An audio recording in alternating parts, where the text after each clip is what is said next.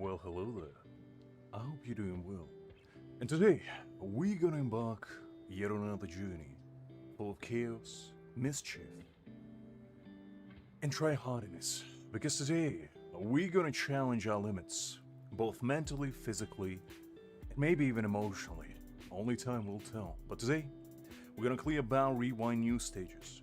We're gonna clear deadlock, and we might even try to clear all the trial towers, which I have been neglecting for the past few months, due to my own hubris and perhaps laziness. But anyway, hi there guys, hi there Amrit, hi there Hakim, DBL, Liz. Hopefully you guys doing well. Alright, I guess let's get a little warm-up going. Let's do the obligatory spirit power wasting, and let's see if I can get some, oh, hi there Creek as well, by the way. Get some upgrades for my Nell. Also, I still have, hi there Justin, glad to see you. Hopefully you do. It'll be finally a good game. Yesterday was a fun stream. Come on, don't do me like that. Look, I can't play Bleach all the time. There's not that much content to play in this game. I wish I could stream it every day, but unfortunately I just know how it does. But, as I was saying, I still have 30 of those little powder thingies from Szayelaporro event, so we're gonna use those as well and see if we can get a couple upgrades for some of my units. I don't really know who I want to upgrade yet, because all my units are kinda decently well built. I mean, that is fair, Hakim, that is fair. That is fair. But the thing is, like, I gotta feed you your vegetables sometimes. You can't have dessert every day. If you have dessert every day, you're gonna, you know, have bad dental hygiene. And I can't do that in good consciousness. And I guess Nefinus to have an S as your vegetables. Oh. But, I mean, I just enjoy, you know, trying out new games. And so far, that game has been pretty fun, but as I said before, well, that is true as well, Hakim, that is true. You gotta watch your gains, you know? Can't afford to have one pack instead of 6 packs. Exactly, exactly. Hopefully everyone's doing well, by the way. I know Sunday is like a new endeavor for us. I've only been doing it for the past 2 weeks, but this hopefully will become a commonplace where I stream at least twice a week. Ideally, I want to stream at least 3 times a week, maybe on Fridays as well, but for now, I'll try to do at least twice a week.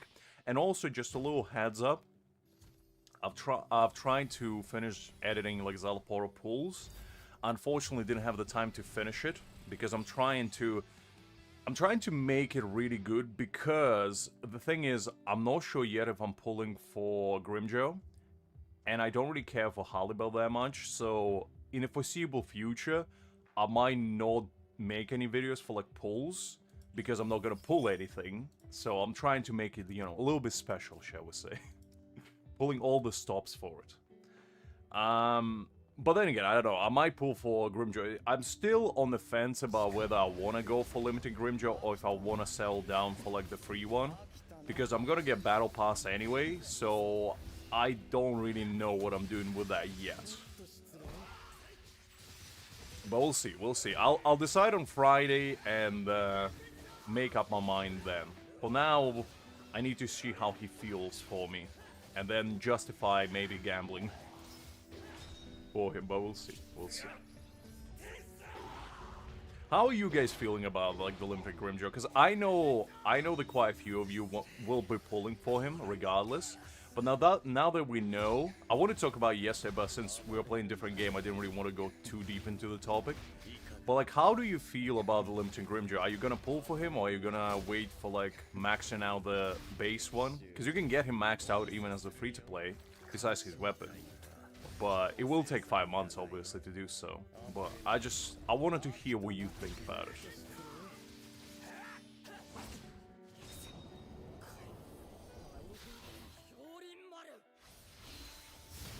I mean, if Ulquiorra is coming soon, then I guess that's gonna be my next unit, because I'm definitely pulling Ulquiorra. I think they did base Grimjo so dirty, because they made him the same type and the same, like, you know, typing as a limited one, which I was hoping that he was gonna be either Slash or Spirit, because I would have been like, then I definitely would have built him, but yeah. Oh, really? So they actually gonna tease a couple other units. I mean, I know that they were talking about Halibel, so I think one of them will be her. But if Ulquiorra is coming, I would be extremely, extremely pleased with that, because, you know, I do want a new Slash tactic unit, and I would assume that's what he will be. I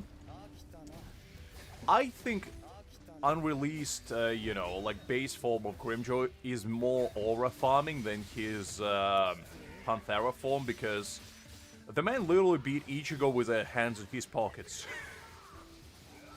The man just literally disciplined him in Karakura Town, so you gotta love that.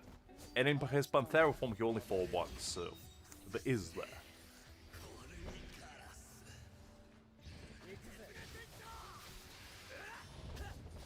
I think his resurrection is cool, but I think I agree honestly with DBL, and I think I like his base form more, stylistically wise.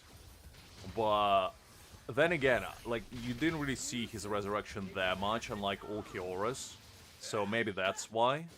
But I don't know. But I like both of them, to be honest. Well, that's the thing, that's why I'm on the fence as well, because Grimjoy is no need. He's a DPS, and like, DPS can be anyone, it doesn't really matter. As long as they do damage. Like, you can even stay with the Yorichi, to be honest, and she'll do the job. So, DPS are not that important, and that's why I'm always more on the fence about them. If he was a tactic unit, or even support, which wouldn't really make sense for his character, but theoretically if he was, that would definitely be a must pull.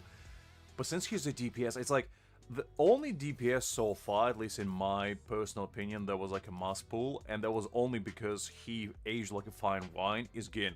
Because when Gin first released, people didn't really care that much for him. People knew he was good, but they didn't realize how good he was. And now that we know how good he is, everybody wants Gin, because he's just so versatile. He's so good. You can put him in any team and he'll do really good. So, yeah, I don't know. Oh no, animation-wise definitely will be cooler. Like, there's no debate about that. But I'm talking more like utility. Utility-wise, I feel like both will be good.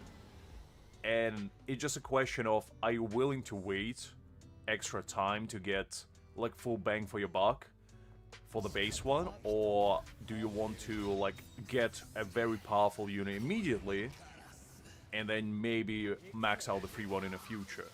You know, to replace him if you don't go for dupes.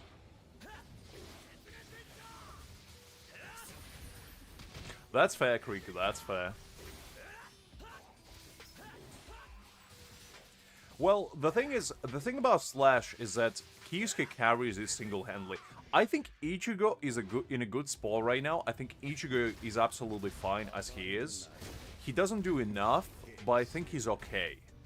He's kind of in the same place as Toshiro. The only thing that brings down Slasher team is the fact that Byakuya doesn't do a lot. You know, he is a very one-dimensional unit. I don't think he's bad, but I don't think he's good. I think he's just okay.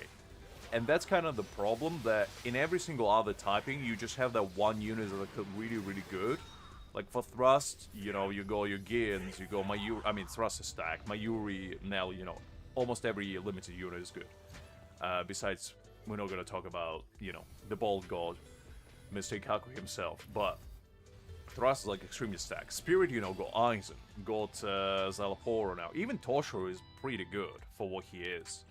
You know, Strike now got Soifong, who is really good. Yorichi got a buff, now she's decent. You know, you go base Grimjo, you're gonna get your limited Grimjo. So every other typing is like kind of like slowly climbing towards reaching that state where it actually becomes really good. And Slasher just doesn't have the limited unit yet that makes it like super, super good. Kenpachi is decent. I don't think he's bad, it's just I don't think he's that great, at least without dupes. So, I don't know. I think they already buffed Byakuya Justin, that's a thing. Liz, come on. a bit too early for dad jokes. But I do appreciate it. I think that the problem with the Slash at the moment, and Byakuya in particular, is the fact that he already got buffed, but the only thing they buffed about him is the extending his Slash resistance that he gets from his Senbonzakura stacks from, I think, 5 seconds to 15 seconds or something, which is decent, but like he just doesn't give anything else, which is a bit sucky, and that's why it doesn't feel as impactful as other teams, because other teams have a really strong tactic unit that just makes it really good. But the tactic units is like the core component of every single team, in my personal opinion. Supports are like, you know, like a little garnish on the top, and the DPSs are basically like the main course. They're there just to, you know, enrich the experience, but they're not like required. They are there just to make the team more balanced, because like you can technically build a team without a single like pure DPS. You know, you can build with just tactics and supports, but DPS makes it just a bit do more damage, unless it's Gin, because Gin just makes it overall better. It's fine, Eliza, it's fine. I mean, at least they buffed him. That's more than you can say for Ikaku, you know? I don't think devs even know that man exists. They left him in the Chandra realm. And the man ain't never gonna see a light of day again. Tell you that much. Oh, man. I wonder if they're ever gonna make another version of Ikaku just for funsies. You know? And just make him just as bad, just to prove a point.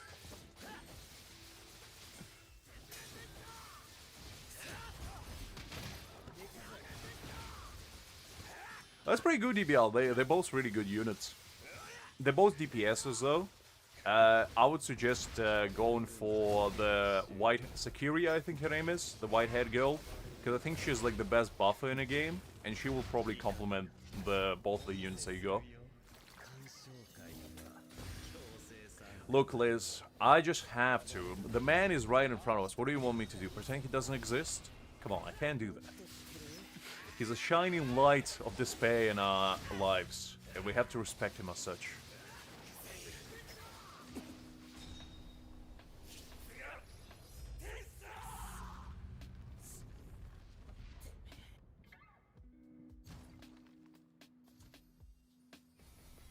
I mean, that's DPL.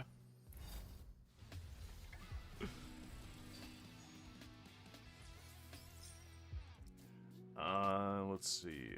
No, nothing too exciting, unfortunately. Okay, I think we can do a couple more. I think you'll enjoy the game. Just don't play it all at once. Just space it out. It's like, you know, ice cream is good unless you eat the entire bucket of it and then you get sick of it. And you probably never want to see it again. You just have to, you know, enjoy it sparingly. And that way you'll have fun. Also, I wanted to ask you guys' opinion about this. How do you feel about this, like, world boss situation going on?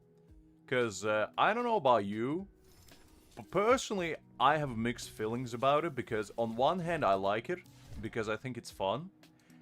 But on the other hand, like, this mission especially, like, successful locating any risk, high-risk target, I only did it once, and the reason why is because I think the time frame where you can locate one of these is like 10 minutes.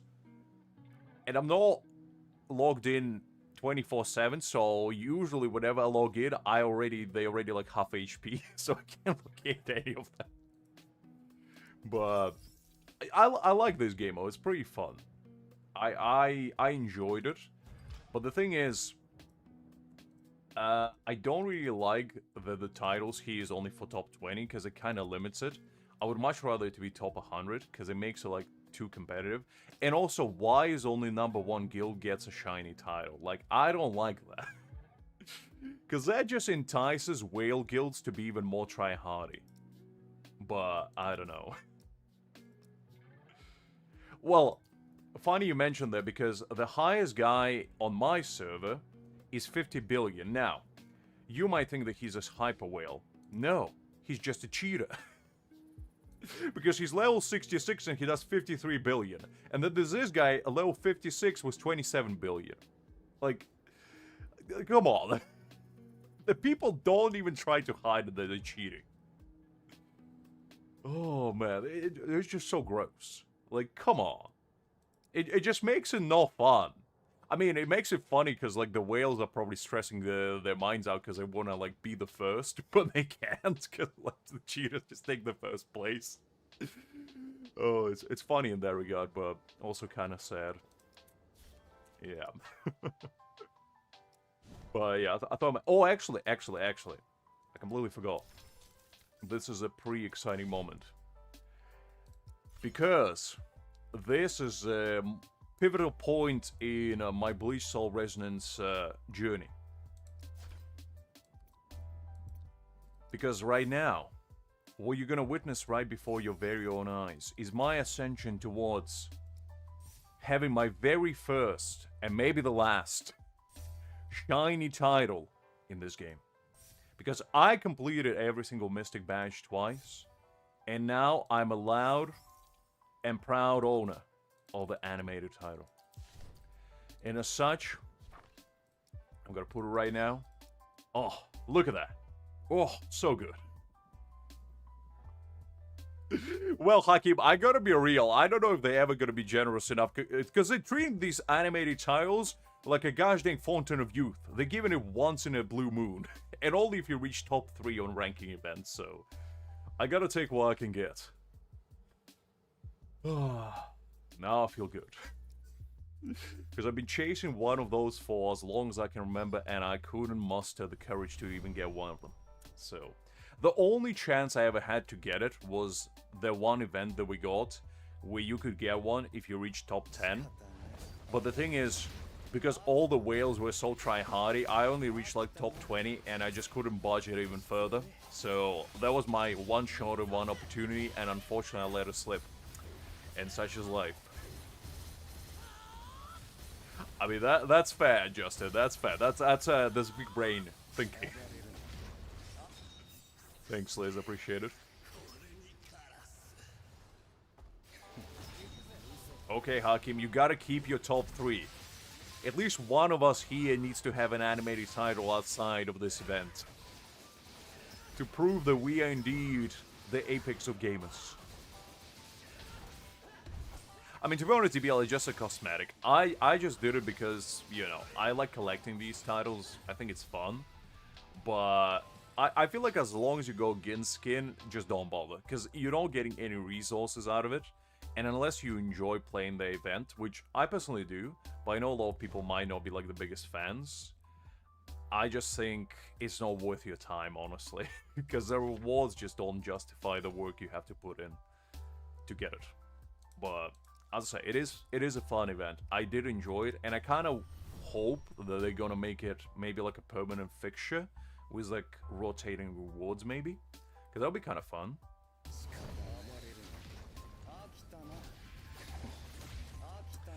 I mean, maybe Hagim. I don't know. I think the first round took me maybe 10 days or 2 weeks, and the second round definitely was shorter. But I don't know that. I think that's because they buffed the rewards gain, and I think they buffed the chance of getting like the 5-star badges more than it was at the beginning, because people were complaining that they couldn't get like the big ones. And I think it's still probably a problem for a lot of people because it is RNG, and you do need to have like really good built teams, because you need to clear the event with like 50 seconds left, and if you don't do it, you get less badges. So you kind of have to have really juiced up teams. So all the new like people that just started playing recently, I don't know how they can even compete in this event. Maybe like asking their whale friends to carry them, but that's the only way I can think of.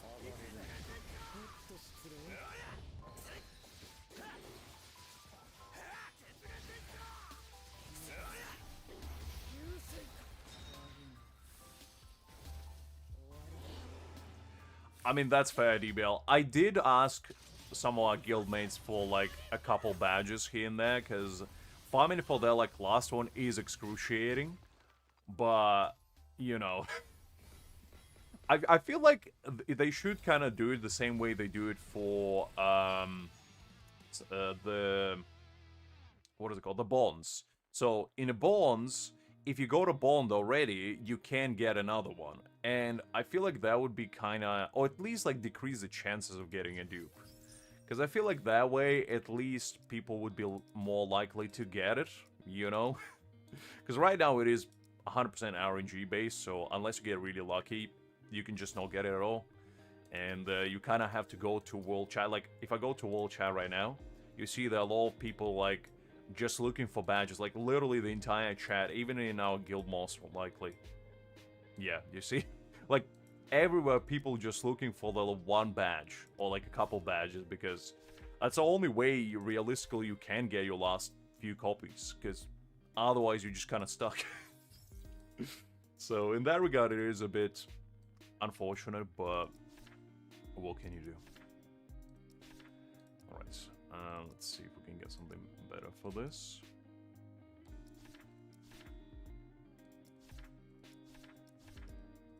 Okay, I need 2 thrusts in here.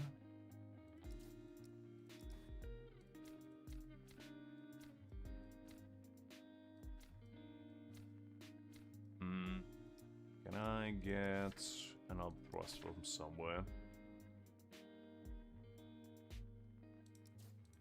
Okay, I can probably do Kaku, Aizen, like Siphon in here, and then put this. Yeah, that should be better. Okay, that's fine.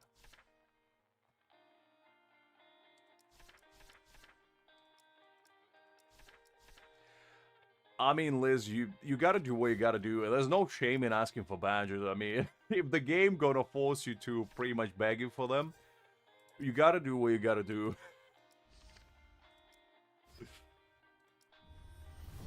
Because, I mean, you gotta learn out of the trade for this game if you're gonna be asking for badges. On the World Boss event, I think we 18th at the moment.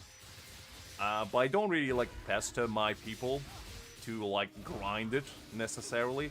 And usually majority of my guys do it in the evening, so we probably can scale a bit higher.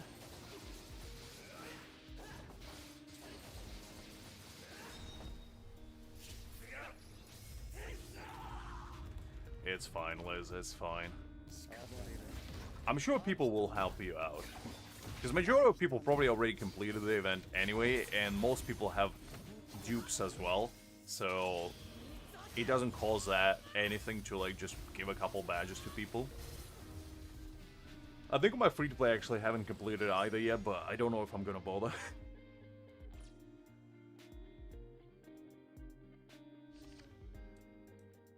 Okay, so we completed that. Let's do, I guess, this world boss thingy, because Maya as well. Let's see, where's the... Ah, there we go, found it. Okay.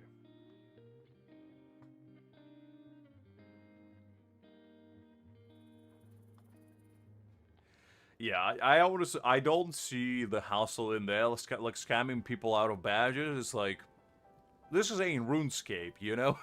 Like, why? At the end of the day, it's not gonna give you anything besides like a shiny title, but maybe that's people's hustle, I don't know.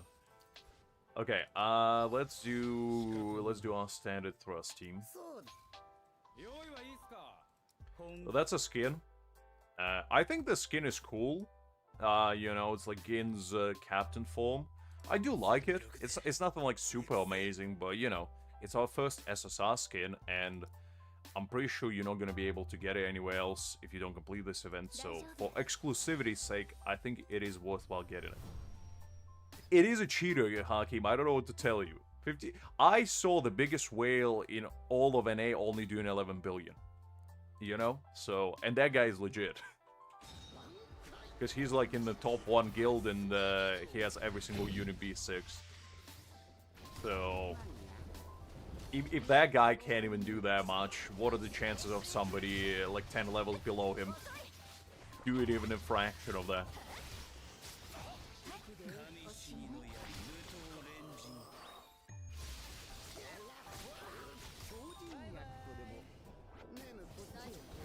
Yeah, they do have different picture in here as well. If you look at the like character, uh, light up, they look different.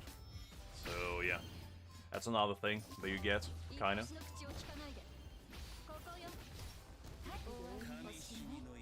Hi there, Pale. Glad to see you. Hopefully you're doing well.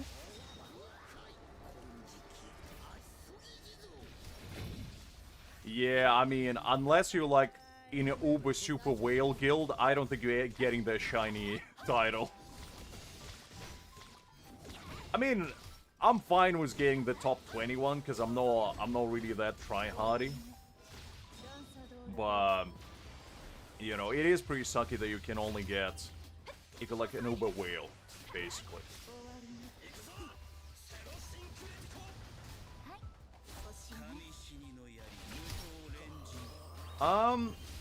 They might make a new story. I think there probably will be a thing, because we haven't had a new chapter in, like, what, 5 months at this point? So they definitely overdue with a new one.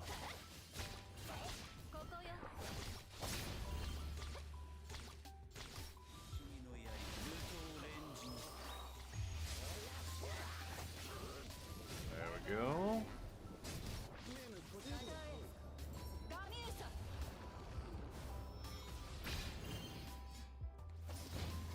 I mean, I think with the rival of Kyoto, we're probably gonna get one. Oh, actually with Grimjaw, because Grimjaw gets his fight with Ichigo. So actually, that would be a pretty good time to release a new chapter.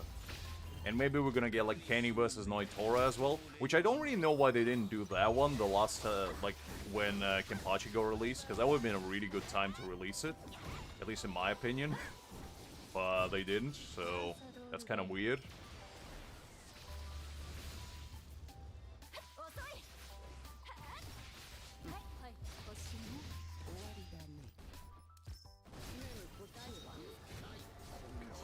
This.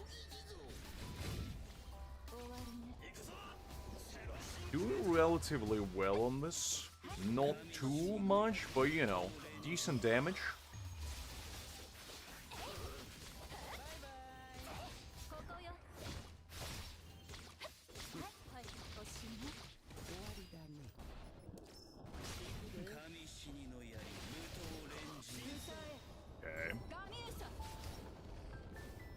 I didn't know there were a piracy website. I knew that they were like a legitimate publisher, but I wasn't sure what they were exactly doing, to be honest. That is fun. That's a pretty fun fact. But I mean, to be honest, I don't know about you guys. I never had a Crunchyroll subscription. I always pirated my anime when I was a kid anyway, and nowadays I just don't watch it. So yeah.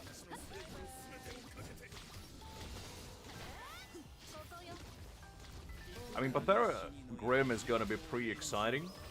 I just hope that, you know, he's gonna be worth the hype. Because we've been waiting for him for the past... Ooh. I mean... 3-4 months at this point?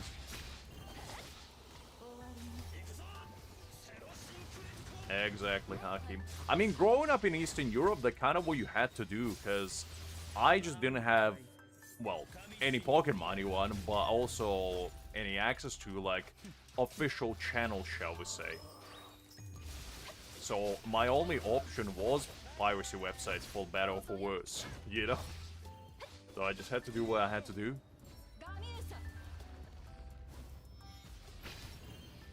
Okay, 409 million, that's fine. We'll take that. Decent damage. Okay.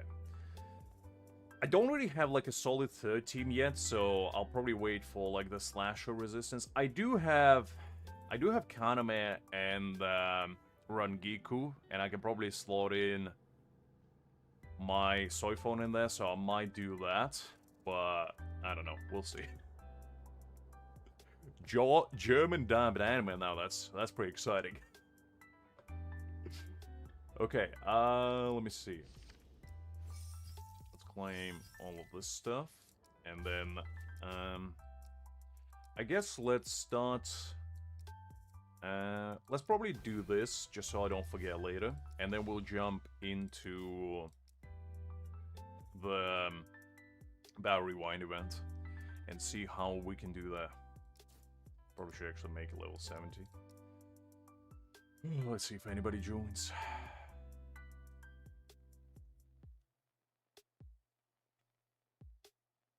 I mean, I used to watch on like Russian dubbed, Russian dubbed anime websites, so that was it was special, shall we say, in more ways than one.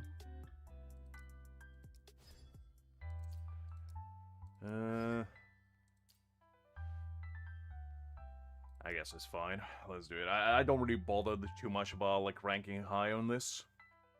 As long as people not trying to use meme teams, I'm fine with it.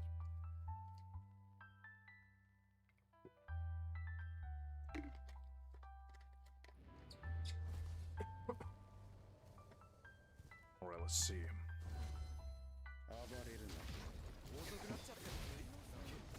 One, two. I mean, to be honest, like, back in the day, I just didn't have access to, like, high-quality dubs anyway, so the only way I could get, especially in, like, Eastern European languages, you know, my... I drank some water and it went to the wrong pipe. I'm not dying yet. Yet. But, yeah, I used to watch them only out of necessity, because I just didn't have access to really good dubs. So, my options were very limited. And as such, I had to do what I had to do. I think that's because we already killed him, Justin. Because we're too good. You can't fight him if he's already dead, unfortunately. It's one of those.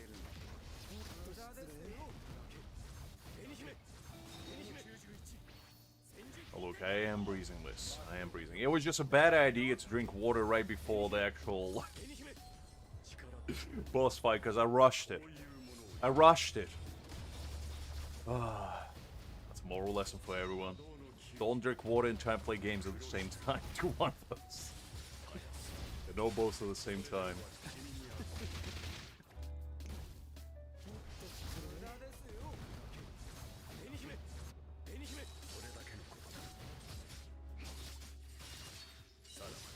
I mean, like, we already been clearing the 10th floor relatively stably for the past, like, months. So I do think they need to implement more of them. Because, like, right now, they're not really that challenging. And I think they should just make infinite floors, honestly. Just, like, scale up the boss based on how much damage you're doing. And give him more HP.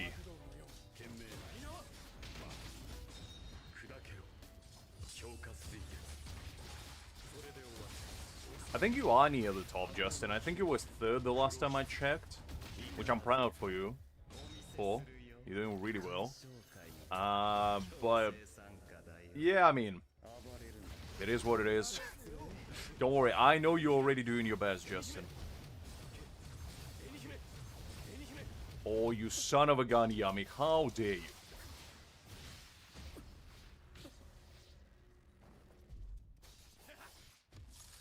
This absolute heathen.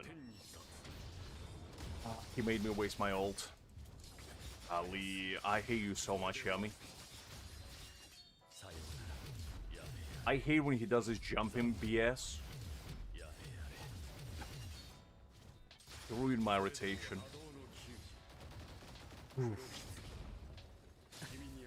I don't think that's possible, Hakeem. Surpassing Liz is like surpassing Sun. It's impossible.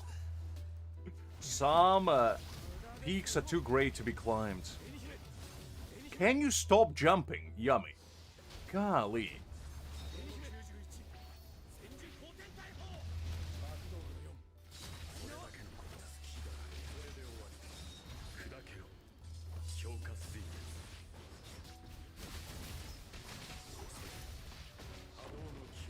Why, Creek? What is your reasoning for doing such acts? Oh.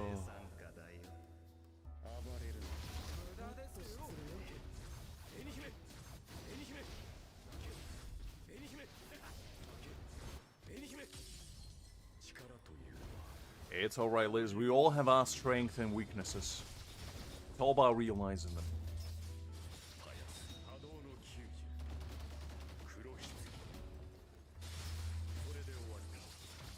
I mean, to be honest, whenever it's strike advantage, I just pretend like, you know, it's anything else. Because I'm not using strike team. The only strike unit that I have right now, and she's not really a team, it's Soifong. I built her, but like, I don't have anyone else. Because essentially my strike team is one unit. But yeah. It is peculiar.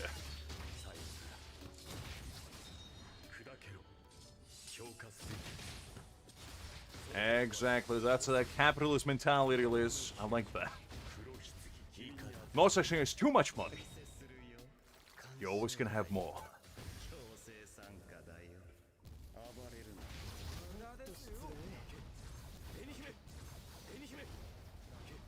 Alright.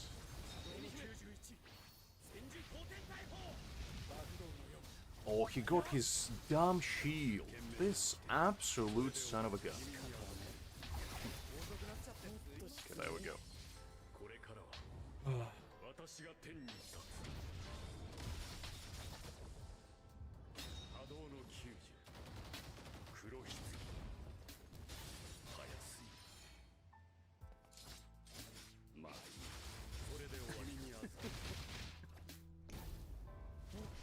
No, I finished it, but I didn't use my guarantees yet. So we're gonna do that later. So we'll see how that goes. Man, this is such a time waster. Yami, stop jumping.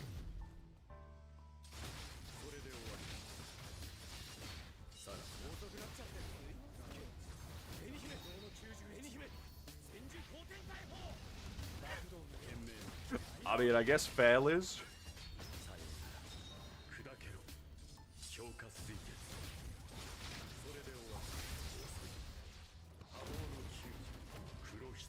Let's see.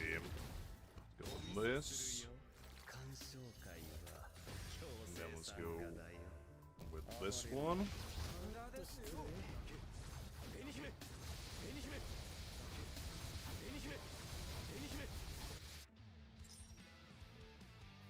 What happened to my battlefield skill? It wasn't even past its expiration, but for some reason the Aizen's ult just disappeared. That was weird. It is what it is. That seemed like a bugged fight for some reason, I don't know. Yami was doing weird stuff. He was jumping like crazy as well, which he usually doesn't do. It's fine though. It's fine, doesn't really matter. Okay. So let's do, I guess, these ones. And actually, before we do that, let me see who do I need to upgrade, because I do have some units that I might need like slight upgrades for. So let me check. I probably need a better like thrust piece for my Nell, because the thing is, she doesn't do like a lot of alignment damage, so it's much better to have crit rate and crit damage on her than alignment. She does some alignment damage, but just not like a ton of it. Because I do have alignment piece on here, but I genuinely don't think she does like a ton of it. So I don't know if it's worthwhile keeping this piece or try to like actually find crit rate, crit damage one. Hakim, do you stack alignment on your Nell, or do you just go crit rate, crit damage?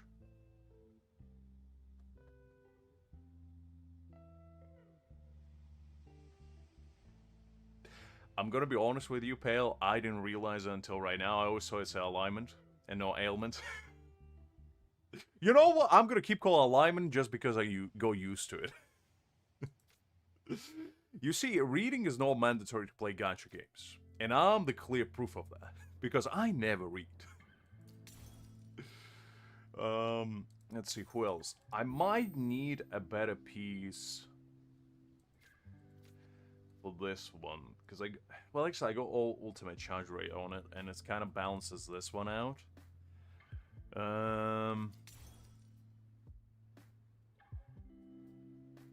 Crit rate, crit damage. Well, the thing is, it's like, I just don't know, because I don't see Nell doing like a ton of alignment damage. Like, I think she's decently built at the moment. Like, she got 55% crit rate and 136% crit damage, which is fine. But it's not like crazy or anything. I definitely need a better crit rate piece on her though. Because I have this crit damage one. But the problem is, if I use this one, her crit rate just kind of plummets. And goes to 28%. Which is kind of low. It does break her crit damage relatively high, which I like. But it just does. It's not enough crit rate to justify using it. Because her damage just goes all over the show. Sometimes she does like a big nuke.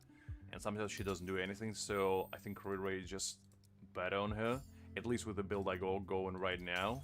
Because I don't have a lot of like crit rates substats on any of her other pieces. Well, actually, besides this one. Does my Gina need anything? This one's not terrible. This one's really good. Hi, Norbert. Hopefully you're doing great. Szayelaporro, basically, it's very easy build for him. All you need is attack and crit damage. So go for attack percentage on your first. Prioritize crit damage and attack substats. Middle piece crit damage, once again crit rate, crit damage rather, attack. Ultimate charge rate is really good for him as well. And the last piece crit damage as well. You gotta have like substats, but attack main piece. You basically want 175, I believe, percent crit damage, and at least you want 5,270, I believe, attack. My one is not there yet, but that's because I just didn't upgrade his pieces to 6-star. But that's all he wants. It's good to have a little bit of ultimate charge rate on him, because it allows him to do more damage, or like get his cycle a little bit smoother. I personally went with like 90% because that makes him a little bit better. You don't have to have it. It's not mandatory, but it's just good to have. Yeah. Jacob, hopefully you're doing well. Glad to see you. But yeah, basically that's it. Because he maxes out his passives with, yeah, 5,280 attack and his crit damage with 175.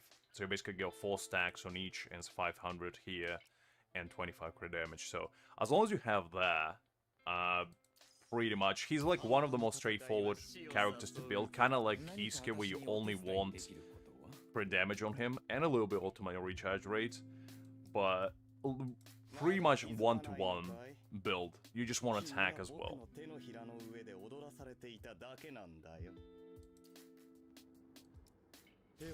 I got really lucky with Szayelaporro pieces because I didn't really even farm that much. I just kind of got it going for him, and it worked really well. Actually, I probably should actually 6-star one of these so I can get 5,280 attack on him. Because to be honest, like the ones I have right now are decent enough, I think, for him. And I don't think I have anything better for him. Let me see.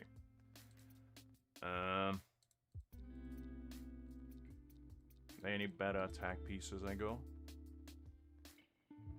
this one, but it doesn't have any attack percentage. He needs that attack percentage. So yeah, I don't think I got anything more exciting.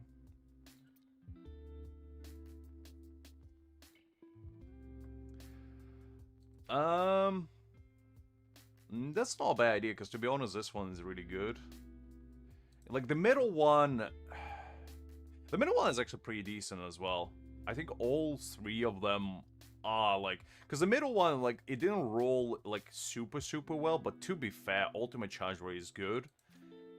Like, I would prefer if this one had ultimate charge on it as well, a little bit, but I think if I actually 6-star both of these, because both of them are pretty decent, I probably will get enough. Okay, I'll leave it for now. I just want to see what else do I need. Toshiro I don't really care much for, but I think he's built it. Toshiro actually has some of the better pieces I have on my account, surprisingly, because all his stuff rolled really well. I think the only one is that I got ultimate charge rate on his 3rd one. But I don't think I have attack for him, do I? Don't think so. Actually go this one. But this one rolled really well, so to be honest, ultimate charge rate is not too bad for him. So I'll just leave him at that for now. He's fine. I think my Mayuri is fine. Yeah, because he got alignment. This one's decent. Ultimate charge rate here. Yeah, he got decent stuff on there. Like all his ultimate charge rate to 116%, so he's fine. I don't really need any upgrades for him. My Soy Fong. This one's fine for the most part. Crit damage here. And this one's really good. I think it's only like... Well, actually, the middle piece is decent as well. I think she's fine for the most part. What's her stats looking like? 28, 151. I think she gets quite a bit from here, so... Probably crit rate piece on the middle would be better for her, but I don't think I have one, do I? Crit damage, attack, defense, no. Okay, so I think probably I'll try to get a better piece for Aizen here. Because my Aizen is like my crown jewel of my account. He's very well built. I got like really decent pieces for him. Like the middle one's really good. Ultimate charge rate, crit damage rolled into everything. Here, crit damage rolled into everything. One attack, which he needs. But this one is like... It's okay, because it rolled crit rate twice. But like, it's not perfect. And I would rather prefer to have a bit more. Because like, this is the kind of piece that I'm like... Do I really want to 6-star it? And the answer is probably no, because it's not like... super viable. He wants crit rate because I don't have him B6. But I think I'll try to get this one a little bit better because I don't think I have anything else that's like worthwhile using on him. Hi there, Asher. Glad to see you. Hopefully you do well. We're basically just gonna try to grind this event right here. Where is it? Challenge. This. So there's a bunch of new stages. We're gonna do Deadlock event, and then if we still got time afterwards, we're gonna try a bit of Trial Tower as well, because I haven't really pushed besides like Thrust, so we'll try, well, I know for 100% I can clear Spirit, but we'll try these two as well and see how far we can get. But that's basically gonna be the plan. So let me try to get an upgrade for my Aizen first, and then see how far we can go from there. Oh, nice, Ashley. Congrats. That's big. I finished my own as well, which is pretty exciting. Which event was it again? Ah, Perfect Judgment. Okay. So let's go and try... Okay, so Aizen. Let's go with this one. Okay, so I need... attack percentage? No.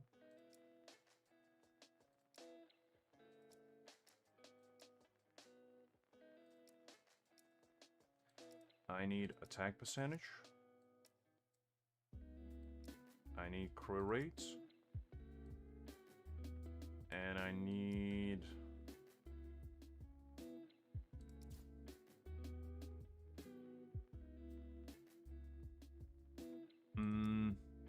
Wait, hold up. How does this work? I need attack percentage.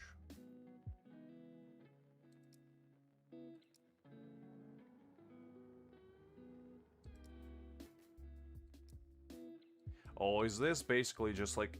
Can you only select the main stat? Is it no substat?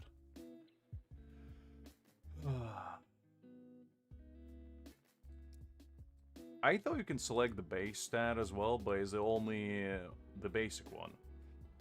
Man, that's kind of sucky. Oh, I don't like that. Okay, well, whatever, I guess. Whatever. Okay, I guess let's do... Oh, do I need to do... Okay. I need to do these as well. Also, it's random, so you're not even guaranteed to get that one. Oh, man. I mean, to be honest, whichever character you want to, like, build and polish more, I would prioritize, like, your biggest DPSs, whether it's Aizen, whether it's Nell, and if you're missing any, maybe, like, supports as well, whichever character you're missing the most stats on is the one you should go for, I'd say. I'm just thinking, since it's only gonna be one of these, I don't really know if it's worthwhile doing it for Aizen, because I thought originally it was going to be like Kenpachi's, where you can actually choose which one you want and basically grind that one, but it doesn't look like it, because my other three are really good. I don't really need an upgrade, so it might be a bit of a waste.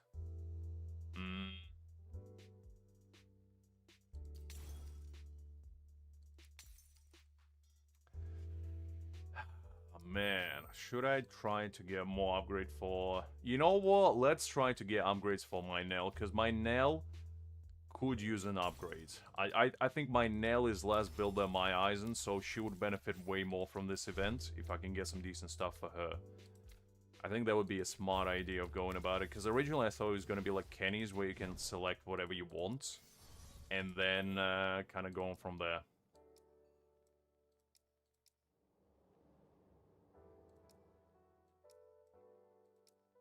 Oh, actually, it does say guaranteed.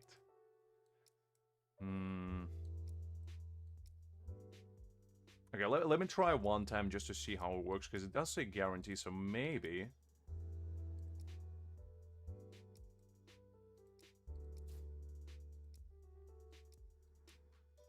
Let's do spirit damage. Let me see if that works. Because I just want to try it out.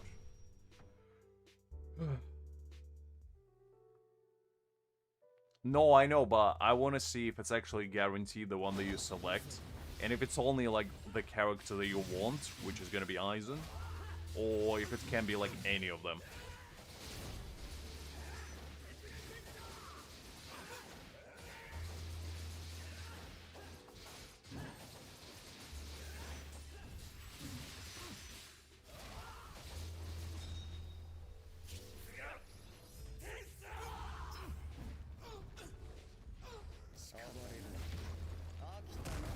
That's the ultimate goal, isn't it, Ashy?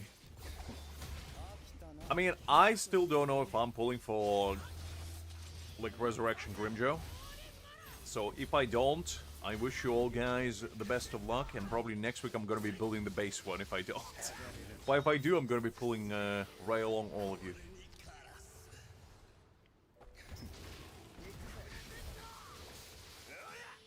So we'll have to wait and see.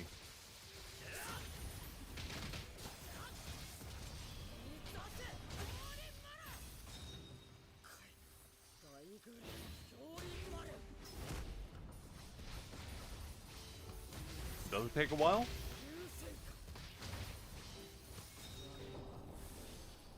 Well, I probably should have actually used my proper team, because I use the one that I'm farming XP with.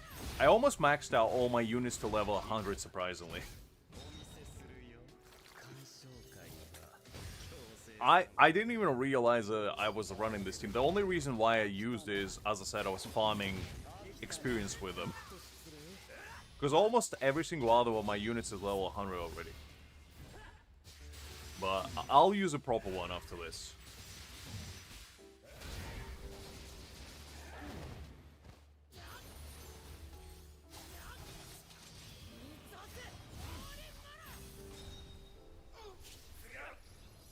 Hi there, Angel. Glad to see you. Hopefully you're doing well.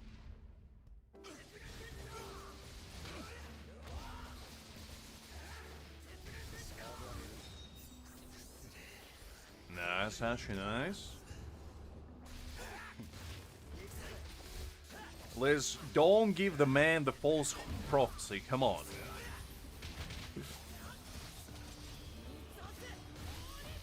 I see.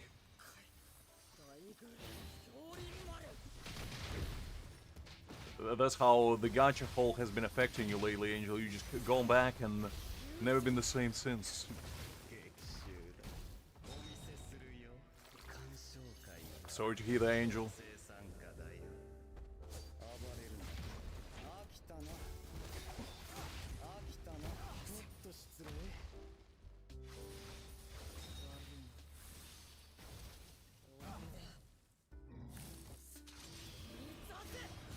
I mean, to be honest, Ashy, probably, but like at the end of the day, if you go B4 Aizen, he's your main DPS anyway. So, Alibel will only be really viable for people playing Go Aizen at B4. Otherwise, I just don't really see a big reason of pulling for her personally. Which is unfortunate, but it is what it is. If your Aizen is B0, she definitely will be worthwhile.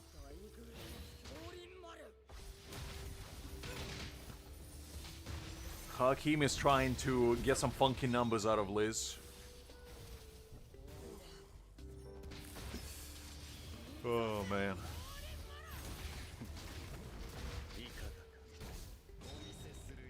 I mean, most likely, actually, most likely. Every single limited character is viable in some regard. It's just how you use them. It's very assumptuous of you to assume, Angel, that I have a credit card. I stole my way, like, my treasures just like pirates back in the day. I followed the Luffy's footsteps. And I store all my mortal possessions in the ground, in a big treasure chest. With a big red X marked on it, so I never forget where it is. You see, I'm too privy to your ways.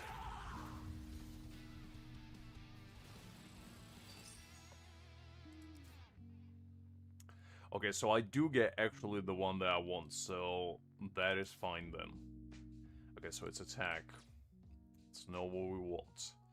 Well, it's kind of what we want, but it's not the same SAM stat that we want, so let's try it again.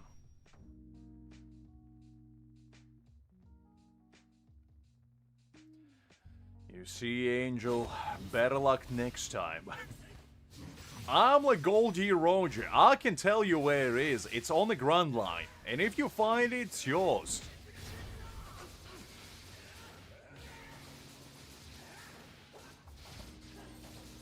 Good, Angel, good.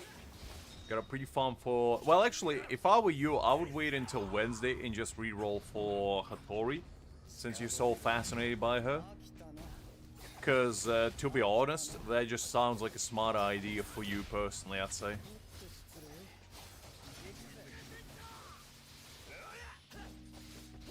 Oh, actually, hold up. Hold up. I completely forgot to change my team. I was gonna say, on Wednesday. Wednesday is when he comes out. Oh, she comes out, rather. Sing goodbyes and pussy.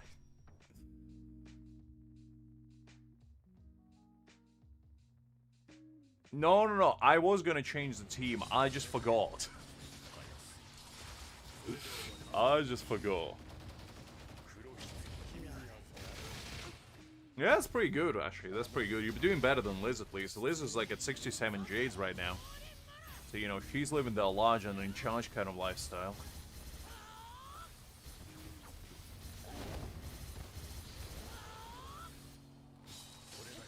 I'm gonna be honest with you guys, if you are free to play, I would strongly consider skipping Grimjaw and just save for the next unit, honestly. Because just go with the free Grimjaw and you will be fine, honestly.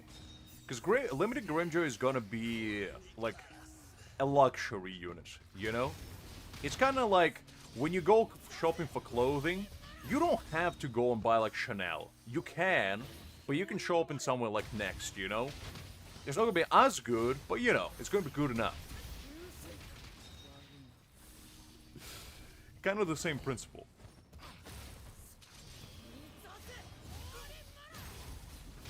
I mean, actually, that's a big brain maneuver, Hakim. I didn't even think about that.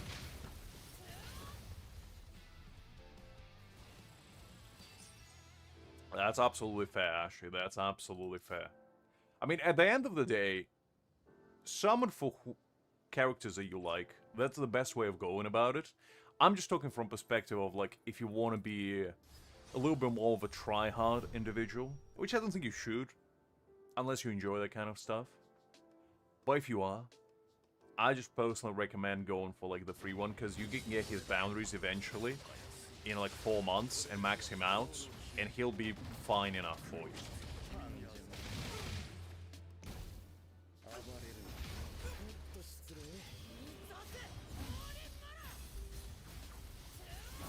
I don't know. Let's see. Hopefully new well. So I missed your message for a second. Student Grows blabbing about Grimjaw for a second. I mean, that's fair, Creek. That's fair. It just, to be honest, at this point, if you go all the units that have been out so far, maybe besides Kenpachi, you're already sitting pretty good. Liz, I think Hakim is trying to infiltrate your Latin American ways. And I don't know if you can stand for such disrespect, can you?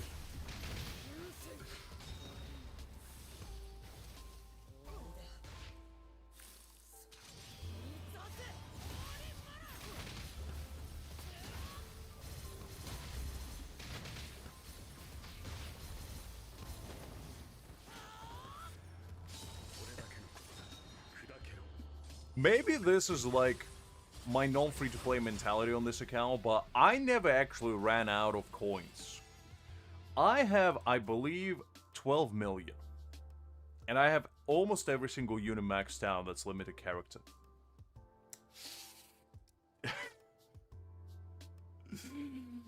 Oh man. The reality just hit me for a second. Realization that I'm not free-to-play on here. On my free-to-play though, I do farm cans pretty repetitively, because on there I do run out of them all the time, which is a bit of a problem. Let me see what I got, because I kinda blank out for a second and I didn't check what the last one was. Let's see. Was there anything too exciting there? No. Okay, doesn't look like we got an upgrade. Okay, that's fine. That's fine. Let's go and do it again. And try to get something better. Still got 27 tries to go. Come on, Angel. Don't be like that. That's pretty good here, Justin. That's pretty good.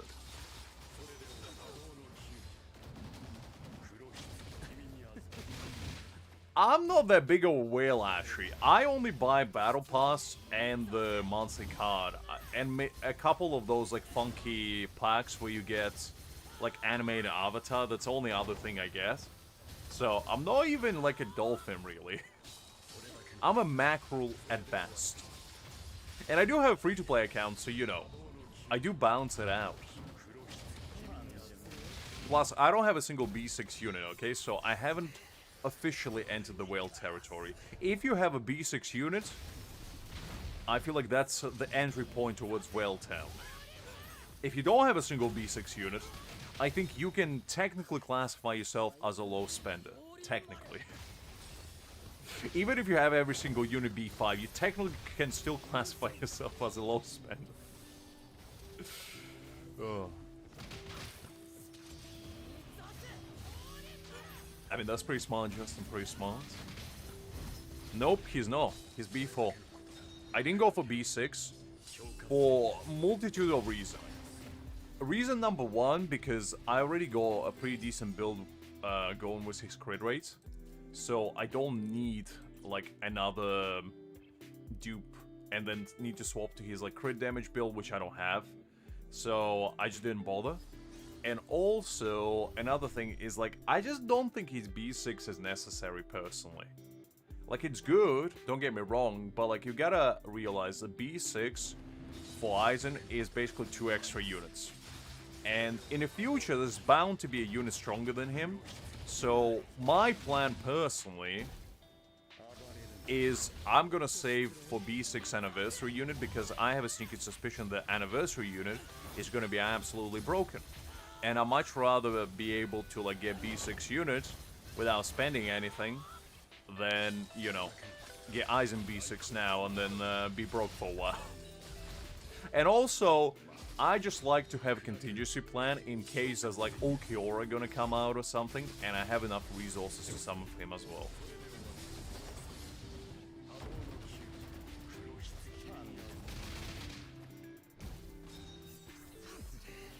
I mean, I think Hakim only has Aizen B6. Isn't that right? I'm relatively certain Hakim doesn't have Nell B6. Do you? Because I know Justin has Nell B6, but I think Hakim only has Aizen at B6. I know he got Nell B4, didn't you? And then you got B2 Soifong, and do you get Mayuri B2 as well? Yeah, so I think Hakim only has Aizen B6. So Justin is actually a bigger whale than him. Surprisingly.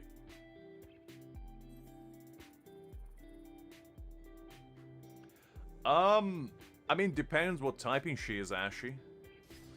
Like, the thing is, I don't need any units right now. The only unit that, well, need is a strong word, but like, I would like a new /tactic unit. That's like the only key piece that I need to make like all my 4 teams really good. Because the thing is, my thrust team basically will be Rengiku, Nell, Gin. My spirit team will be Toshiro, Szayelaporro, and Aizen. My strike team will be Mayuri, Soifong, and either Limited Grimmjow or the base Grimmjow. I haven't decided yet. And my slash team for now is Byakuya, Kisuke, and Ichigo. So if I can get a better tactic unit for slash, I feel like all 4 of my teams will be on really, really good spots. Oh, you got B2 again? I didn't actually know about that. So yeah, Hakim is not that big of a whale. He is a whale, but he's not that big of a whale. But Justin got 2 B6 units, so...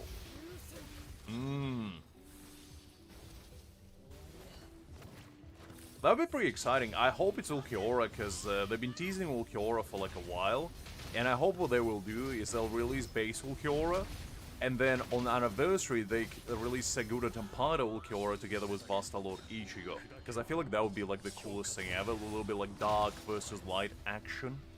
That would be pretty exciting. Okay, let's see. Oh man, still nothing too exciting. Let's try again. After we're done farming for this, we'll go and do the actual fun stuff and see. My hope, and hope is with a big H, shall we say, because I want to reach to top 500 global on one of those ranking events. There we go, going. And see if that's going to be possible for me and my modest B4 Aizen.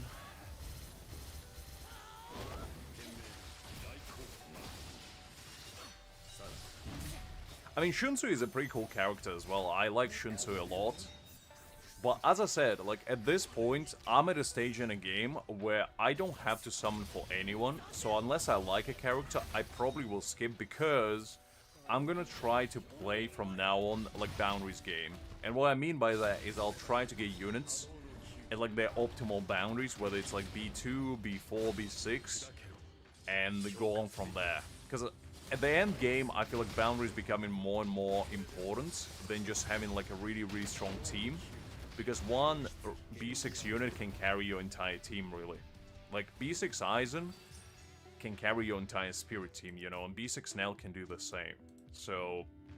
and especially if they're gonna add like more and more ranking events in the future, and maybe even PvP in the future, I feel like boundary unit just gonna be the way to go. I mean, that's pretty much why I go going as well, actually, because I go... well, actually, I go B1 Mayuri because I go a double, luckily. But my Gin is B0 and my Nell is B2, and they're doing pretty well. And to be honest, my Gin out-damages Nell sometimes. Just from passive damage, which is exciting.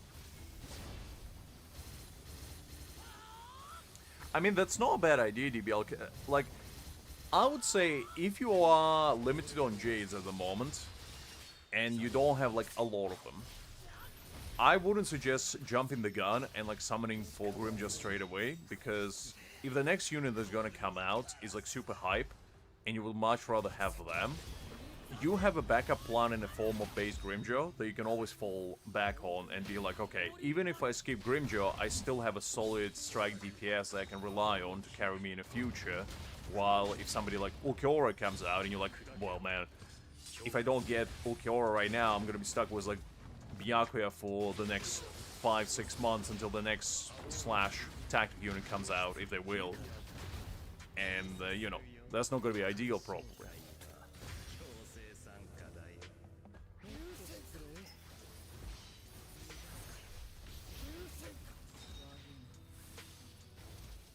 I mean, it's roughly the same because it's 80 pulls. Well, unless you get lucky, I guess if you'll get lucky with characters, it is a bit less, but realistically speaking, it's probably going to be roughly about the same. Okay, this one is pretty good. Let's try to roll this one and see if we can get lucky.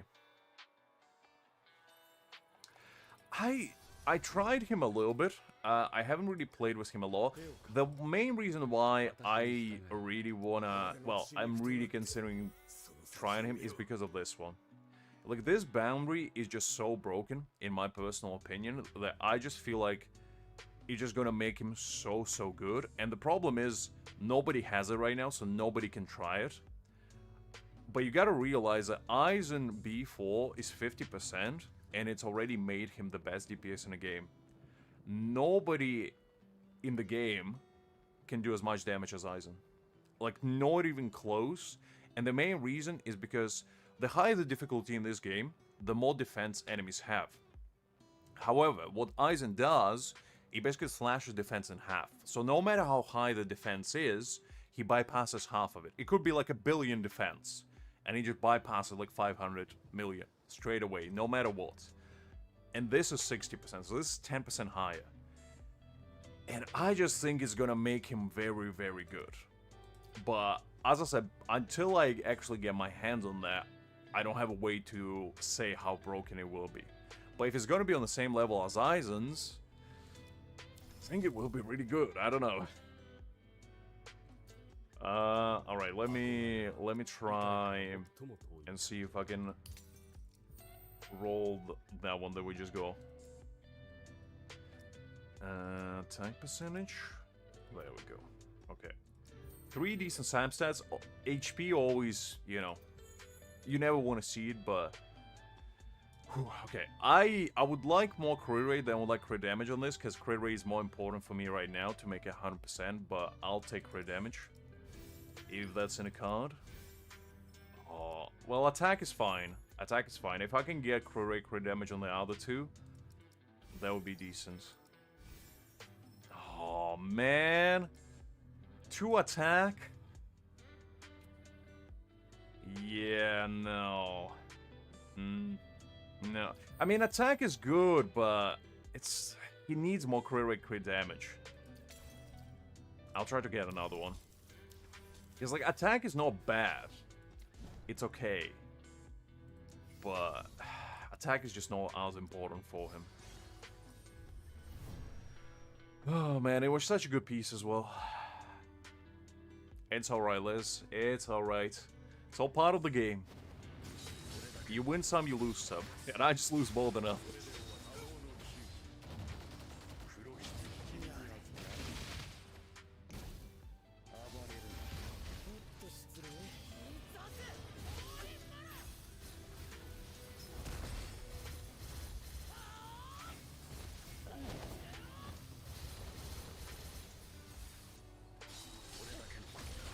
I mean, Shinji will be pretty cool, because, like, his entire gimmick is confusion. So, it will be interesting to see how that's gonna play out when he does roll up with his crew. I personally save my standard tickets. I have, like, 250 at the moment of both weapon and the characters, because I have a sneaky suspicion, and I don't have any way of confirming it. However, I do think as the game progresses, there will be more and more chances of all the limited characters to go into standard banner pool. Because at some point, the new character is just going to be so much more broken than, like, old ones, that it's not going to be justification for people to summon for them, and the only way for the devs to, like, make them viable, I feel like at least, is to put them in, you know, standard pool. And that way, people will be able to at least, you know, get some value out of them. Now, Will that be the case? I don't know, but I'm just banking on it. And when it does happen in like 3 years, I'm gonna be sitting like at 1,000 tickets, and I'm gonna max out my Aizens, my Toshiros, my Ichigos, whoever else. So yeah, I don't know. That's basically my plan for now, but as I said, there's no way to confirm or deny that, because in majority of these kinds of games, that could be the case, or they could never do it. I don't know. I think it's next Friday, actually. All of these events expire on Friday. But I'll check after this one. Don't worry. Listen, Liz. I did you justice. I thought that you disrespected Kaku by not activating his boundary. And what do you want me to do about it?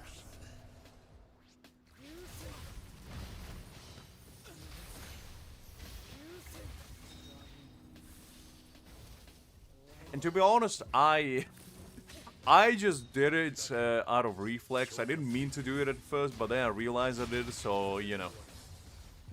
It is what it is.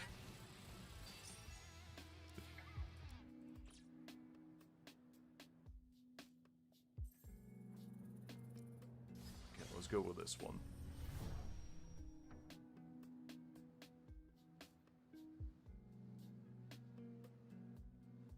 I mean, that's fair, Justin, because to be fair, the weapon could be way more worthwhile, especially for characters like Szayelaporro, where he buffs the entire team from his weapon. It's much more worthwhile getting his weapon maxed out than like getting 2 of his dupes, I feel like. But it kind of depends case by case, because some characters' weapons are not as good as their boundaries, and vice versa.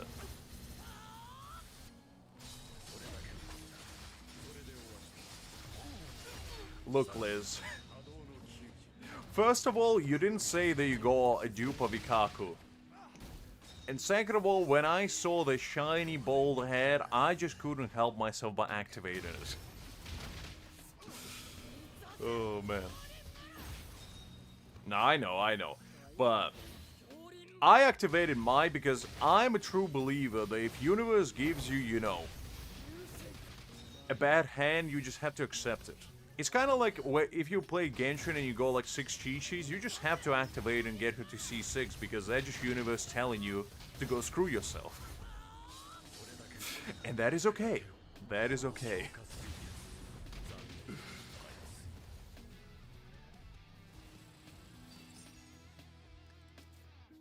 Oh man, this would have been so good if this was crit rate, or crit damage rather. Man. It's okay, DBL, don't worry. Leave the whale battle to Hakim and Justin. They're in their own ocean. But yeah, it's in 4 days, so basically it expires on Friday. So as soon as Friday rolls around, that's when it's going. So make sure to do yours. Because this event is not as good as Kenpachi's, because Kenpachi's used to be able to select the substat. And that was actually pretty good, because at least you could guarantee one of them. But this one you can only guarantee main stat, which you can still get absolute crappy RNG luck on it. But at least it's something, you know? I'm kinda like on the precipice. I have like my hand on the boat, you know? But nothing else. My body's outside, but like my hand is inside the boat.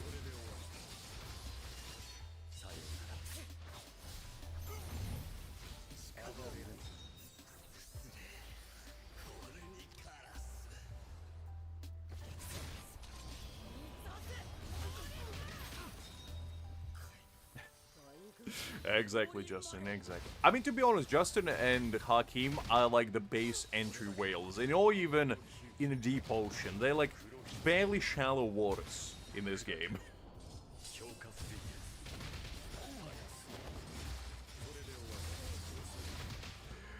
I mean, I'm ready. If you're ready, you're ready. Get your cannons out, get your pirate hat out, and your best pirate accent, and then go to town, I guess.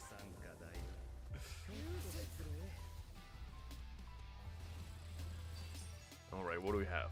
Oh, man. No good stuff.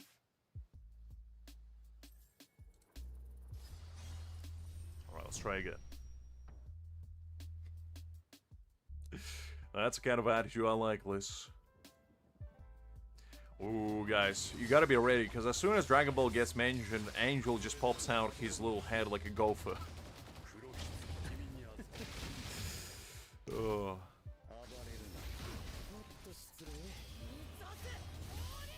I mean, that's kind of an enthusiasm I like, actually.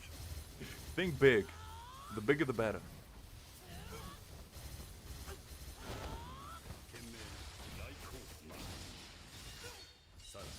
I'm not gonna argue with you on that one, Liz.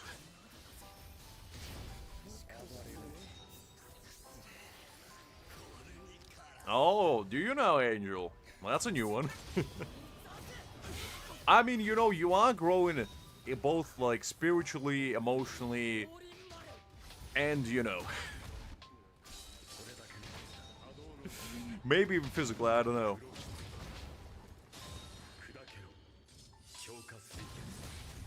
All those cultivation manhwas doing wonders for your self-enlightenment. Absolutely no worries, Ashy. It was a pleasure seeing you as always. Okay, good night, resting you, and I'll catch you later.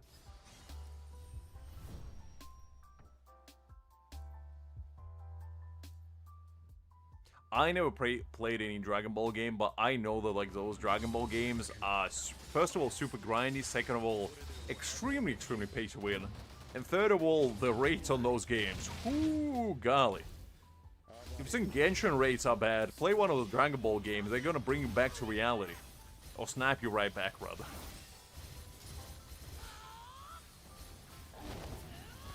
Amen, Ashi. Amen. Your words into Big Chairman's ears. He's listening from you from all the way from Soul Society. Exactly. Exactly. True words have never been spoken. I mean, fair, Angel. To be honest, I've been kind of slacking off on my manhwa reading prowess lately. I have been, like, keeping up here and there with, like, the big ones. But I just haven't got time recently to, like, indulge as much as I usually do in manhwa. Which is a bit of a shame, because I do profess myself as a, you know, enlightened being that reads every single cultivation manhwa that ever existed. But I don't know. Because I had on my reading list, like, the big one that I was really excited for is Reverence and Sanity.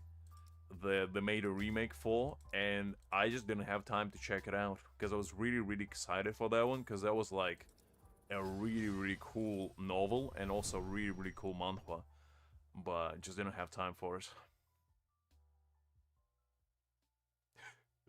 Lord Licks indeed, Amriat.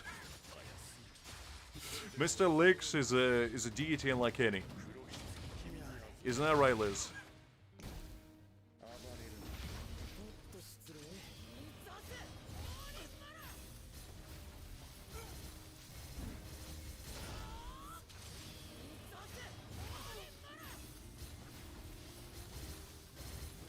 I mean, that's fair. The Stash Man is pretty cool as well, Norbert. Can't really argue about that. I mean, I just remember reading the original one years and years ago, and it was like one of the first manhwas I read which actually made me, like, think about the plot, which is very rare for manhwa. And it was just very cool story. You know, the writing was extremely well done, the characters were extremely well written, and just the world was really interesting. So, I don't know. I would recommend it. If you guys like, you know, cultivation stuff, like, you know, old-timey Chinese, flying on swords, you know, fighting, summoning giant palms from the sky, leveling cities. It's not that, but it's still pretty cool. Okay, nothing too exciting there. That's alright, though. I don't think she got her phone yet, Hakib. The repairman has been holding her phone hostage for the past decade, probably, so she's been fighting tooth and nail to get it back, but unfortunately hasn't managed to succeed yet. Which it is what it is.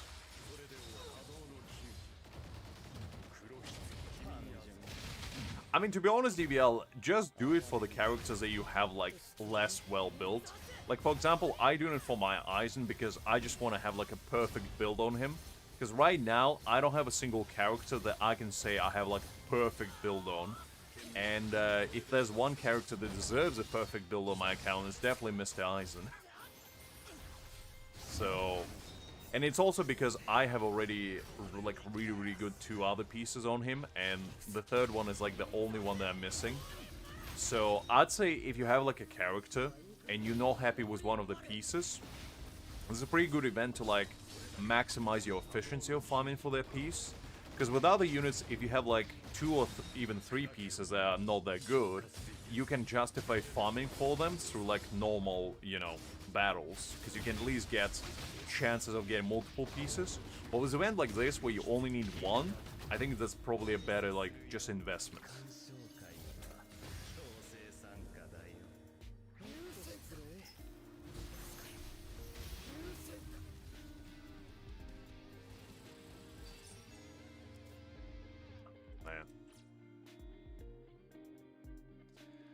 I might, Liz. We'll see. We'll see. If the time allows, I'll pop in your account and I'll check what kind of disgraceful acts you've been committing lately.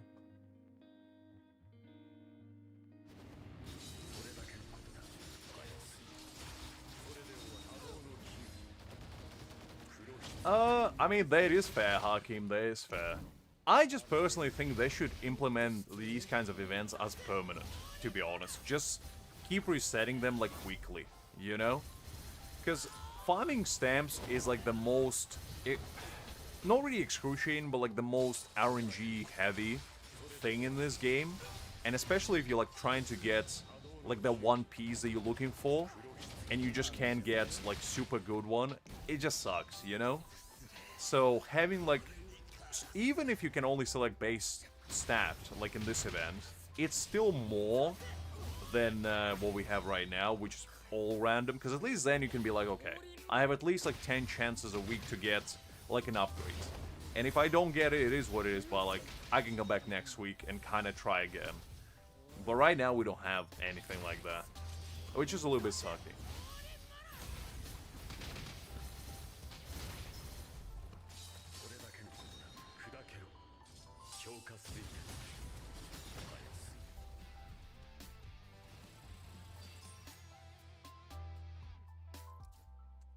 Nothing here.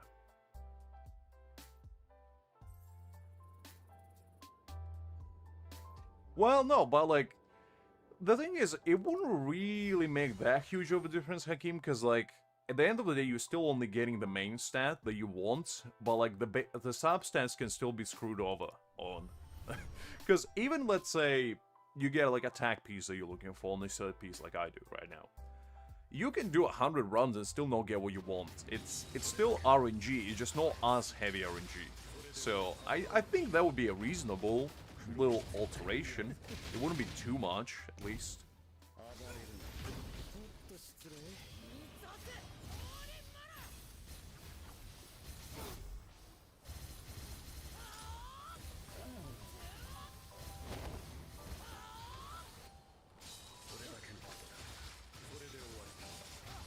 Team, don't bring up Istanbul, that's like a Winter Soldier episode for Liz. You'd rather not remember it.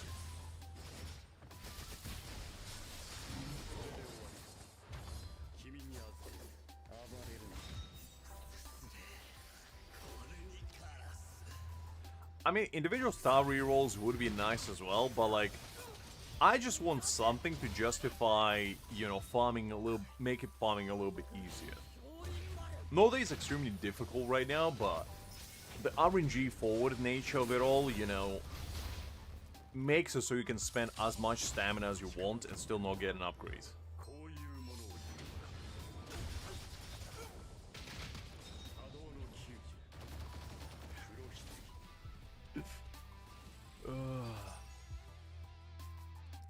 Okay, nothing here.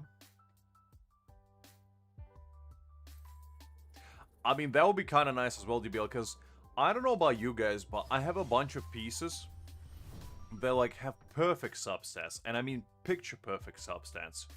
But, like, the main stat is awful. It could be like flat HP or flat defense or whatever. And likewise, I could have maybe like spirit damage with like perfect substats on like Nell's set. And I'm like, well, I'm never gonna use it. But like, it's so good that I still lock it just in case in the future there's gonna be a mechanic like switching stats around. But yeah, it would be very nice.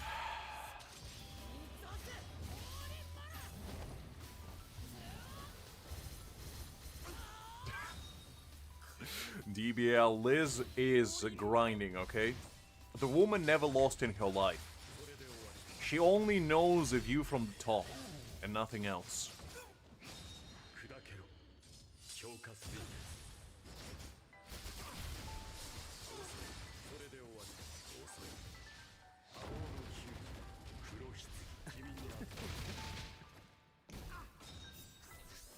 Kinda, Justin, yeah. They need to do something, because that's like the only aspect of this game right now which you don't really have any control over, because at least with core stamps now, you have like a pity of sorts, so you can get something. And I think maybe they need to implement pity as well, like make a selector, right? Well, you can select the main stat and maybe one substat, and maybe in like every, I don't know, 20 runs or so, you can get one of those stamps that you selected, and you know, it will have the main stat and substat you selected. Because then it would be like, okay, you can get one of them a day, essentially, maybe, or like one every 2-3 days, and that way you can be like, okay, I can maybe justify, you know, grinding for these stamps because I can get a chance at an upgrade. Not a guaranteed upgrade, mind you, but, you know, at least a chance. That sounds ominous, Amrit.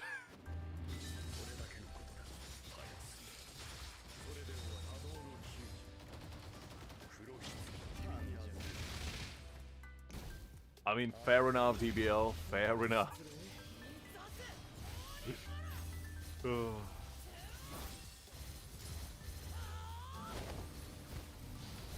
Oh, that's a worst job. That's a worst. Trust me, I've had many of cases where I had like the perfect piece. It would be like crit damage, crit rate, maybe attack percentage. And every single roll would go into like HP. And I'll be like, well, great. Can't even use this now.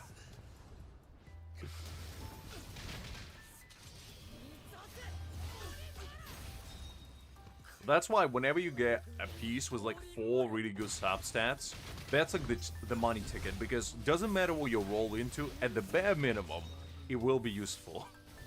But the chances of getting there are obviously slim to none, unfortunately.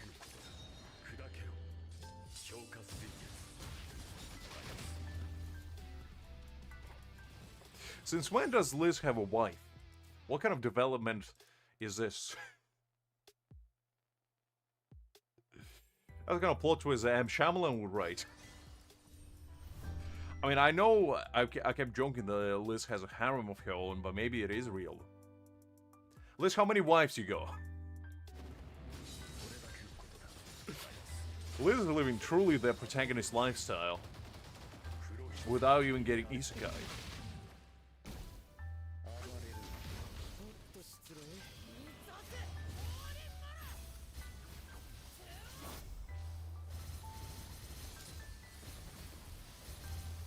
Yes, Liz, I'm listening. I mean, you mentioned it. I didn't even know about it. I didn't even say anything.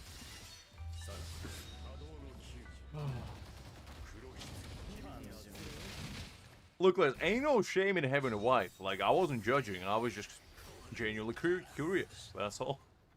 I was being a little curious George, if you will.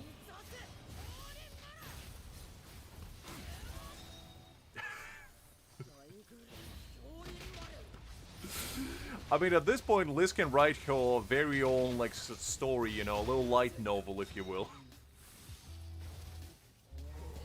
The Conquest of Istanbul. With a subplot of having a harem and perhaps some babies on the side. You never know.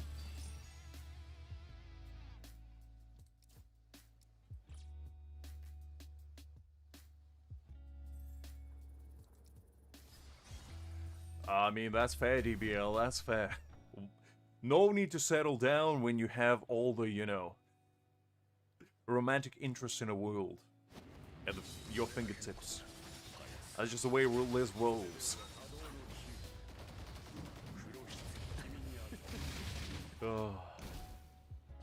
It's alright, Liz. I'm not judging. I was just inquiring. I mean, she always got tea on hands, Hakim. Both literally and figuratively. Liz never goes anywhere without a nice cup of green tea.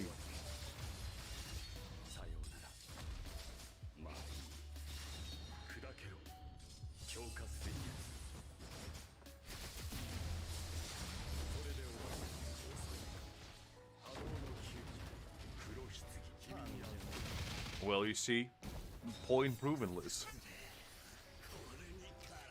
It's the capital of Turkey, DBL. That's what it is.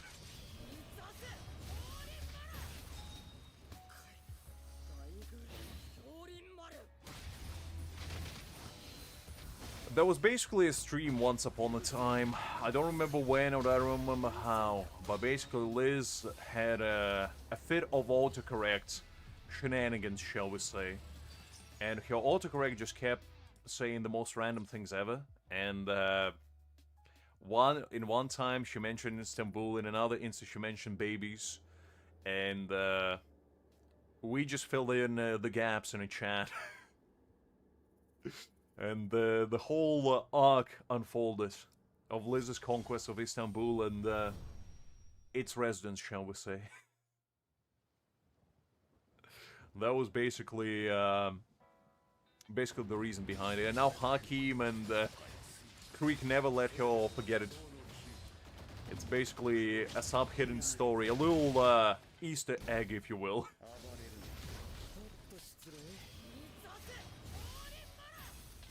I don't think it was a fault of chat, Liz. I think it was a fault of your autocorrect. So the guys in chat just filled in the gaps.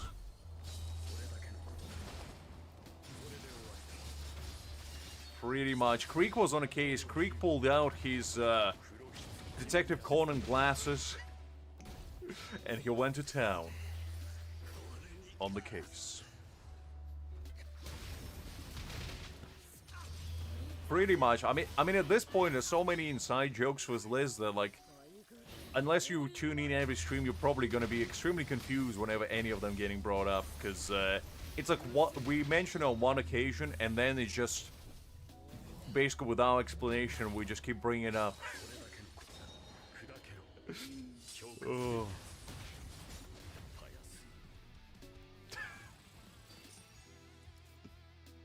Akimi's going on all out, bring multiple subplots together.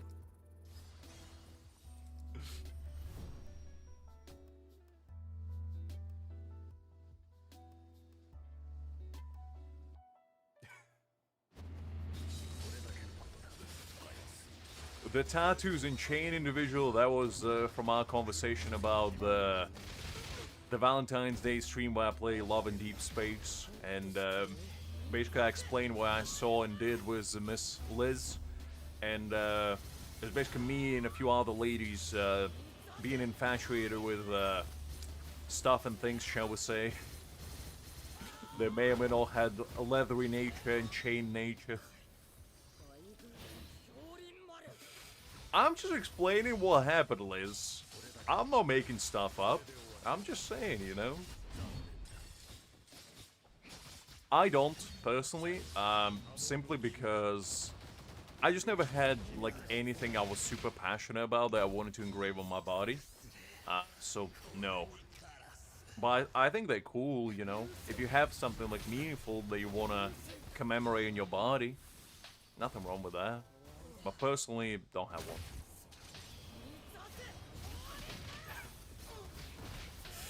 Listen, Hakim, Liz is the second coming of Don Juan. She can do it. She was born with this curse and a gift. Alright, nothing too exciting, man. Always am, Liz. Always am. Man, we did 24 tries and still nothing. Golly. Alright, well, we might not be getting Aizen upgrade today. That is okay, though. That is okay. That's part of the gacha luck for you.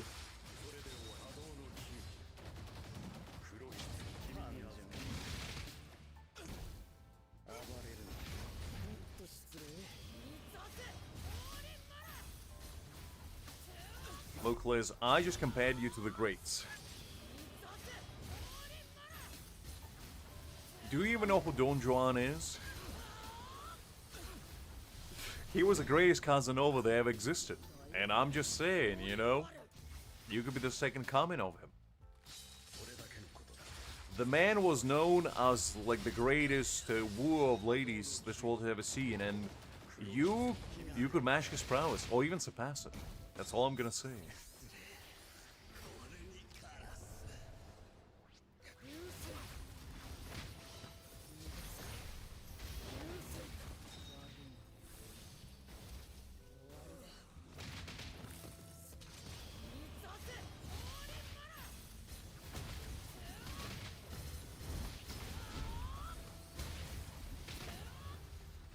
Let's see. Ooh, wow. Okay, okay. This might be spicy. Okay, so flat attack. Okay, this might be good. Let's see. Let's see. Oh, very nice. When's your birthday? Not right now. Maybe later. I don't like rejecting requests like that, but in the middle of something at the moment. Okay, let's see. Where was it? That one. There we go. I am scared, Hakim. Fear is part of my nature. You know, I'm a fearful man. I fear many things. You know, the inevitable demise of my cellular body, the impending doom of taxation, and also losing in gacha games, both doing pulls and doing stamps leveling. Okay, crit rates. Okay. Okay. Crit rates. Okay. Okay.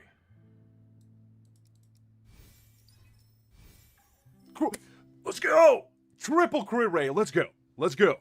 Nice. My Aizen is complete. Go. I feel like that was a group effort, guys, and I commend all of you for, you know, giving me a little bit of your luck and allowing me to, you know, achieve this great achievement. And right now, you're gonna witness me star up as well. Ultimate damage, I'll take it. That's fine. That's fine. Whew. Man. I feel great. I feel great. And look at that. Oh, that's juicy. Ooh, that's juicy. Man, that quadruple crit rate. Ooh, looking spicy. Man.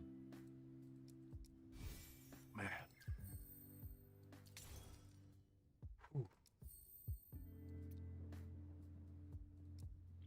Let's check out. Look, you can complain about triple crit rate. Ooh, 75, and do you know what that guys means? That means I'm a proud and loud owner of 100% crit rate Aizen at B4. You see, guys, that was all part of my plan. I go 0.4% extra than what I need, but I go 100% crit rate on my Aizen. And just like that, my Aizen is an absolute machine. So I don't need B6 Aizen. My Aizen already crits 100% of the time. He will never miss a crit rate. Ever. Again.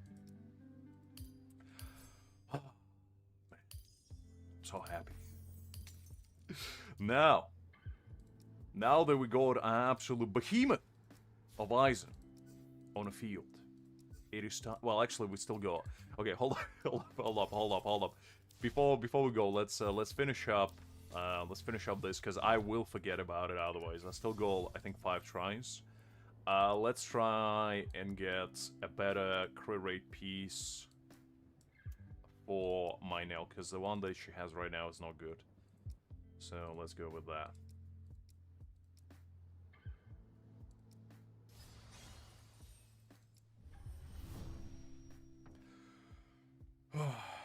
I mean, at this point, Justin, I just don't really see a reason, because, like, I got such a good crit rate build on him, and I would need to switch to the crit damage build, which means I would need to farm more for him.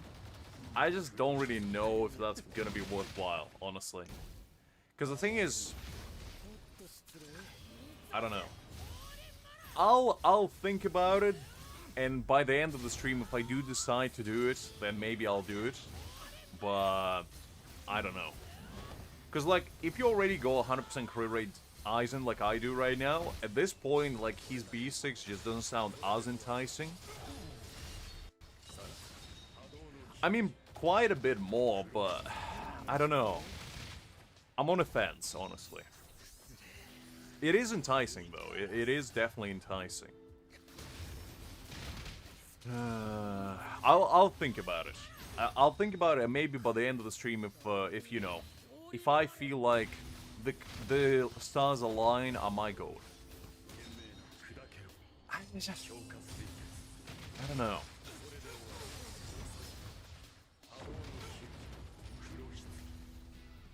I'll consider it. Let's see. Crit rates. Okay, nothing too exciting there. But Aizen is now literally my best build unit.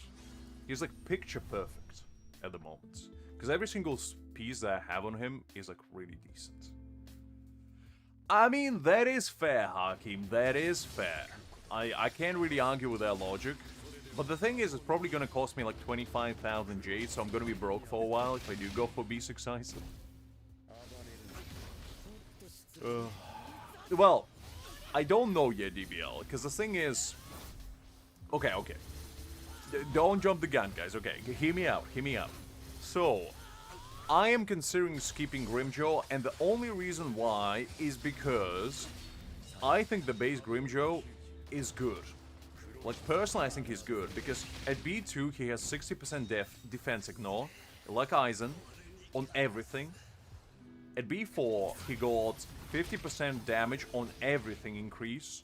At B6, he got 75% damage on everything increase, so you get 60% defense ignore and 125% damage increase on everything. At his max dupes. If you buy Battle Pass, you can also max out his weapon. So...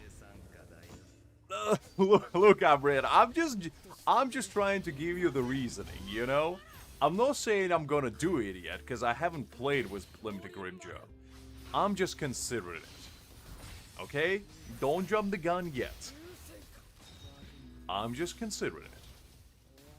Because I'm just thinking, like, long-term, you know? Because in the future, there's gonna be so many hype units that I just want to play smart about it, and I don't want to, like, summon for every single unit, because in the end game, where I am technically right now, it's much more important to have, like, a super strong units rather than just really good units in general. And what makes super strong units is unfortunately boundaries. So, I just don't know. I will decide by Friday, like, I can't say for certain whether I'm summoning or skipping yet. But I'm just saying, especially if you are, like, free to play, base Grimjaw is just a good value to have on your account. And you gotta be conservative with your Spirit Jade, especially at this point in the game, where basically most people are probably quite broke. Like Liz having 67 Jades, you know, she's struggling out there. She's in the trenches. With base Grimjaw, probably. But, I don't know. I mean, probably, yeah. I mean, I might. That's why I never said, like, concretely, I'm not summoning for Grimjaw. I just said that if I may not, you know? It's like, I'm just trying to play smart about it. Of course you do, Hakim, of course you do. You didn't even have to say you did. I could already tell. Alright, let's see. Actually... Nah, it's not better than what I have. It's not better. Alright, so we got 2 more tries on this. And after this, we're gonna take our brand newly built Aizen to the battlefield and see how he does. At 25k Jace to get B6 Panther is a pipe dream, Amri. I'm sorry to say. Unless you get, like, doubles in 3 temples, I don't think it ain't gonna work out.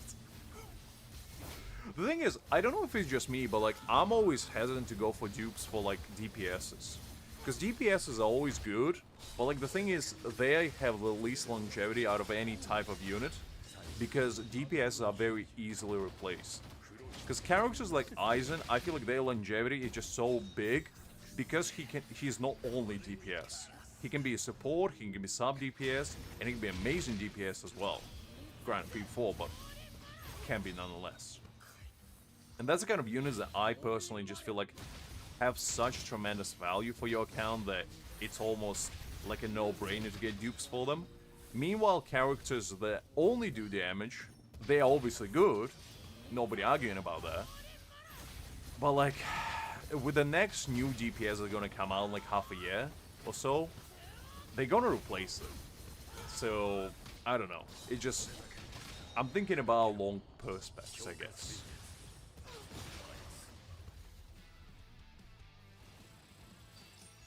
Okay, let's see. Okay, so I don't think we're gonna get an upgrade for Nell. Unfortunately, only Aizen seem to be viable at the moment, but that's okay. That's okay. We got one last try, and after that, we're gonna go do the fun stuff. Overall, this was a massive success because we got our Aizen fully iced out, and now I don't have to ever worry about him again. And it was definitely worthwhile. I believe in you, Amrit. Hakim might not believe in you, but I believe in you. Because Hakim is a kind of man... Hakim, how many doubles have you got so far? Was it like 5? Hakim is like the luckiest man in this game because the man keeps getting doubles on almost every single unit he gets. It's crazy. He got like double Aizen pull, he got double Mayuri pull, he got double Soifon pull. I mean, the man is popping off. And he got double Mayuri, I think, weapon as well. This guy is just clearly on Shueisha's good list. Unlike the rest of us.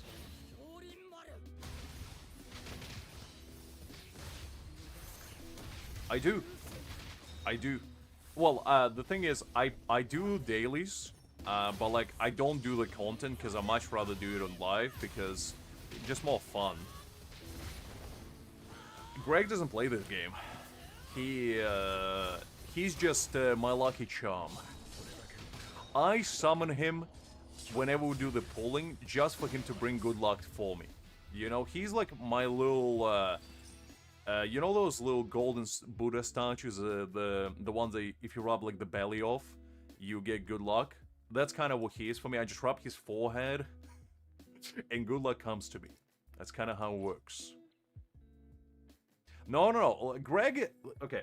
If you guys don't know who Greg is basically the mod, and he's the luckiest man alive because every single game he ever played, he gets like insane luck. The most recent example, the new like Neverness to Everness game, the one that we've been grinding on Saturdays, he got 4 5 stars in I think like 50 pulls. That man is just insane. It's like, and he got me, now, I'm not a superstitious person, however, he got me at least 4 limited units in one temple. In, like, my entire account. The first one was Kiisuke when I first started. The second one was Kiisuke's weapon. The third one was, who was it? I think it was Gin, actually. It wasn't, like, first temple, but it was pretty close to that. He got me Mayuri double, and he got me Szayelaporro in one temple, and basically all I ask him is when should I pull, and in what location, and which character with. And it worked out almost every time, so I'm just saying, he is maybe the second coming of Baba Vanga, I don't know. Or Nostradamus, pick your deity, I don't know. But the man is crazy. And I'm just saying, if you ever go gambling, just bring him along and he might give you some good luck. I know, Hakim, I know. I know, I mean, it's not just a coincidence, because, like, one time is a coincidence. Twice might be a coincidence, but if he does it more than 3 times, at that point, the man clearly knows something. He might be able to pee into the void and just see the luck, I don't know. But even on his own accounts, he's like, literally every single game he plays, he gets like insane luck. I never seen him play a single game and get bad luck in it. Like, never. And he grinds Honkai Star Rail like almost exclusively, and their game is extremely pay to win. But the thing is, he has almost every single character by just being extremely lucky. He doesn't even spend that much on a game, and he go almost everyone. And their copies as well. He's insane. I mean, exactly. If Greg was stuck around on Liz's pools, then she would have got godly luck as well. That's unfortunate. I mean, there's gotta be a catch, Hakim. I just don't know what that catch is yet. I haven't figured it out yet. Maybe he's like bringing luck to another person and curses another, kind of like, you know, the quest we did yesterday? Where, you know, you have to pay the price for fulfilling your wish. Maybe it's kind of like that.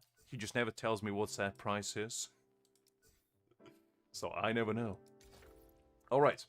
So, with that being said, let's go do the fun stuff now. Now that we're done with all the cool things, let's do this event. And, Szayelaporro. And then let's put my boy Aizen. Ooh, so close to 50k. Come on. That's a bit sucky.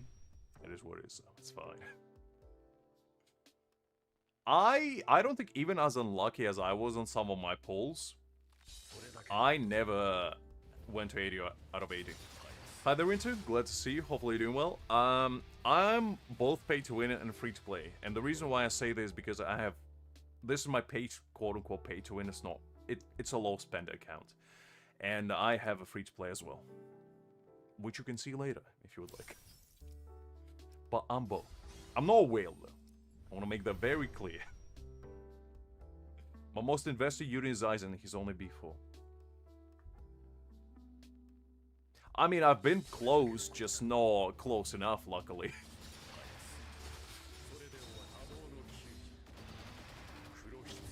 I mean, Liz, I do appreciate your commitment to the cause.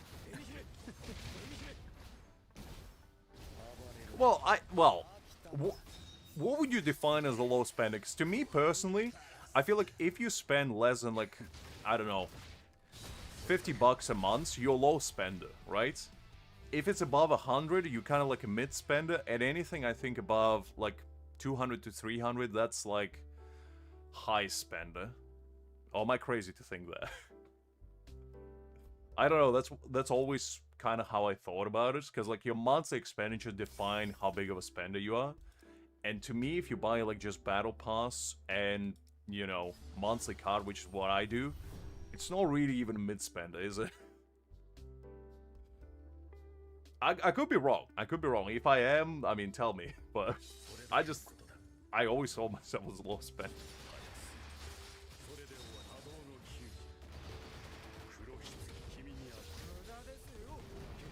Actually, that's a good point, because my Aizen right now is at 4 copies of his core stamp.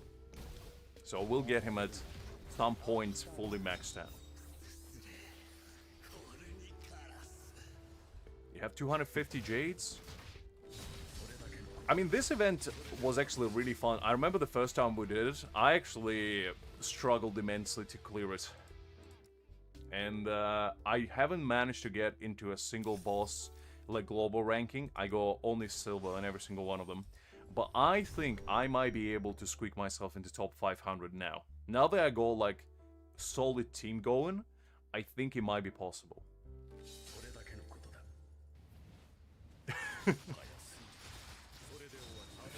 I mean, to be honest, going 80 out of 80 is an achievement, because I assume there's some sort of like hidden mechanic where if you reach like above 60 pulls, the probability probably increases slightly, and the higher you go, the higher the chances are, because if there wasn't such mechanic, everybody would go to 80 out of 80.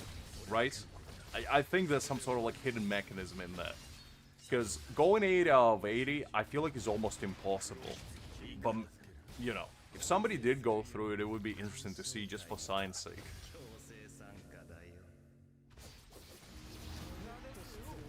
I mean, fair enough, DBL, fair enough. I mean, these events don't expire, so you don't really have to, like, grind them. You can do them whenever.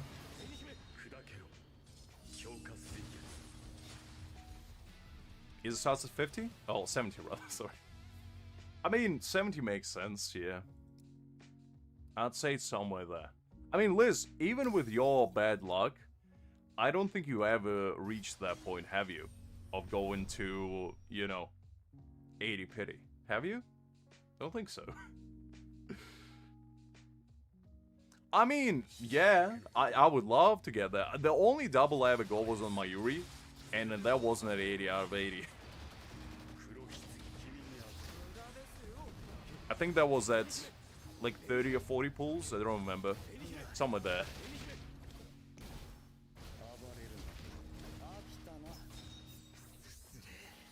I mean, that is true, Hakim, because as I said, it's probably extremely unlikely that you would even go that far. It's possible, but it would be an achievement just in a different way.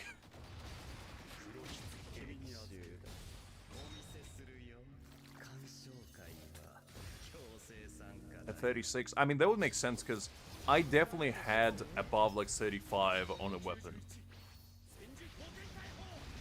I think my most unluckiest was about like 71 or 72.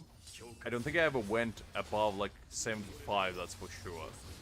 So even with all my curses that I've been through, I don't think I ever been like super unlucky, you know? For better or for worse.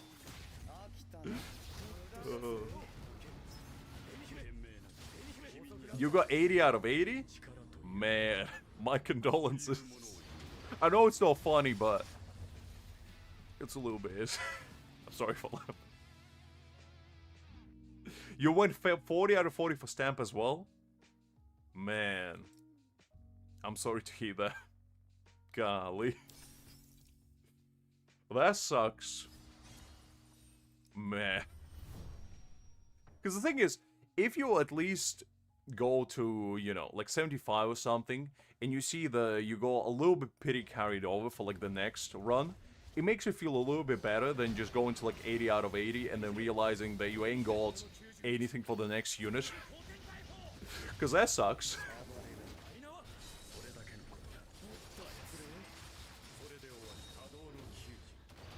Alright, let's see.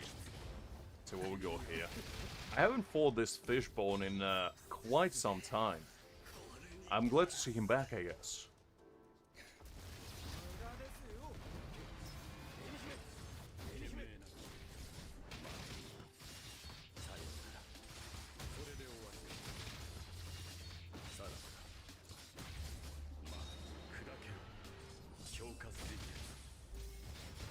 Well, you see, DBL, you should have asked Greg to stay. Because if you asked Greg to stay, we all would have got lucky at the same time. Never ask Greg to leave. That's a mistake 101.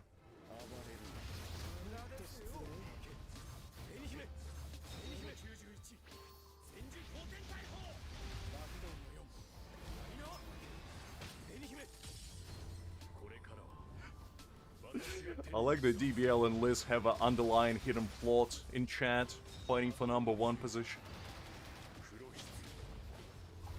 I mean, I think he's 4 out of 4. The only reason why I'm not going, like, fully maxing it out is because I have, like, I think 70 shards for his core stamp. So eventually I will max it out. So I just don't really want to grind for it right now, because I will get it eventually. So it's not really, like, that big of a hassle. I think at least he has a 4 copies. I'll check, but I'm relatively certain he is. Could be wrong, though. Because it has been a while. So then check last time.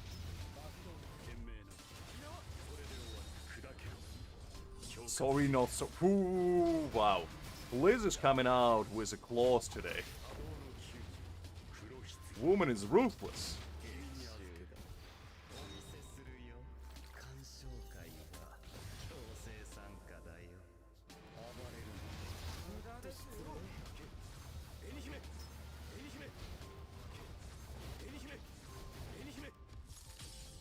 Try hard. Guys, didn't you consider just getting better? Because clearly Liz knows something we don't. Golly.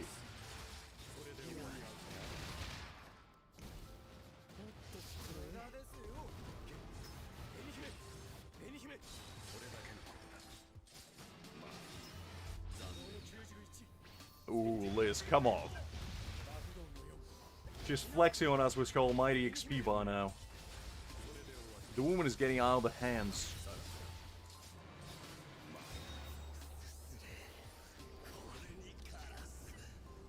Hakimichi. Oh, Hakim is up to you, Liz. He's gonna hire a private investigator to find out your cheating ways. Okay, there we go.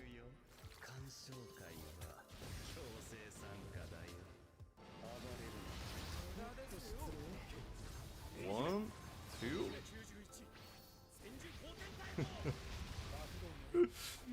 Oh man. Okay, there we go.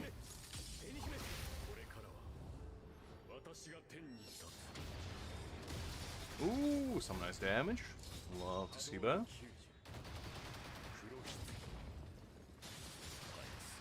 I feel like Liz will have, you know, one of those anti-hero arcs where she just joined the dark side eventually. And gets corrupted by the power that she was holds. Becomes the ironclad ruler of experience. And Hakim is gonna be like the, you know, the protagonist that goes on an elaborate journey to dethrone the almighty tyrant. And share experience with the masses. One level at a time, kind of like a Robin Hood. Oh.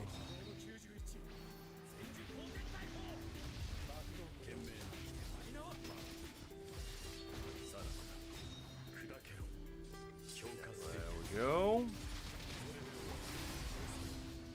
Okay, nice. Let's see what we got. War ranking that I managed to squeeze myself in. 27s. Okay, what's like top 500 for this? Let me see. Man, this cheating son of a gun is even here. Okay, so this is exactly what I was talking about. So this guy right here from Getsuga, he's like the biggest whale on NA, as far as I'm aware. I could be wrong, but I'm relatively certain he's like the biggest whale. Because he'll go every single unit B6. But he basically usually is like the first on the ranking everywhere, and even he can be the cheaters. That's crazy. Because somebody was Kisuke, Yoriichi, and Aizen beat B6 team of Nell, Gin, and Mayuri. That's crazy. You know what? You know what? Just for the sake of learning, because clearly they know something we don't, let's just check how they play. Because maybe they're just so good that they just play way better than all of us combined. Ooh, look at that. Look at that maneuverability. So good. Ooh, look at that HP bar. At 20 HP bars. Ooh, that damage. So, 714k? I mean, man. That's crazy. That's so much damage. I've never seen such high numbers in my life. Alright, let's see. How does he manage to get 20 HP bars out? And just like that. And just like that, he won. I think basically what happened is the bonehead over here just conceded from their power level. Their Reiatsu was so high, they just conceded and basically said, nah, man, I ain't doing this. Man, that sucks. I don't think it's a glitch. I think they literally just one-shotted it. I just don't know how. Oh, that sucks. And the thing is, they've been doing it for a while because they are number one in here, number 1 and 2. Like these two guys are here as well. So clearly they've been doing it for ages. And you see this one in Stealth Force. So this guy has at least been doing it since Soyfall, right? For at least a month. And the dev just hasn't banned him.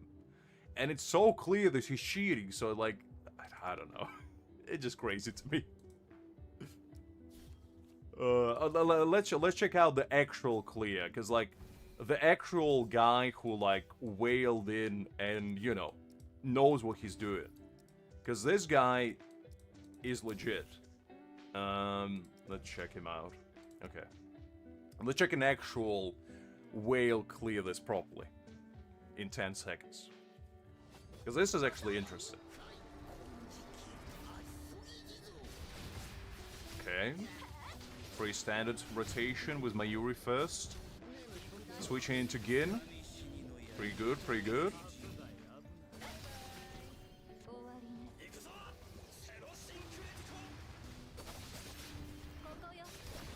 Okay, pretty standard. Going into the ult. Okay, nice damage. Starting with the counter. Going into... Oh, he doesn't actually switch to Gin, even. Interesting. And then he goes with the ult. Ooh.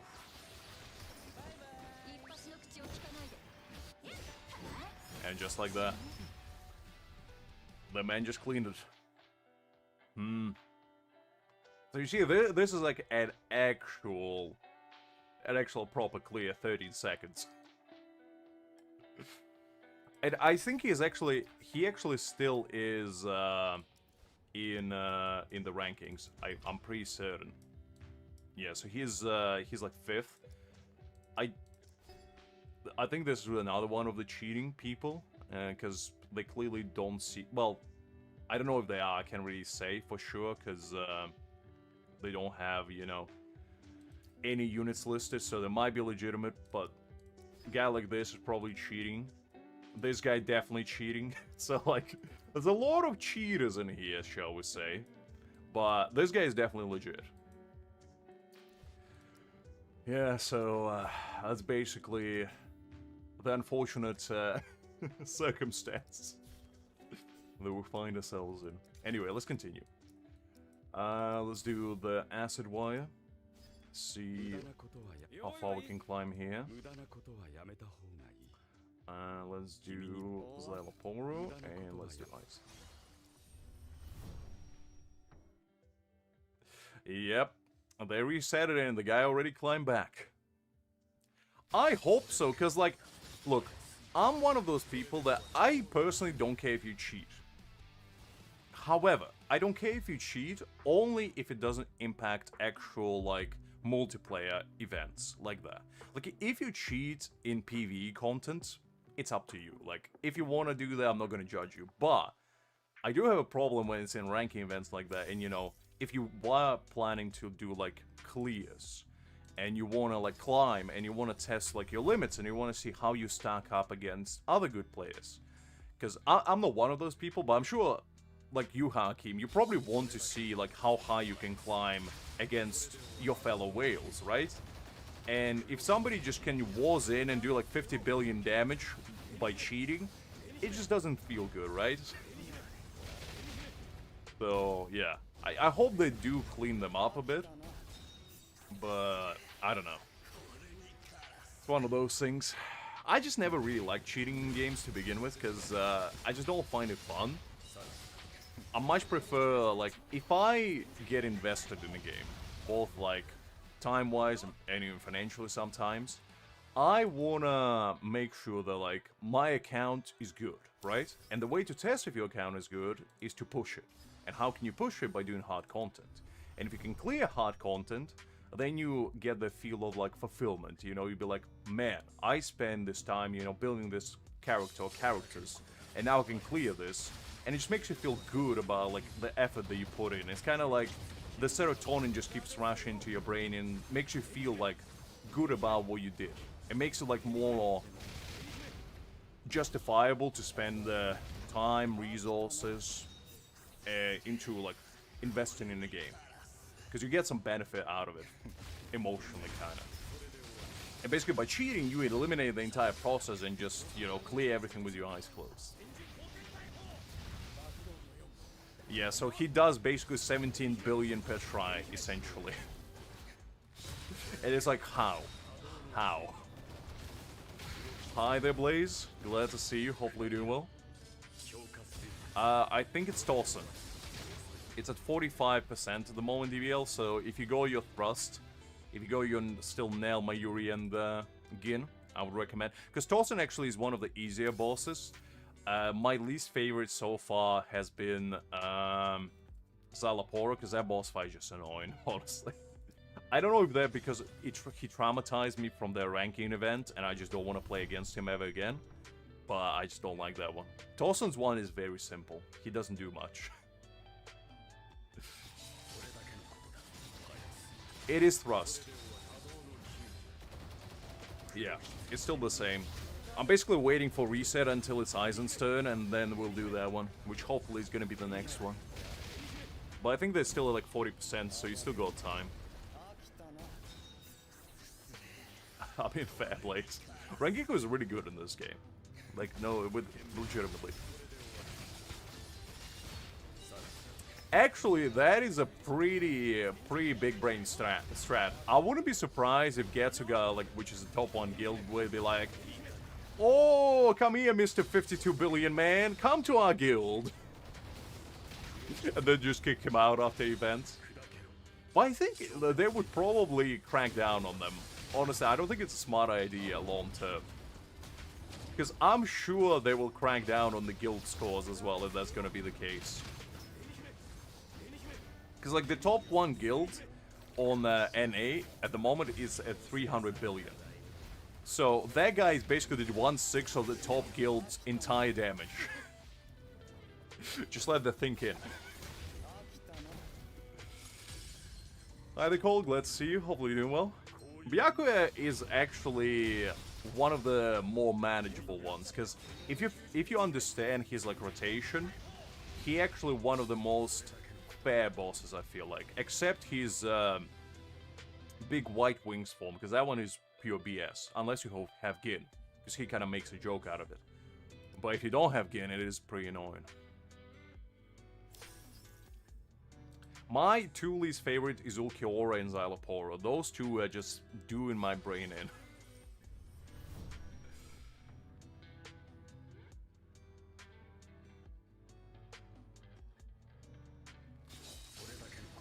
No, I don't think they have, DBL. I don't think they have. But the thing is, I think they didn't change the guild ranking because they probably didn't count towards guild, maybe? I don't know. Maybe they have some sort of, like, detection for guild ranking where if you do 52 billion, it doesn't count. But I doubt it. I doubt it. It just would feel sucky because, don't forget, you get a title rewards for, like, personal ranking as well. So all the whales will be pissed if they can't get their hands on the title because of the cheaters. So I feel like that's mostly why they did it. While for the ranking events for guilds, you know, it's not that important probably, so the personal ranking, they just felt like it was more valuable. I just don't understand why they reset the ranking, they saw the guy that did 52 billion and they still didn't ban him. They were like, oh yeah, that checks out. It's like, why? But anyway, it is what it is.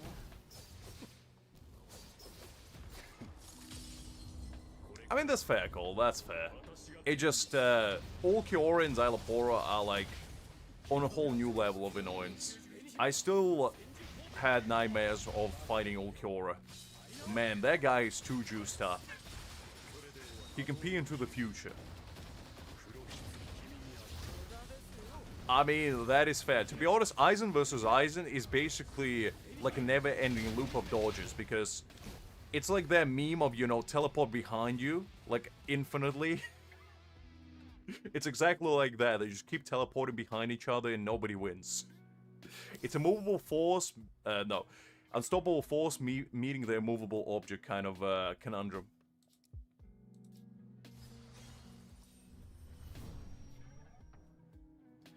I can, Justin, but I don't think he actually has any units listed. I can show you if you want. But I don't think he actually had the balls to list any of his units. But I'll show you. He's level 66 as well, which keep that in mind. Let me see. Actually, probably don't have him there. Let me see if I can pull him up from here. Yeah, there we go. Okay, so look at this guy. This guy is so good that he doesn't even need to have B6 units. He can do 52 billion with his B0 Aizen. That's how good he is. Oh, man. Well, I mean, he is in a guild, but he's not in a top guild. Like, this guild and this guild, I never even heard of. Like, Getsuga is #1 guild on our server, at least. And that's where you're gonna see a bunch of these guys. Primordials is another one. Royal Guards is one of them as well. Gote. Like, all of these are, like, top guilds on our server. So, those guys are legitimate. Because if you look here, like... Actually, why is Getsuga not here? Oh, maybe the ranking is bugged, I don't know, but they're usually #1. So, yeah. I mean... I don't want to get my guild in trouble, because I have really, like... I have some dedicated people in my guild who, like, actually trying really hard. Like, you know... Like, Justin is one of... Justin actually been grinding. He actually is almost #1. Like, this guy is too juiced up. He's like our GOAT. He basically carrying us everywhere. But Justin, you know, because Sloss usually is second, but he already outplayed him, you know? Like, we have some really good people on our side, and, you know, they're all pulling their weight, and I just don't want to compromise our chances of getting a title just by getting somebody that's cheating and maybe resetting our entire score. So I don't want to take a chance, honestly. But it would be kind of interesting. Just be like one guy carrying our entire guild to #1. And then people asking me, Lux, how did you manage to get your guild in #1? I'm like, I don't know, we just that good. We just that good. Oh, Getsuga fell off in DBL ain't the same. I mean, maybe. They used to be #1. So, I don't know where they are now. Congrats on the level up, Hakim. Big place.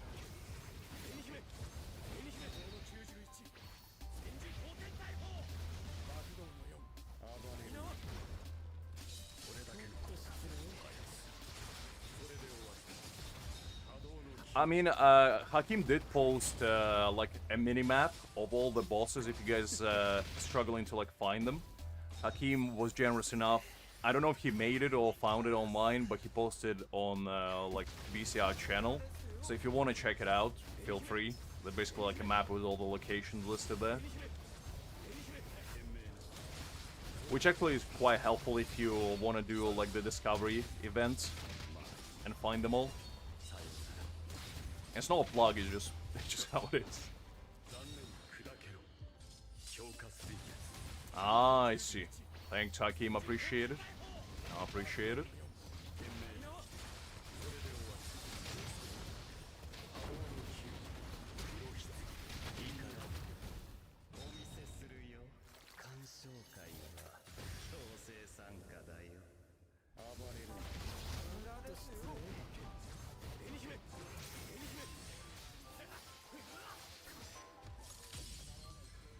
Right, let's see how much damage we can do. I mean, that would be kind of cool. Because the thing is, I feel like the personal ranking is basically just a way to have, like, a friendly competition right now.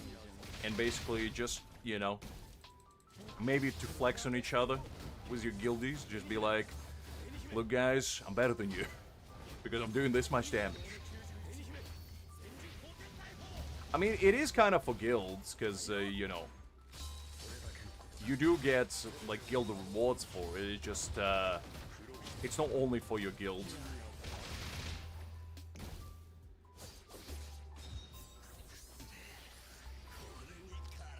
Exactly, DBL, exactly. I mean, to be honest, you know, we don't have like super mega weight. Well, that's a lie. I do have a few, but we don't have like anybody super juiced up who's like a tryhard. We have majority of our people in our guild are like casual people, and we usually stay in like top 20 for the most part. But we're not tryhards. Just one of those things. And I don't really like hustling people either to try hard, because it's like, it's one of those things. I always find games enjoyable, and I don't want to make people treat them like a job, because that's just not fun for anyone. Unless you enjoy trying hard, in which case that's absolutely fine.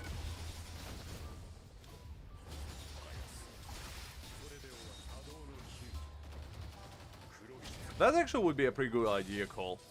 Because the thing is, at least right now, there's no real reason for you to go on like different maps. And I think it would be kind of interesting if they actually made you, like, not necessarily need to, but like want to explore different maps and have actual like reasoning to go back to them. Because I don't know about you guys, but personally, I haven't really went like exploring ever since I collected all the loot. That was literally like the only reason to go there. And after that, I go there just for like summoning videos basically. As a little summoning ritual, that's the only reason why I go back.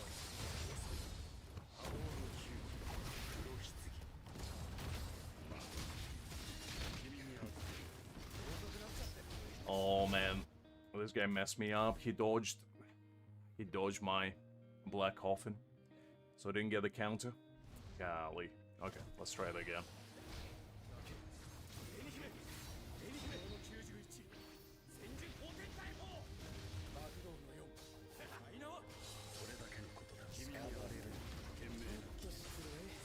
Okay. Hold up, I messed it up. I was reading chat and pressed the wrong button. Yeah. Okay, let's do it again. Okay. Now, gotta lock in. 1, 2.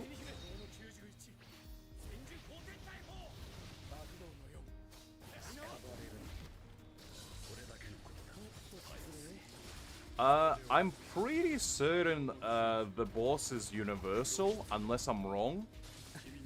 I believe you just need to discover. So I think there's like a discovery period of 10 minutes, and after that, basically everybody gets like a tracking on them, and you can find them without needing to, you know, locate them manually. So for the mission where you need to locate them, that's like the only reason why you need to go and find them. But otherwise, you just need to wait basically like, what is it? 10 minutes or so for somebody else to discover it, and that's about it.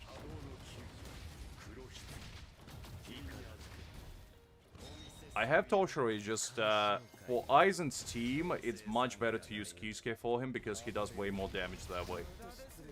Toshiro just doesn't really bring as much as Kisuke for this team.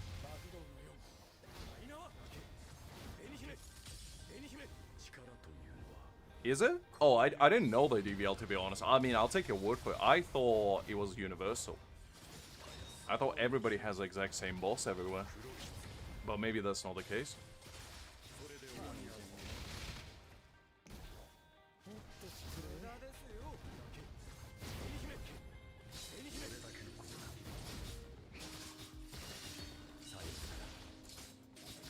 I mean, I think that actually makes it kind of cool, because I only fought, I think, a couple bosses. I only fought, I think Noitora, I fought Szayelaporro, and I fought, I think, Tosin, and I'm pretty sure that's all of them. So I only did 3 of them. Oh yeah, but that's probably because they're on a different server, DBL. So there's obviously like an A, Europe, CA. I think that's probably why. I could be wrong though.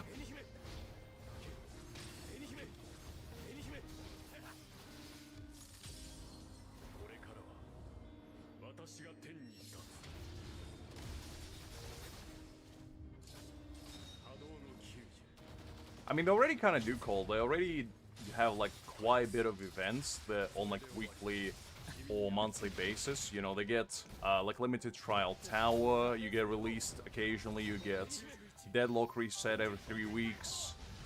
You get your unknown adventures. You get, you know, frenzy fees. There is quite a few events that we get on a pretty regular basis, and they have been implemented more and more, which is nice. Because the more stuff you get to do, the more fun the game gets.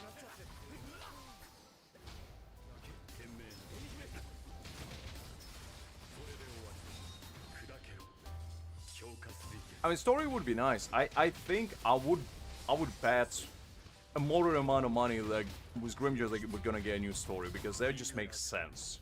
Because, you know, Grimjaw and Ichigo fight is pretty pivotal in the story, and that's most likely gonna be the next fight. Because the last boss fight in the story right now that we have is Ulquiorra, and after that fight is, you know, Grimjaw's fight. So that would make sense for me to have that one next, but you never know. You never know.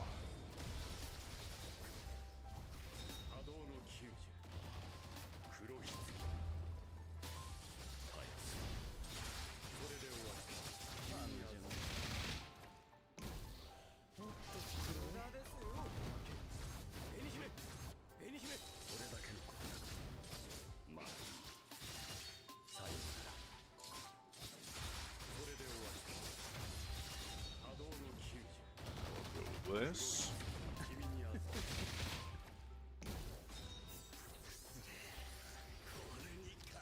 Mystic Frontline. I'm ready, Hakim.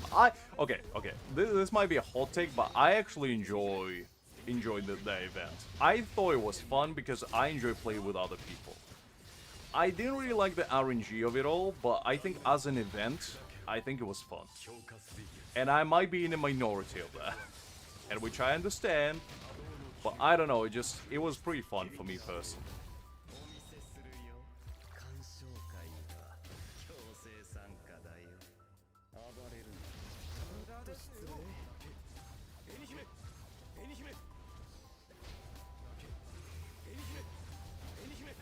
There we go. Will that be enough to take him down? I mean, that is pretty fun. I do like the overhaul that they did for, you know, the co-op lobby. I think that was pretty cute little design where you know, can run around with your teammates and, you know, kind of see what they're up to. Okay, so I'm number 20th. Okay, I didn't reach the ranking. Okay, what's the, like, top 500 in this? Let me see.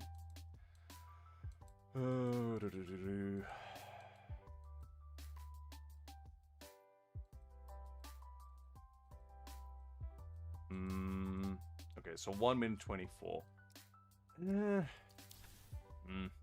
That'll be too much of a try hard, that one.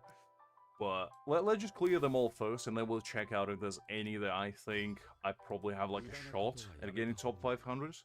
That'll be kind of fun, you know, at least getting into one of them. Let's do Kisuke, and then let's put Aizen there.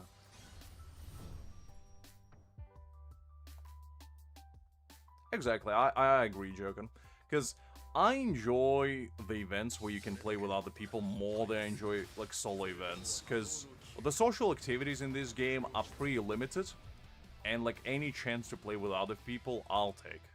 You know? Because it just makes it more fun. For me, at least.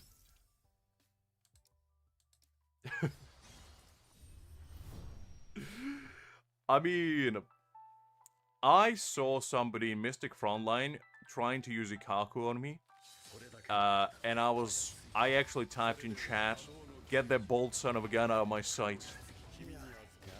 I didn't, but I was tempted to. And the reason why I didn't, because I changed it, and I was like, "Whew, well, you're safe for this." Okay, and they had him a level 100 as well, which was very impressive to me, because I might be one of the only people with level 100 in Ikaku. Well, Winter, what can I say? I'm a man of luck. You ask me a question and I might give you an answer. You're welcome, Winter. You're welcome. Don't spend it all at once. Don't go and buy the life sub time life supply of ice cream. At least not once. No, DBL, I never played Roblox, but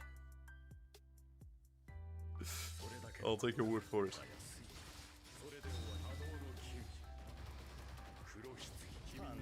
That's fair, Hakim. I mean, the thing is, when it comes to events, they'll have like limited teams.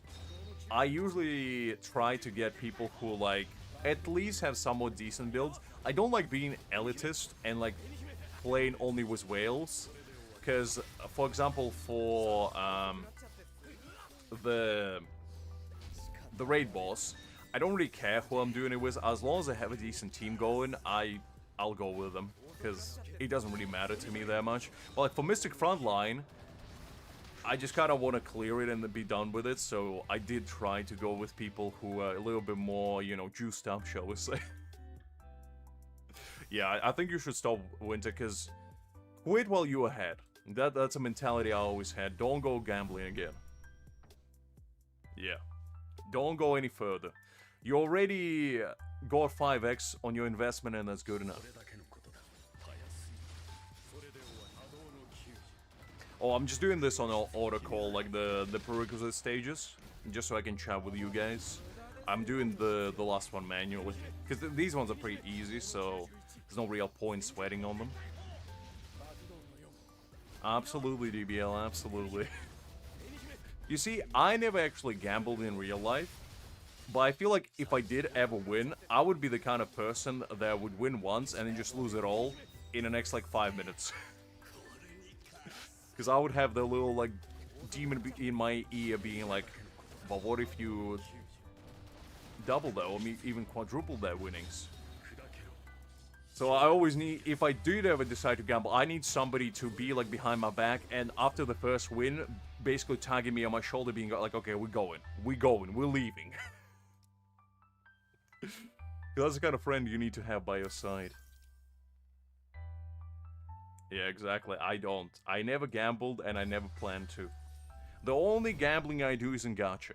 That's the only gambling I need in my life. That fulfills me and destroys me emotionally and physically already enough.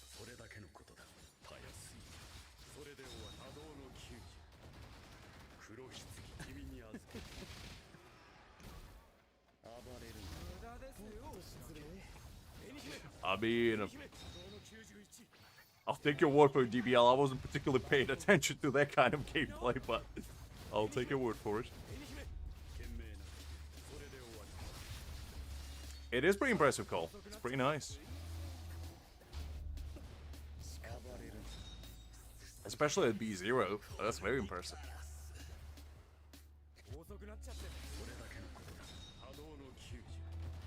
No, don't listen to Hakim. Winter, don't listen. Hakim is a devil on your shoulder. Don't listen. Invest in ice cream. That's the only investment you need to make. Fill your freezer with the finest ice cream this world has ever seen, and be done with it.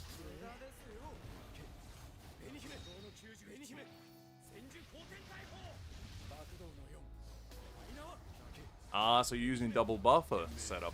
I think if you use Kisuke instead of Momo, it's probably going to be a bit higher damage, to be honest, Cole. But that's a decent setup.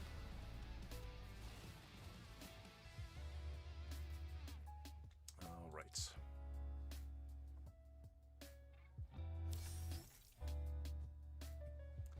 Alright, let's see what we're going to do. This is like an old school battles all of a sudden. I haven't seen these bosses in quite some time. Exactly. Listen to DBL. Don't go hyper-invest.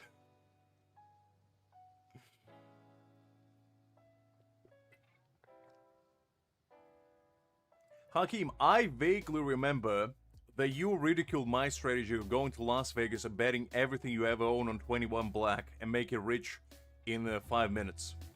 And now you're telling this man to do exactly the same?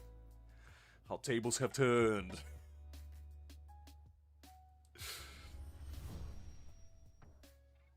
I do want my viewers to be wealthy, but in a safe manner, Hakim.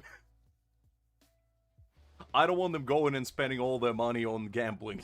That's definitely not what I want them to do. Invest in stocks. Which is gambling in its own right, to be fair, but at least it's a safer version of it all.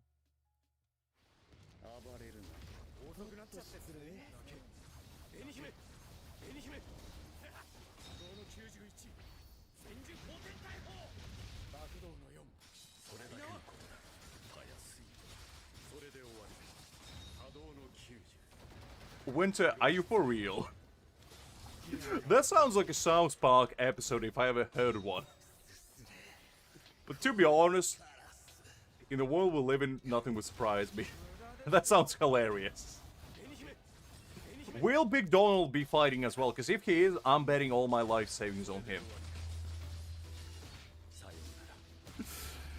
Oh, man. No, I believe you, Winter. It's just, it sounded quite nonsensical, so I thought I'll double check. Oh, man.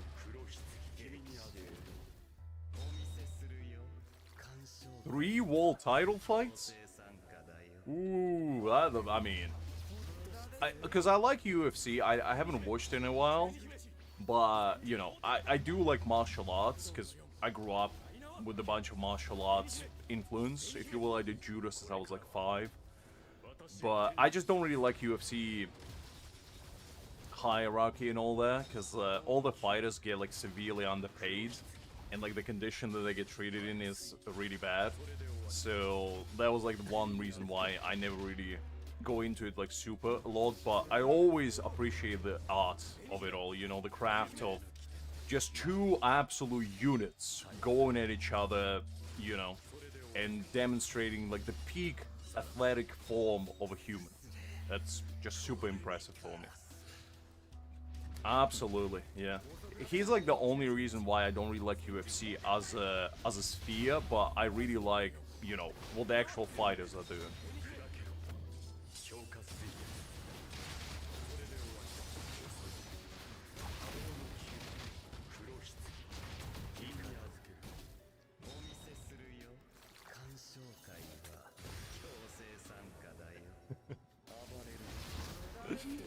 Perhaps, Winter. Perhaps. I mean, I don't know much about him as a guy. I just know that, like, he doesn't treat his fighters that well. He might be a good person, I don't know. I never really looked into him. But I just know the way he signs contract with his fighters, and, you know, the way he treats the fighters is just not that good.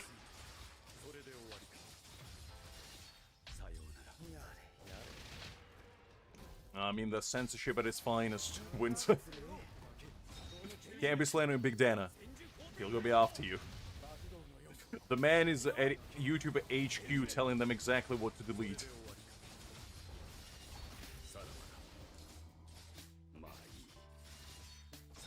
May you rest in pepperonis, Hakeem. You had a good run. Oh.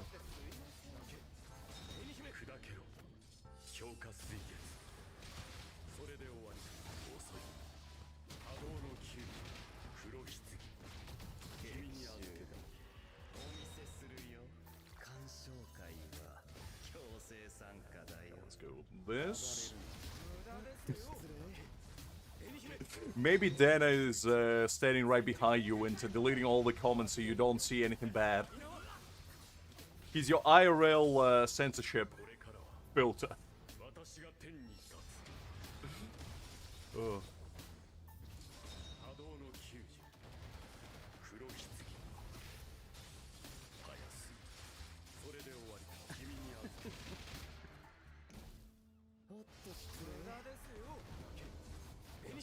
This. Ooh, nice spiritual dissipation. Love to see that. Okay, that one actually wasn't too bad.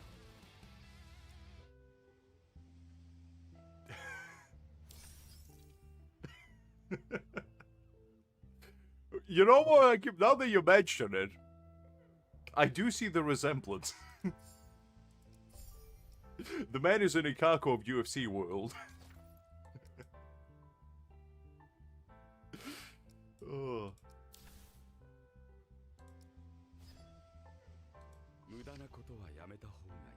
Oh, interesting, Winter. I know Mainma. I know that guy. Joshua Vanna sounds familiar. I'm not 100% certain who Kamzat is. And Strickland, never heard of them. I haven't watched UFC in a hard minute. But I vaguely remember the first two guys. Let's do... Kisuke again. And yeah, that should be fine. As I said, I always had tremendous respect for, like, fighters in general. Any, like, martial arts enthusiasts. Because it takes a lot of, like, discipline and, you know, dedication to the craft to, like, perform at that high of a level. And it's just always cool to see. That's why, you know, back in the day, gladiator fights were such a big thing. Because people like to watch people fight against each other and, like, demonstrate the peak of human physique in a gladiatorial arena, if you will. And, like, Octagon is a modern-day gladiator arena, essentially. Just with more rules. And it's not to the death. As far as I know.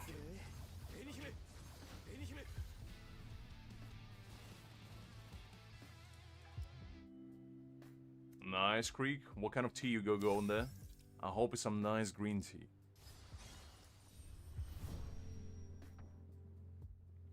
It does indeed, DBL. Oh, did Tosin get taken down? Because if he got taken down, if it's a spirit one, the new one, just let me know. Because I got my Aizen team to deal with as well. I'm trying to go for like at least 1 billion a day, damage-wise. Ginger tea is a good one. Okay, I'll give you a pass on that one.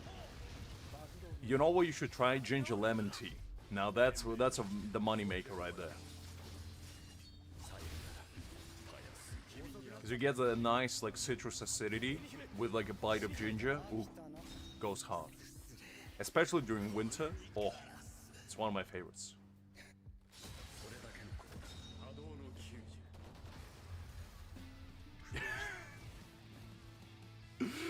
That's quite a sentence you cooked up there, Hakim, but I'll take your word for it.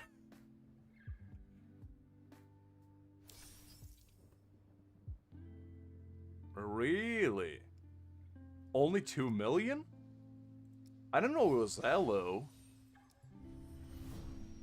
Golly, that's gross. Because I'm sure it's like multi-billion-dollar industry. It's like 20 billion, isn't it? And they only get 2 million? Man.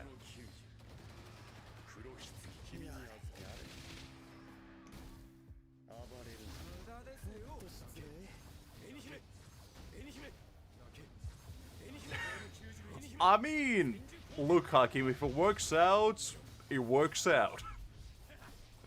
Maybe the man just goes to the mountains and, you know, reads some manhwa in there in peace. While listening to some Linkin Park to get himself going. You never know.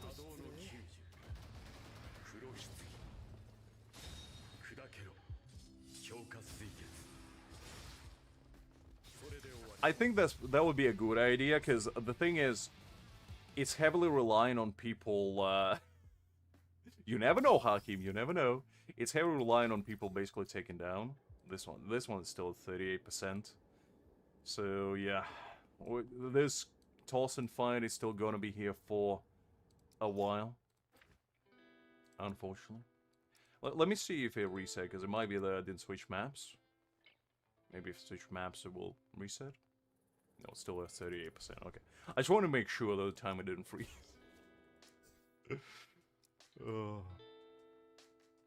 Okay, let's go back.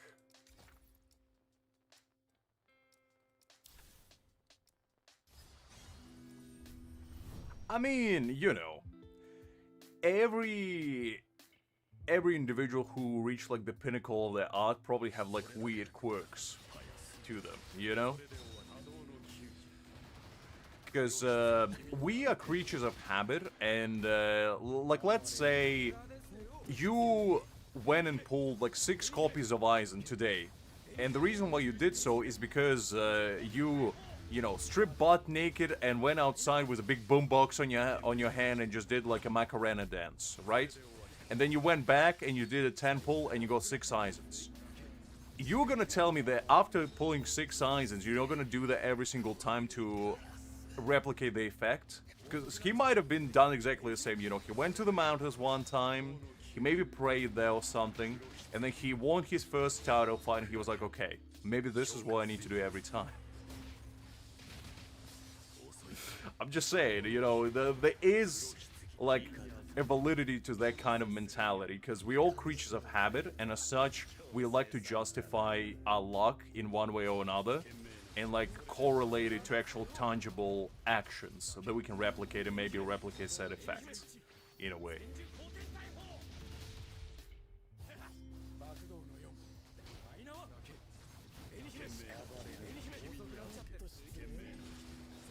Maybe, Liz. Maybe. You never know. You never know. We all have our rituals, you know?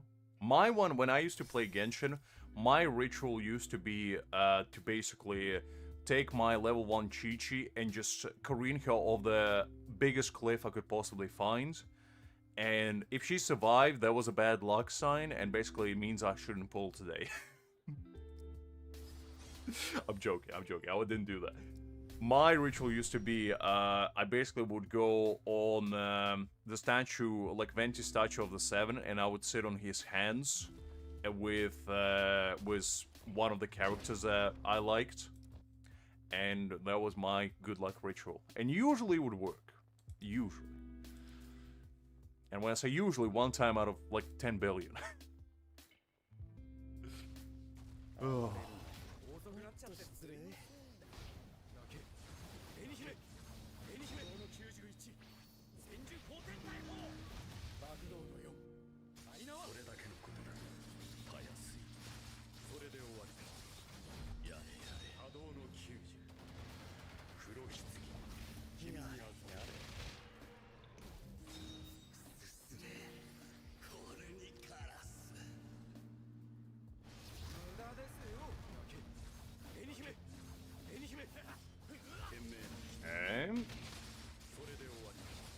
I remember when this guy used to give me a lot of trouble in like the trial tower. I think it was like at 7th floor boss or something, and I remember I spent a considerable amount of time trying to beat him on one of the streams.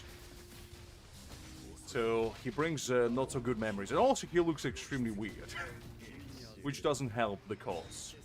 Anything to do with tentacles, I don't like. I don't know, something about it. I watch plenty of anime to put me off tentacles for life.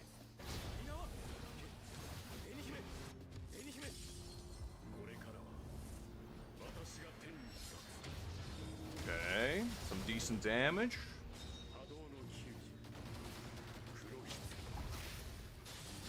Did chat break again? Oh man. Okay, hold up. Let me try to do your thing.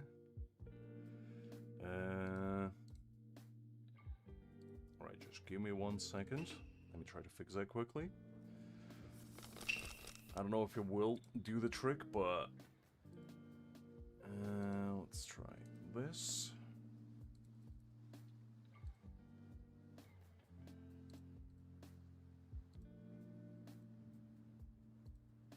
Okay, that's an old one. Okay, I tried them. Probably will come back in a couple minutes, so just bear with me for now. I'll have to read the chat from my phone for a second.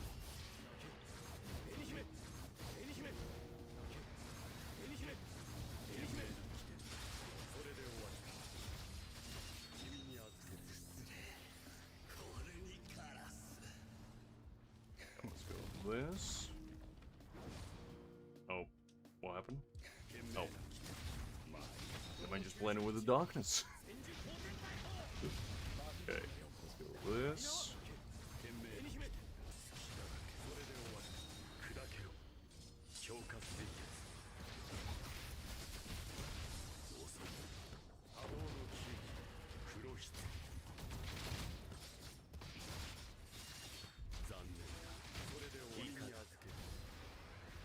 Look, Liz, I'll hire another bot when I find another bot. This one... this one... Oh, there we go. Okay, so it's back. Alright. Listen, IT man on a case. I fixed it, guys. So, hold your horses. It's okay. It was a mere momentary slip-up. We are good. We are good. Bring back Istanbul, huh?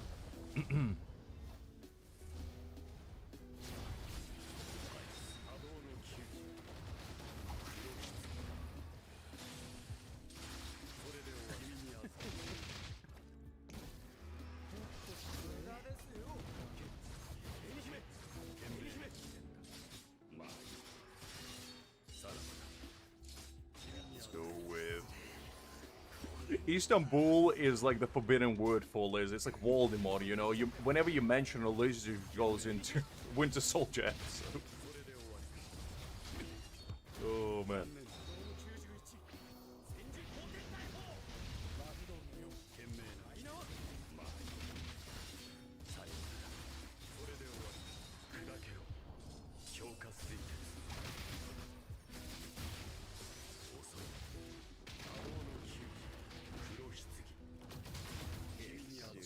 This.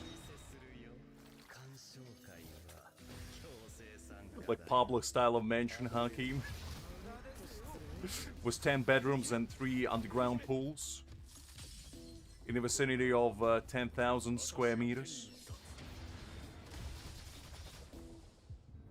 I mean, let's go a mansion in every part of the world, Hakim. Name a country and I more than guarantee you let's go to mention in that country. If not a couple. That's how she rolls. Liz doesn't know what hotel is. It might as well be Narnia for her. She never seen it before.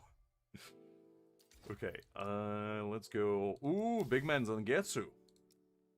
His ball fight is actually kind of cool. Would be nice to actually get him as a playable character. And then the one that I'm most excited for is White Zangetsu.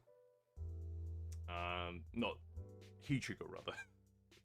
White Ichigo in his Master Lord form. Ooh, that's gonna be a clean one. When that one comes out, I'm definitely pulling no matter what, because that's one of my favorite like outfits in the entire Bleach anime. It just looks so clean. Okay, yeah, let's go with that. You live in Narnia? I don't know about that, Liz. I don't know about that.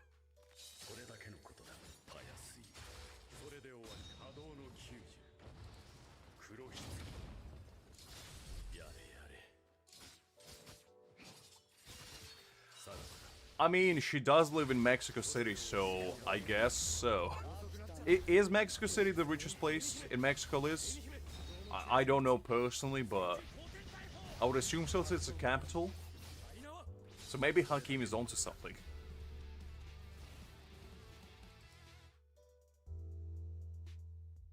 I mean, DBL, if you're looking for a mansion with a bunker, Liz got you covered. She's your gal. She got them all.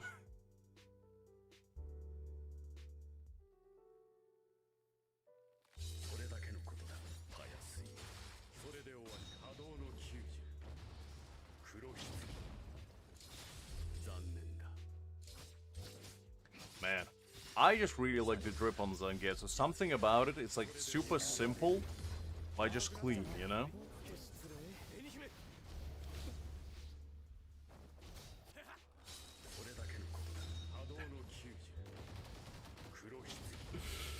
I mean, she might, Winter, if you ask nicely enough. She might consider it.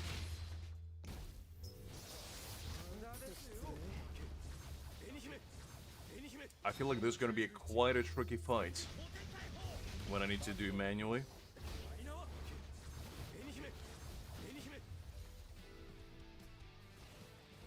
DBL, I don't know if you want an island. Islands nowadays have a very bad rep to them.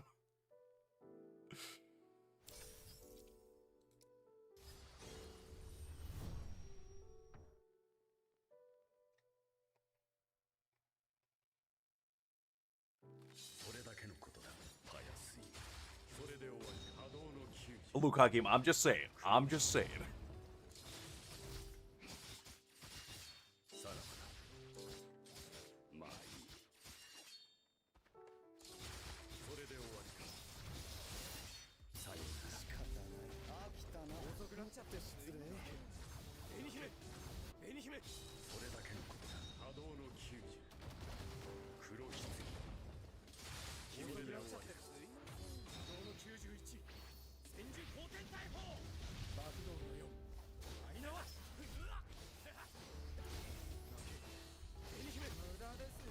Come on, Liz. Don't do EBL like that. The man asking politely. Okay, let's keep going.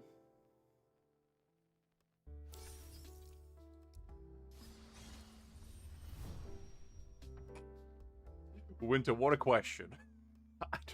I don't know, to be honest, and I don't think I want to know.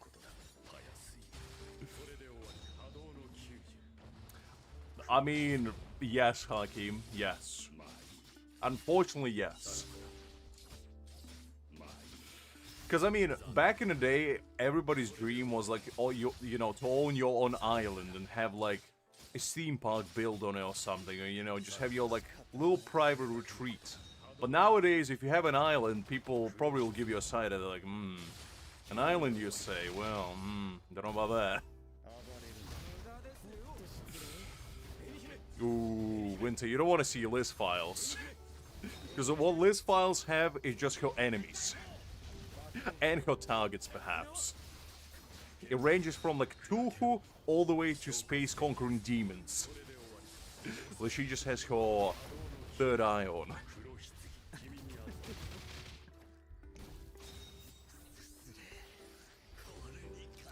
I mean, a fair point, Liz. A fair point. Because if you own the world, I guess you own all the islands. Can't really argue with that one.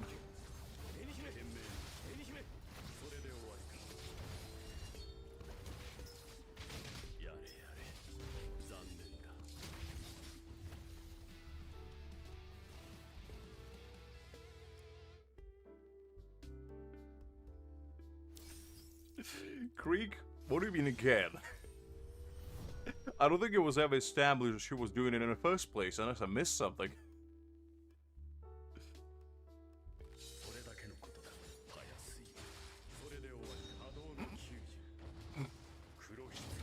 I mean, that's one way of putting it, I guess. It's one way of saying it.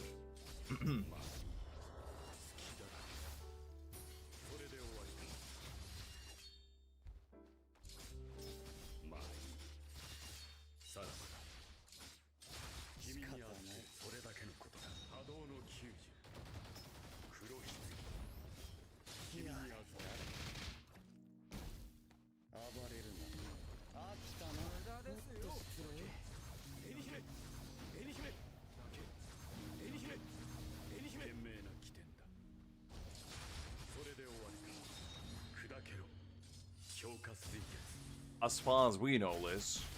As far as we know. Listen, if you own an island, ain't no shame in that, Liz. As long as we are all invited to have, you know, a house on your island, I think we'll be okay.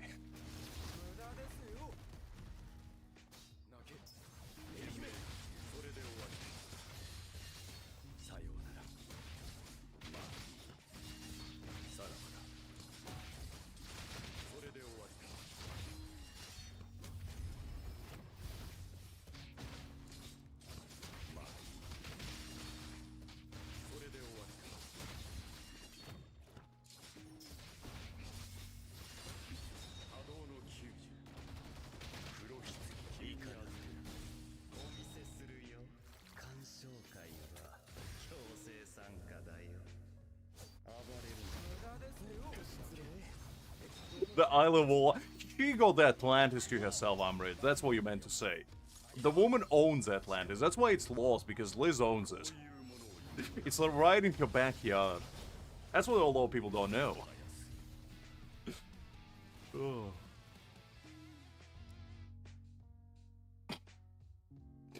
I hope no, Hakim. I hope no. Istanbul. Last time I checked, Istanbul wasn't an island, but then again, I wouldn't know. The island. Wow, that's a name I haven't heard in a hot minute.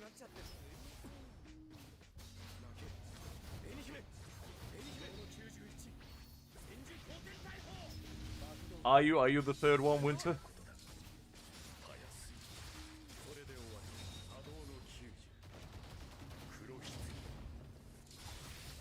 Wait, why did the counter not work?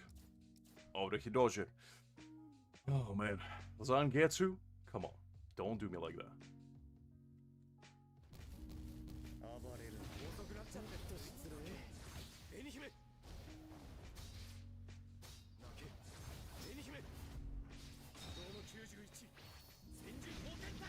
Fair enough, don't we all? T-Bill, don't we all?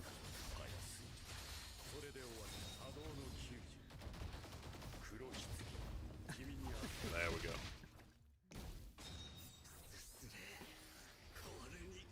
I mean, Winter, that's a fate worse than death, I feel like, but you know what? You gotta do what you gotta do.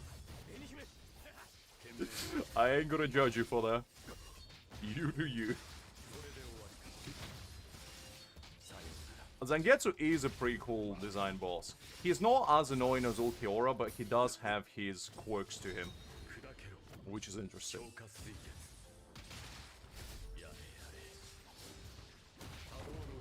Let's go with this.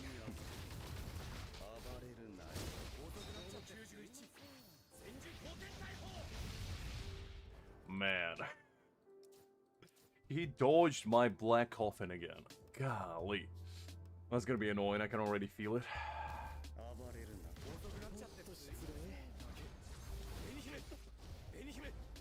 Oh, God. Okay. This is gonna be the kind of lock-in kind of boss fight. It does look clean. I like Zangetsu's design a lot. Like, especially his code, I feel like is just so good.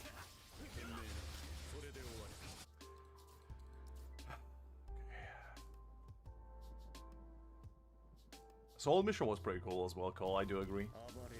Zangetsu is one of my personal favorite characters in, like, Bleach, in general, because I just like his get-up so much. Just so clean.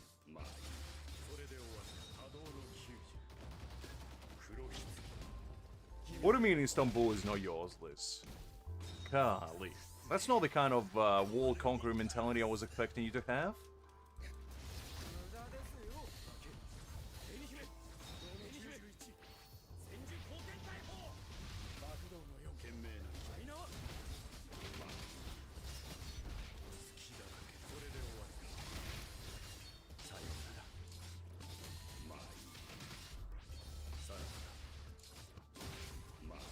Go. Go with this.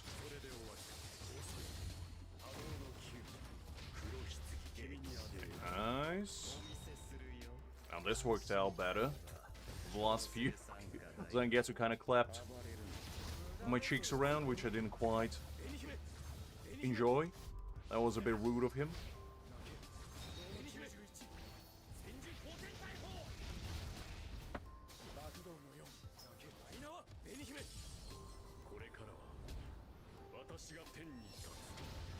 Let's see.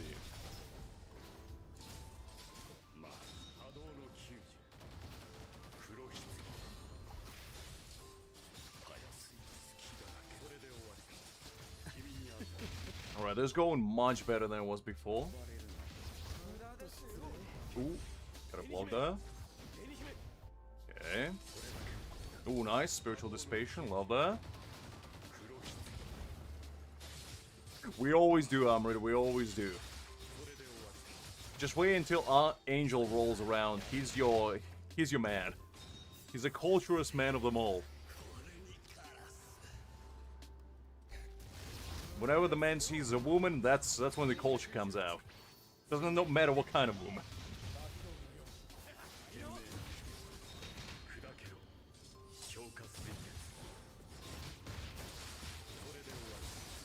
Okay.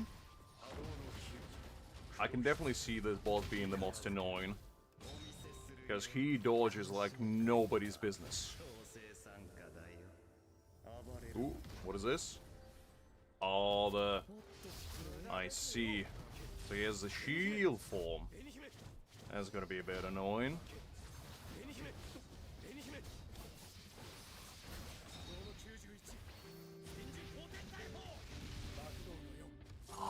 man, I wasted my eyes on the battlefield skill.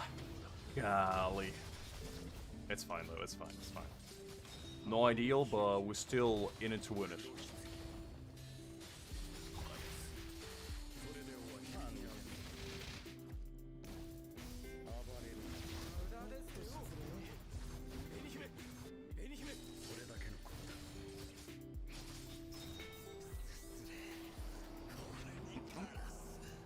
Wow, Winter. Wow.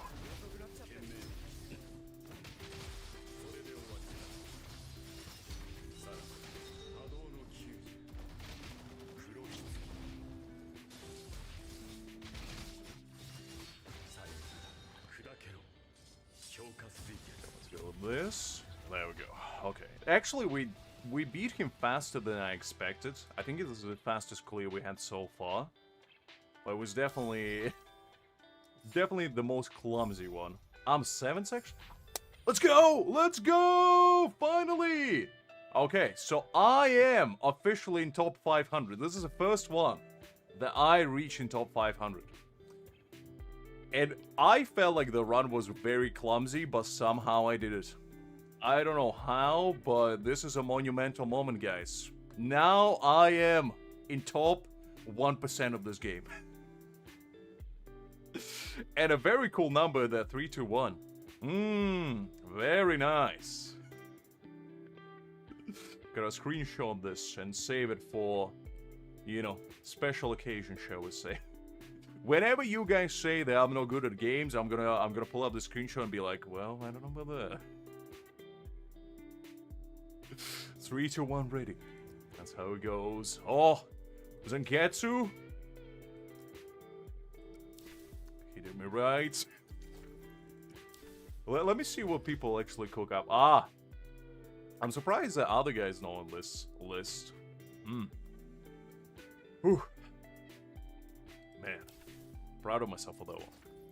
All right, so let's do this one now.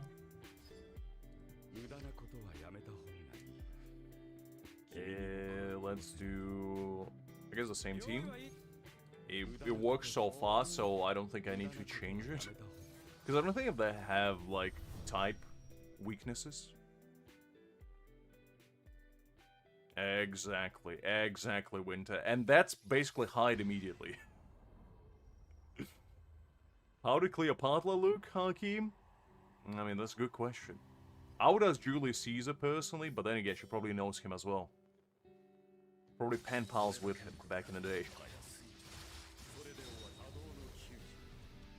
DBL, that's quite a commitment. That's quite a commitment. I think Angel would be your best friend, DBL, I'm just saying. You're lucky he's not around today, but if he was, you'll be pretty pleased with that.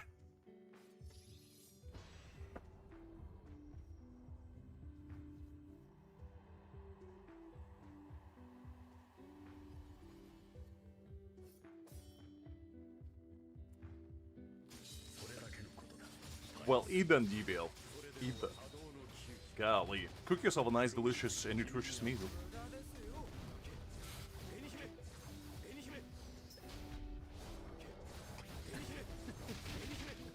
Winter, don't you be joining it. Come on. Don't, Liz. Don't. Just don't. Just don't. Just pretend you don't hear it.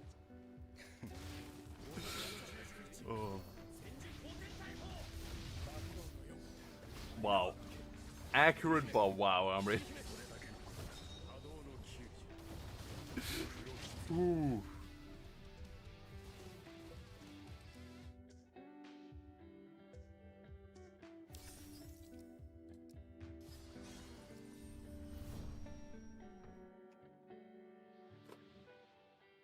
I'll take your word for it, Winter. Wouldn't know from personal experience, I'll tell you that much.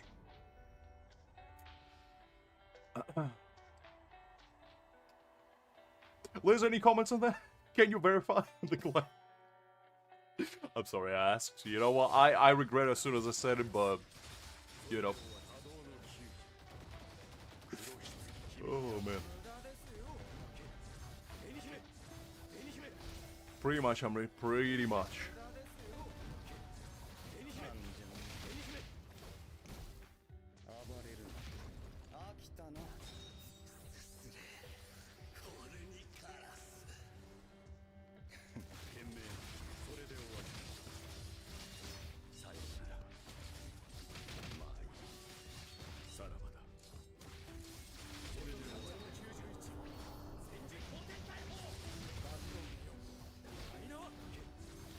I feel like this boss is gonna be very peculiar because every single time I'm gonna see Nemo, I'm gonna have like Nam flashbacks to the time I used to clear them in Frenzy Feast.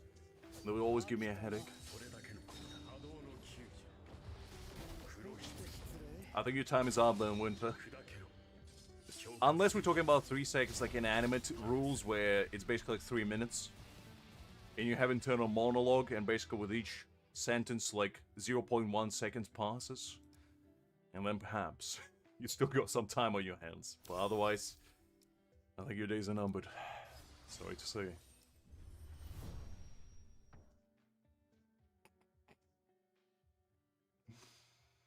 Ooh. Look, DBL, I'm gonna be honest with you. I don't think it's working. I don't think Liz is impressed. I think you need to change up your strat.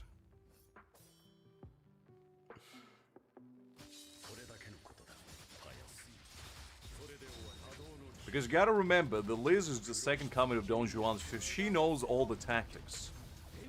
And if you want to get your respect, you gotta try harder.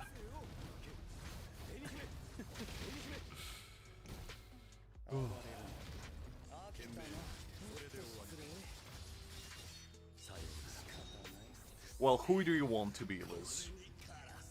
Who would you like to be? And I said second coming. I didn't say you were.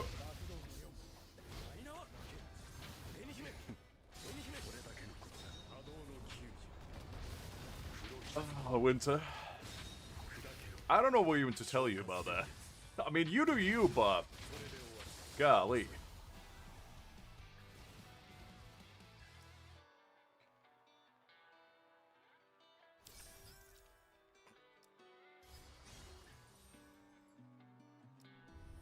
I just like to think, whenever Hakim goes on vacation, he busts out like a big notepad and basically, whenever he converses with any female, he just takes notes, basically being like, okay, smile works.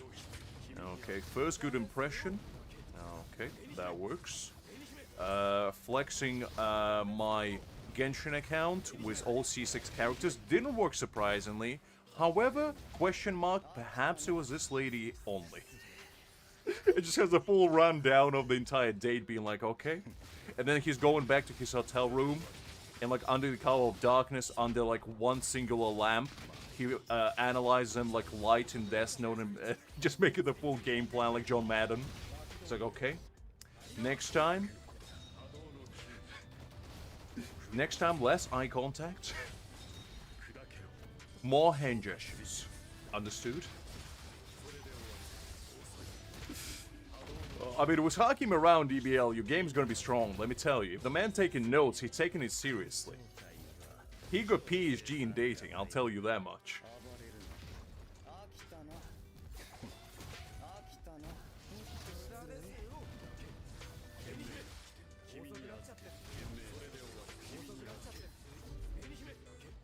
Why do you need to kneel down, Winter?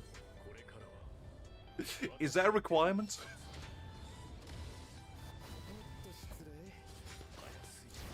Also, how are you gonna drink your tequila shot with the rose in your mouth? Well, that's a very peculiar predicament you're gonna find yourself in. So many questions.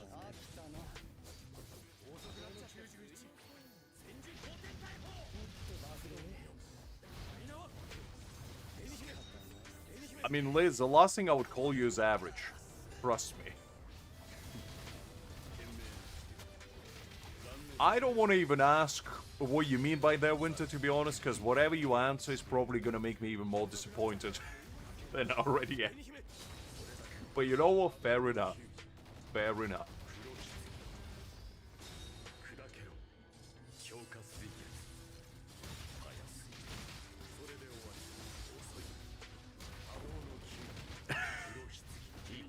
You know what? The last part, Hakim, sounds solid. Especially the chain spot. That sounds like a solid plan. And you know, especially if you're a handsome 2D anime man, I think that will work even better. Even better.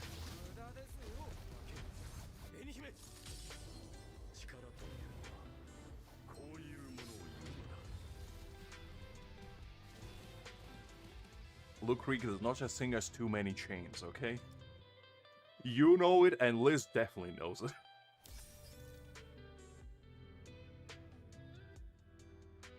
Hi there, Doug. Glad to see you. Hopefully you're doing well. I personally have B4 Aizen, and my B4 Aizen clears everything for me, so I don't think B6 Aizen is a necessity. Liz, hold up. I'm helping a gentleman here.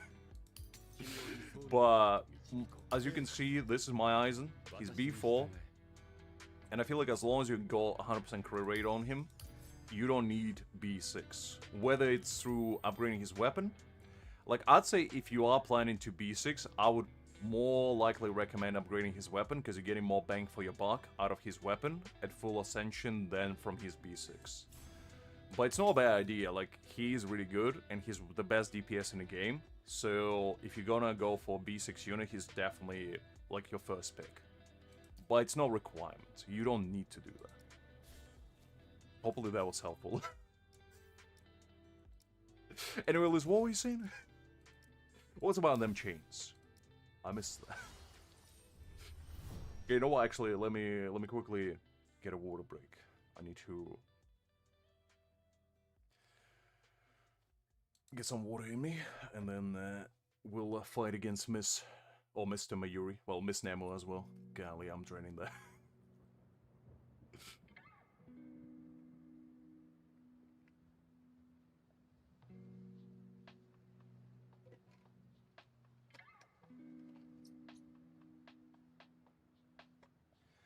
That's a little bit better.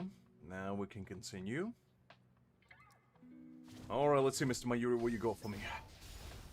Okay, that didn't quite work out. That's fine, though. You speak La Spanish. Well, that's already more Spanish than I know. So you're already halfway... No, no Nemo, please. No Nemo. I don't want to see any Nemos. I feel like this boss fight is basically luck-based. Is do you get Nemo or do you not get her? You don't get her, congrats, you win.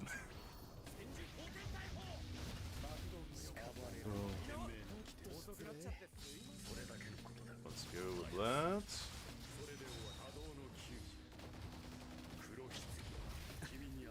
Liz is about to give you a Spanish lesson, whether you want it or not. Yeah, Szayelaporro at B0 is absolutely fine. You don't have to get him any higher than B0. Just get his attack at 5280 and his crit damage at, I think it's 175, and you'll be absolutely fine. You don't need any higher.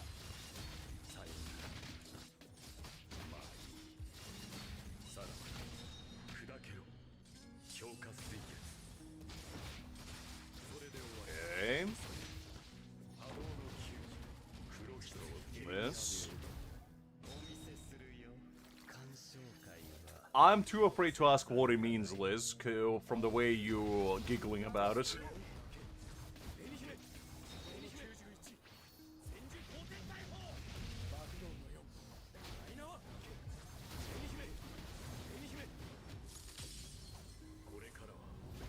Is it today's Mother Day, DBL?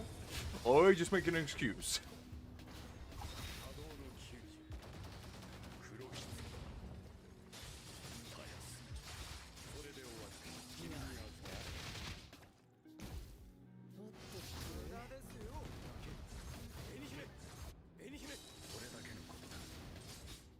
Is it today?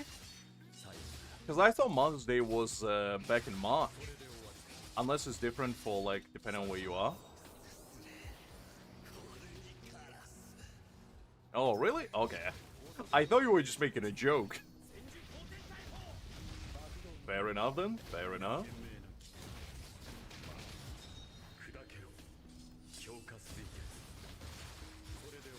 Okay, a couple misconceptions about that statement, Winter. First of all, I'm not a woman.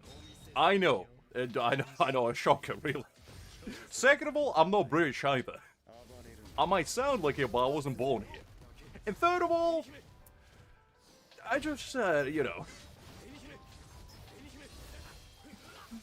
I just don't know what else to say, really.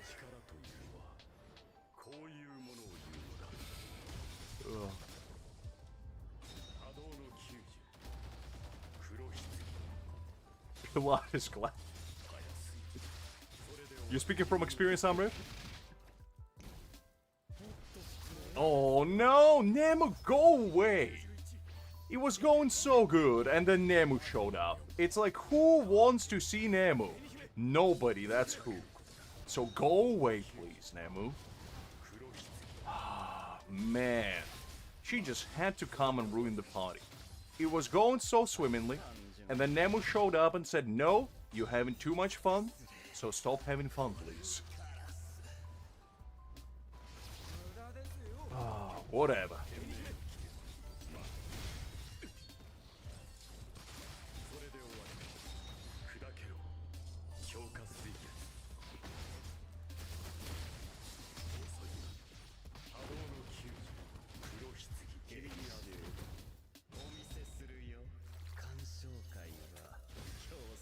I mean, B4 is really good. B4, I'd say, is extremely worth for Aizen. I would recommend B4, because at B4, he transforms into an absolute monster. He becomes literally the best DPS in a game. So B4, I definitely recommend going for.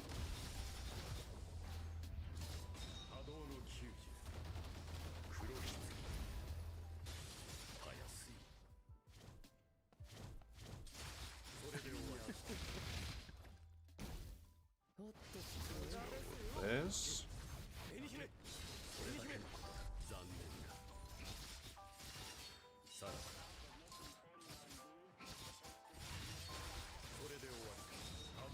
Okay.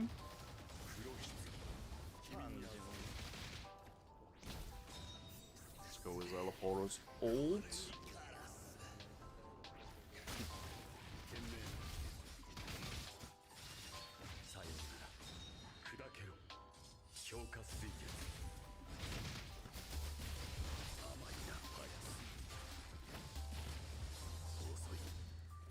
Very nice. Oh man, did it not work out?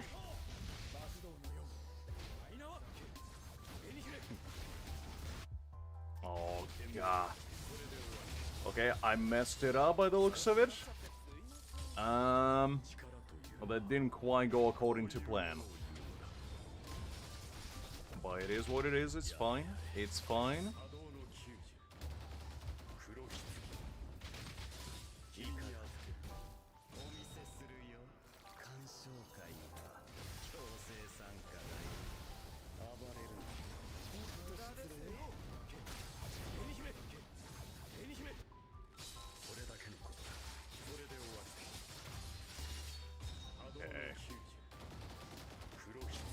I mean, he will, because Aizen is just an absolute goat in this game. He just brings so much to the table, because he can be anything you want him to be. He can be a sub DPS, he can be a main DPS, he can be even just support if you want him to be. So, he is extremely valuable unit to have all around. It does like I can only have one unit to start this game with, all over again, if I had to. Aizen would definitely be my pick personally, because he just allows you to do so much in a single unit that he's just a goat.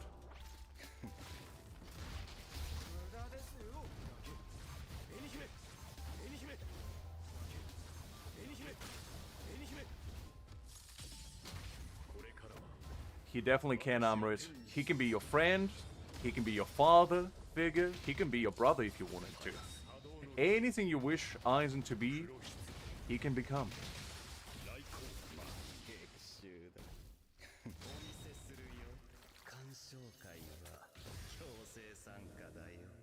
And the best part, he'll never go for milk, because Aizen is lactose intolerant. Everybody knows this. He never goes for milk.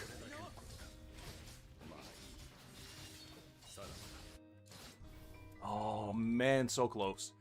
Okay, let's try it again. Oh, I messed that one up, definitely. That was a bit of my fault, because I kind of went loosey-goosey with my Yuri fight. But I can definitely do this one. Man, that Nemo, though. That Nemo is just the bane of my existence.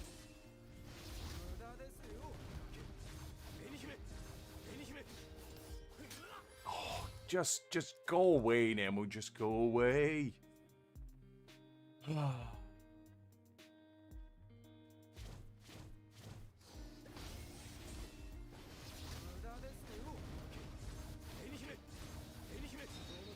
There we go, that was pretty decent. We'll take that.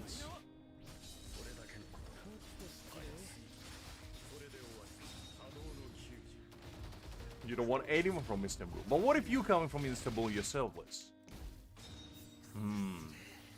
Then you don't want yourself? That doesn't sound right now, does it?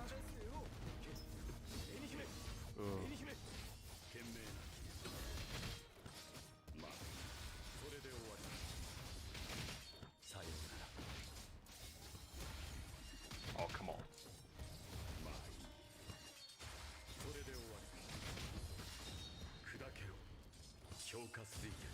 Ah, you know? I don't know. I don't know, Liz.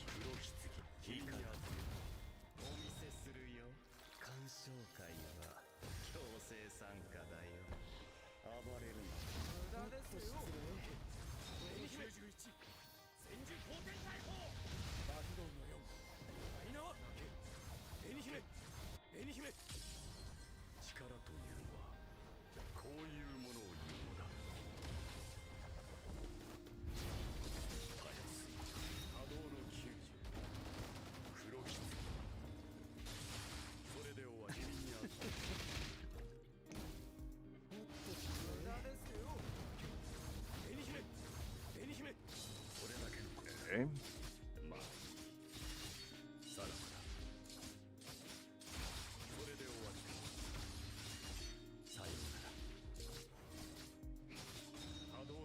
Go with this. Now that I killed Nemo, hopefully she will never show up again. Because I feel like that just was inevitable, that's why I didn't bother resetting. Which is unfortunate to say, but you know, it is what it is.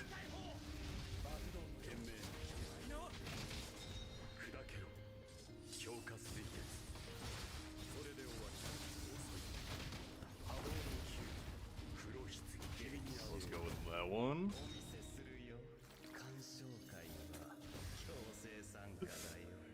I'll leave you to a little triangular debate, guys. I'll join in after I'm done beating this man relentlessly. No, no, no, no! My buttery fingers. I clicked it too early. I mean, it's fine, I guess, but I didn't really mean to. It's okay. It's okay, though. It's fine, it's fine.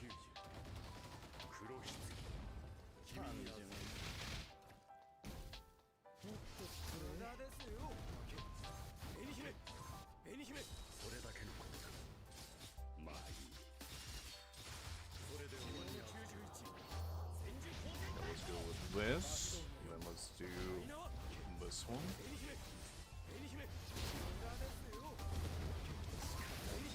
Okay, Szayelaporro's ult, nice, and then Aizen. Okay. I mean, you are the man that looks always a bigger picture. I can't put that past you, Naki. What's a bigger picture is up to everyone's interpretation, though. Okay, 1, 2.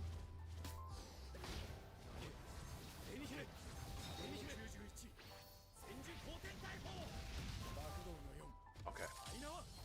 I think this is going better than the last one.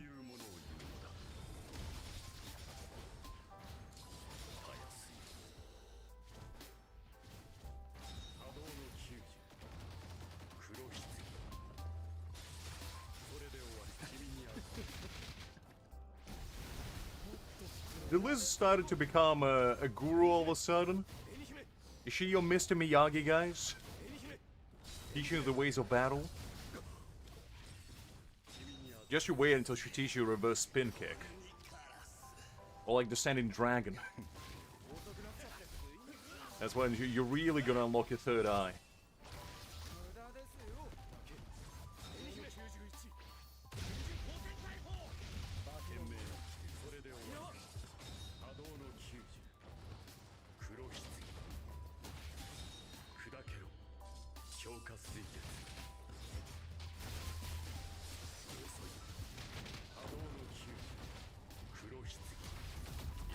Okay. Let's go with this. Okay, nice. And let's go with Kisuke.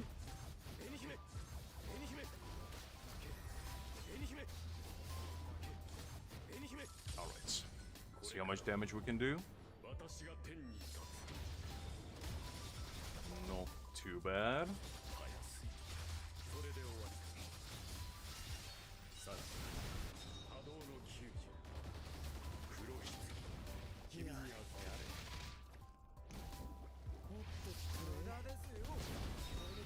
Some Spherical Dissipation. Probably would have been better to wait until Aizen's old, but that's okay. We take what we can get. Back kick. Ah, I see. That's a signature maneuver. Because every sensei needs to have their signature, you know? You can't just be teaching your students the basic tricks. You gotta have the one that, you know, if you really like them, you take them on a little stroll through a bamboo forest and you impart on them the secret technique from the ancients. Okay,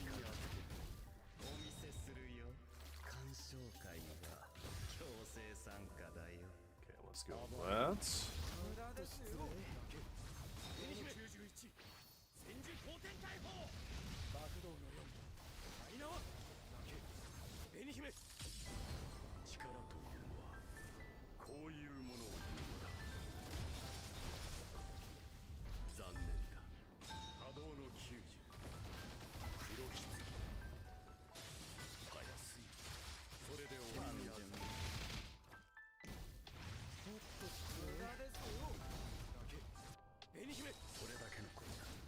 Ooh, man. I don't think I'm gonna make it. Golly, half HP bar. You son of a gun, Mayuri. Alright. We were close, though. We were close. We can definitely do this. I just need to get around where Nemu doesn't bother me.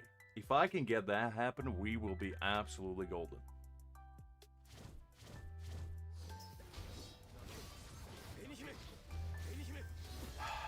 Nemu? Can you go away, please? Whew. And by who may that be, Liz? By your harem of wives?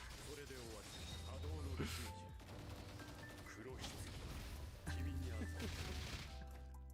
we go. Nice. Ult. We'll go with Kisuke. Oh, no. Not that one.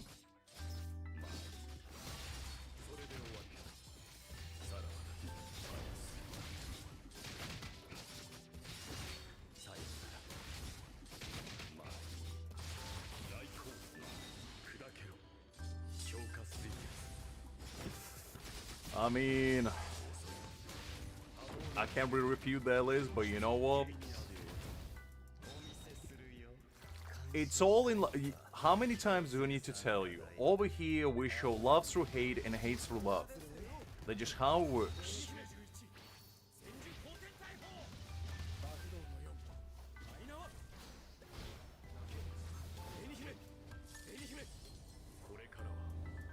Okay, let's go with this. Nice. I mean, I wouldn't say I have a lot of female friends, but I do have female friends. Because I mean, but it's not like it's not a point worth bragging. I don't see myself as being better than somebody just because I have female friends. I do. So I don't really get that humble brag from you, Hakeem, but like not the kind of lady friends you thinking of though.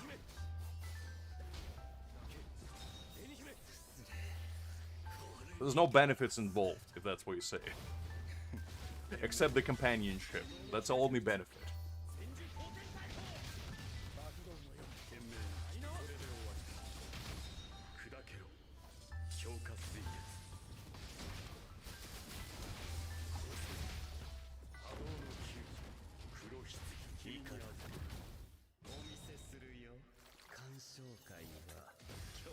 I mean, that's fair, Hakim. As I said, I'm non-judgmental individual. That's absolutely fine.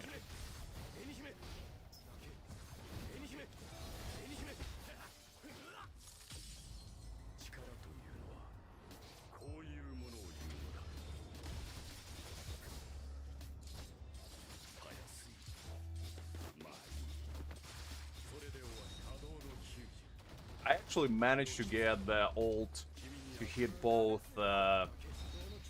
Mayuri and Nemu somehow, which I never had that happen before, so that was kind of cool. I almost made it justifiable for her to appear. Okay.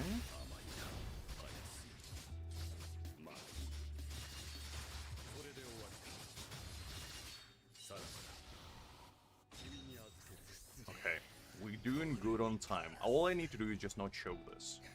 If I can manage to do that, we will be absolutely golden.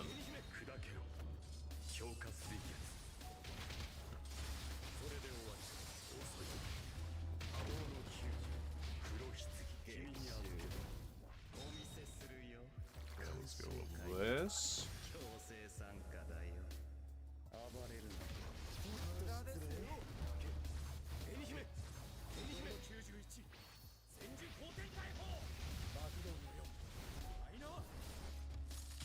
Alright, let's see how much damage we can do now.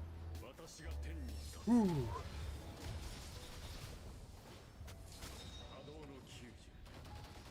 I mean, that is pretty considerate of you, Hakim. Can't really say much about that.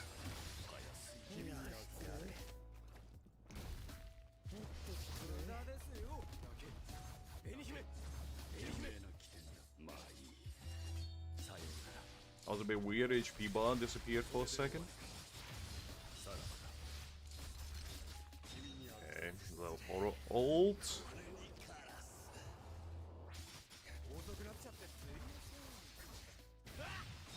Okay.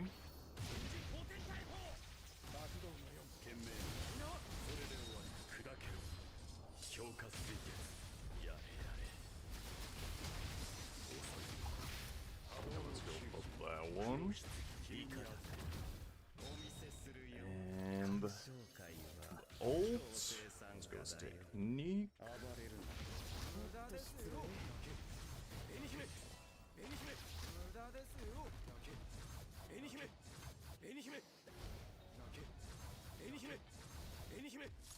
Okay, let's see.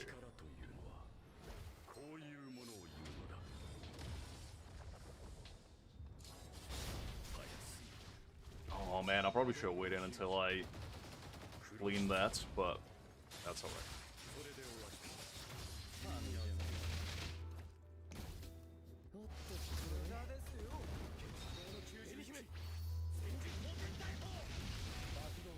Absolutely, Hakim. I know. I know.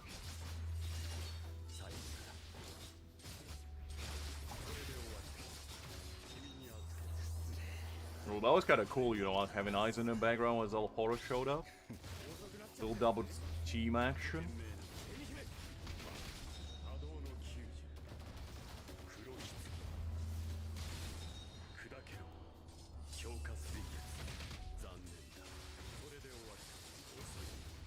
Okay. Well, that was not the cleanest run. Definitely the hardest boss out of all of them. But, you know, I don't think I mean, I'm somehow in top 500 with that awful score. Golly, I don't know how I managed to squeeze in top 500 on that, because that was That was a pretty awful run. Not gonna lie.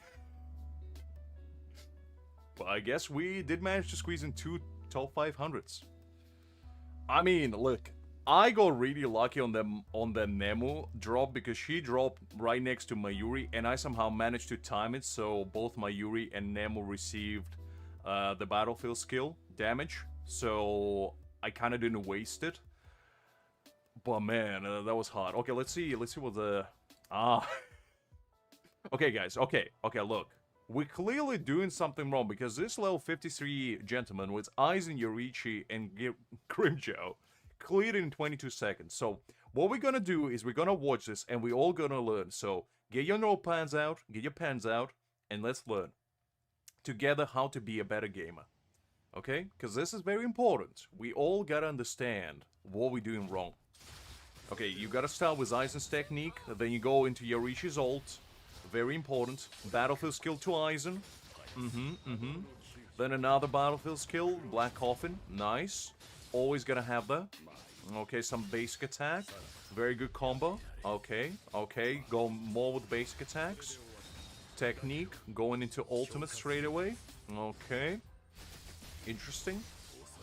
Okay, Black Coffin, standard. Nice. And pay attention, this is how he does it. Okay? So technique, and then the ball just gives in. You know, Aizen does his power walk, and Mayuri just concedes and basically says, "You know what? Point taken. Point taken. I'm out of here." I hope you learned something, guys. I hope you learned. Hi there, Sadvik. Glad to see you. Hopefully you're doing well. You just missed my conquest towards top 500 globally by beating this handsome gentleman right here.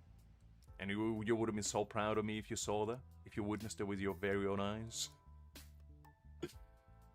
Oh, man. Okay, since we did climb, because I was originally planning to go to, like, the old ones and try to get into top 500, but since we go in top 500 for these two, I'll probably do these a little bit later, so let's take a little break and do some deadlock, and after that we'll probably jump back and try to maybe get a couple more 500s in there. But yeah. Oh, Sadvik, you're the sweetest man alive. That's why you're the knowledge keeper. Unbelievable. After this, sweetheart. We're doing alright, just, you know. Hakim is professing his ultimate dating prowess while Liz is hiding hers. Because, as we all know, Liz is second coming of Don Juan and she has a harem of at least 3 digits. What those 3 digits are is only for her to decide and for us to find out. She puts Chinggis Khan to shame is basically what I'm saying. And I'm just here, you know, being the humble purveyor of eternal knowledge. Cracking jokes. Taking names and chewing gum, and I'm all out of gum. So, you know, gotta settle down for the first.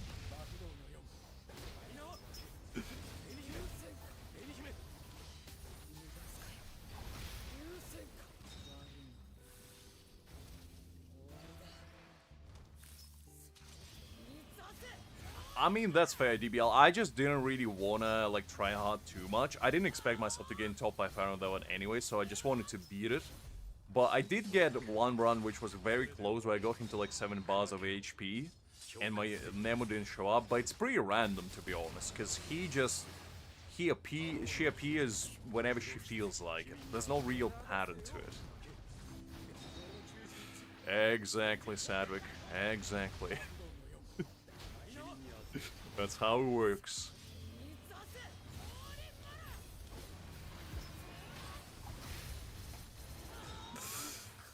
Wow. Liz is climbing in age faster than the sun revolves around the... Oh, man. That's a good one.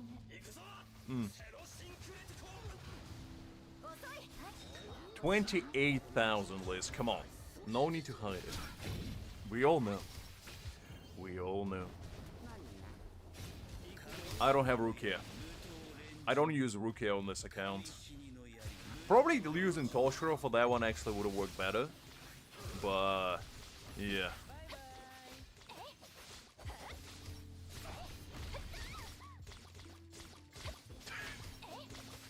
I know, Sadwick, I know.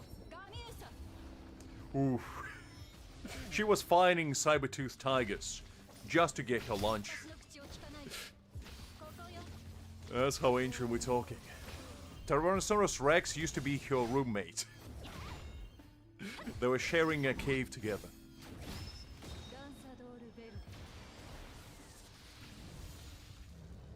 Creek too many. Too many to count. There's not enough numbers in the world to tell how many.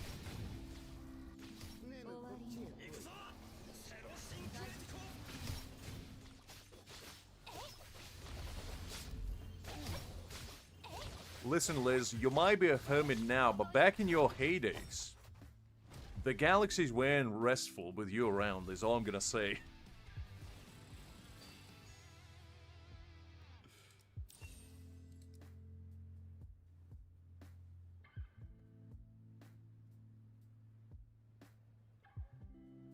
Liz is only an old soul. She might be 28 on the outside, but on the inside, she's as ancient as the time itself. And that's her secret towards success. That's why she's so wise. Because she lived through Big Bang, the Small Bang, the Medium-sized Bang, and the Medium to Large Bang as well. She's seen all the bangs. And she caused many of said bangs as well, so something people don't know about.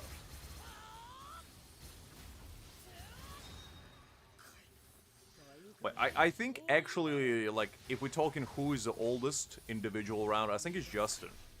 Because Justin, I believe, in his early 30s. But he doesn't sound like it. Liz sounds like she lived for millenniums. Justin sounds like he's about my age. And that's a difference. That's a difference.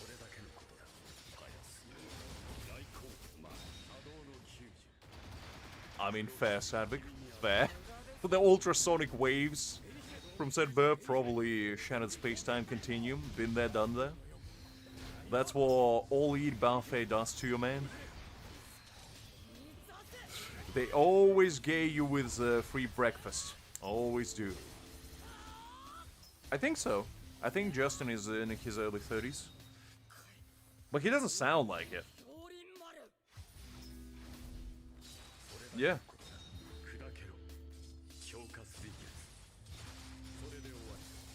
But look, I don't see Justin as 32. Justin is a young man, okay?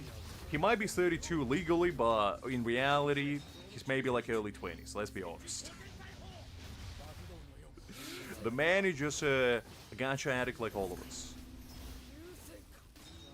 He is a dad. Yeah, he is a dad. He'll be a kid. So Justin is like the most well put together member of society out of all of us. That's why we all gotta look up to him. He, you know, got a stable job, he got hobbies, and he's a gacha addict. So, you know, and he got a kid. Like, the man is very well put together.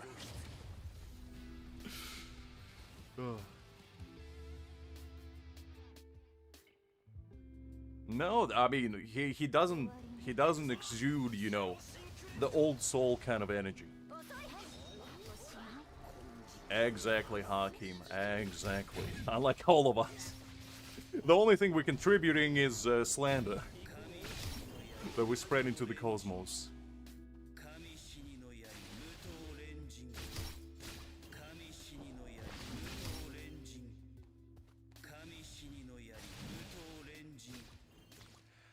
Listen, Liz, you can't hide your witchcraft. You were responsible for that message, and you know it. Who acts the oldest? If you ask, are you asking me legitimately? If I had to name somebody, it would probably be Doc. Because Doc acts like he's 50 years old, I swear to God. The little man comes in, and he just, you know, he lectures you on your grammar, he lectures you on history, The little man is only like 16, but I swear to God, he sounds like he's a retired old man. They got too tired of life already. I think he's 16, I believe. He's in high school. Which probably why he sounds like that.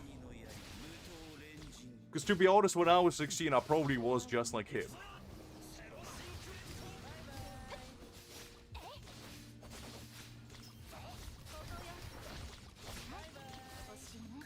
Hi there, Devaji. I'm glad to see you. Hopefully you're doing well. Finishing Bleach in 2 weeks is pretty impressive, to be honest, because isn't there like 400 episodes? That's actually quite a lot of dedication. I respect that. I think it took me like a month originally to finish it all.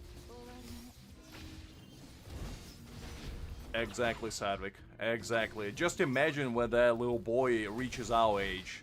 He's probably already gonna be in the sagehood. He's gonna open his third eye and see the world for what it truly is.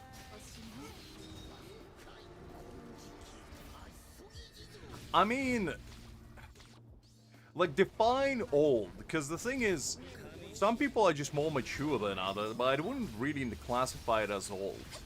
Because, like, Dark is definitely the stand-alone case, but I'd say majority of everybody else are pretty much the same. Like, we all kind of speak in the same way. I don't think there's any other, like, standalone case that I can pinpoint to. Maybe Greg, because Greg is, like, more mature than majority of us. But I wouldn't classify it as old, I would just classify it as, you know, Greg being Greg. Because, you know, he gotta keep up with his lawyer act, shall we say, to ensure they don't get cold waters.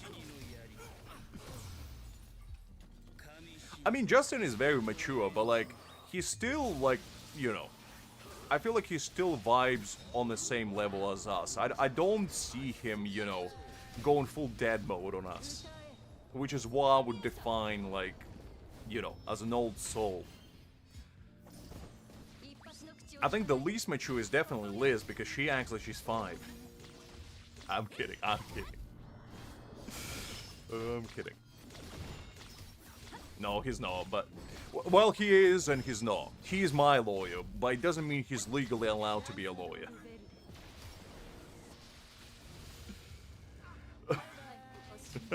Greg is basically my lawyer, my therapist, my chef, my gardener, my,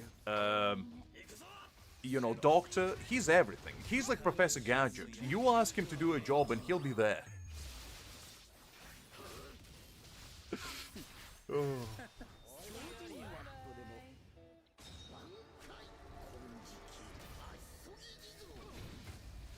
Excuse me, Liz, excuse me. I didn't mean to slander your good reputation. Severe apologies for my severe lapse in judgment momentarily. But yeah, otherwise, like, I genuinely don't think there's anybody, like, a standout that I would call quote-unquote old. Except myself. I'm as ancient as time. Winter, get some rest. Golly, no sleeping for 2 days. It reminded me of my middle school days when I used to grind League of Legends, trying to rank up. Ain't good. Exactly, Liz, exactly. And he does live in a Malibu mansion that is fully pink, and he does drive a pink Corvette. So you know he gotta go. Jody... Wow, what a comparison, T. I mean, when you put it like that, I guess so. I guess so. Oh. Oh, that's cool, Deborah. That's cool. I remember the first time I got to watch Bleach when I was like 12, and I got hooked up immediately as well. It was quite an experience. And Bleach is like one of the only animes that I watched twice. And Death Note, those are like the only two that I've seen twice. Because usually I don't rewatch anime that much. But yeah, it was a very special experience. Okay, let's do this, and then let's put our... Well, actually, let's do this.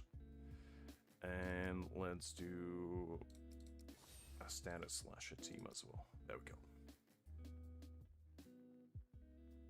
Oh, that's sweet, Winter. So you're taking care of somebody else. Okay, that's justifiable then.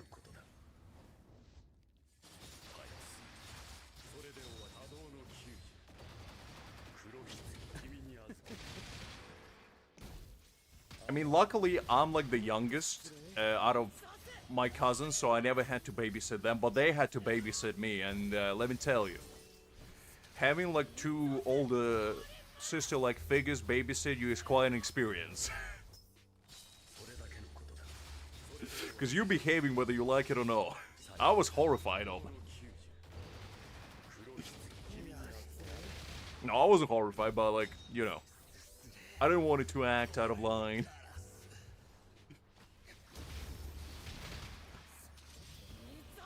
I mean, Star is a special case, Liz. She defies age. She could be -5 or 10,000. I don't know. She's outside the boundary of norm.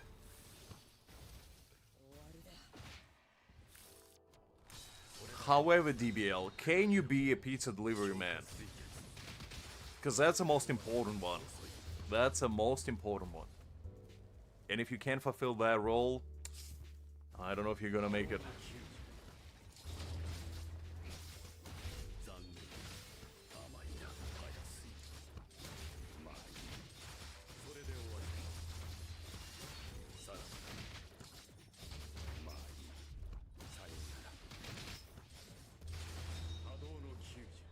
Oh, the champ break up.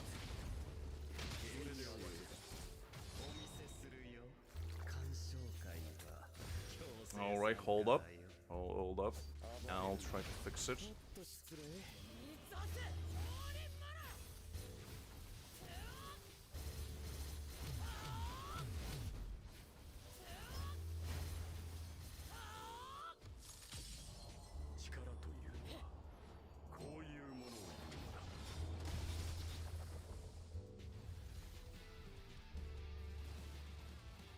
Alright, that hopefully should come back in a minute. I'll read it from my phone for now. Look, Sandvik. At this point, I might be thinking that you just voiced it inside my head and there's no way to prove otherwise. And they just lie for you. It will come back in a second. As I say, I'll read it from my phone for now. Don't think I'm ignoring you guys.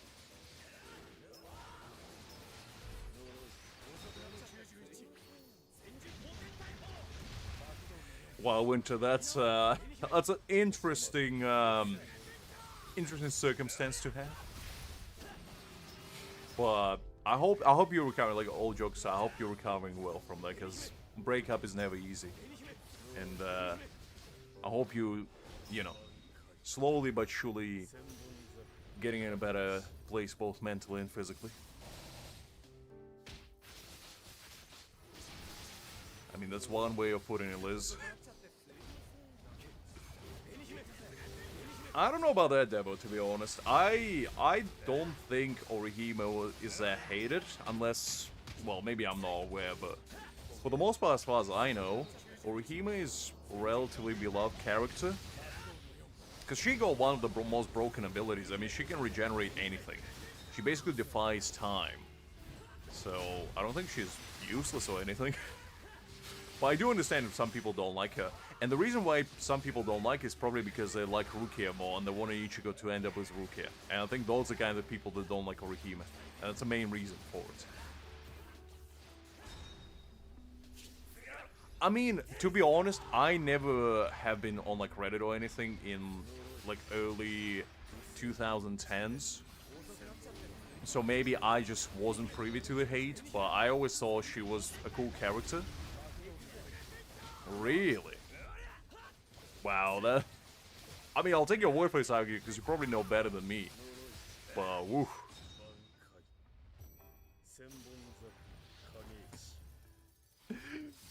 Winter, I don't think you need a significant other for that. I think you just need to ask a friend. Just be like, John, I just need you to do me a solid. And I think you'll be sorted. Sadvik, come on. Sadvik, come on. Golly. I hope none of you listen to that stuff. Just to, you know, so I can sleep at night peacefully. Because I like ASMR personally. But not that kind of ASMR. I like, you know, like a British gentleman selling me candy or something, you know? Or like ice cream. Or, you know, going on like extravagant journey through time and space or something. Or just a rain sounds in the background. Something like that. I think it's cool. But everything else I think is a bit much.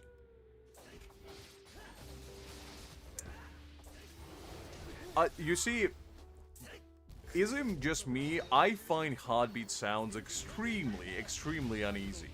Like, they just make me feel like I'm in a hospital or something. I don't like them. I don't even like hearing my own heartbeat.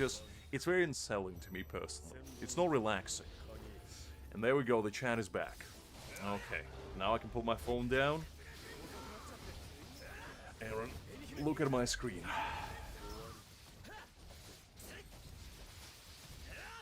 Not even fake, like even a real one. I just don't like heartbeat sounds. I find them very unnerving. I wouldn't say I find them creepy, but like I definitely don't find them relaxing. I'll tell you that much.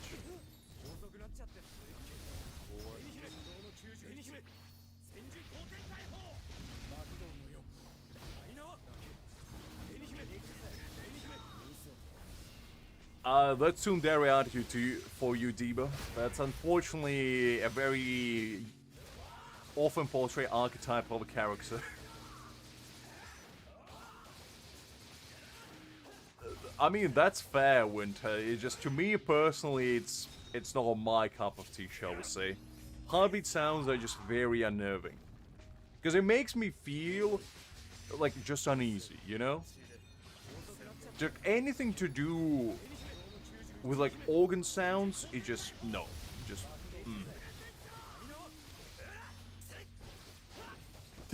Ritual assistant. If your elder sister doesn't beat the absolute living being out of you whenever she sees you, is it even siblings love? Come on. Sadvik, can you confirm?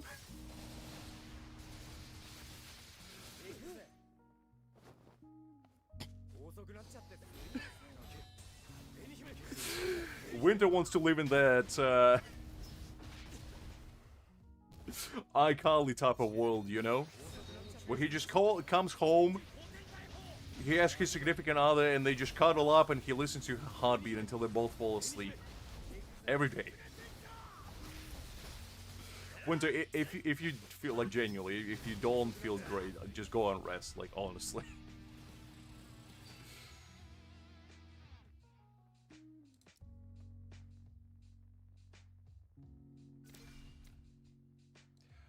I like metal music personally, not as much as I used to, because I used to be a pretty big metalhead.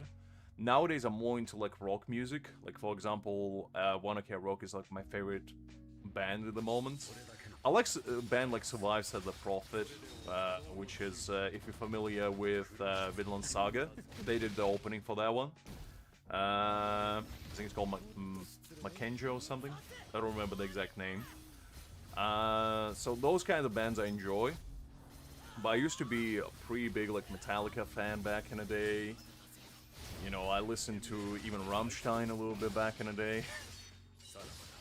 My uncle actually used to be a really big fan of Rammstein, because he used to work with a lot of German people. And they're like one of the biggest bands that, you know, sing in German. And he actually took me to the concert one time, and I swear to God, I never felt more like I was part of, like, satanic ritual, just because everybody was singing the lyrics and I couldn't understand a single thing, and I just felt like I was doing something illegal. But it was fun, it was fun, it was a pretty cool experience. I couldn't understand a single word, but it was a cool experience. Really?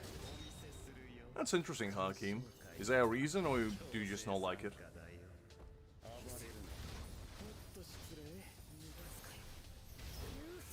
Sadly, that's one way of doing it, I guess. Hakim, I think you're mistaken metal for rock and roll. So rock and roll is like the Beatles, okay? That's your rock and roll, like Red Hot Chili Peppers. The guys that you're thinking of is like Slipknot, you know, like death metal or like heavy metal. That's the guys you're thinking of. That's not rock and roll. That's a different genre. And metal is not always like that either. It's like death metal or heavy metal you're thinking of. Are you thinking of Kiss? Have you just listened to like one song from Kiss and then you're like, man, these guys, I just don't get it. Because that's what you describe it.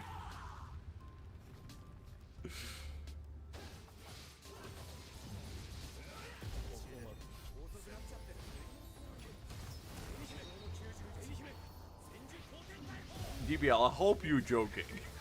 Because if you're not joking, I never watched Dragon Ball, but that's one of the reasons I'll never watch it.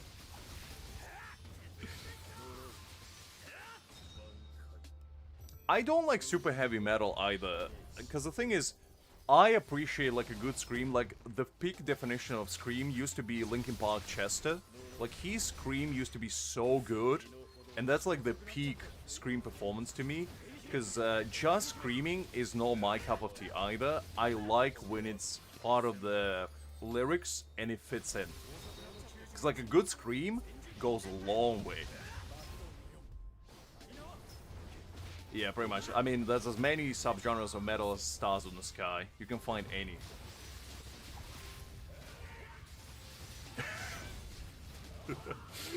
I mean, the flutes are pretty scary, sadly. Come on. Have you seen them? All these holes on the top, I mean. Whew. Pretty scary stuff. Especially if you go tryptophobia, I mean, that's like 8 holes right there.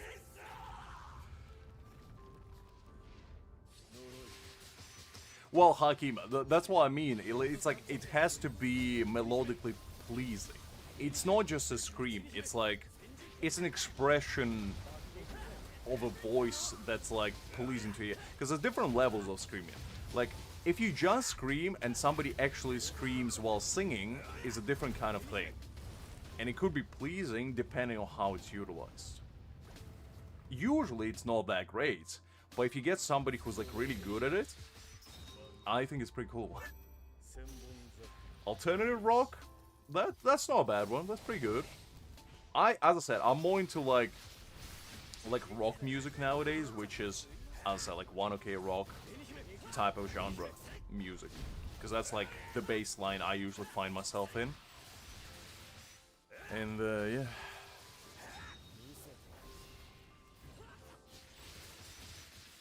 no, even never heard of that one.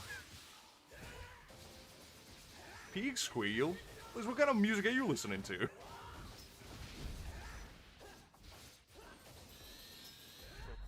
Mongolian throat.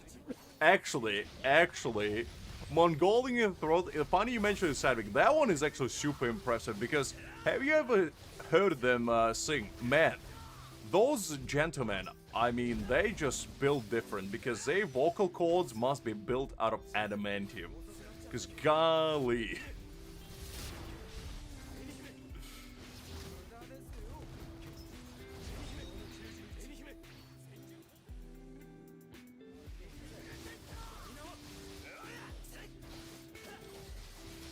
I think it's very impressive. It's not the kind of music that I would listen, you know, in the background while playing video games, but it's definitely very unique.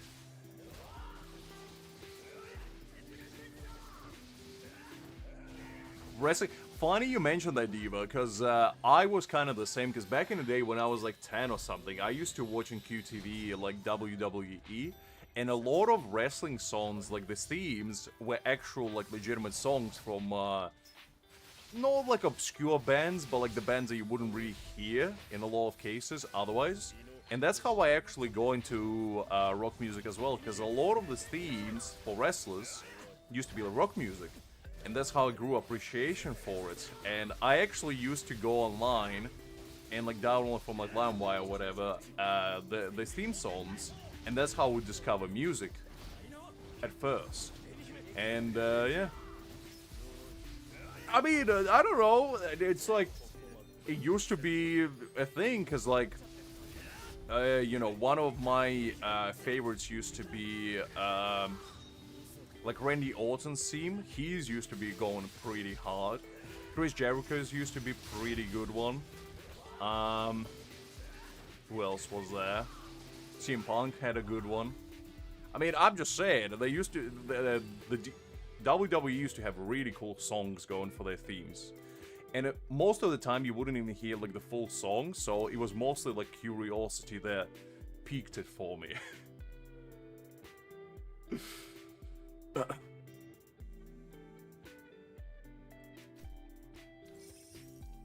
Okay, we cleared this one. Now, let's do the Frenzy Feast. Exactly, Satvik. Exactly. I mean, I didn't watch WWE in a long time, but that was like my way of appreciating music in one way. Because if I never watched WWE, I probably wouldn't. Well, I'm saying that I probably wouldn't have discovered it as quickly as I have. But it definitely brought me appreciation towards the genre in the best way possible.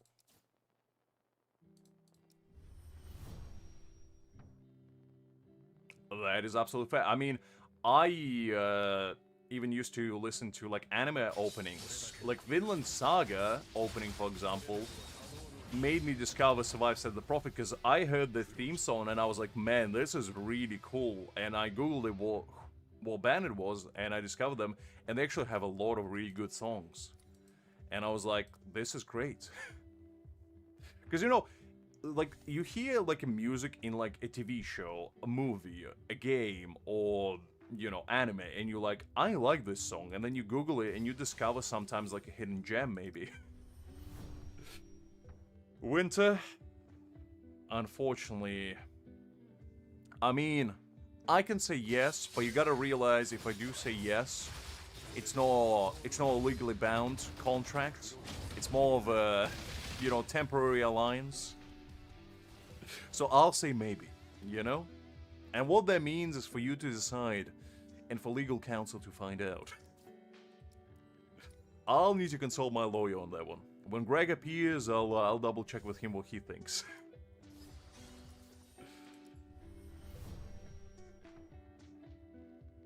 I listen to Sleep Talking, but to be honest, I like them, but their music is very like hit or miss for me personally. Because some of their songs are really good, but some of them I'm like, they're good, but not really my thing.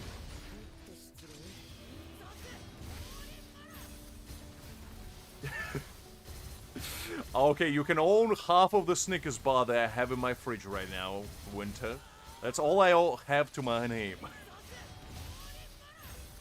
And I got a jar of pickles, so if you want that, we gotta spread it out, because, you know, a good jar of pickle goes a long way.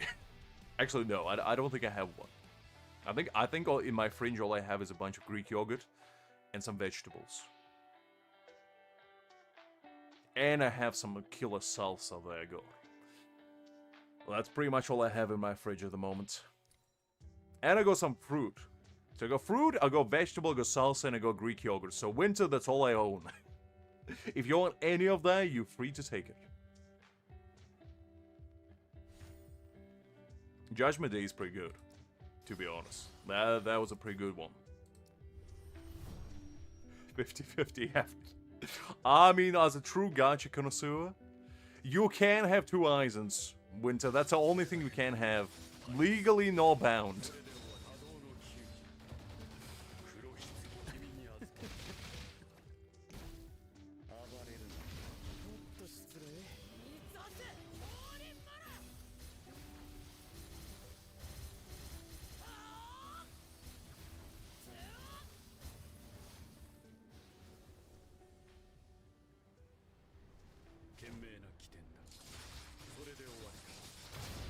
That's fair, Liz. I mean, we all have that one special, like, band that we always can fall back on, and that's like a comfort place, you know? For me, nowadays, is 1OK Rock, but it used to be like Linkin Park, Hollywood Undead used to be pretty big on me, Green Day I used to listen to quite a lot, Papa Roach, like a bunch of bands I used to, like, really vibe with. And it's always good to have that one where you can just put on the playlist and be like, I feel better. Now that I'm hearing this, I feel better. Exactly, Sadvik, exactly. Rent free at that. The man never paid his rent.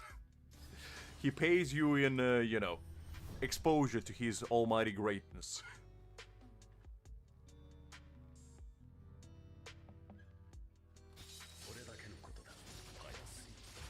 I mean, to be honest, Eva, I haven't watched WWE in years at this point.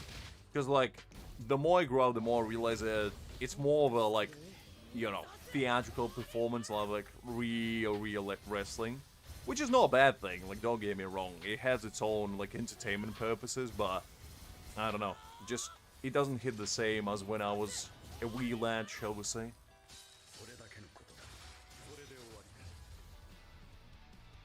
I'm not sure who that is, to be honest, Winter.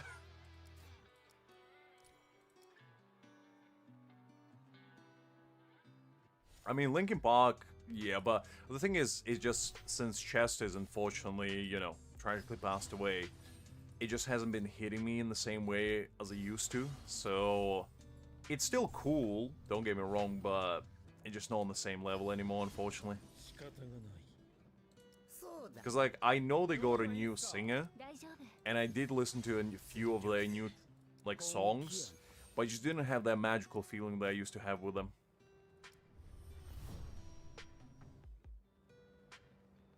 Why did you jump on your own hand, DBL? What was the reasoning behind said action? You gotta have a reason, you can't just say you did it.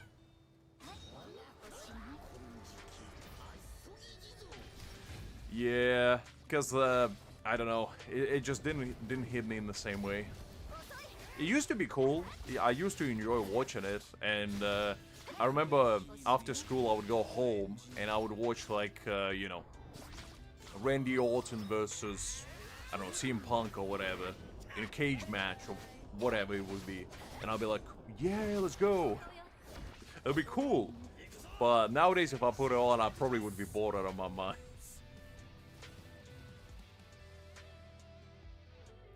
Looking in the park. What is that even supposed to mean, Winter? Because I don't, you know what? I don't think I want to know. I don't think I want to know. Because that sounds illegal and also kind of wrong. Maybe illegally wrong. I don't know.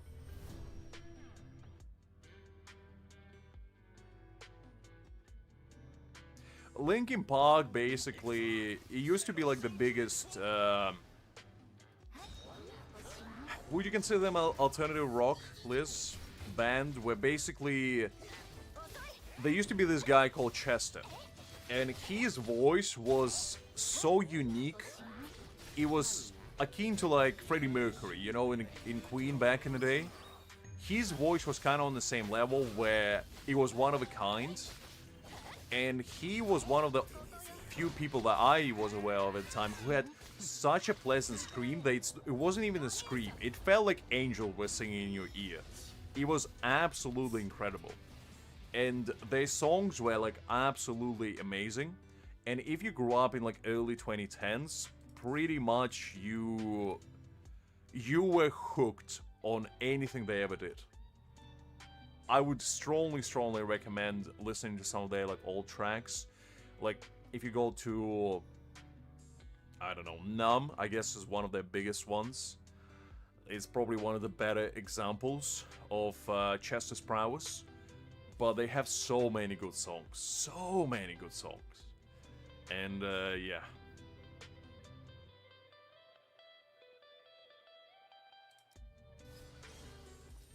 But yeah, he unfortunately passed away. So, yeah, that's why they're not as big as they used to be. Because Chester used to be like a leading force. And, yeah, unfortunately nowadays, ever since he passed away, they just haven't been the same.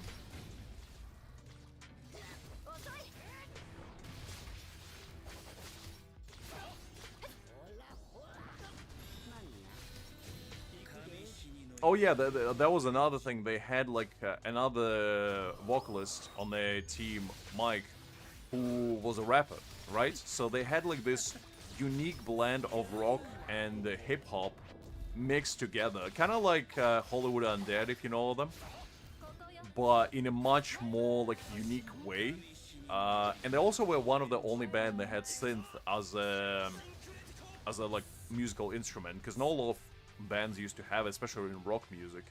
And they used to have like a bunch of different like unique instruments involved in their songs, which was very unique. I wouldn't say it was Screams from Hell, Liz. I don't know, maybe you listen to different kinds of songs. I found his screams very relaxing, personally. I don't think he ever had any, like, death metal screams.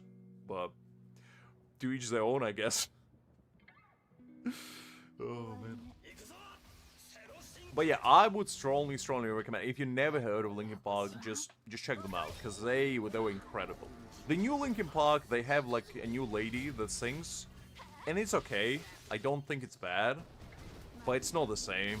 Like, the chemistry just wasn't there, because Mike and Chester just had such a strong chemistry between each other. And they were just, like, in sync, you know? But just like the band. But yeah. I just never seen, like, a duo perform to such level in any other band. That's what I said. I said it was angelic. I don't know why Liz said from hell. I don't know what she's on.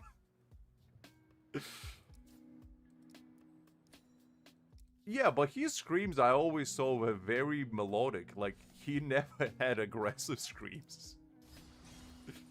But, I don't know. Maybe I haven't listened to it in a while.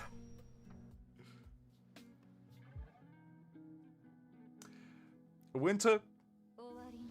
Come on. I mean, good question, Sadvik. Good question.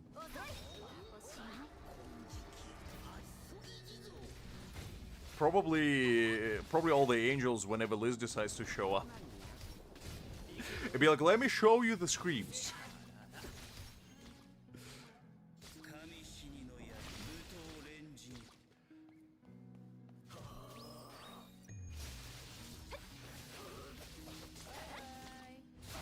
I mean, Deba, I'm gonna be honest with you, I'm pretty sure Aizen would clap all the cheeks in 0.5 seconds.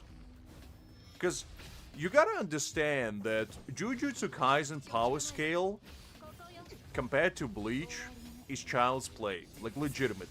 Not to say that, you know, Sakuna and like, Gojo are not cool, but like, let's be honest. Aizen is literally a god after he got Goku. The man can do anything. I mean, golly, he controls Soul Society from sitting on a chair. Which other anime villain did that? Like, come on.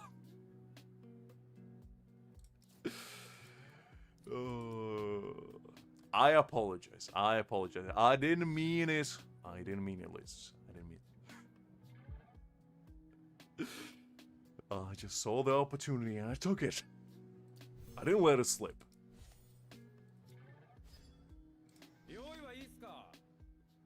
Oh, absolutely, Savik. I mean, Buff Corn, do I even need to say anything? I mean, Buff Corn rolls up, people drop down. That's just how it is. Because he's a force of nature. It just... You can't really fight against it.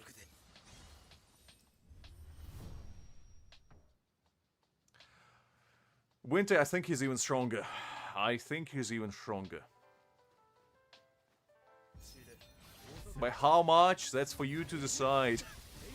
And for your therapist to find out, but much stronger.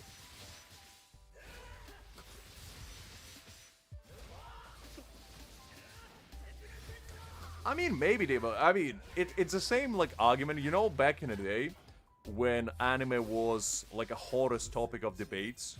Have you guys ever seen those debates about Goku? Like, can this character beat Goku? It was like the hottest debate in the whole world. Like, can Ichigo beat Goku? Can Naruto beat Goku? Can, you know, my neighborhood street sweeper beat Goku? It's like, anyone and everyone, can they beat Goku? That was the ultimate argument. Because Goku is arguably like the strongest man ever, you know? And, yeah, that's kind of on the same level. I never really entertain those kinds of debates because I don't personally care that much. I mean, it's cool, I guess, but like, Usually all those kinds of debates devolved into basically screaming matches of people saying, no, no, no, you're wrong, because, you know, Naruto can unleash, like, 6 jutsus or Rasengans on, like, a wide scale, but Goku, you know, he can summon a massive spirit bomb and, you know, summon Beerus to basically erase them all. It's like, who cares? Who really legitimately cares? Hi there, Abdul, let's see you, hopefully you're doing well. Playing Bleach. Soul Resonance, a very nice game. I'll recommend you try it if you haven't already. I don't think so, Amri. I don't think Goku is strong enough to beat Liz. I don't think anyone is.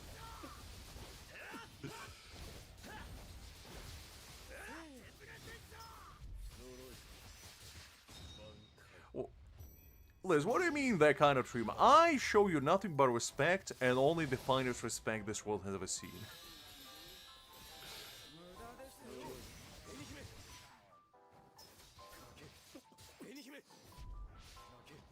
I mean, Liz, come on. Ikaku is omnipotent.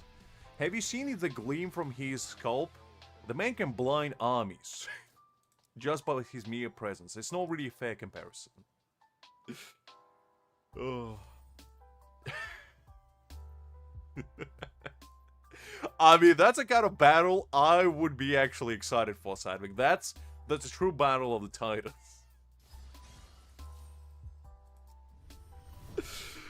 Ooh, man. Especially in debt. I mean, that's the most critical one right there, because when somebody's in debt, they're desperate. So you know they're gonna play dirty. Because they gotta get their paycheck no matter the cost. They got bills to pay. And Goku can... Oof.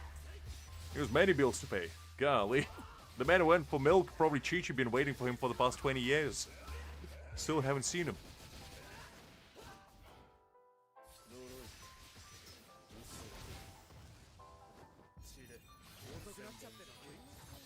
I don't have Kenpachi, Abdul. Never did. Unfortunately, I wasn't brave enough to summon for him when he was out.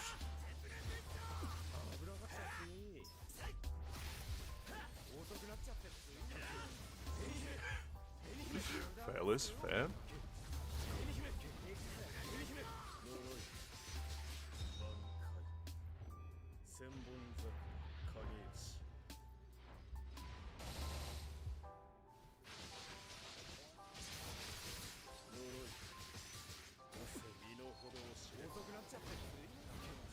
Hi there, J-Ball. Let's see, hopefully doing well.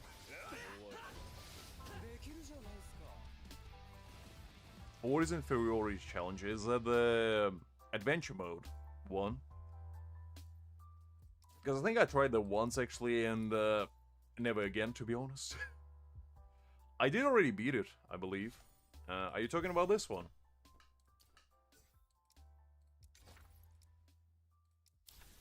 Are you talking about this one? Because, yeah, I beat it earlier today.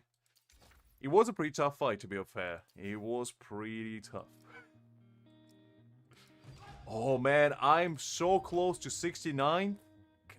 Lee, I overshot it. I blew it. I blew it. No. Ah, whatever. It's fine. It's fine.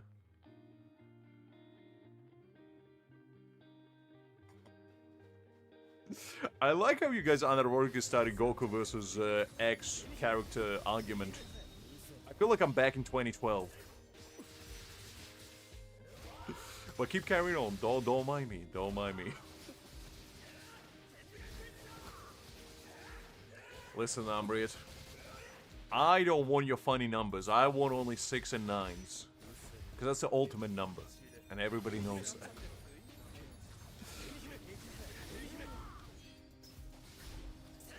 I mean, Debo, that's a good question. Greed. Greed is what happened because, unfortunately, the company that was in charge of One Punch Man just decided not to spend any money on it. And who would have known if you don't put money in animation, it's going to turn out bad. Just, you know, a little unfortunate circumstance.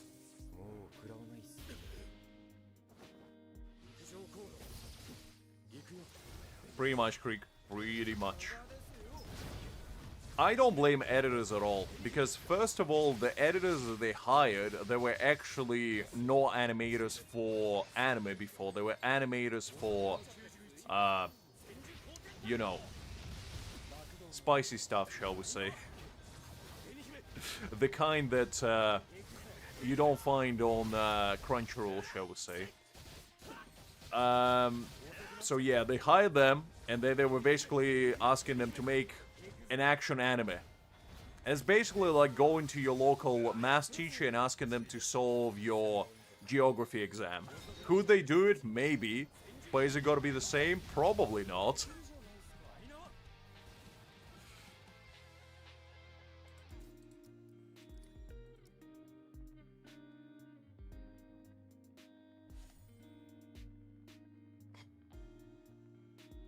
I know, Sadvik. That was the funnest part. That's why it made it even better.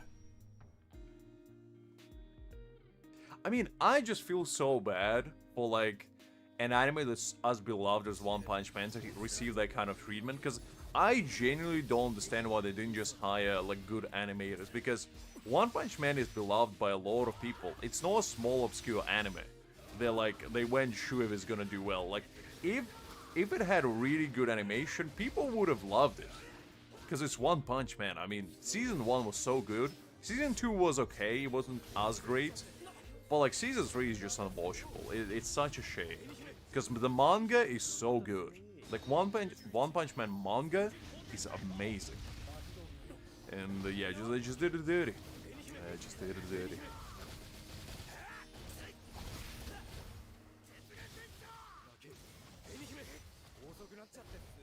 I think they should redo Season 3, because, like, I feel majority of people wouldn't be even mad about it, because a lot of people didn't even watch it to begin with, so I would say it would be way better to redo it entirely. I think that would be, like, the best case scenario. Will they do it? Probably not, but that would be the optimal solution, I feel like. Liz, if you are not feeling well, feel free to rest. It's absolutely fine. Oh, absolutely. I remember reading, like, actual hardcover manga when I was in Japan a couple of years ago. I went to one of the manga stores, and they had, like, a bunch of volumes of One Punch Man, and I just was browsing through, and I opened up, like, just a random volume, and it was a fight between, Garo and Saitama, I believe. And man, the drawings were insane on that one. Golly, it was so cool. Like, if you've never seen manga for One Punch Man, I would urge you to just look it up, because it's so good. It's so good. But yeah, animation is not so much, unfortunately. Unfortunately.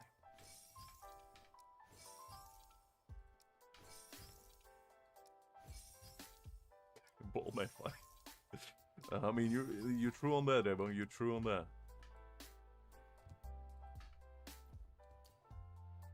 Okay, 48th. That's fine. Man, these try hard. I swear to God. All right, so we finished that one. Let's do the Unknown Adventure, and then we'll probably jump into Trial Tower and try to clear. Well, actually. You know what, let's do the Spirit Trial Tower, because we might as well. Because I haven't finished it, and, you know, it has been a while since I tried it. So let's clean that one up, at least, and then we'll go to the Unknown Adventure and do that one.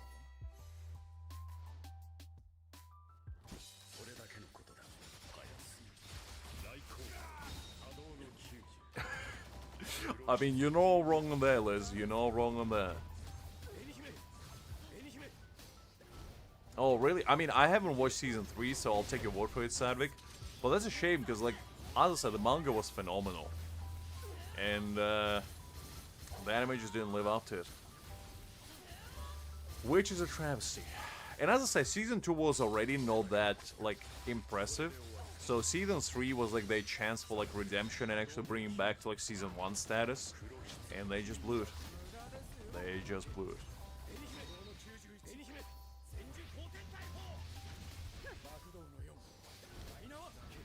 I don't think we are on the same server, DBL, are we? Are you on 21st as well?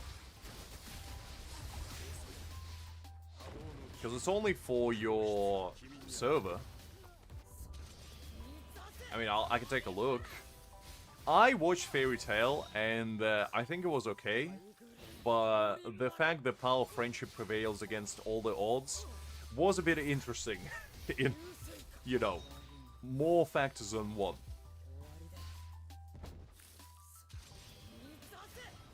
Horimiya? That sounds familiar, but I don't quite remember that one. Give me a synopsis on that, maybe I'll remember.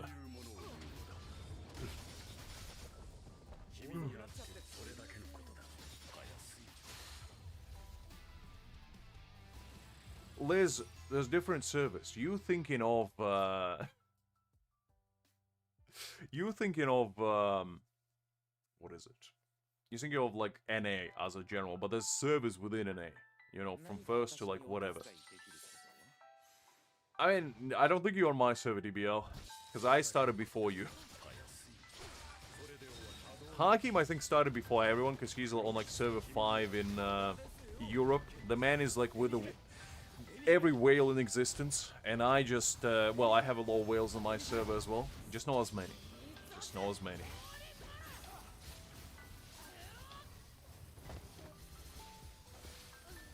Naruto, huh? I mean, that's pretty classic. I mean, I guess if we're taking, like, my first ever anime, it would be Pokemon when I was, like, 5 or 6. And then maybe, like, Yu-Gi-Oh! But if we're talking, like, when I understood that I'm watching anime, it was definitely Death Note. That was, like, my first anime when I was, like, 10. Hori Miyamura. It sounds familiar, but not really, Creek. No, really.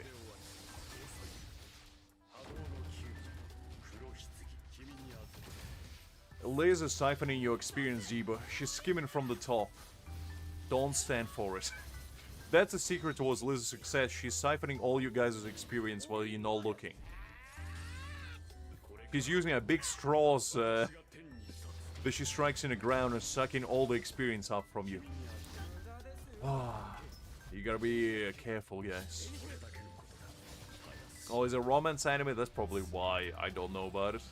So I never really was in romance stuff. I was more into like shonen and action, mostly. Oh.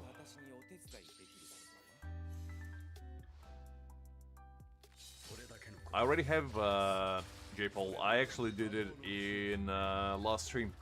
If you're looking for like the actual strategy on it, just watch the last stream, and it's about 4 hours mark. I also beat it with Momo if you guys wanna try that. I don't know why you would, but I beat it with basically trial characters. So if you wanna try to do it with trial characters, you know, I used like Aizen, I used Szayelaporro, and I used Toshiro from the trial one, and I beat it in like 2 minutes 40 or something. Both on my free-to-play account, and on my main I used my main Aizen. But if you want to do it with full trials, the strategy is out there. Basically, just to give you a rundown on what to do on it, is you basically want to spam your Aizen skill as much as possible to stack up the damage. So start with your Szayelaporro, pop his technique, go into your Toshiro, pop his technique, go into Aizen battlefield skill, go with his counterattack technique, battlefield skill, go to Szayelaporro, pop his ult, switch to Toshiro, go with his technique until you get Aizen's battlefield skill back, go into his battlefield skill, pop his ultimate, and then, you know, rinse and repeat, basically. Technique, Szayelaporro, ult, technique, Toshiro until you get 40 stacks with technique, then his battlefield skill, and then basically rinse and repeat. Kinda. If it didn't make sense, as I said, just watch the previous stream, you'll understand.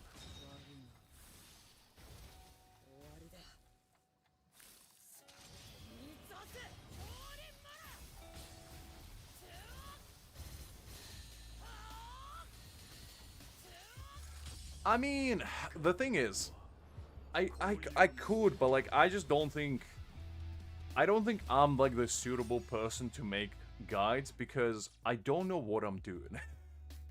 And no, well, not that I don't know what I'm doing, I just don't think I have the knowledge that probably somebody out there they actually test all the characters makes guides based on that. Because to me, I have my opinion about a character, but the thing is, I don't go for their boundaries, right? For majority of the characters, and I also don't really like build them in the optimal way.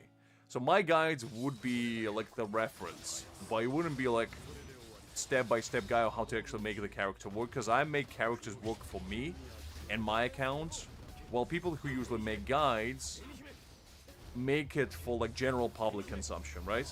And I just don't have that in me. I feel like to make like a very strong guide, because I used to try to make guides. It was like Genshin back, and you can still find them, and they were interesting. I tried to make one guide on how to make Bandit DPS, and that was an interesting video, I remember.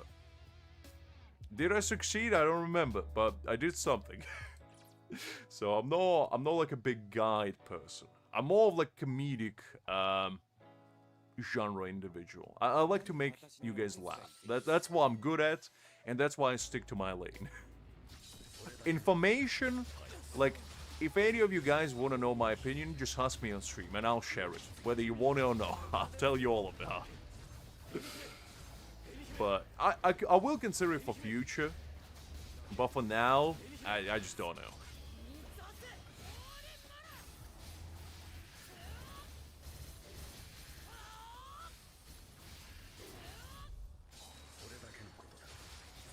God Yaro is pretty good one. I haven't heard about that anime in a hard minute. That's actually one of the most undervalued ones. I never bully anyone, Liz. Don't be spreading misinformation. Unbelievable. I just praise you in my very own unique way. The only I can do. How many times do I need to tell you? I shall love through hate and hate through love. Oh. I mean, maybe Hagim, I don't know. I think there's so many amazing people out there that probably can tell you how to play character way better than I can. And that's like the main reason why I don't make them, I guess. But if you guys are interested, I could give it a shot in the future, maybe. I can try to make guide for like the anniversary unit that comes out, because on that one I definitely will be B6ing them. So that would be able to give you like the whale perspective and maybe like the free-to-play perspective. But yeah, we'll see, we'll see.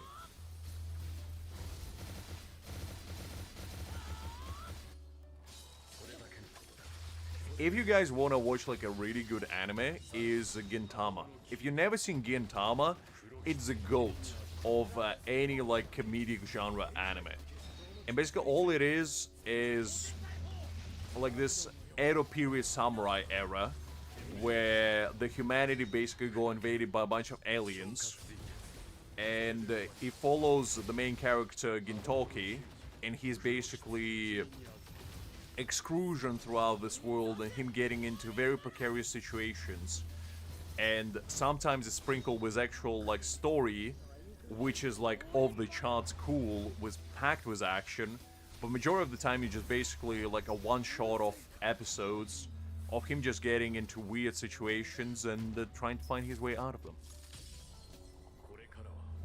I definitely recommend it strongly. It's one of my personal favorites. I'd say it's my top 10 anime, and I love it tremendously.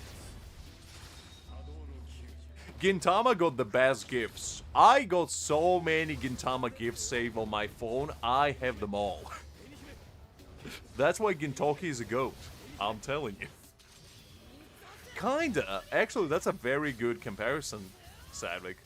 It is. But the thing is, it's not just like episodes, it actually does have a main story to it. It sprinkles so far in between that you kind of forget about it. But the actual main plot of Gintama is very cool as well. It just, you don't even realize it's there. Which is interesting and it's alright. But, yeah, I don't know. Let's put Szayelaporro in there, because I keep forgetting to change him. But yeah, that's like my GOAT of the comedic genre anime if you love watching it. But, yeah, a very strong recommendation. Okay, so for me personally, J-Paul, and that's just my perspective. I feel like if you are pure free-to-play, like, you don't spend at all. I would say the base Grimjo is a better value because you're gonna get him at B6 in like 4 months' time. And the reason for that is because his B2 ignores 60% defense, his B4 gives you 50% damage, and his B6 gives him another 75% damage. So you get 60% defense shred just like Aizen gets with his B4, but 10% higher, and you get 125% damage boost on everything on top of that. Plus, you already have his weapon stamp, and you have his core stamp, so you have to do 0 farming for him, essentially. And chances are, the stamp set that's gonna be for limited Grimjo is probably gonna work on him as well, I would assume. If it doesn't, that's a bit of a different issue, because the Aricha stamp is okay, but it's not that great. If you're a low spender, it's even better value, because you can get his weapon stamp if you buy him Battle Pass, and you can max that out as well. If you are a whale, or if you're like a high spender, the limited Grimjo is going to be better, I feel like, because you're probably going to go for his boundaries. So from free-to-play perspective, I think the base Grimjo is better. From like high spender perspective, limited Grimjo is going to be better. So it just depends where you are in the game. If you have Soifon, that's a little bit different debate entirely, because Soifon I think will be working better with limited Grimjo than the base one. But overall, I just think long-term investment base Grimjo will be higher value, personally. Unless you get boundaries involved, because with boundaries, limited Grimjo probably will outshine him, even a low investment.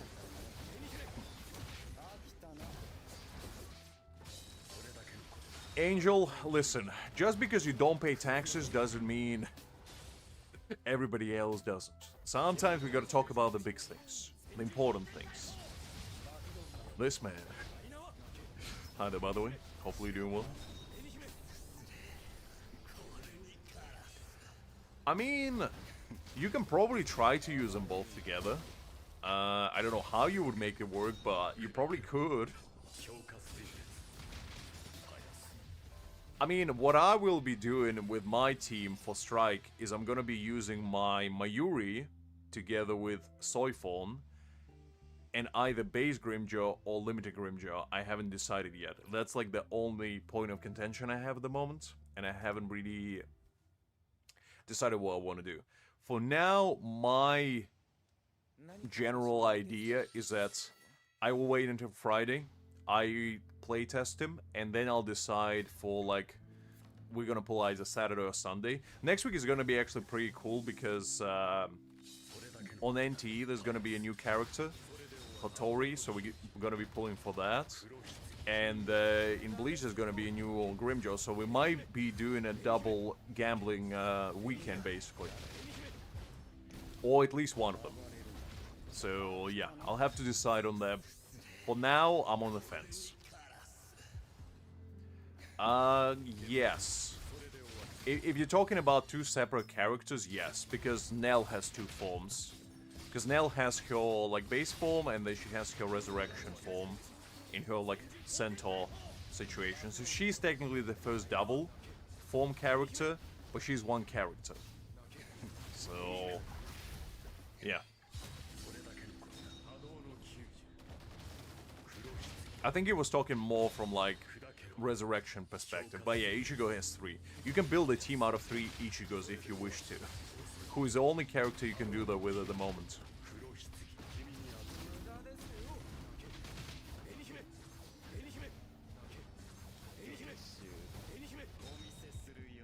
I don't think that's possible, DBL.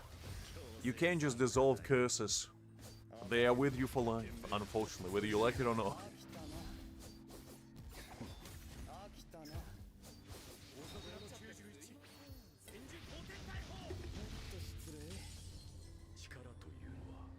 I think you would really enjoy this game, to be honest, Sadvik.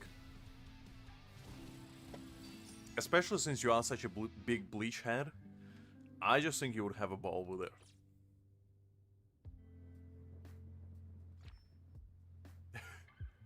I mean, it's a fun team to make.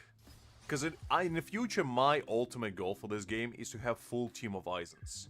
Because, you know, you have your base Aizen, you're probably gonna have your butterfly Aizen, and then maybe like the last Aizen will be the chair Aizen.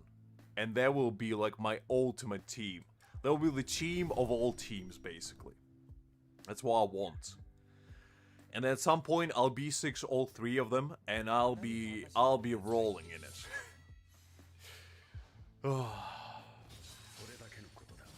I mean, you know what? That's absolutely fair, Sadvik. That's absolutely fair.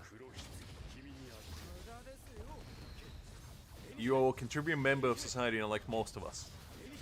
And that is absolutely fair.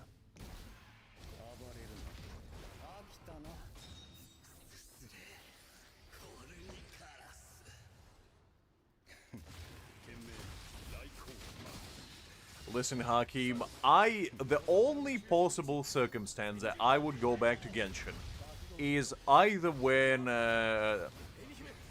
Dainsleif comes out or my boy Dottore comes out. That is the only two circumstances I will go back, because those two characters are pretty much the goats of their game, and I love them to bits, because, you know, Dainsleif is your narrator guy, and I just like his story so much. He has, like, one of the coolest stories in the entire Genshin. And, you know, my boy Dottore is just insane, and I love him for that. He's awesome. But, yeah, those are the only two cases. Anything about that? I don't know.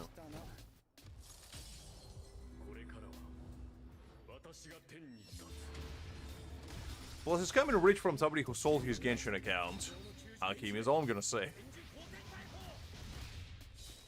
I know, Satvik, but like, just imagine the world where it would be the case. I would be back to Genshin faster than Sonic would be back to, you know, Amy. I would be right there in a nick of time. First in line. I would literally spawn camp Dottore, and I would do stream at precisely 4 AM. And you'll be all there with me. And pulling C6 Dora, excuse me, right then and there. But unfortunately, until then, I'm not coming back. I'm not coming.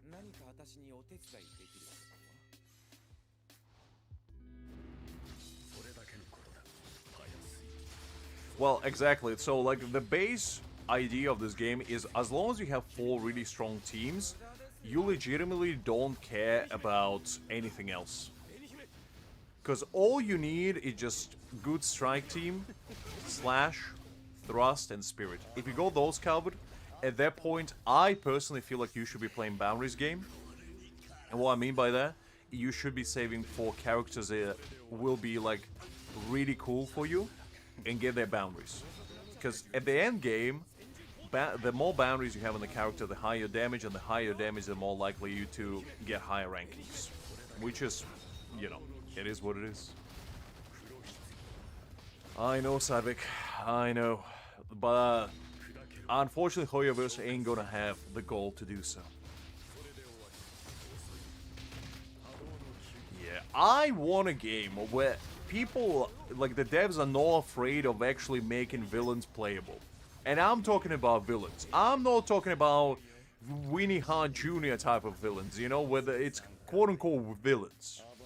Like, I don't want your Scaramuches, give me Dottore. That's what I want. I don't want some angsty boy in shorts and a big hat to be playable. I want a cool doctor that, you know, has bajillion clones as an army and may or may not perform every heinous crime in existence as a playable character. That's what I want. Oh yeah, I forgot about your Capitano goal as well, Angel. You see, what we need is to combine our forces and make Hoyoverse make both of them playable. That's what we need. But yeah, I don't really understand why in a lot of gacha games they are like so heavily focusing on like good characters, quote unquote. Just make characters that are actually, you know, not protagonists. They're not heroes. Anti-heroes, maybe. Like, in Wuthering Waves, I was waiting for my boy Scar since day one. He's still not there. Why? Why is he not there? It's like, what do they have against cool characters? I just don't get it.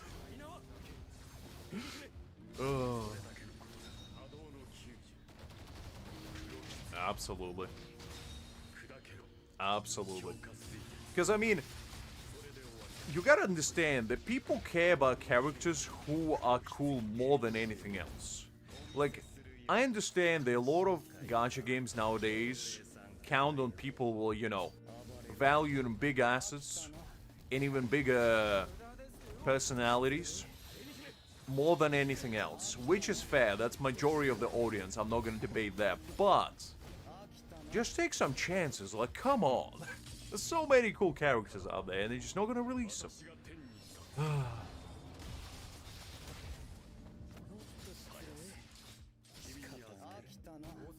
Exactly, Amrita, exactly.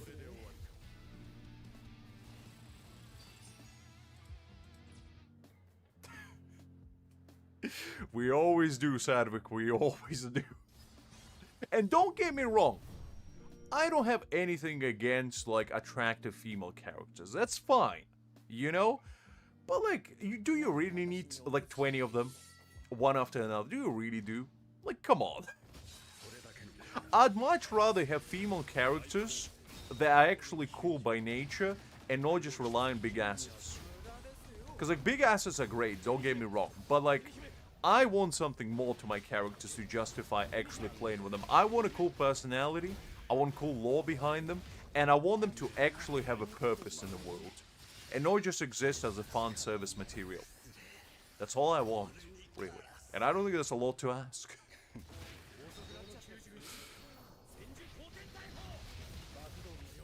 I mean, that's fair, Greek. If he will be, great. I'll be back then.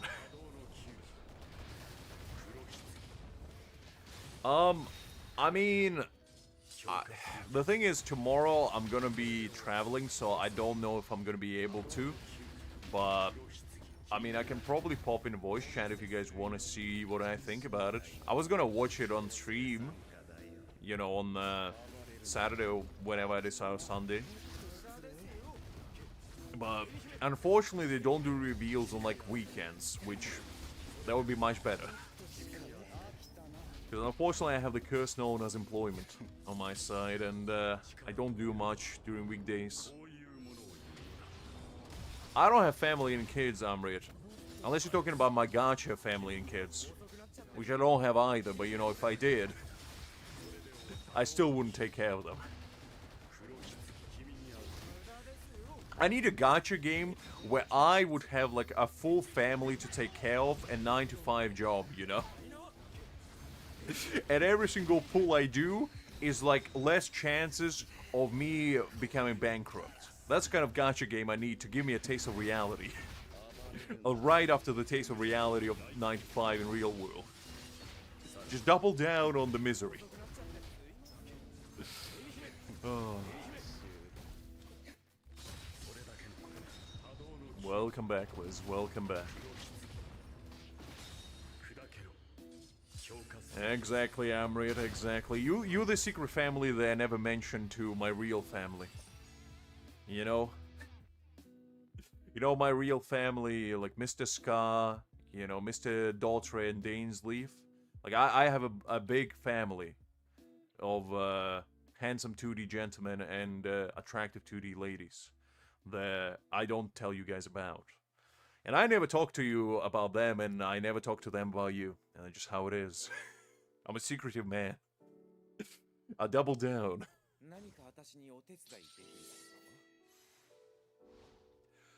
Absolutely no worries, Sadvik. Get a good night resting you, and I'll catch you later.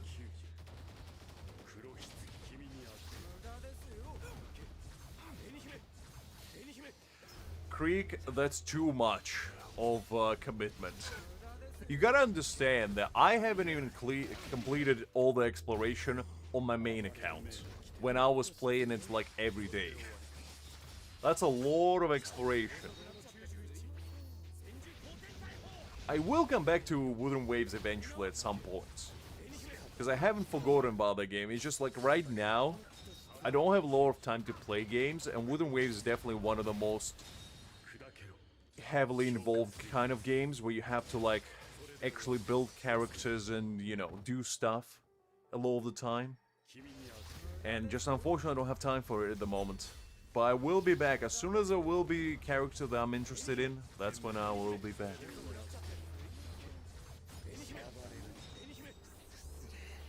And that's the thing, like, I used to be able to play a lot of games at the same time, but nowadays I just ain't got energy. And the thing is, even doing dailies, like if you play, let's say, 5 gacha games, doing dailies in all 5 of them probably takes you about 2 hours. It's a lot of commitment. Oh. I haven't logged in, so I'll take your word for Hakim. I don't remember if I even played throughout the first anniversary, to be honest. It has been that long.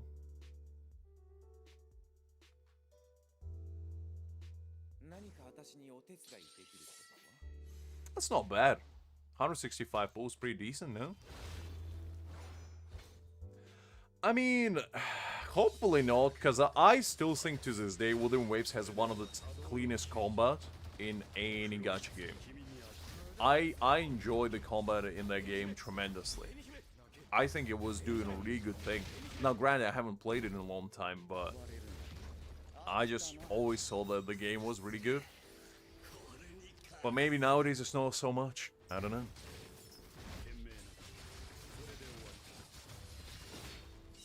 I mean, to be honest, I'd much rather receive pulls than a selector.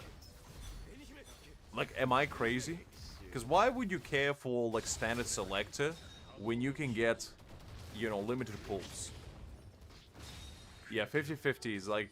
50-50, considering I played all these, like, new games without 50-50, like Bleach and Everness to Everness, which don't have 50-50. I realize more and more how flawed 50-50 mechanic is, because it's like, why would I play a game where I can farm for entire months, sometimes more, to get a character that I want, and then lose 50-50 and get a standard unit instead, where I can play a game where I can just farm however many pulls I need and get a character. Like, why? That just sounds like a no-brainer, you know? And I hope and I pray that, like, in the future, the more games that come out, they realize that 50-50 is not a fun mechanic. It doesn't add anything. It only takes away from the game and its enjoyment. Because like boundaries and, you know, constellation, all those kinds of mechanics, you can make a judgment whether you like those or not. Because, you know, that's how majority of gacha games make their money. But, like, I feel like 50-50 as a mechanic is just, it's not good. It never had any sort of benefit to it. The only benefit it has is that the gacha games make more money out of it. So they have benefit for the company, but, like, for the actual play enjoyment, it's always a deterrent. And I just don't want it there.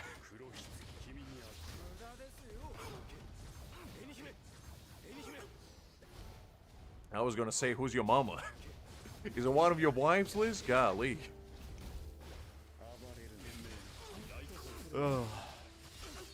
I mean, that's what I mean. Like, I just don't understand the point of having 50-50. Especially in a big 2026. Like, in 2020, like, Genshin came out with it, and I was like, okay, that's fine. That's fine, you know. But we're already, like, 6 years after Genshin. We gotta innovate. We can't just be staying 50-50 land. Well, I mean, yes, Hakim, I do understand that, but I never play Punishing Grey Raven, so I have no point of reference for that game, Creek. But Wuthering Waves as a game, I feel like is good, for the most part. You know, I think they were doing pretty well. Granted, I haven't played it in a while, so I might be out of touch in my take, but I thought it was always a good game. I always held it like one of the better gacha games out there. And, but like, as time progresses and as we get more and more games, because like, you go on YouTube and you type like open world gacha games, there's so many gacha games on the horizon that are going to come out in like the next year or two, that we're going to be flooded with more and more options. And the more options we have, the less likely people are to try like the OGs, shall we say. Because like, how many new people go and try Genshin nowadays? Like, legitimately. I don't think there are many. Like, there obviously still probably an influx of newer players here and there, but like, for the most part, people probably don't go there that often, do they? Absolutely no worries, UBL. Take your time, take a break, and I'll catch you later. So, I just feel like games have to innovate and games have to evolve in order to keep up with ever-growing, like, market that we have right now of more options. And if they don't, people are just not gonna play them. And they're just... The only reason why people still play Genshin is because they already had an account that they invested time and potentially money in, and they just don't wanna feel like they wasted their time and money by not playing anymore. They're basically trapped in there, in a way. But, yeah, I'm just hopeful that, like, the games like, you know, Bleach, games like Neverness to Everness just gonna set an example that more games should be like them. And more games should be more, like, generous towards its customers and player base, and not treat them like a convenient piggy bank. And then, I feel like we'll progress as a genre in general.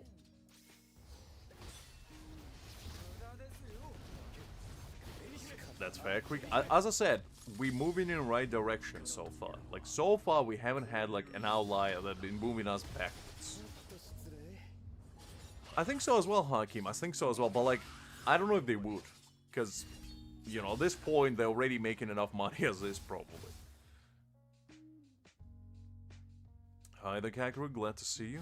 Hopefully you're doing well. I mean, look, if I never played Genshin, right, and I heard people talk about Genshin, I might have given it a shot because you look at the Play Store and you see the Genshin has like, what, 100 million downloads, and you'd be like, okay, 100 million people tried it, so it's gotta be good, right? So, people are fooled by, like, the numbers quite often, and they might be more likely to try because of that. And that's absolutely fine, there's nothing wrong with that. But if you knew, like, what Genshin actually is, then I feel like you're less likely to try, because you can be like, okay, Genshin, let's watch, like, a tutorial on it, whatever it is. And then let's see what other games in that genre is. And then you're gonna be looking like, okay, there's Wuthering Waves. There's, you know, Neverness to Everness. There's Bleach. There's so many, like, options out there, and you're gonna be like, do I really want to try Genshin instead of all these other games that are out there? And more times than not, the answer probably gonna be no. So, yeah, I don't know. It's, it is what it is, but it feels like Koiba just doesn't try to innovate in their games, and that's why they stagnate. If they try to actually improve and develop, they wouldn't be where they are now. I feel like they would be in a way, way better spot.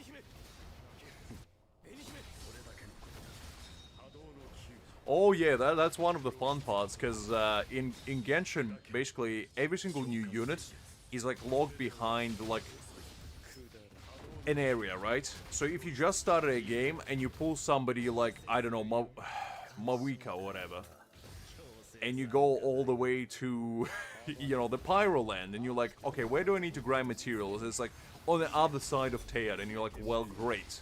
How do I even go there? So you spend all this time traversing through, like, Leeway, through Sumeru, going all the way to the Natlan, and you're like, okay, where am I? What am I doing? And it's just to farm for the character. It's like, why? Sorry to hear that, Creek. You see, you're a living example why 50-50 is bad. Because you see, if you'd pull right now and the game didn't have 50-50, you would be so much happier right now, wouldn't you?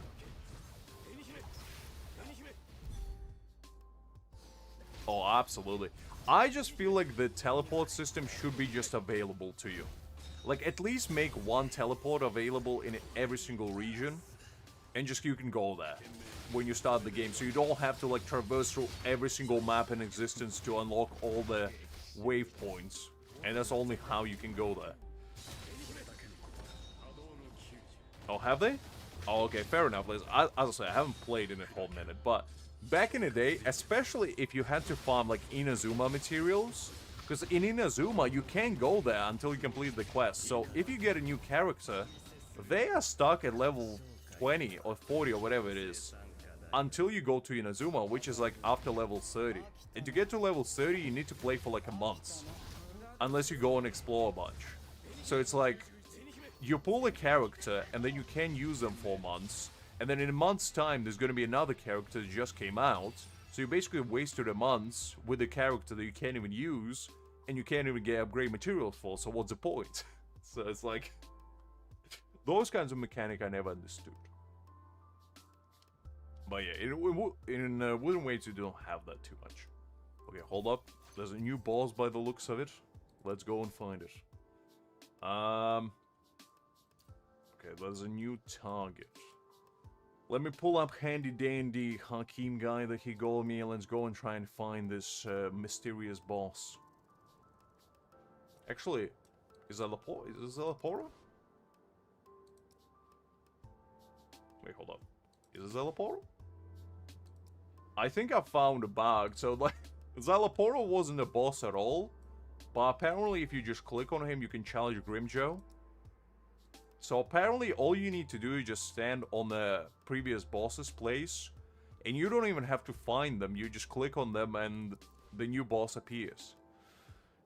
A little cool strategy for you guys. I didn't even know that was a thing. Okay. Interesting. I didn't even know that was a mechanic. Fascinating. Yeah, that seems kind of a little bit of a cheat code, if you will, but I'll take it. Okay, let's go. Oh, actually, no. Back to Trial Tower. Let's finish up this one. Get all our rewards going.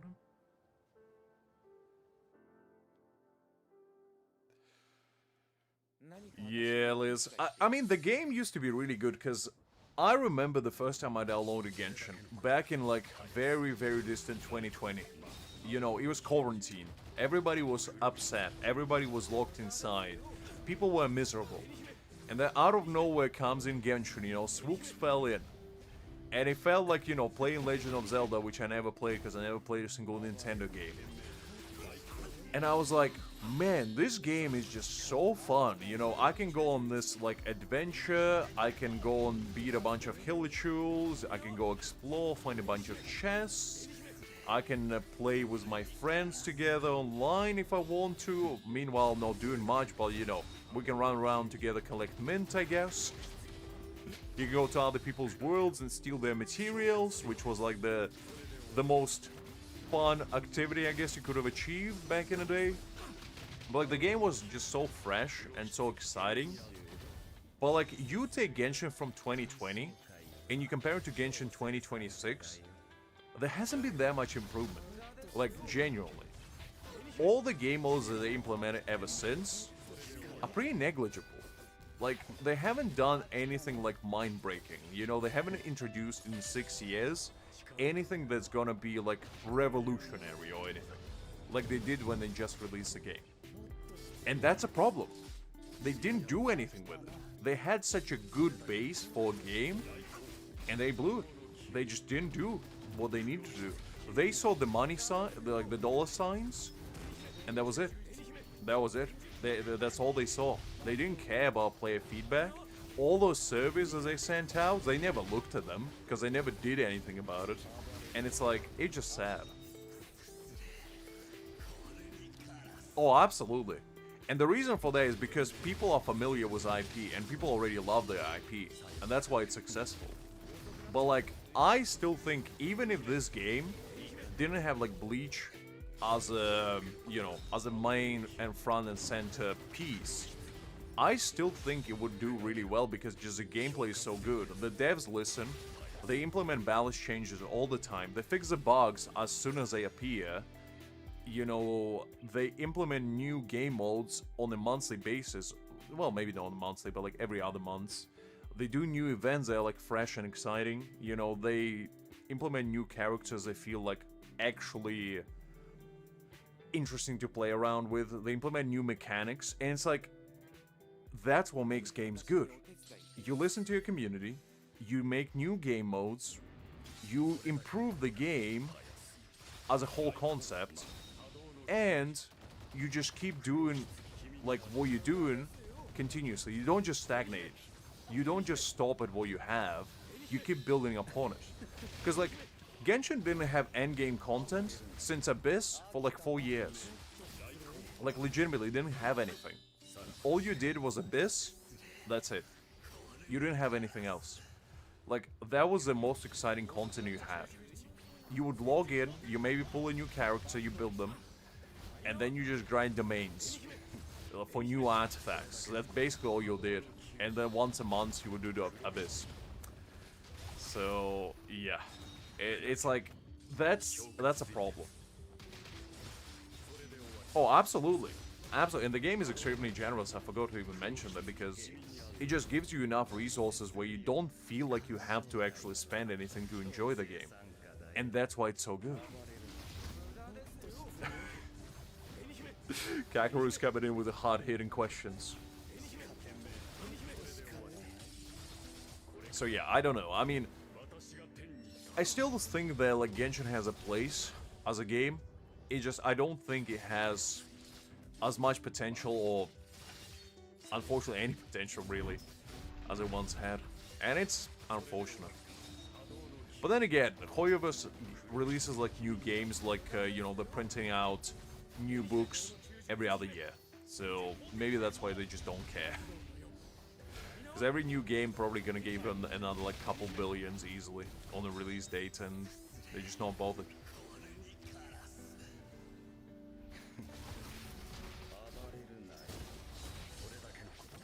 And to be fair, Genshin is not their biggest moneymaker anyway. Because Honkai Star Rail is just taking their crown. People going crazy there for like spendings. Because I believe on one of the updates back in, I think October or November, they had like a big release and Honkai Star Rail made them like 100 million in a span of 1 month. So, yeah. I clearly not bothered. I know. And that's the sad part, because they have a good foundation that they just don't do anything with. Meanwhile, I feel like if there was a company who actually took their IP and actually cared for it, I feel like the game would become so much better. I mean, you're joking, Hakim, but they probably will do it. As soon as we go to Snezhnaya and like beat, you know, Tsaritsa and maybe go to Celestia or whatever, they probably will release Genshin 2. For better or for worse, they probably will do it.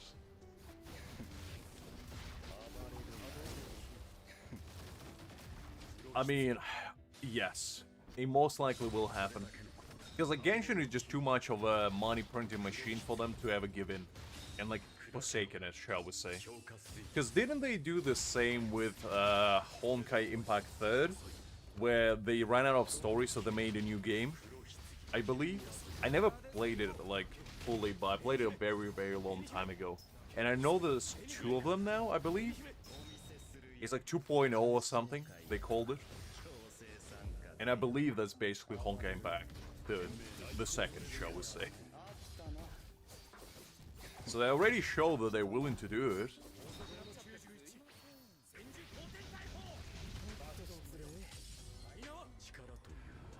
I mean, you know wrong, Creek. You know wrong.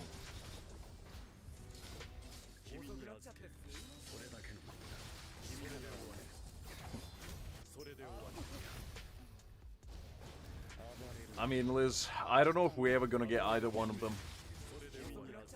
Because you know how Hoyoverse rolls. If the character is too cool, they're never gonna release them. That's just how it goes.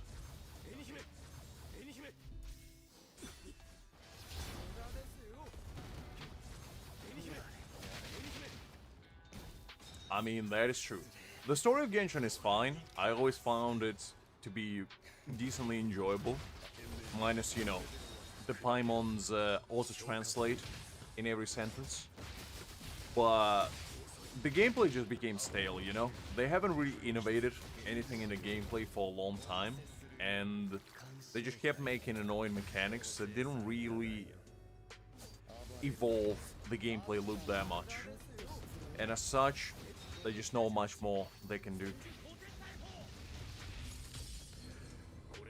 I know, Liz, I know, but they clearly don't see the way we see it. They much rather release another pretty waifu for people to spend their money on. And that's just how it is. Skip button. That would be the biggest moneymaker they implement. I wonder if they release like a skip button for, you know, every quest, but you had to pay like a monthly subscription of like $4.99 for it. I wonder how many people would actually buy it. Because I think that would be the biggest moneymaker out there. They would make millions on that. I tried it, Kakarot, and I found it very enjoyable, but the problem with it was MMO, and I knew from my personal experience that any MMO game that I tried, I get too invested in. And that's why I haven't played it since that one stream that I did. But as a game itself, it was relatively enjoyable. I thought it was very fun. But as I said, I just ain't got time for MMOs nowadays, and I didn't want to open the avenue, because back in the day I used to play MMOs all the time, and I know that they're a massive time sink, and I just couldn't in good consciousness allow myself to go back to those days. Because I knew exactly what would have happened if I did. It would have been way too addictive for me and my kind of personality.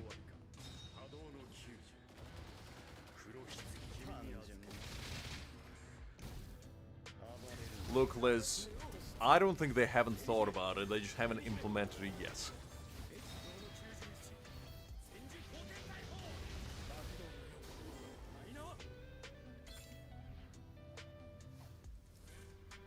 I enjoy trying new games, you know, it's one of the, like, funnest things we do.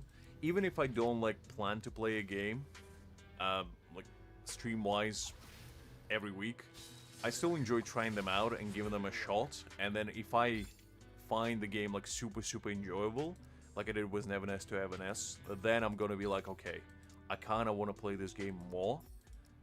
And, yeah, and it's also just a good experience to, you know, share with you guys, I feel like, because majority of you probably keep up with new releases, and you're like, I wonder if this game is good. So you can just show up, hang out with me for like an afternoon and be like, okay, is this game worthwhile? Based on this British man's reactions, does he enjoy it? I don't think he does, so I'm not gonna play it. And that's the service I provide.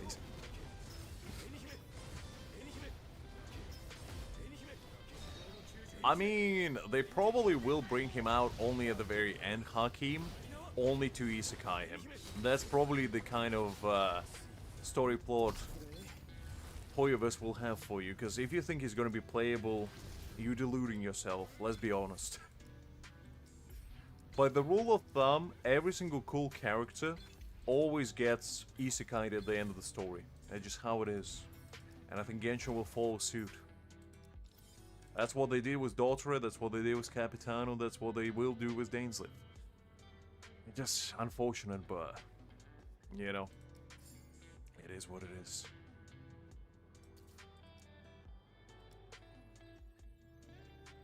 I know, since day one. I keep this day one, I know. But, yeah. Look, Liz, I'm not saying I want that to happen, I'm just saying they're gonna do it, let's be honest. Hoyoverse ain't gonna listen to pleas of releasing that guy. They're gonna hold him hostage in their basements and never to let him see the daylight ever again. It's just how it is. We're gonna busk him out like a damsel in distress from Hoyoverse HQ data server.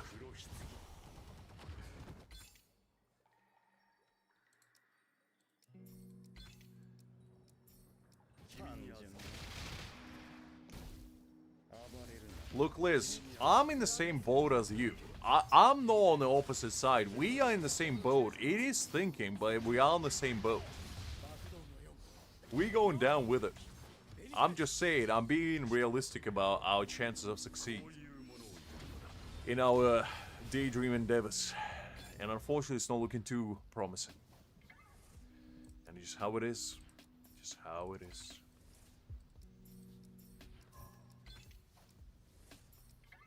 Because, like, what is the last game you remember from memory? They go, like, a really cool either antagonist or, like, anti-hero they actually go released. Name one. Because I'll tell you, I don't know a single one in a gacha world. No single one. Aizen doesn't count. He's a goat. He's a protagonist, okay? Ichigo is immediately a protagonist wannabe. But I'm just saying, like, they don't do it. They just don't do it. And the reason for that is because they don't have the gall to do it. Those cowards. One day we'll have our time in the sun.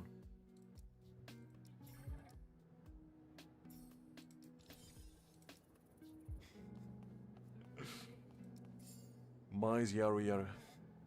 You know? I just love it too much.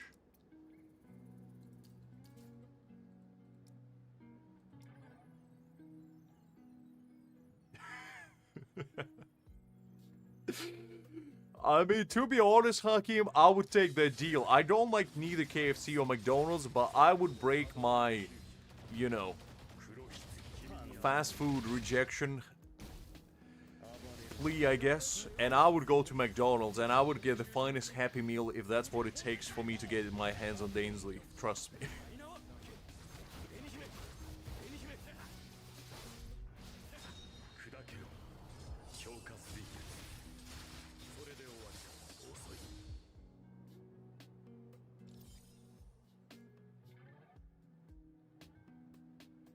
Exactly, Liz. We all know that you like Ulquiorra. You ain't got one. Come on. Stop deceiving the public. We all know that you are merely trying to project. Oh, actually, did you watch Bleach, Liz? Because I didn't want to spoil that for you if you didn't. Because I know you were watching it, like, recently, but I don't know how far you actually got. Because Ulquiorra's part is actually a very significant plot point that I didn't quite want to spoil for you.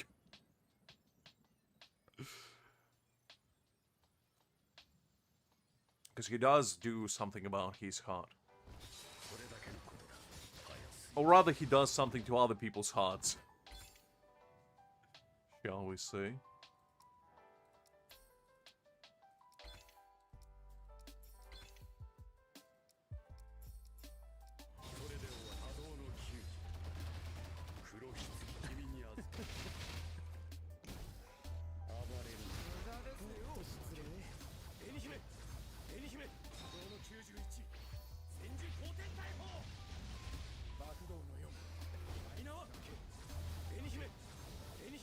Ah, okay.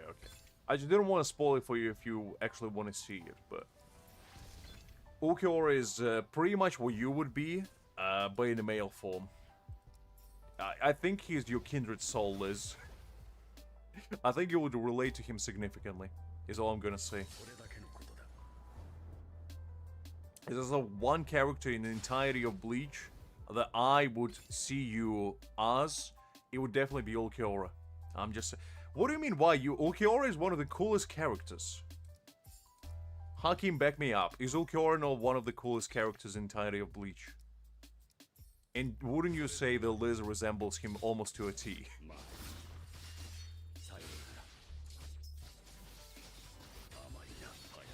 Well, Liz, it's never too late, just because it happened 10 years ago.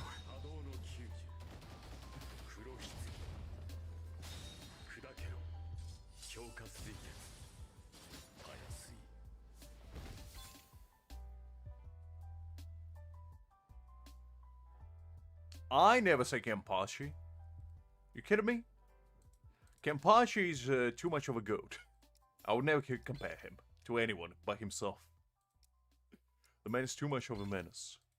You resemble Unohana in a very different way, which would be a massive spoiler if I told you how. But since you were fine with Ulquiorra, I think I would compare you to him, for now. But Unohana later, yes. It just... Without telling you why, you wouldn't understand.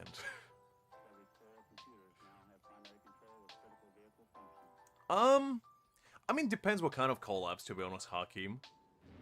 Um, honestly, to be honest, I would be hyped if it is a collab that makes sense.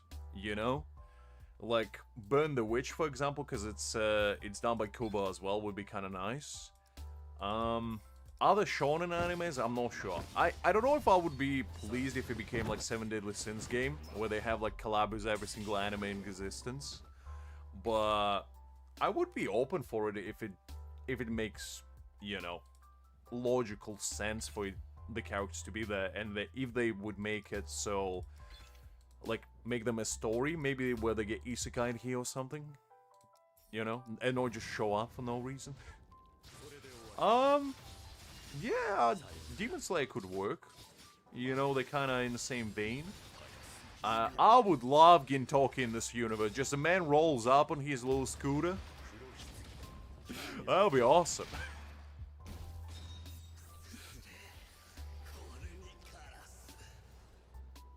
Yeah, that would be a decent one.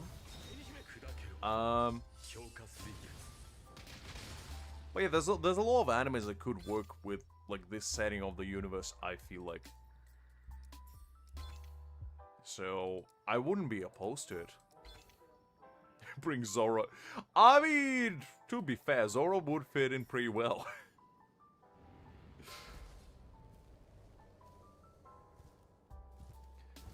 Hi there, Jigs. Glad to see you. Hopefully you're doing well. Probably because I want to ride the hype train. Because, I mean, since this game became so successful, they just want to, you know, cash in on a little Bleach hype.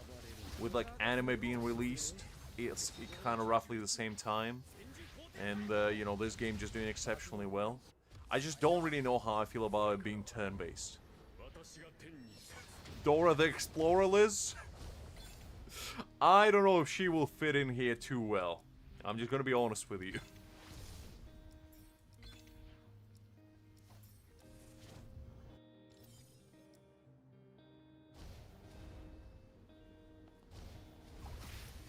But yeah, I would be open to collabs as long as they not just like a cash grab. As long as they make sense and as long as the character actually fits in the universe. That would be great. Is Shueisha behind them, Hakim? I didn't actually know. If Shueisha's behind them, then yes. Because screw Shueisha. They've been doing nothing but harm to us for the past 6 months. They plague that plagues this world, and we must fight against them. Diego. Liz, do you understand that probably only you and I understand those references? If you think people in the chat understand what Dora the Explorer is or Diego, you'll be severely mistaken, most likely. Do any of you guys know Dora the Explorer? Well, that's just me and Liz. Because let me tell you, that's a classic early 2000s cartoon right there. I never learned any Spanish from her, but like, whenever she did ask me to find that little fox guy, I always was eagle-eyed on it. I knew exactly where that little sneaky son of a gun was. He could never escape my grasp.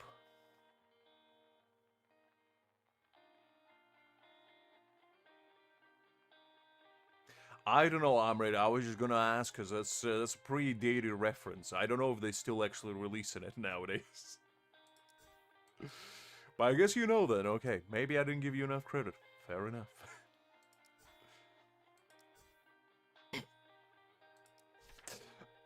I mean, I guess fair, Amrit. I can't really argue about that one. Can't really argue about that one.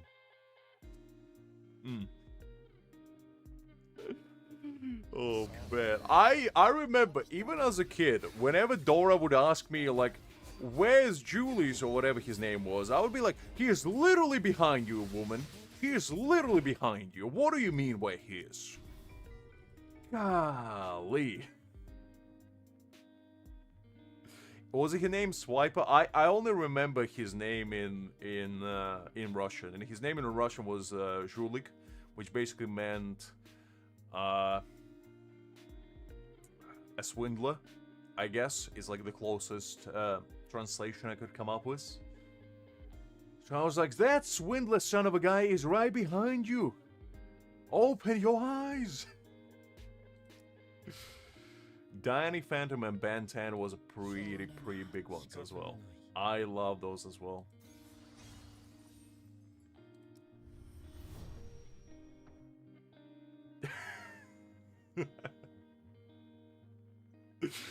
Fair enough, Hakeem, fair enough. Danny Phantom was really good. I remember watching it all the time on Nickelodeon. I mean, some good times. And I mean, the GOAT, the SpongeBob, you know, whenever my ritual every morning was, I used to live with my grandparents before I moved to UK, because my parents moved like 2 years before I did with them, because they were trying to like figure stuff out. And when I was living with my grandparents, every morning my grandma would make me, you know, a delicious, nutritious breakfast, and I would sit in front of TV. And I would watch an episode of SpongeBob while eating my breakfast, and that was like the best part of the entire day. Because I would just see my hero Patrick, you know, in his full glory going with SpongeBob on an adventure, and I would just be eating at the same time, like some mashed potatoes, maybe a couple sausages, and some gherkins on the side. You know, Hakim can't really dispute that. I think that's an insult to Mr. Krabs, because However CEO is way too more greedy. He would sell SpongeBob not just for a penny. He would sell him just for the street cred. Or being able to say he did so.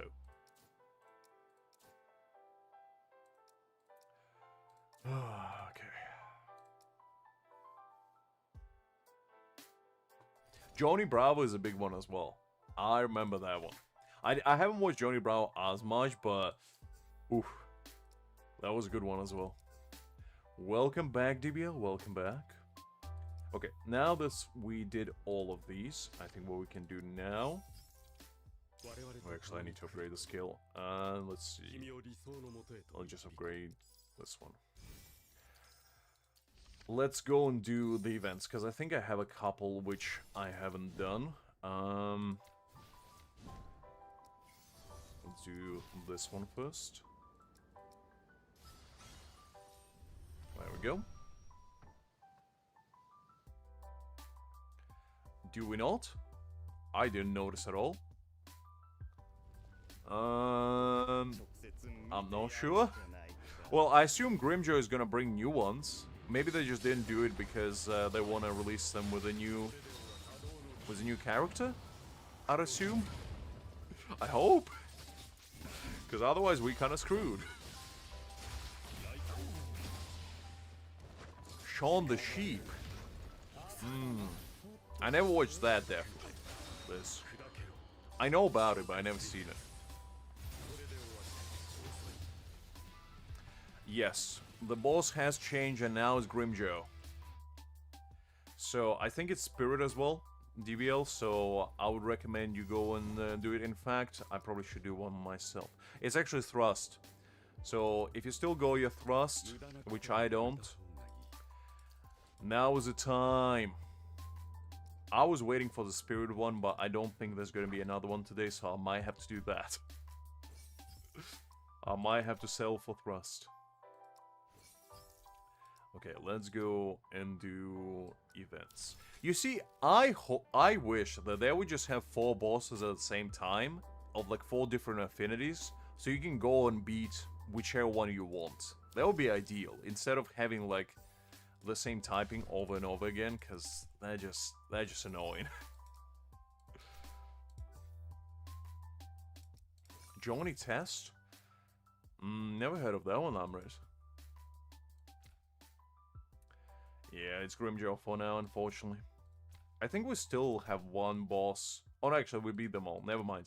I was gonna say, I thought there was one server-wide. I still need to locate one. I need to, like, spawn camp one of them when it's almost about to die, just to complete the mission. Okay, let's collect all... Oh, right. Forgot about this. Let's see, let's collect that one. Okay, there we go. And now let's do these events, because I still haven't done them. And clone encirclement. Don't really know what this one is, but let's do it. Well, that's what I'm doing right now, DBL. I haven't done any of these events, so, okay, so what do I need to do? Okay, so I need to show Renji. Okay. Okay, that's cleared. That was, interesting. Why is Uri shooting, Renji, though? They never had an encounter. Shouldn't be like Mayuri or something? That would make more sense, right?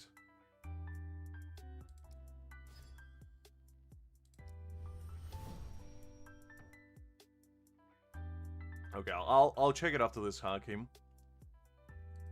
Okay, let me see. Let's go with this one.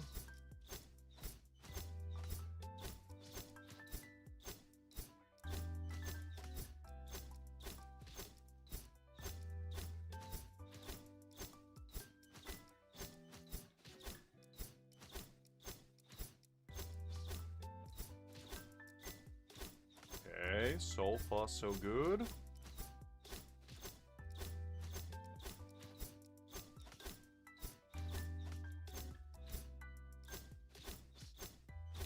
Okay. That was interesting. Guess I cleared it. Hi there, Vibe. Glad to see you. Hopefully doing well. I'm not good at shooters, Liz. What do you want me to say? I never professed myself to be a shooter connoisseur. Oh wait, hold up. I forgot, sorry. I'll do it after this, Hakim. I do remember you asked me to check Battle Pass. Why? Oh, okay, so I can shoot yellows. Okay, got it. Understandable. I want to see what the ultimate does. Ah, okay, so he actually clears them all. And it doesn't give you negative points as well. Okay, that's interesting. I'll keep that in mind. No, I'll check it right now. My ADHD takes the best of me, okay? You gotta be patient with me.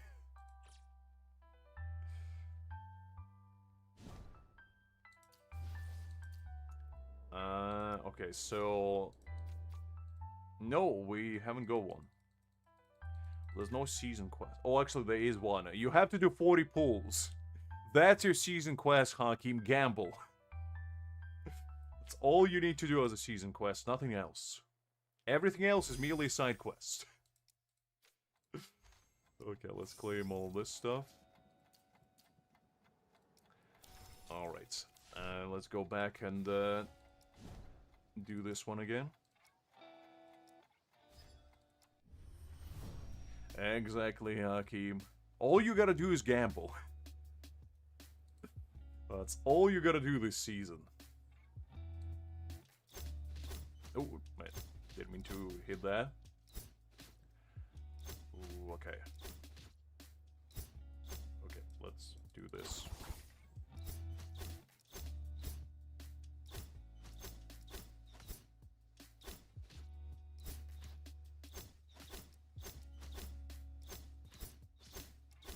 Okay, so far so good.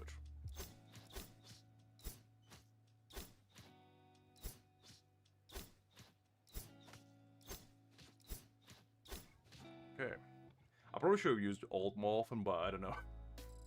Something about just shooting them manually. I mean, Pathar will be the real gamble indeed. Okay, so I just need to complete them. Ah, so I have to use them without ultimate. Okay, so the first one will be a bit harder. Well, I already kind of been doing that. I used ultimate maybe once. Yeah, I don't know, Hakim, I don't know. Well, I mean, I assume there's going to be new season missions as soon as... Well, that one was a bit tricky. I assume there's going to be a new season mission as soon as the Grimjaw releases, basically. That'll be my guess. Could be wrong. Okay, you know what? No yet, DBL, no yet. Well, I'm doing them as I go. This game mode is actually kind of fun, you know? It's not... I am focusing, Liz. I don't know. Look, trying my best. I'm trying my best. I appreciate the vote of confidence. Okay. Okay, 1, 2, 3. Ooh, that was a double. Like that. Oh, come on. Man, that moving one always gets me.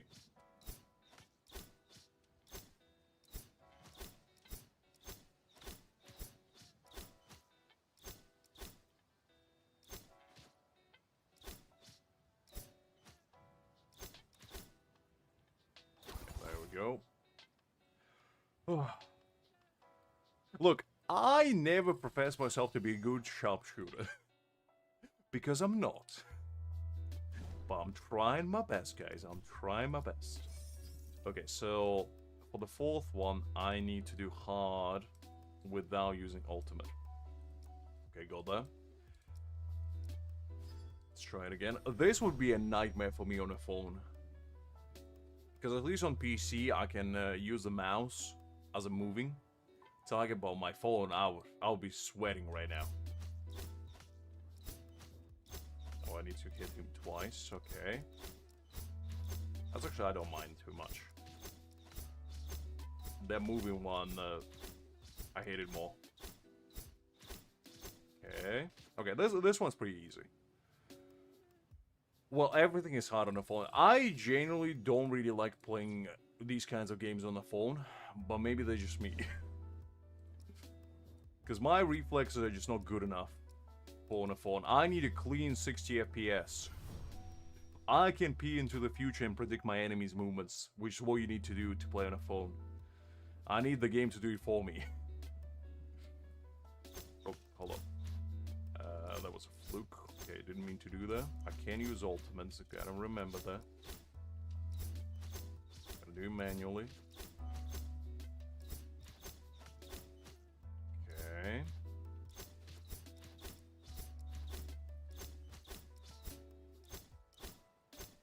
That's why Don Chaka is a goat, because you know he's just standing there for me to hit him. Unlike Pesci, this son of a gun, he's running around like nobody's business. There we go. Alright. I'm not a big controller guy, so I don't mind it as much, but I thought they already implemented it. They're not. What do you mean that goes to your notebook? Unbelievable.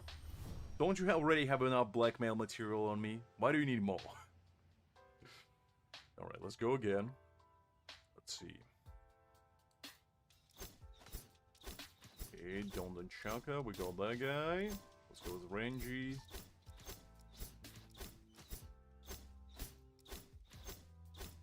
Like, look at this guy. You son of a gun, Pesci. Okay, that was simple enough. I mean, fair enough. I guess there's no such thing as too much blackmail material. No worries, DBL. I'll catch you later. Oh, no worries. Have fun. And you better not blow it, you know? You better get the first place. I never play Among Us, so I don't know if there's like a ranking or anything, but I assume that is. And in here, we only accept the gold. No silvers allowed. And I believe in all of you guys. I believe that all you have inside of you is a winner. You just have to channel it.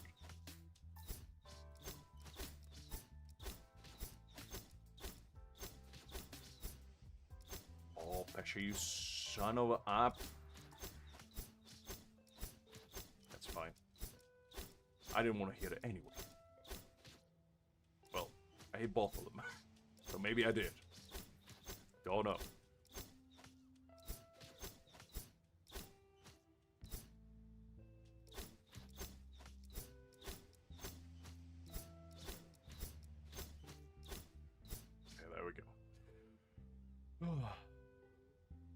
I mean, maybe sometime, Liz. I don't know.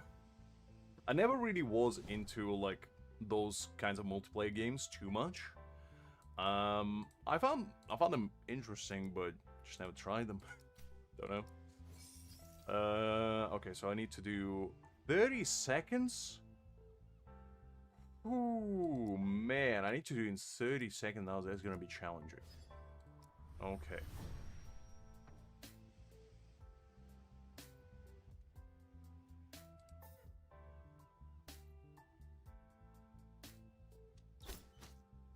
Let's go with that one. Plus, I'm not really a good liar either. Like, I'm not that proficient at the art of deception. So I don't think I would be good at those kinds of games. I would blow it, basically, is what I'm saying.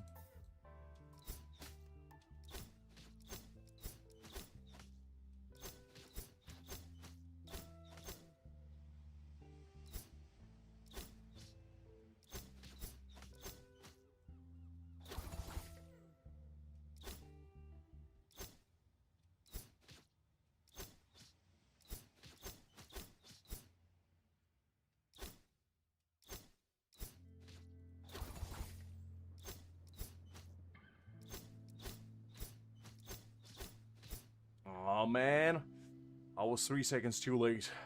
I wasn't paying attention to the timer. Look, Honky, I'm trying my best. Trying my best. Okay, let me do it again. I can definitely do this. I just have to zero in, you know? Pesha is the one that messing me up. I don't like my targets moving. I need them to be nice and steady, so I can aim.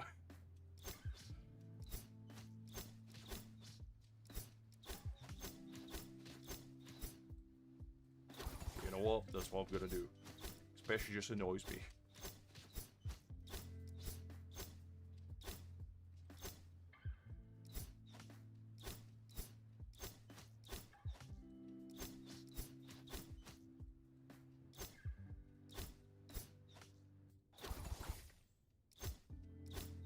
Man. Okay, let me try again. I mean, maybe, I don't know. Maybe I'm sliding phone too much. But I'm a mouse and keyboard gamer until the day I die, which might be relatively soon, because this game will give me a coronary with this game mode. Ooh, that was clean, actually. That was clean. Okay. That went better. 22 seconds clear, I'll take it. Oh, really? So you can actually aim it that way. Okay, maybe it is easier. Because I thought maybe you need to manually navigate it. Alright, that went relatively decently. I didn't mind the little game mode. That was relatively fun, to be honest. Okay, let's do the Curtain Rises now. Haven't done this one either.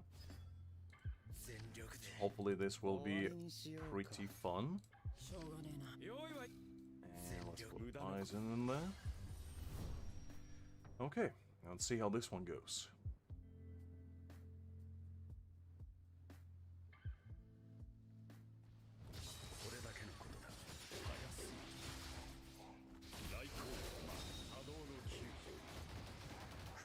I like the variety in these little events that we have.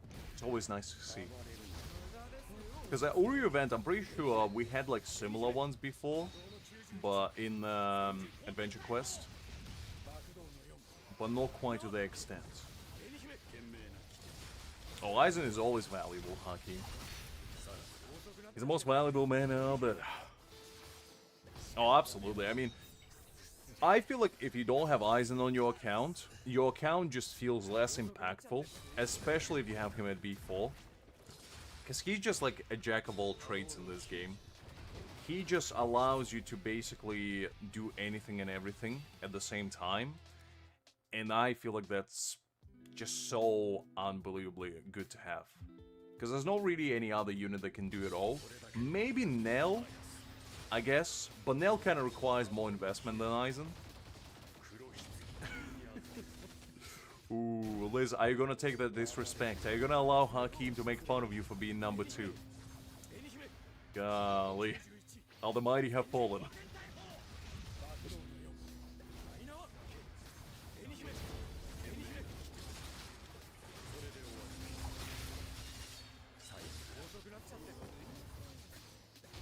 Ooh. Liz is hitting with your signature anime finishing move. The Experience Bar Showcase. Yeah, pretty much, Hakim, pretty much. I mean, Nell is good by herself as well, just not as much. Not as much. Liz, calm down, it's okay. It's okay. Oh. I like how Liz and Krieg give like the sibling energy, and Krieg being the little brother, and Liz just being, you know, the elder sister. They're just better than him at everything. And yet Krieg doesn't want to acknowledge that. Oh. Always striving for the best. I like that. She used to be Hakim. She has changed. The power has corrupted her. Why is this guy still here? I can't escape this cheating son of a gun. He defeated 250 enemies. I swear. Maybe I should get him on my guild. I don't know. The man clearly knows something I don't.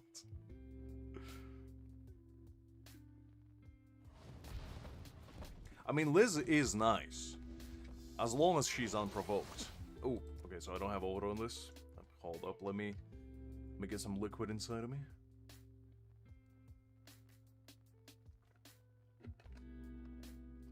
Okay, that's a bit better. And now, let me just quickly retry that.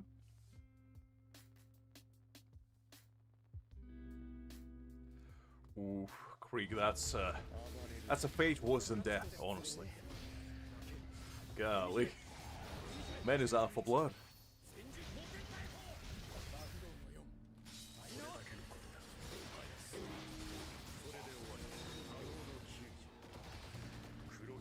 Okay, nice. Why did the counter not trigger? That was not good. Because the counter didn't trigger at all, and I don't understand why. Okay, well, I guess that's fine.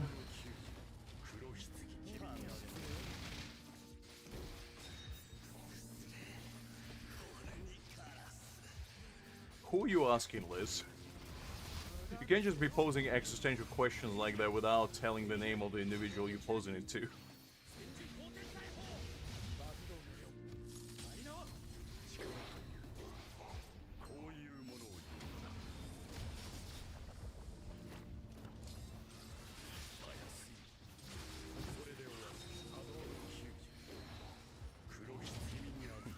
Why do the counters not work? I don't understand.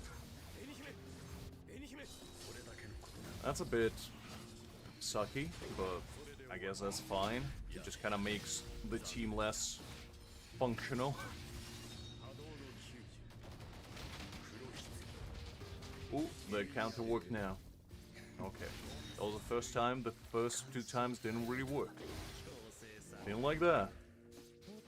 I mean, Hakim, she's a lady with steel-like temperament. You know, if you cross her once, she will remember it until the end of time, just like an elephant.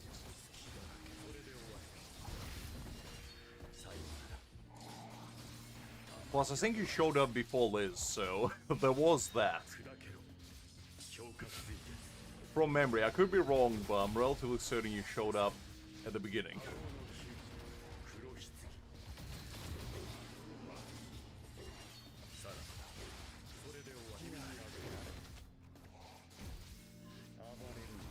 Have you? Okay, my bad, Liz. I genuinely saw Hakim arrive before you. Maybe I was wrong. Look, it has been already like, what, 6 hours? I don't know. My memory is funky. Okay. Fair enough, Hakim. Fair enough.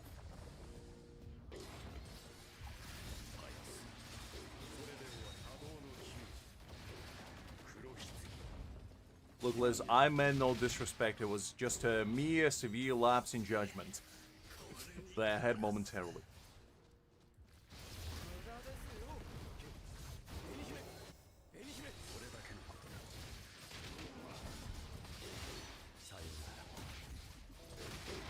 Nice.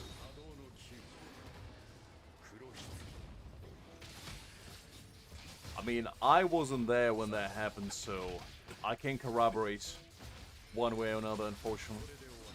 It's between you guys to decide.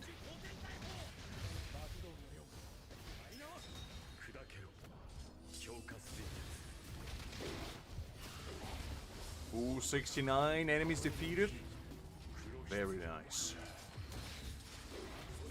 Oh no, I ruined the number. No. My cool number is gone. What shall I do? Ooh, wow. That's just pretty mean. I wouldn't say that even to my worst enemy, because that's a fate that's very bad, shall we say. Because hitting your little toe, especially, or like that little godforsaken corner of any furniture ever, is the worst thing ever. No pain can come close to that. That's how awful it is. I'm obviously exaggerating. But I still wouldn't wish it on my worst enemy.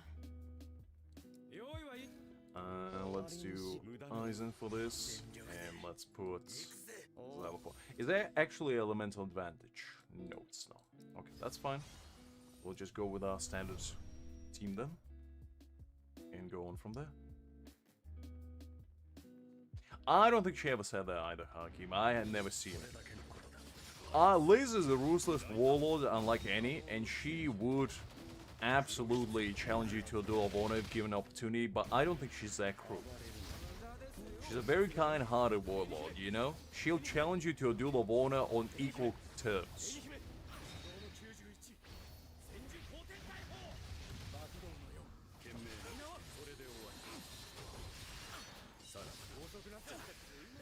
Ooh. Liz, there's nothing worse than that.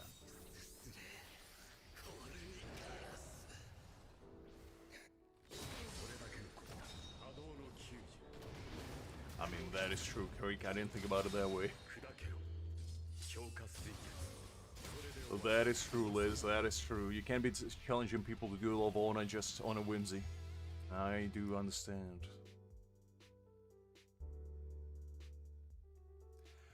I mean, look, Hakim. Rock, paper, scissors is an ancient tradition to decide the hierarchy of warriors. And if you lose in that ancient tradition, you might as well lose your honor as a warrior. And that's a fate worse than death. Because honor to a warrior is a lifeblood essence. And without it, what are they even? So I understand that anger there Liz channeled, if that is indeed the case. Who could blame you? Who could blame her?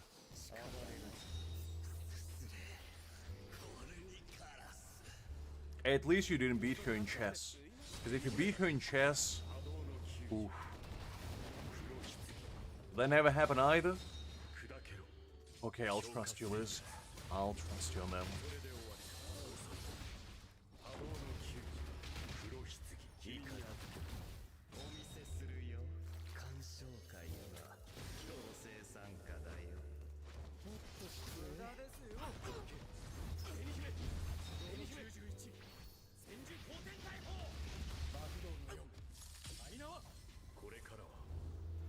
Yet, Liz. But now I feel you have all the justification to make it happen. You know? Just saying. Just saying. Well, you know how you can settle this disagreement, Liz? In a game of rock, paper, scissors. Best out of 3. That's how it goes. I don't think you can cheat in rock, paper, scissors. I mean, it's pretty, you know, out there. I would be impressed if you can cheat in rock, paper, scissors. Because that's probably a skill in of itself.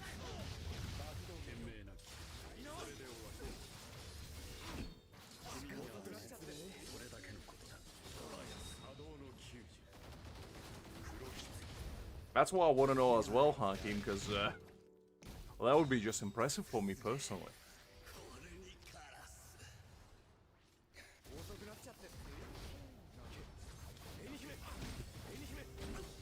How can you be paid to win in rock, paper, scissors? Are you bringing your own, like, gold-plated rocks, scissors, and paper? Because if you are, I mean, that is pretty pay to win, not gonna lie.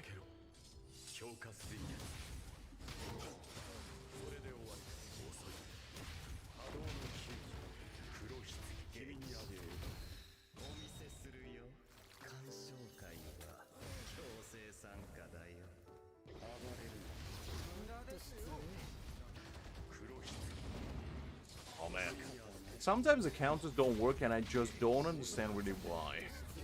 Maybe I guess if enemies die, it just doesn't count. Suffering from success of it.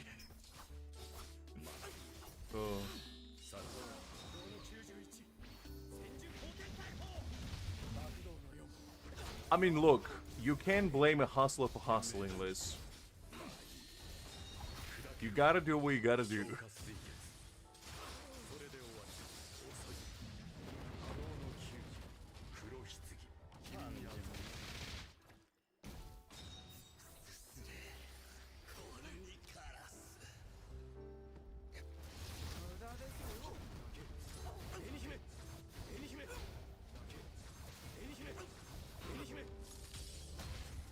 Okay.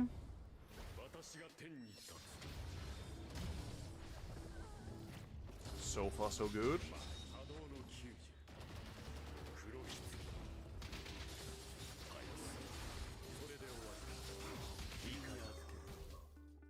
Oh, come on, did I not have enough? Man.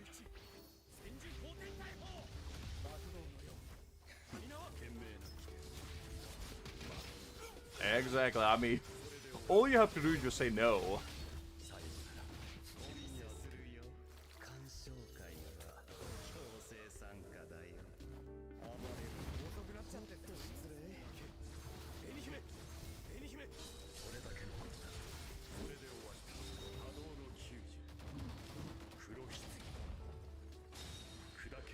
Exactly. I mean, in war, every method counts, you know? That's exactly what Sun Tzu would say. All is fair in love and war. Well, then you have nothing to fear, Liz. It's gonna be a duel of honor. Unlike any. In the art of Sanka rock, paper, scissors.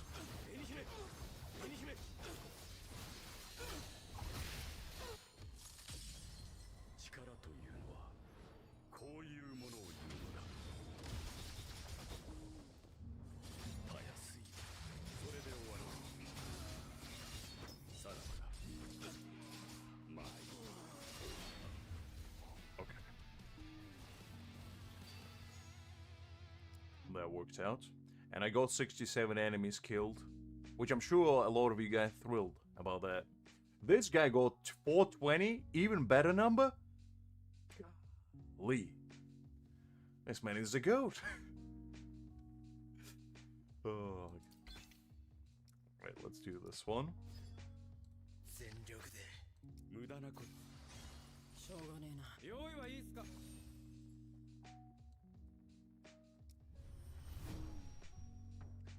I mean, I don't think anyone can, Liz. You're the undefeated champion as far as we know.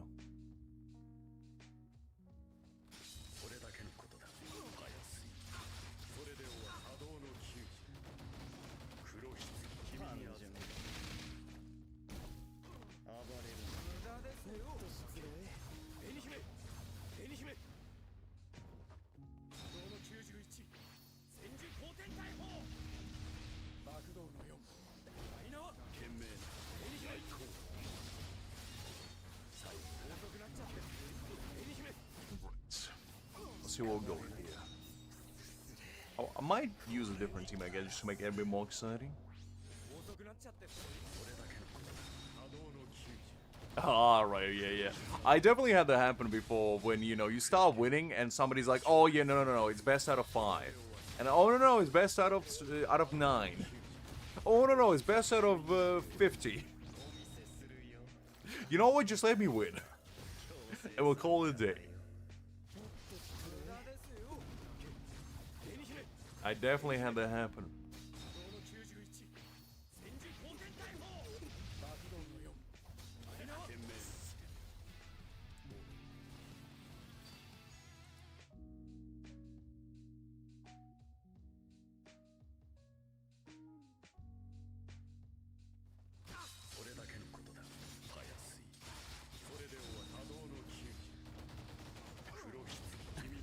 I mean, that's fair, Liz, that's fair. At least you're keeping Hakim's pristine reputation intact. A saint unlike any.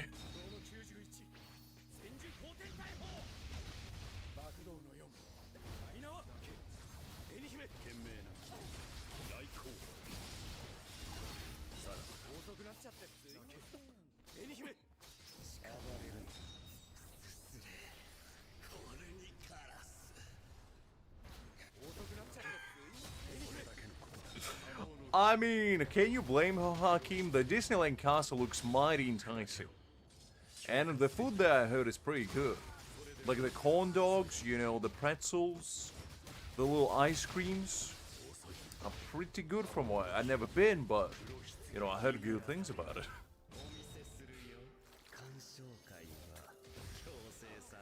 I mean, can't really argue about that, Amrit. Can't really argue about that. Always go with the heads. You know, never go with the tails. That's the secret to success.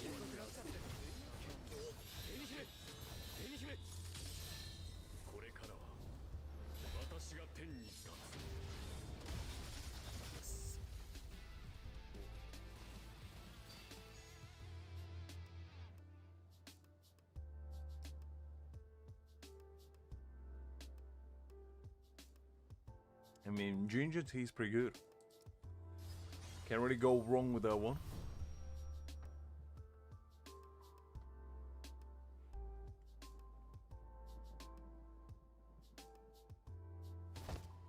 Well, let's see what we got here.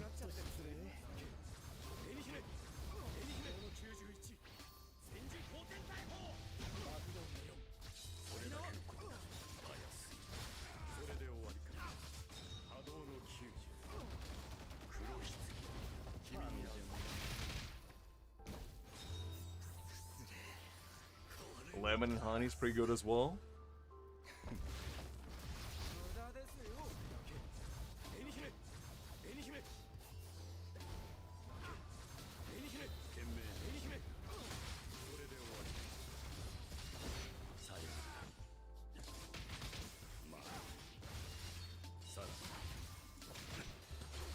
Are you finally signing a peace treaty over a nice cup of tea?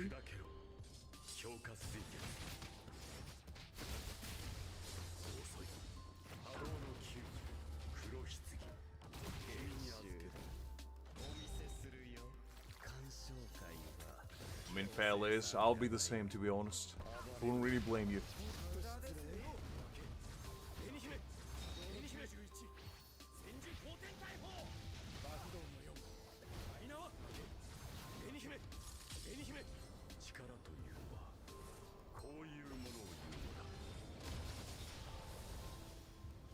Nice.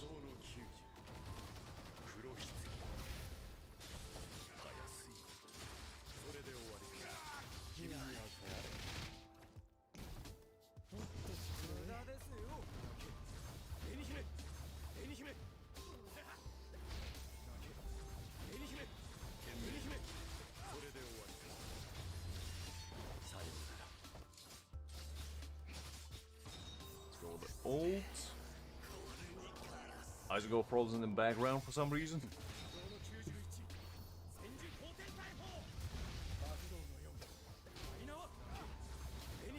Liz, why would you think that somebody poisoned your tea straight away? Golly. She is a bit paranoid.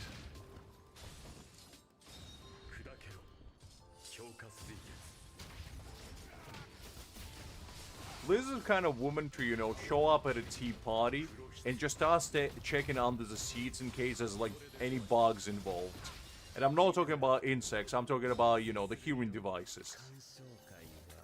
To ensure there's no contraband being collected on her. And then take every tea that's been served to her into a little test tube and just like run like a little test in the background to ensure there's no poison involved. And only then will she enjoy the fine tea selections with accompanying accoutrements. I mean, that's fair, Liz. I'm just saying you don't necessarily need to think that you and James Bond Mission Impossible type of scenario.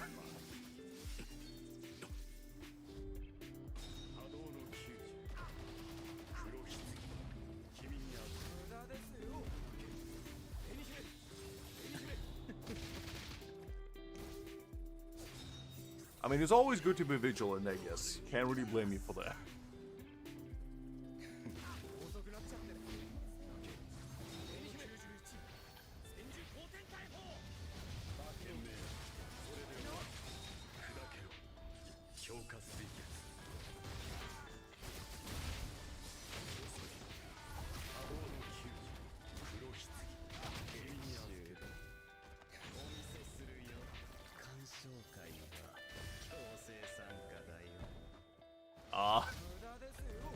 As a sign of peace, you'll ensure the cup is not poisoned. But how would Liz know that you didn't poison just her cup?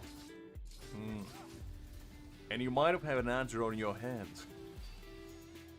And as Liz said, you gotta think of all the situations.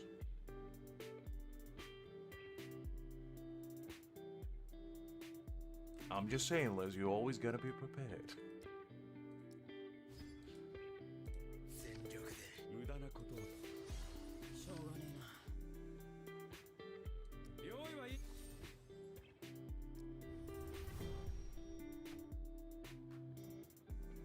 Ah, fair enough.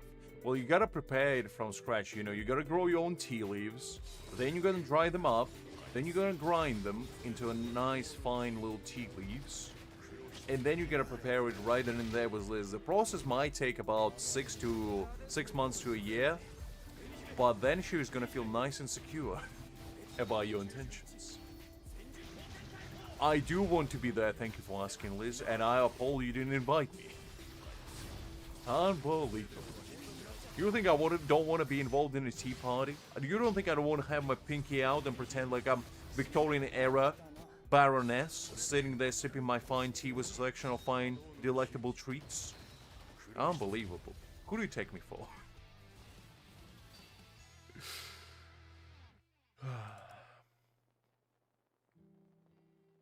Absolutely. Always have your manners with you when you're drinking tea.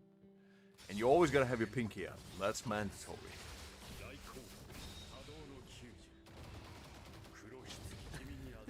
Listen, Greg.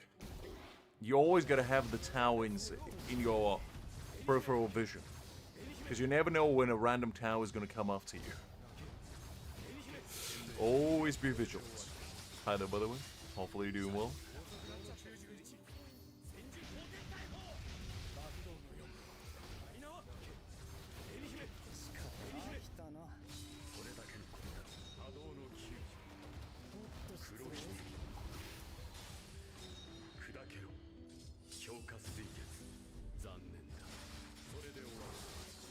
Ah, I see.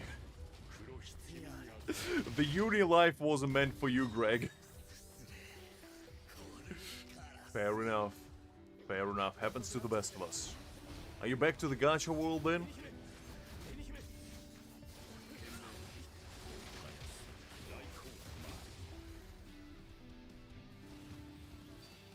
Back to your roots, as one may say.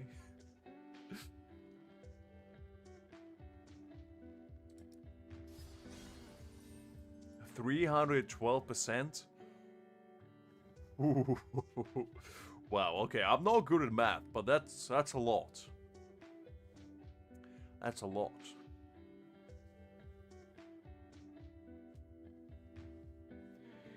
And how do you go about 100% again? How is that possible?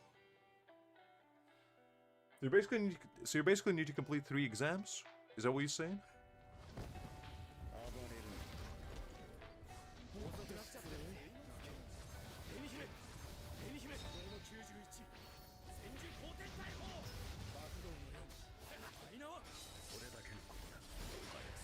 Well, Greg, you had a good run. You had a good run. I mean, just do your best, Greg. At the end of the day, you know, education is not the end of the world. You're a smart young man, you know, you're in the prime of your life. You got all the time in the world to do what you want. Just try your best and whatever happens, happens. No point sweating about it.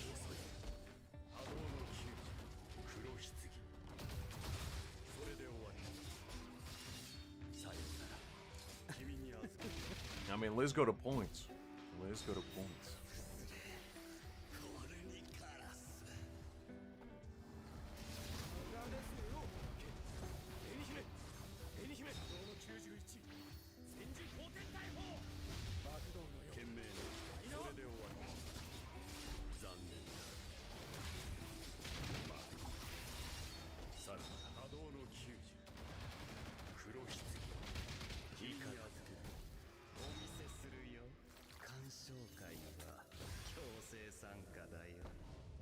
Let's go with this.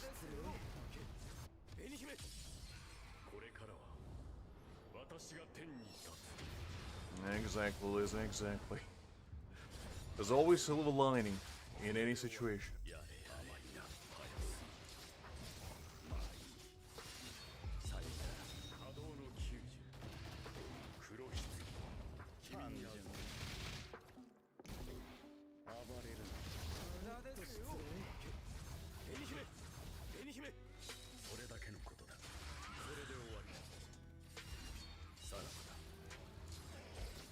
I mean, it was bound to happen, Hakim. It was bound to happen.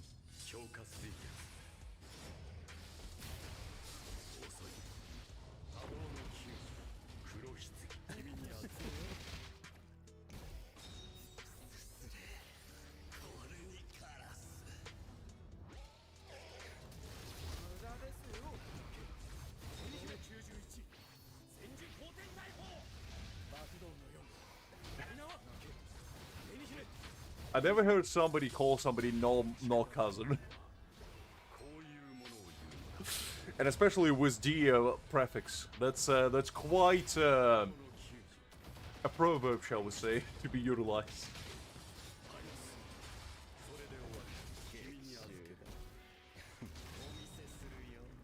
It's alright, Liz, you don't have to be in a corner.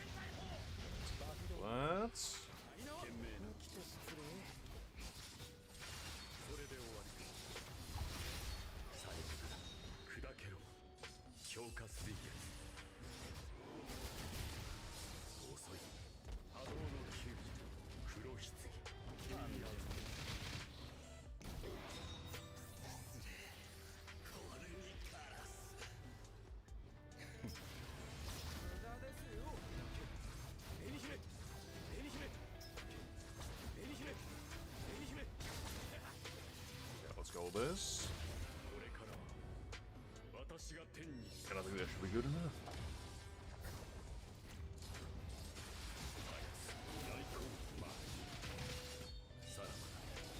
Oh, well, that's what I'm trying to do, but unfortunately, like, with this particular game mode, sometimes the counterattack doesn't work, and I do try to go with the ultimate first. It just doesn't work for whatever reason.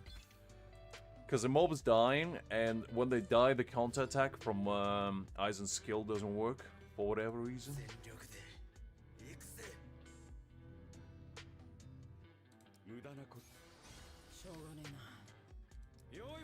I mean, as I said, Greg, at the end of the day, your academic achievements are not like the defining factor of you as a person.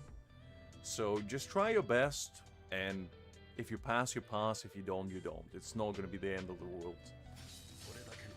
You're still going to be a good person in the end. That's what truly matters.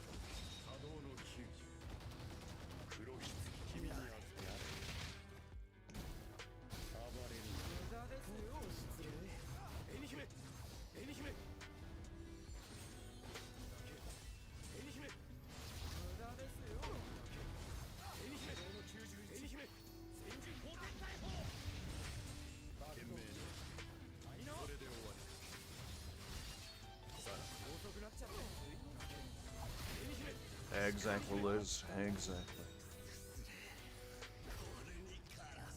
Just always keep your chin up high and face any obstacle within your path with a clear heart and a clear head. And when in doubt, just headbutt it out. That's what I always do. No matter how tall or how mighty the wall in front of you is, nothing quite like a little cranium action to break through.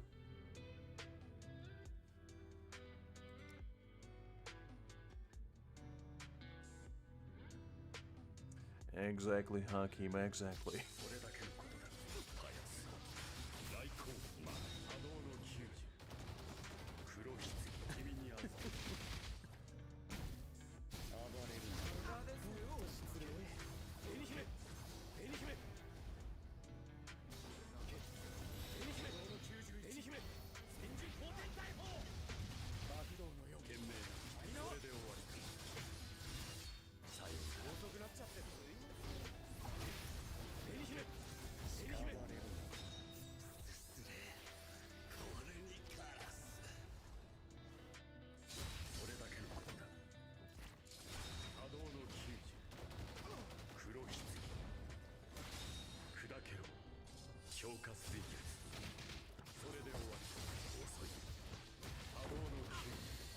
Okay, I think after this one, I'm not sure if there's any other events we missed, but if not, we're gonna jump on our free-to-play account and do some fun stuff on there as well. And by fun, I mean weeklies, which is as fun as it gets, I guess.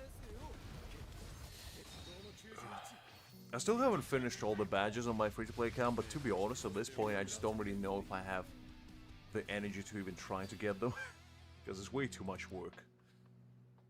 I might give it a try, we'll see. Okay, so this is gonna be the last one. Let's see what we need to do on here. To be honest, I didn't even notice there's any difference between these stages. I just kind of breeze through them. So I assume there's not.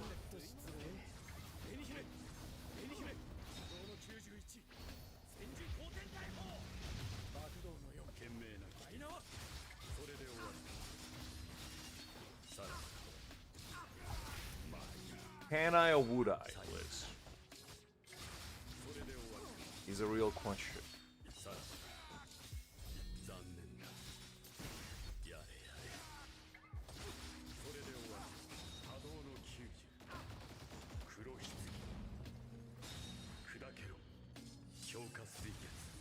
I mean,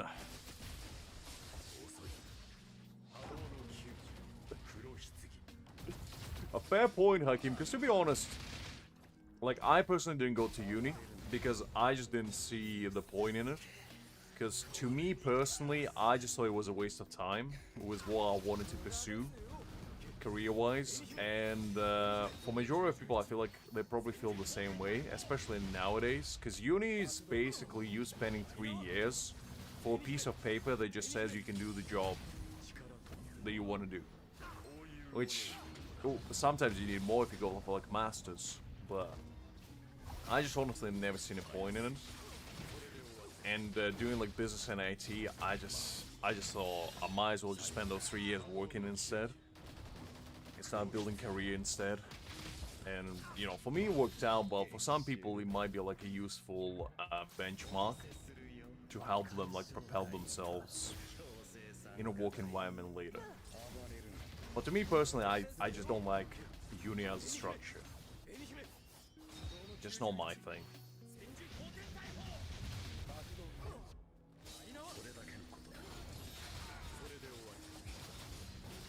Exactly, Creek. Exactly. That's why I don't really like exams as a way to assess somebody's like intelligence and overall value, because some people might just not be good at exams, and some people could just be good at remembering information, but it doesn't mean they actually know what they're talking about. It's like there's different ways to assess how smart somebody is, and doing it through like just writing stuff on a piece of paper is just, I don't feel like it's the way to go, personally.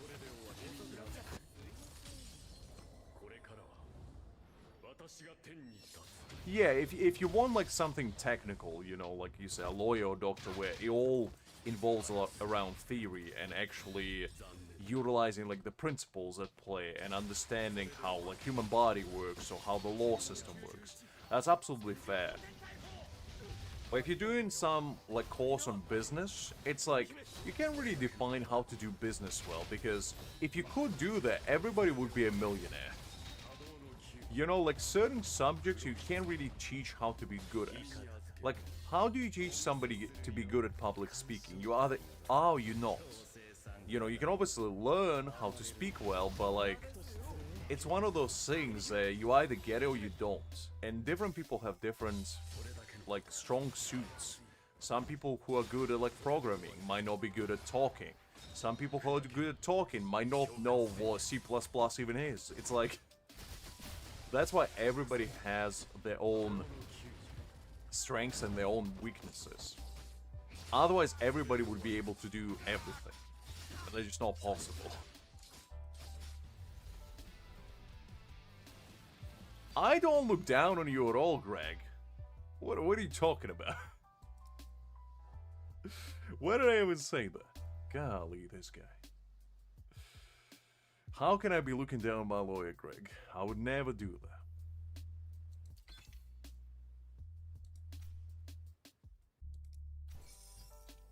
I know, and that's what I mean, like, if you wanna go for, like, a very technical job that requires you to, like, be very precise about the knowledge that you have, then it makes sense to go to uni to get that knowledge.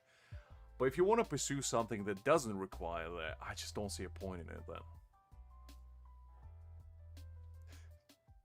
Greg, what are you projecting? I didn't even mention you, golly. Jeez Louise, the man is clearly on an agenda today.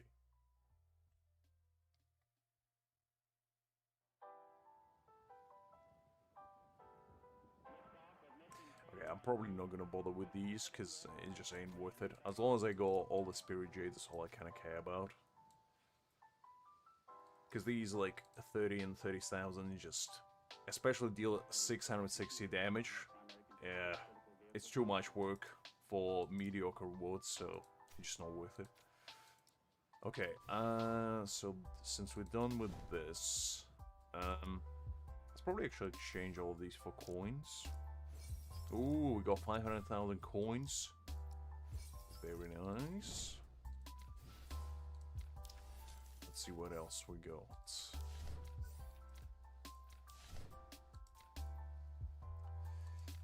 That one's sorted, and these ones we can do later, so that's absolutely fine. And okay, we completed this one, so that's okay.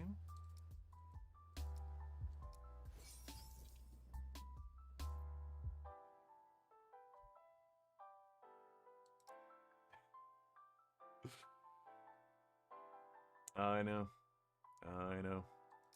I don't know who spent 500 jades on that thing and be like, that's a good investment. Because if it guaranteed you like 2 or 3 stats, I would be like, okay, maybe.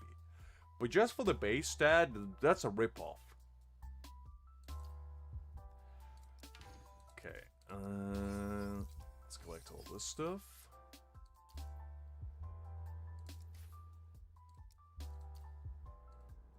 I think we completed all our weekly grind on here.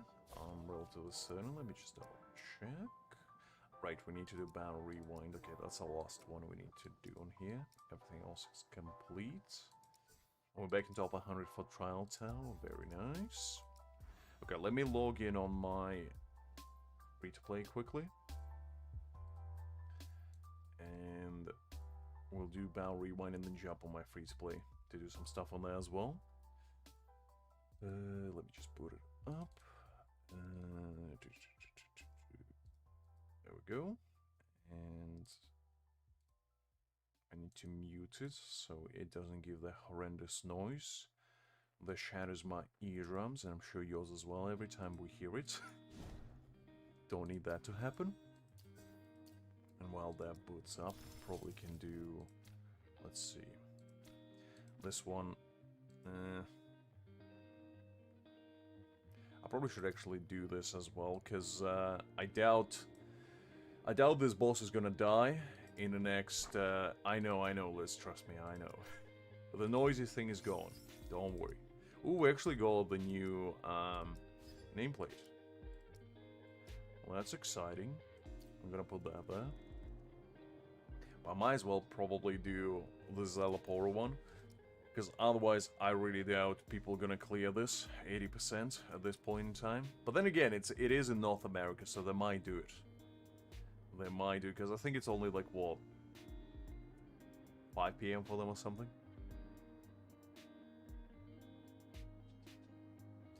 That is true. I mean, you can say the same for any educational facility, to be honest, because you learn a bunch of skills that you might not necessarily want or need in your life, and it basically just projected on you because there's a curriculum that people think you need to study. And it's like, does everybody need to study music or art? No, really. Does everybody need to study math or like science? Probably not really either, because like, when is the last time you use like algebra in your day-to-day life?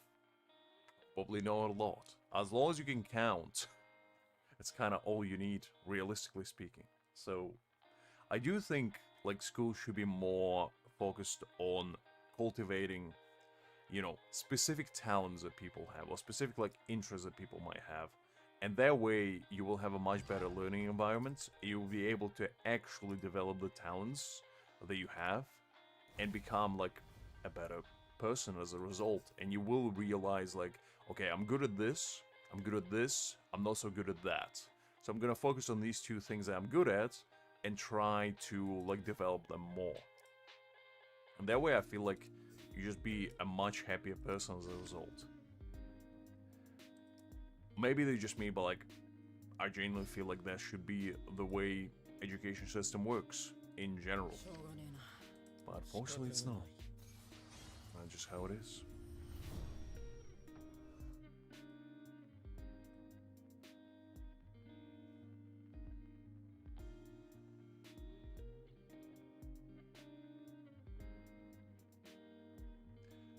I mean, a lot of people even my age still don't know how taxes work. It's a pretty common thing. It's unfortunate, but that's just how it is. That's basically how our society functions nowadays, where you don't really learn a lot of practical skills. You basically just learn a bunch of stuff that's a curriculum, and that's about it. It doesn't bring you any actual tangible benefit. It only gives you like empty marks that you can utilize to showcase how good you are, I guess, in that subject. But that's about it.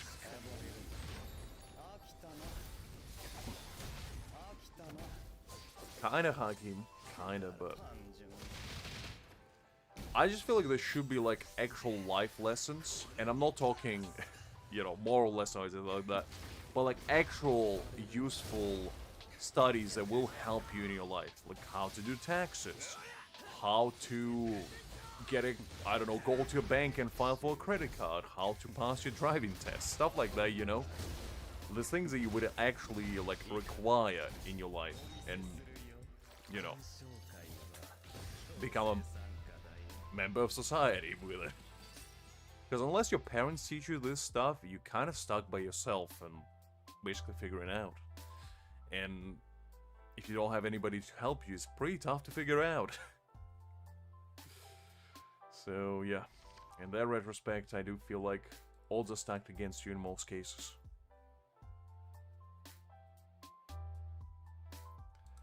Alright, let's go and do Battle Rewind now.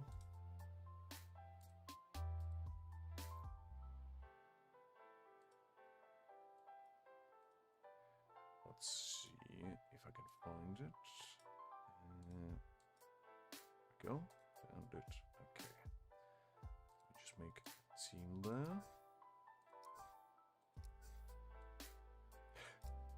there. Exactly, Hakim. Exactly. Because, like, I remember when I turned 18, I had no idea how to do my taxes, so I went to my parents and I was like, how do you file taxes? Just out of curiosity. Because at the beginning, I was working technically for myself, kinda. I was doing like freelance website design, and I had to file my own taxes and whatever, no. So, I had to, you know, learn how to do them. Otherwise, you know, the big tax man wouldn't be too pleased with me with not doing them. And, if I didn't ask my parents, I probably would be pretty lost. I would be like, okay, well, I have no idea what I'm doing. And that's an unfortunate fact. Like, you know, unless you get told these things, how are you supposed to know them? And that's what school should be. School should be like a place where you learn all these things, and, you know, it sends you into the world with all this knowledge that allows you to become a contributing member of society, basically. But unfortunately, that's not always the case. Maybe in private education they teach you the stuff, but definitely not public one, I'll tell you that much.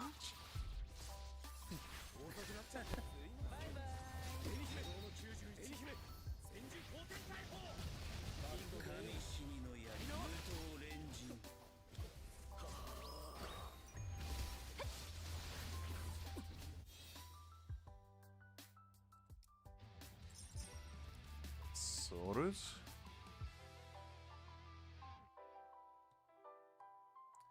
Let's see, is there anything exciting here? Alright, doesn't look like it. I guess, I mean, yes, Haki was somebody that did go to public school, yes. Pretty much. Pretty much.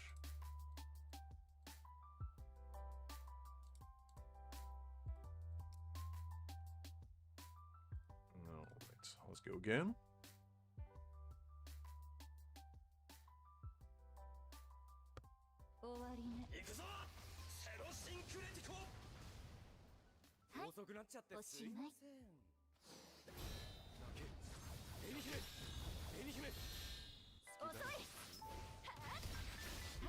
I mean, unfortunately, yes. Unfortunately, yes.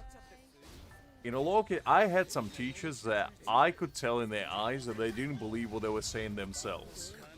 And the funny one was, we had a class on, there was like a religious studies. When I came to UK, it was like a mandatory class where you go and learn about like the religions of the world, right? And the funny part is that the guy that was teaching us was an atheist. He didn't believe in any religion. And I was like, how was the process of vetting this teacher allowed an individual that doesn't believe in a subject they talking about to tell it to students who need to learn about it? That's like the most backwards thing I ever heard in my life. And it's like, well, great. And he straight up told us, like, I remember the first lesson he said, and somebody asked him, oh, which religion do you believe in? And he was like, oh, none. And it took me back, and I was like, you know what? I respect it. I respect the honesty. Because at least he wasn't like trying to make something up and be like, oh, I believe in Buddhism or something. That was fair. That was fair. But I'm just like, that clearly was a severe lack in vetting process, and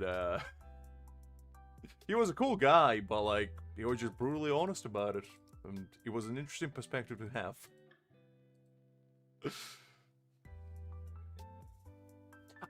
No, I understand that, Liz, but like, the guy clearly didn't like the idea of religion, right? So like, how a person that doesn't like the idea of it can teach you about it? You know, it's not that it's impossible, it was just a very strange circumstance to be happening, you know? Maybe, Hakim, I don't know. Maybe.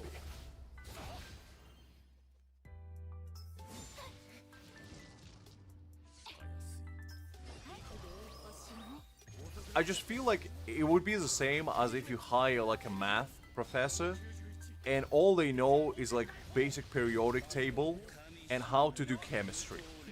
You know? It's like, I'm sure they're good at something, but math is clearly not one of those things.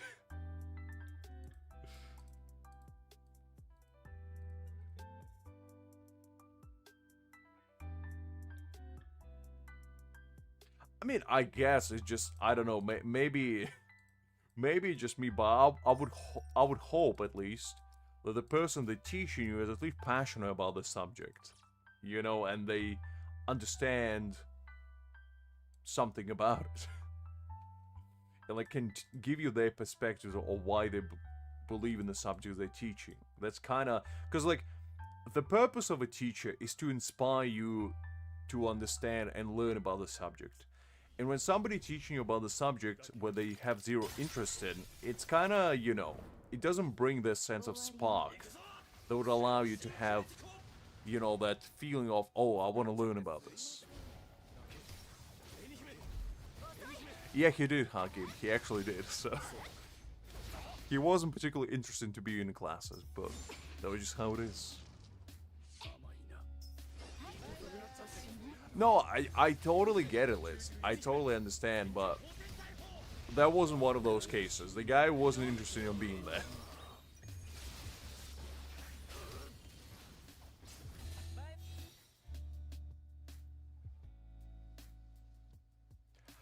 I guess maybe from that perspective, I assume so, but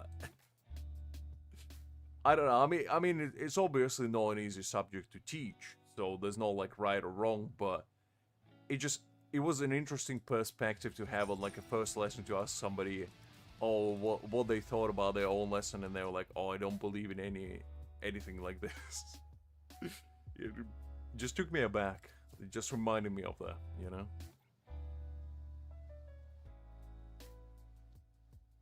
Oh no, that's an interesting subject because like.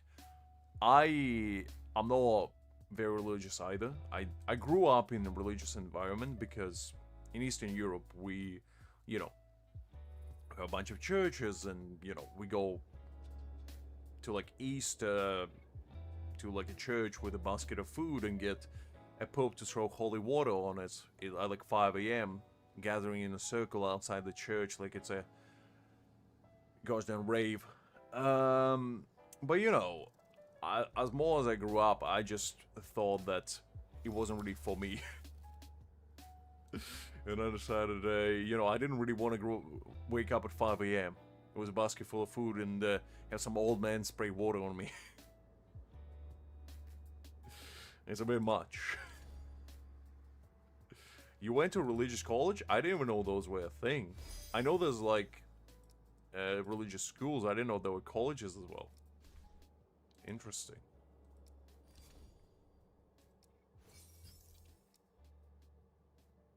You want it to be a noun? Well, as long as it's not an adverb, Liz. As long as it's not an adverb.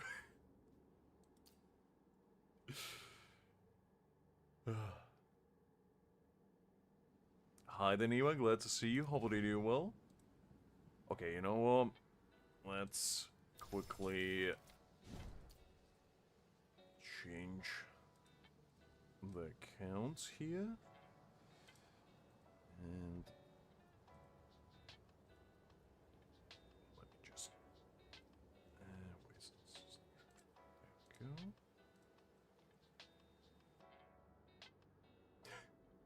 we go. Mr. Corn never fails to swoop in with a deal, unlike any.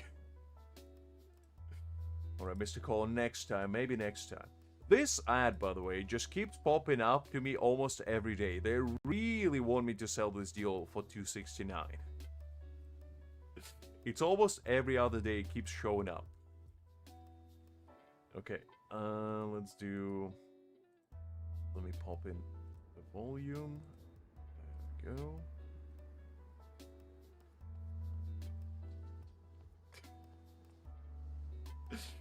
Third time the charm, Liz. Third time the charm. And that's what they're banking on, Hakim. That's how they get you. That's how they get you every time. Nice, new and nice. Okay, let me just make sure I exchange all this funky stuff. Yeah, I did. Okay, that's good. Alright, so I guess first thing first, let's do some world boss. not world boss, but one of these yummy fights.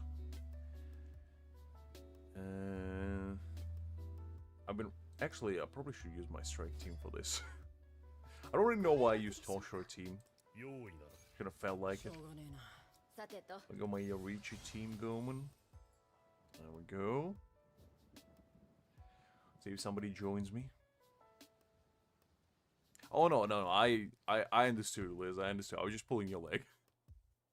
Because religious schools are a thing here as well. Like Catholic schools and all that kind of stuff. Or Christian schools. But I never been to one, so I don't really know what it entails. Does an Ikaku enjoy it? No. You switch your Ikaku no. You know what? No. I never will allow Ikakus in my holy sanctum. No. Unbelievable. These people.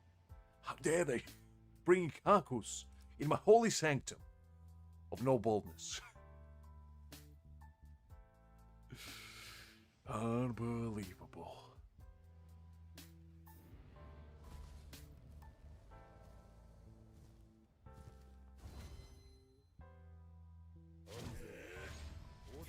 I mean, if I had to guess, probably Halibel, because people have been talking about her anyway.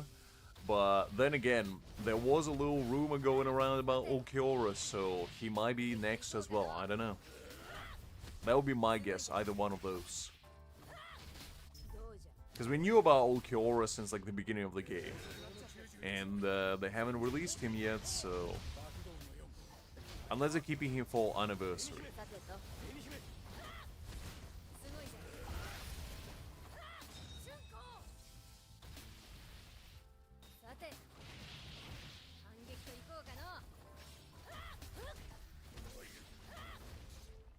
I mean, for me personally, I grew up going to like churches and whatever and all this, so it just, I wasn't really feeling it personally, so that's why I never really pursued it further than when I was a kid. And my parents weren't like pushy about it either, so I just grew up basically being like, this is not for me, but I respect people who like this kind of stuff, and that's just kind of where I left it. There wasn't like some sort of realization moment I had, and yeah, just how it is. But I like learning about stuff like that, because, you know, I loved like mythology, especially, you know, learning about all the old gods, like Egyptian gods, Greek gods, you know, North gods. I love those. Little Zeus action. And what brought me on to that actually was like God of War games. I love those. They taught me everything I need to know about Greek mythology. Kratos is the greatest history teacher ever. And I'll profess to the heavens till the day I perish from this realm. Well, that's why I think Ulquiorra will be Slash Tactic. I think it just makes sense for him to be one. And, yeah. I don't know.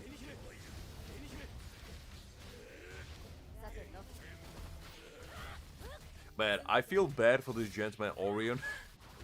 Because I'm clearly not doing heavy lifting on this.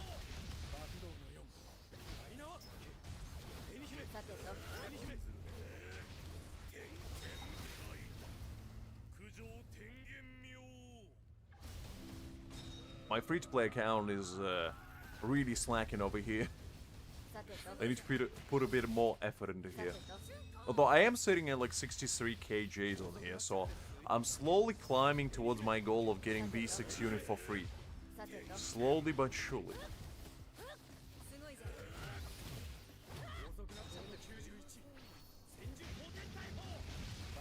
I know, Hakim, I know that all the man just wants is to have a happy retirement life with his son. And he can't even get that. Unbelievable. People just keep pestering him.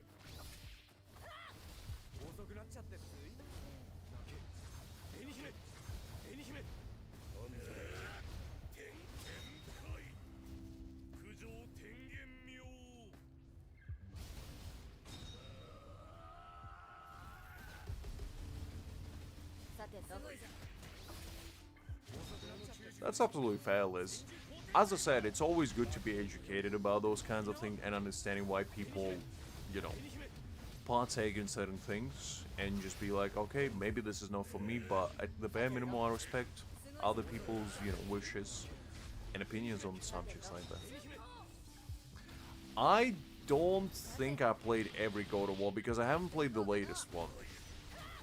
I played the first one, second and the third. I played the North one, like the first one, where Kratos is old. Is there any other ones that I'm not thinking of?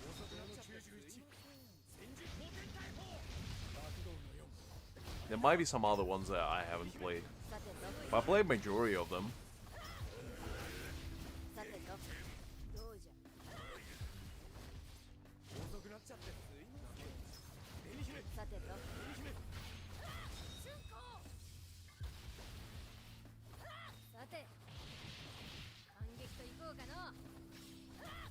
On the PSP? I didn't even know you could play God of War on PSP. Golly, hockey.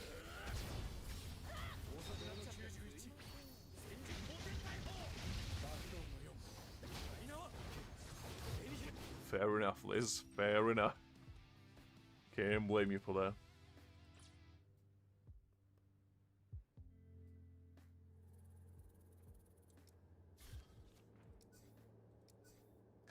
Okay, let's do... now that we finish that, I guess let's do a little bit of Frenzy Feast. See how far we can climb here. Shouldn't be too difficult, hopefully. But you never know.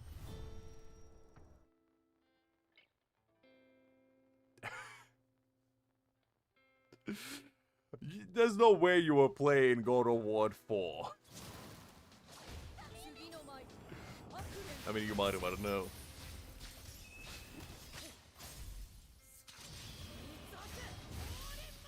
Hakim, I don't think you... Well, actually, the math does check out because you're 19. Never mind, never mind. I didn't know. Because I grew up in a time where you can only play on PlayStation. So, playing on PSP just sounds a bit outlandish to me.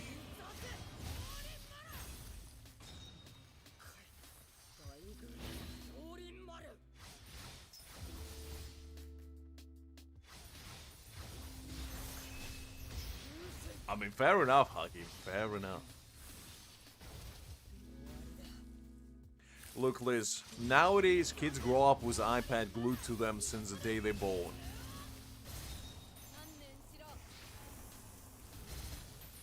Like, come on. I'm surprised your parents allowed you to play God of War at the age of 4. Because that's the kind of game that my parents were even raising their eyebrows when I was playing at 10.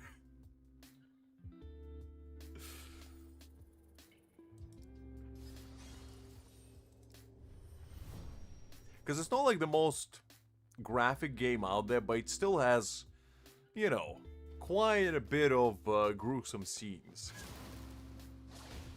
Because I remember when I first got the PlayStation, I asked my mom to go and buy with me like God of War games.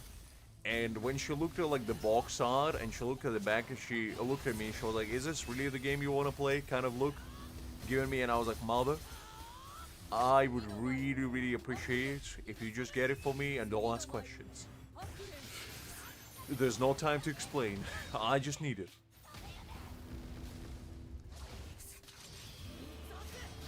So your older brother basically was helping you play it. Okay, that makes more sense. That's fair. That's fair.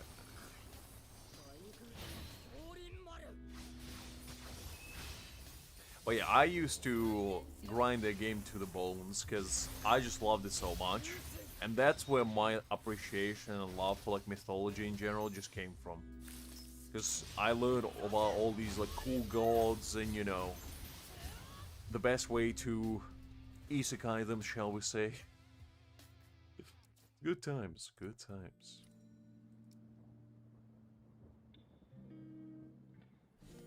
His brother was 5, Liz. They were the gaming prodigies You know how you get those kids like at the age of 6, they become grandmasters in chess? Hakim was a grandmaster in video games. The man was playing God of War at the age of 4. 15? Okay, that's fair, that's fair. At 15, you probably can play God of War.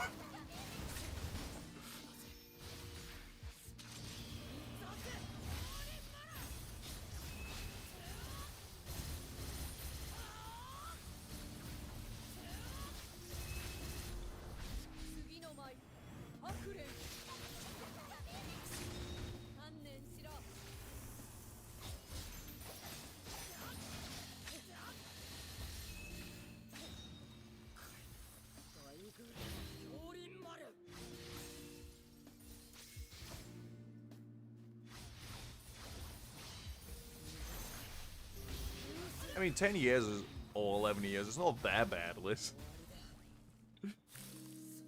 I mean, to be honest, since I was the only kid, I had to learn all my games by myself. And I think the first game I ever played was when I was 6, and I got my first PC. And it was one of those, like, educational games where you had to learn, like, alphabet in English and whatever, no? And go on, like, adventure, point-and-click adventure. I think it was actually Humongous Games, and it was Freddy the Fish.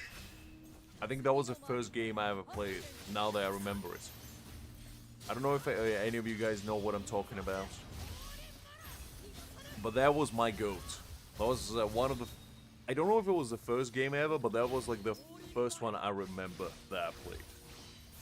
And yeah. Freddy the Fish from Humongous Games.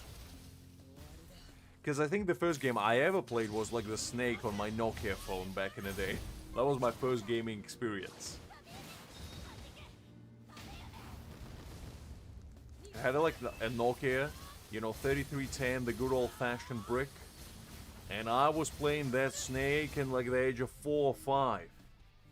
I was gaming like nobody's business. I still remember to this day. And I had a fancy version of Snake, because, you know, majority of Snakes out there was basically just like a map without any borders or whatever. No, but I had a Snake which had different levels on it. And it basically had like different labyrinth and whatever, no. And you had to pass, I think it was like 50 levels to get to like to the final stage. And I never did. I never seen the end, but I go to like halfway. And my little brain was hurting too much, and I couldn't figure it out how to do it. But those were the times. Those were the times.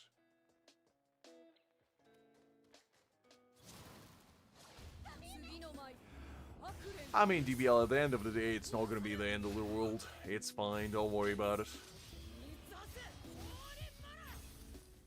I'm doing it on my free-to-play account, DBL.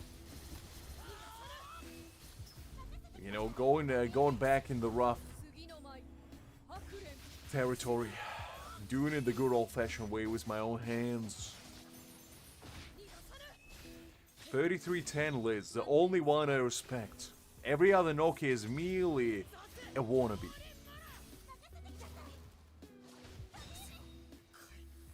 I mean, playing GTA 5 and 9 is a pretty interesting maneuver as well.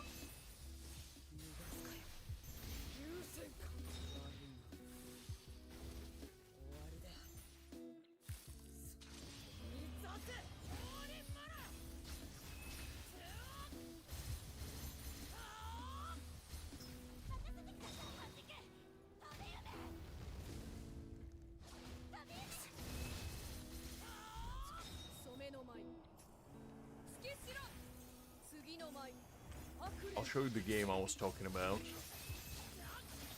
Since nobody understands what I meant, I'll give you visual representation.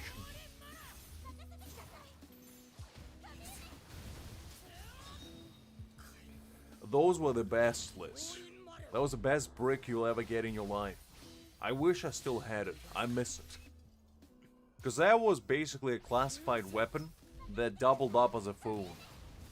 And they don't make phones like that nowadays, I'll tell you that much. Because whenever you drop that thing, the ground will crack before your screen will. That's how powerful it was.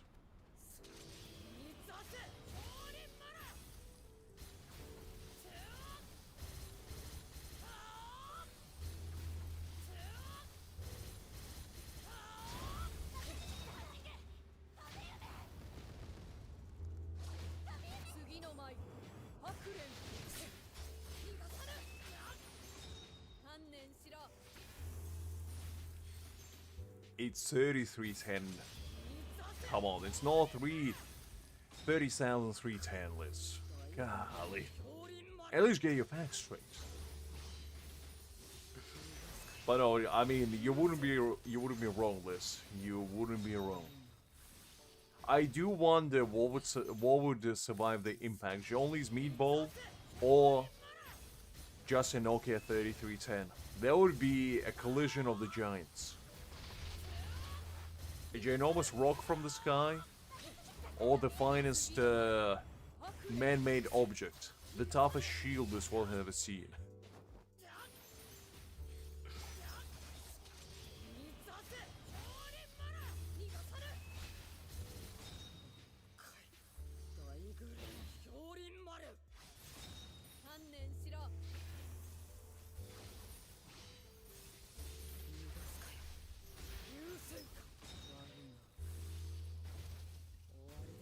Alright, now that we're done, let me show exactly what I was mentioning. So, this was the game that I used to play, like, all the time. I don't know if any of you guys are familiar, but this is what it used to look like. There was different games, modes, like, I played pretty much all of them, but it was basically a point-and-click adventure type of situation, where you would go to these... Man, this brings the memories. I remember this. I remember that I was at 6 years of age. I know this guy. This was Jean-Pierre. I remember him. He was a tailor and he was a douche. I hated him. Because he wouldn't give me this, you had to get like... Ooh, are we back?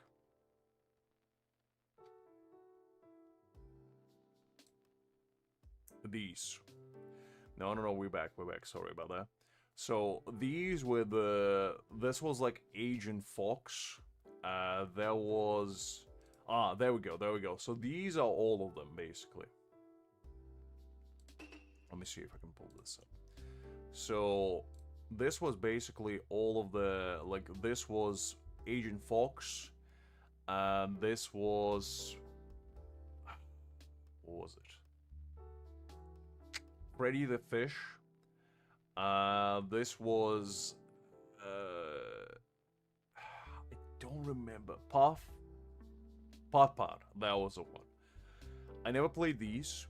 I played Agent Fox. I played all of the Freddy the Fish games. I don't know what this blue dog is. I don't know what these are. But like Freddy the Fish and the Spy Fox were the goats. I remember them to this day. They were absolutely amazing. But yeah, that was my childhood, basically. Encased in one image. And those were the goats, I'm telling you guys. If you ever wanna relieve, like, what it was like growing up in the early 2000s, these are the games you played. The point-and-click adventures of the olden times. And they were amazing.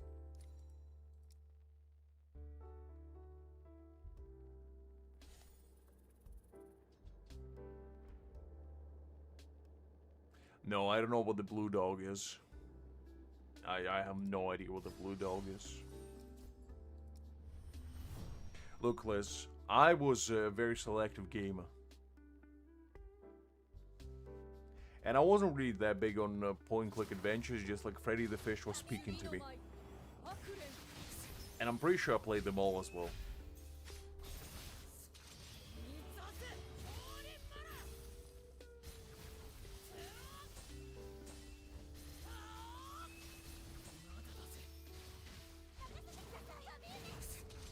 That's fair, Hakim. That's a good childhood right there. That's a good childhood. I never watched Blue's Clues, Liz. That's way too old for my time. The next thing you're gonna mention is Sesame Street to me.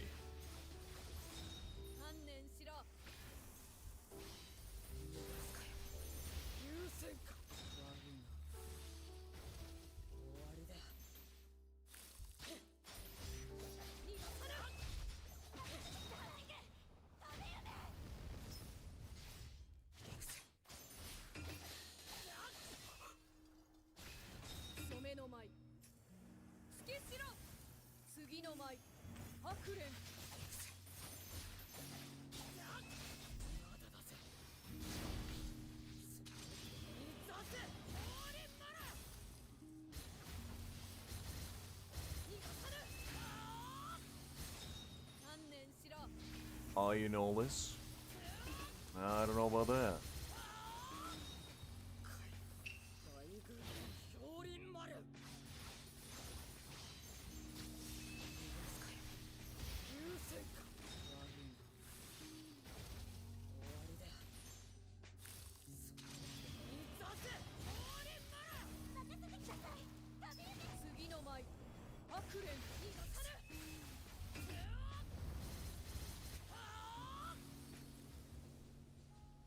I never watched Sesame Street, so I have no point of reference, to be honest.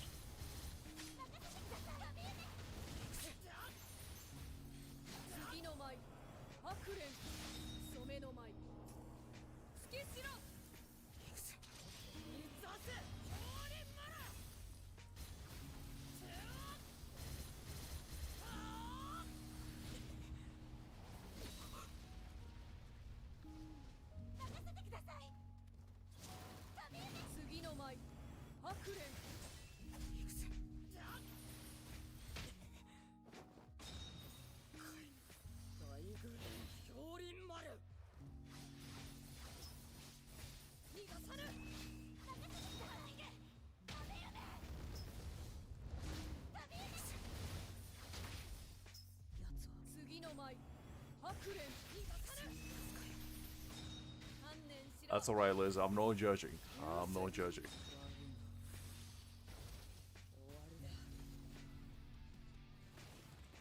Because to be honest, I grew up on like Nickelodeon stuff more than anything. That was like my bread and butter growing up, and that's almost exclusively what I watched. I did have Jetix as well, which was like another Cartoon Network. And that one was pretty good, but not as good, I would say. Okay, let's do my strike team for this one.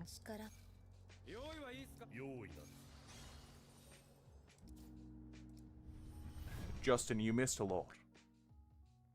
You missed a lot. But that's okay. That's okay.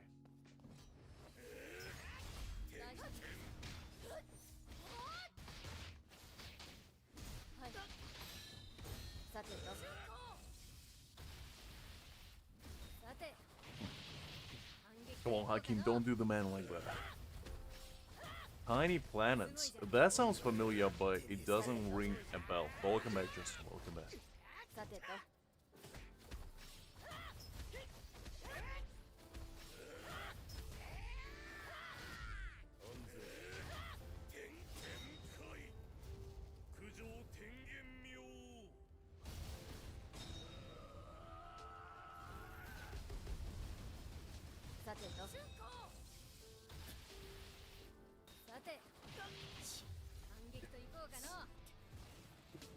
I mean, fair, Justin, fair. If you had to choose between the two, I would probably go with the latter as well.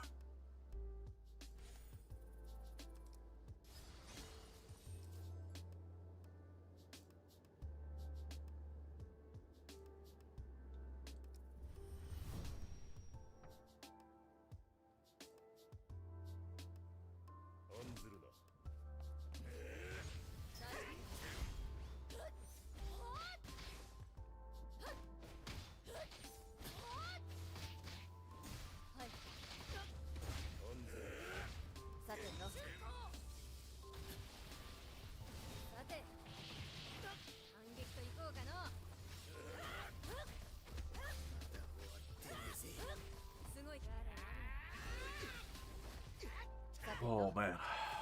Nothing quite like fighting in Kako on a Sunday afternoon. Brings things into perspective.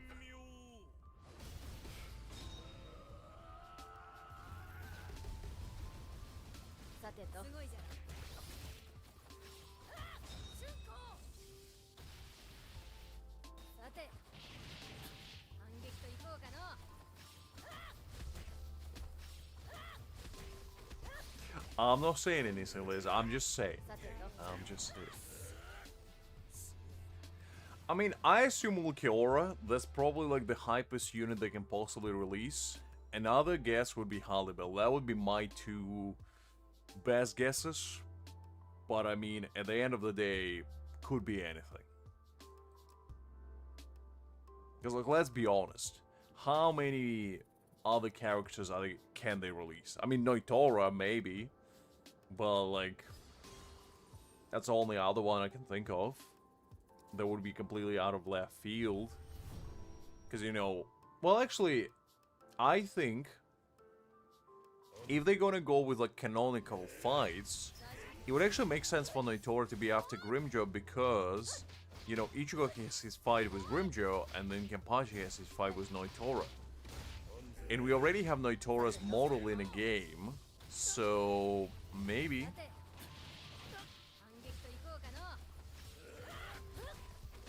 and he would make sense to be like a slash tactic as well, because he's all about slashing. So maybe Noitora. Yeah, but Unohana wouldn't make sense as a slash tactic, would she? Because to me, I feel like this slash tactic would be either Ulquiorra or Noitora. Noitora would make sense because he's all about slashing, and Ulquiorra, you know, because he's Ulquiorra.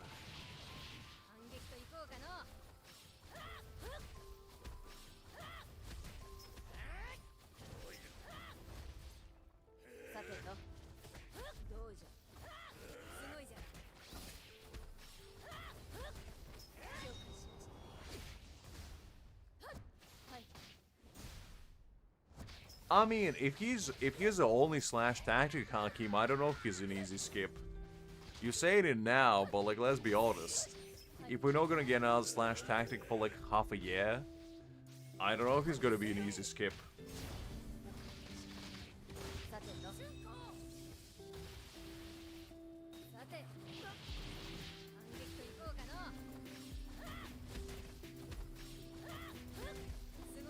What is the strategy index, Greek?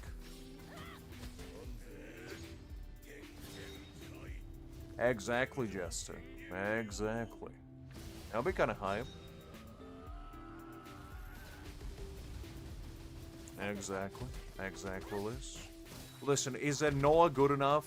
Point made? Come on. Solid argument. You can't refute it. I dare you to try.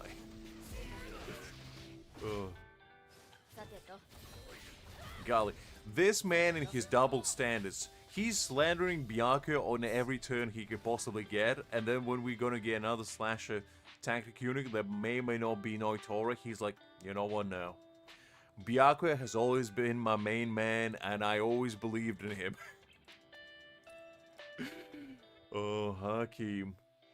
How quickly you change your tune.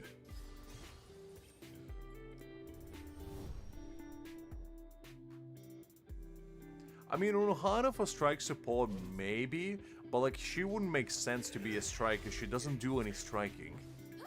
She would make more sense for Spirit, because she's all about healing. And that's involved with Kido. So I just don't see her as anything else besides Spirit, but maybe. I mean, she doesn't have to make sense to be, I guess, a support for strike, but I wouldn't mind that.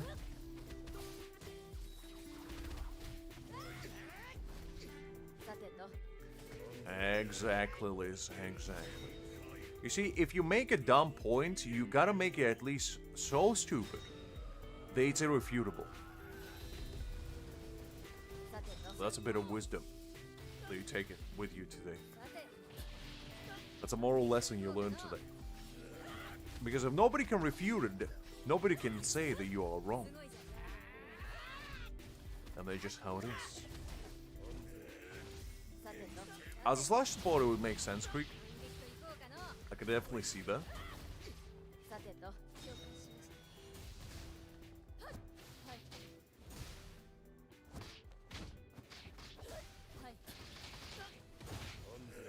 Exactly.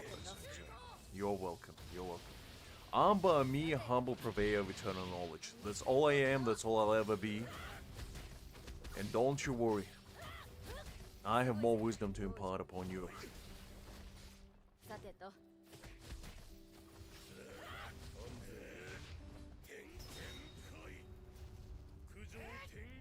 Yeah, I think so as well.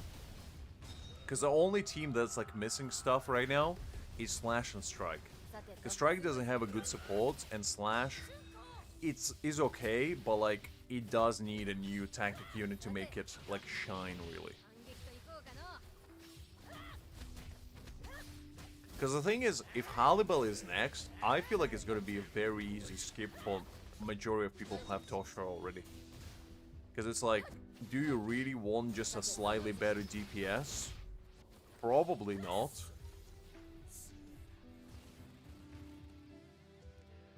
Wow, Liz.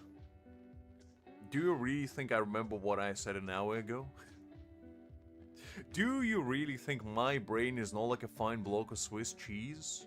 With more holes than cheese? Come on, Liz. Come on. Let's see if I can remember. Because neither of you have heart, I guess. Both of you are extremely, you know, kept to themselves, and both of you want to know what it's like to be a human. I don't know. You tell me.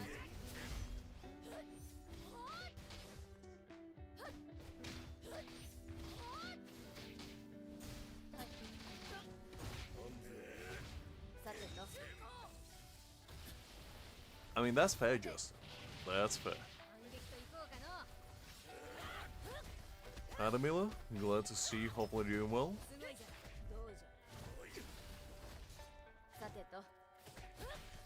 Some way, you just have to find it. You just have to find it.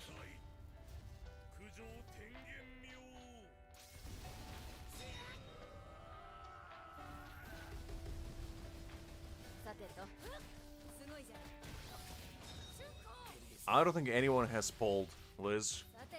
I think Spoiled is a kind of thing that nobody is brave enough to acquire. Whatever Spoiled may be.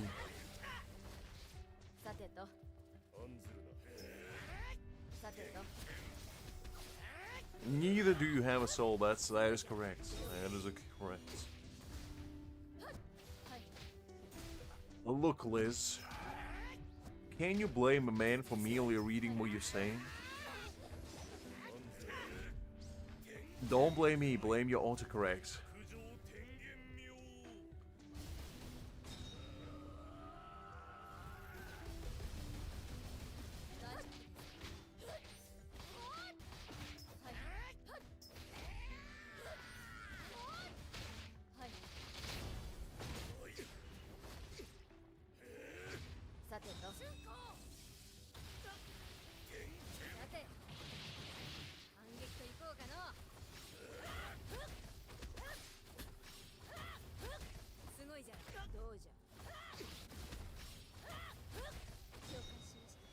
I have a pretty big hard list.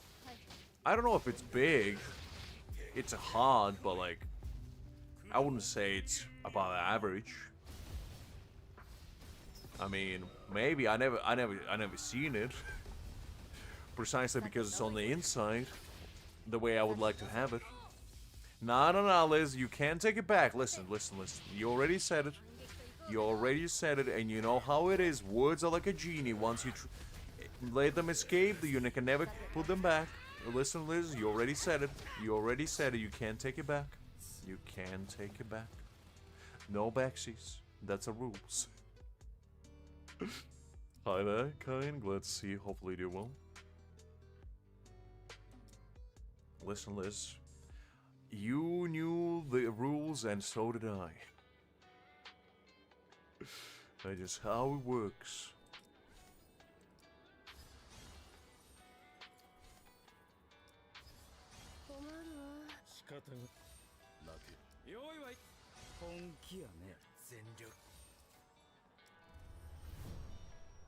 Listen, Liz. You said you. And you doesn't mean I. That's all I'm gonna say. Hakim, am I alright or am I right? Back me up on this.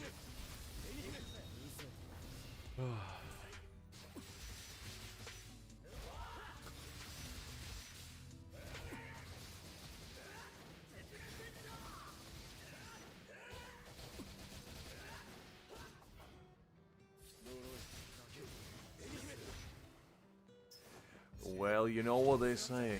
There's no I in a team. And as thus, there's no I in this statement either. I don't know what Pop-Up Loan is, Liz, but I don't need any loans. At least for now. Maybe in the future. I'll consider with you later about that.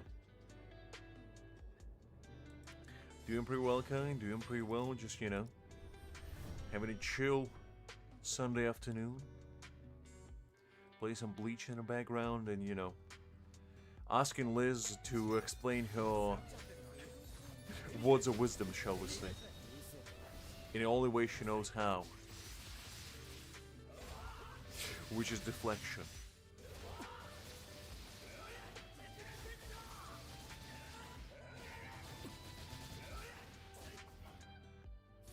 Look, Liz, all I'm gonna say is that you are your worst enemy at this point.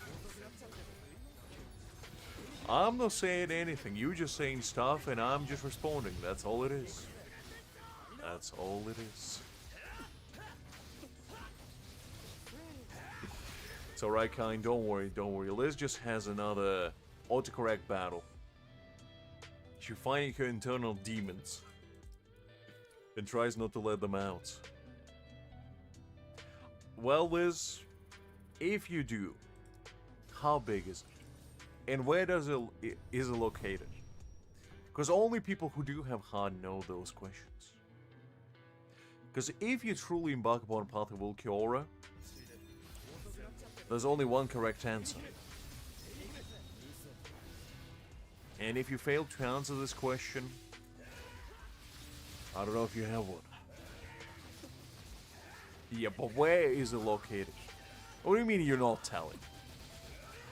Then how can you prove it that you have it? You can't be keeping these secrets.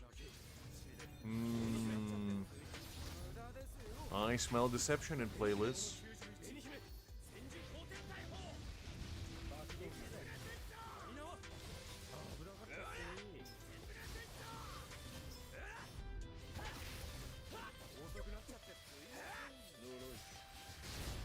See, I don't think you might have one.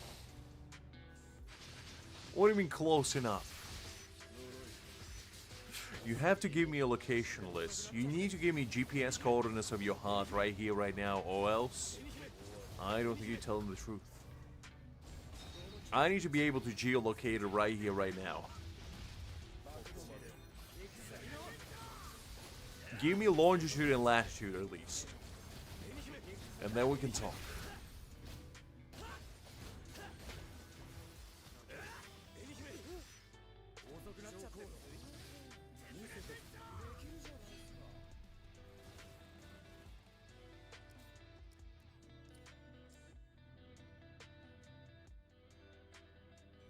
I mean, I hope you know where you are. I would be more concerned if you didn't know where you were. You just show up on these days like, guys, listen, I don't know where I am, but I'm somewhere in the world. This ain't Where's Waldo, Liz. You have to know your location.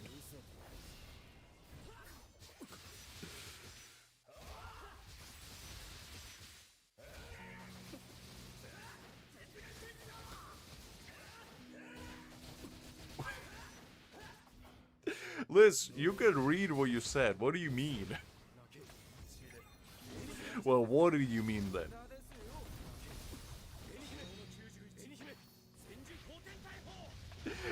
I mean, I hope so. As I said, I would be more concerned if you say you didn't. It's good that you do. I'm very proud of you for that.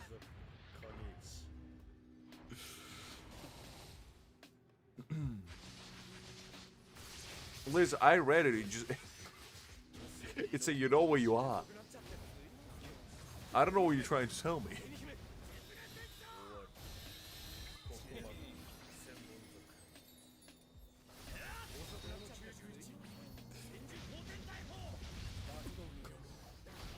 You telling me, Kai? The only thing I learned so far is that Liz knows where she is. And I don't know what I need to do with that information. I mean, Kai, do you know where you are? It's now Liz made me question reality. Do I know where I am? I don't know. In a cosmos, I guess. Floating on a ginormous big rock. Rotating around the ginormous ball of light. So maybe I don't know where I am. Maybe I don't. Interesting question. Exactly, Justin, exactly. We're all mere particles of dust in the greater scheme of things. Exactly, Kainet. First of all, guys, make sure to figure out where you are in no cosmos. And then everything else will follow. That's the first step. That is the first step.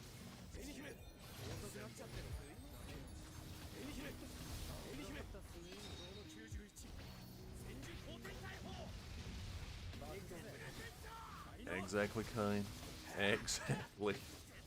We all mere cogs in a greater machine of life. And it's all about what kind of cog you want to be. Do you want to be a small one or do you want to be a big one? It's up to you to decide. Yes, Liz, I'm listening. What is up? I don't know, Liz. I don't know. That's for you to decide and for us to find out.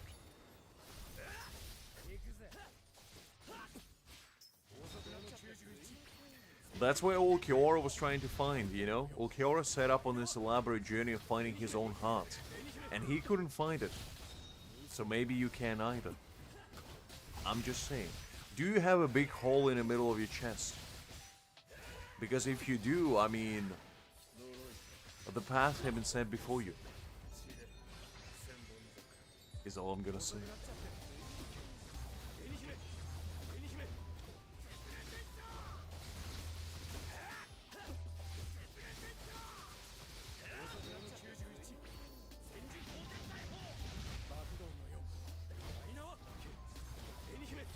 I like how you need to check. You know what? I respect that. At least you gotta be sure. Well, you know what? If you combine both of them, Justin, what do you get? A green pill. And you got a green pill yourself to reach the true enlightenment. That's how it goes. That's how it goes.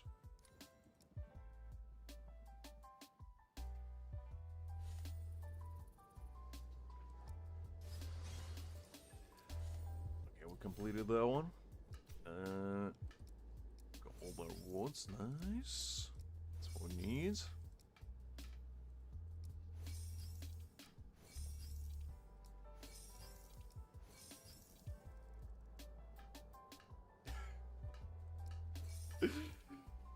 I mean, kinda, you might as well. Liz, what is normal? Oh, we also number 67 in the ranking, guys.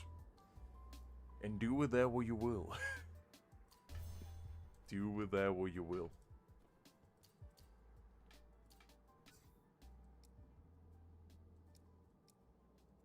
Alright, let's do Deadlock Passage, I guess. Let me see.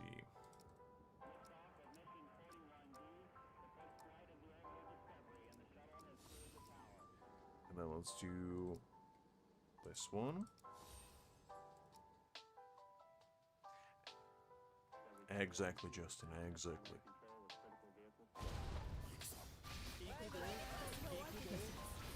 No worries, Kine. Was a pleasure seeing you as always. Get a good night resting you. I'll catch you later.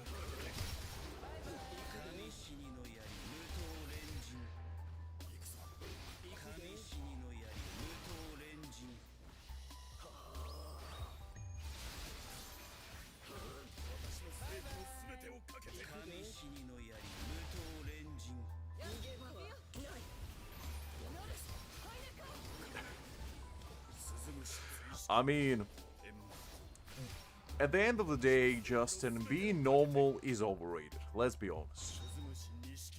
Being abnormal, on the other hand, is pretty exciting. Because if you are abnormal, you never know what life has in store for you. Every day is a new experience.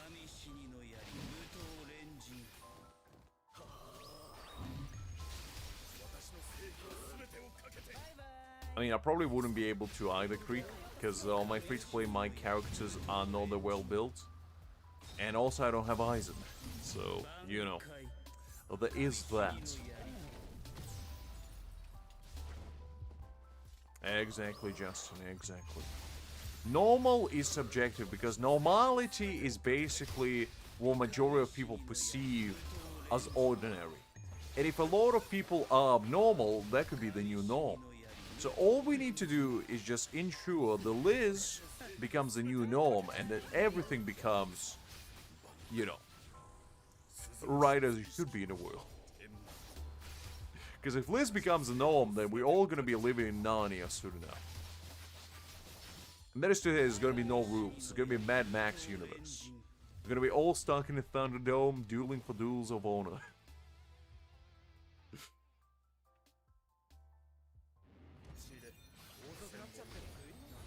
So you clear stage 7 with 3 stars, but not stage 6? How do you manage to pull that off, Creek?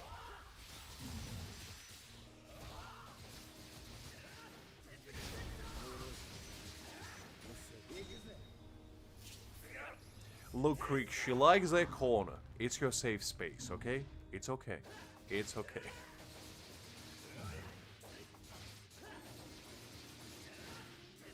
I mean, that's impressive, that's all I gotta say, Creek. Because stage 7 is usually harder than stage 6, just by the fact that it's a bigger number. I mean, to be honest, on my main, I completed them all on auto, so I didn't even know what I was doing half the time. Because I was too distracted talking to people. But on this one, I actually will be paying attention and seeing what's happening. I mean, that is true, Justin. That is true. What do you mean the first one going? What did I do, Liz?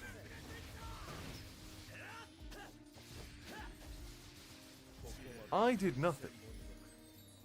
I'm just here, you know.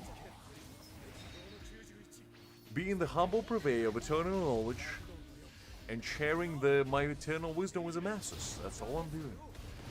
That is all I do. That's all I know how to do. You, on the other hand, I don't know. I mean, all we know so far is that you know where you are. And that is a good start. That is a very good start. Well, knowledge is subjective matter, Liz. To some, it may be slander, to some it might be the grain of wisdom.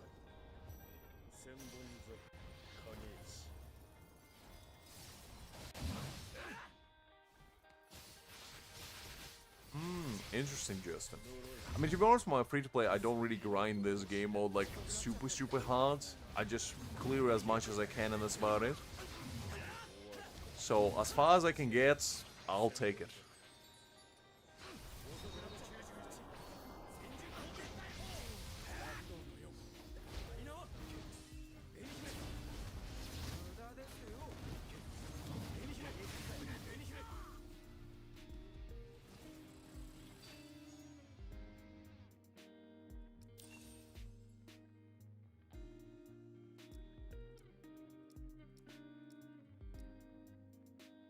do probably stun with spirit. Now let's do thrust team. All the thrust, but the strike team. There we go. That should be good.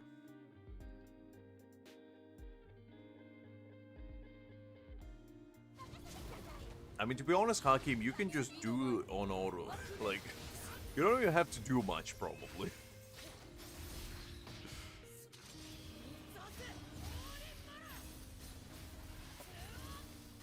I mean, like, day-to-day grind, I do dailies as well, and I kind of get out.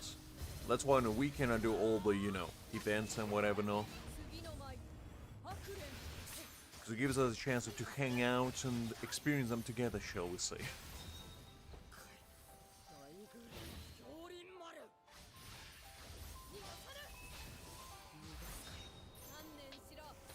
Wow. I don't think I ever heard a list called Dear Anyone. That's a new development right there. That's character development, if you will.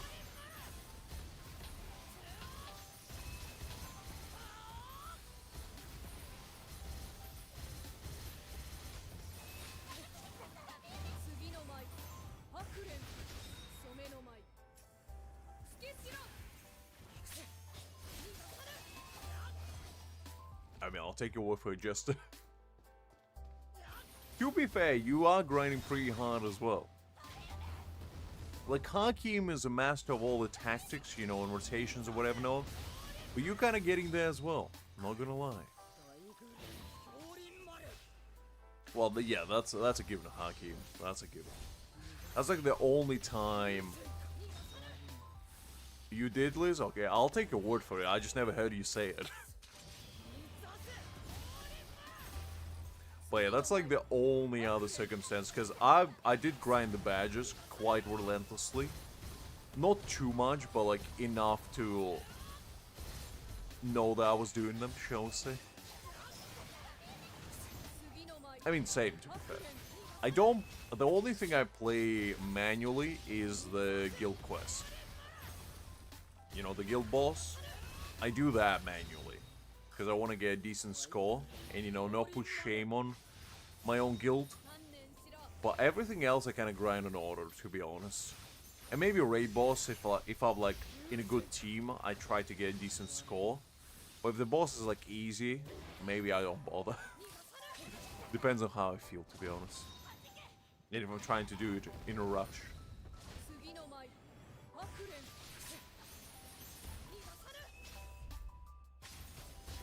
That is true, Liz. You did do that. You did do that. I just forgot about it. You see, my theory about Swiss cheese brain paying off by the minute.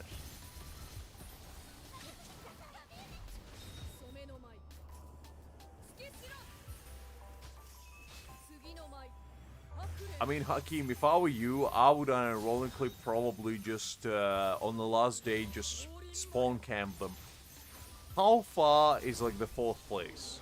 Are they like really close, or are they like decent chunk away? Because if they are like a small smidge away, I would be worried. I would try to get like a decent space between you two.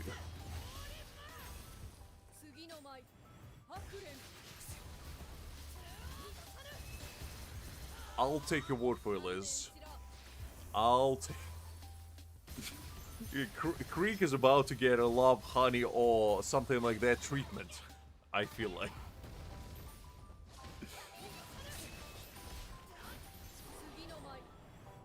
Yes, so Hakim has been grinding the Szayelaporro events. Okay, so you have a decent chunk. I think you should be safe. Because you go like 15k, 16k difference. No, 50. Yeah, 15k difference. So I think you'll be alright. Unless, like, I would check on the last day if they slowly like trying to climb. Maybe try to put a bit more of a difference, but I think you're good. Because that's a good, like, distance that I feel like you're safe. If it was like 1k difference, then that would be a sweaty period. But I think you're looking good for now.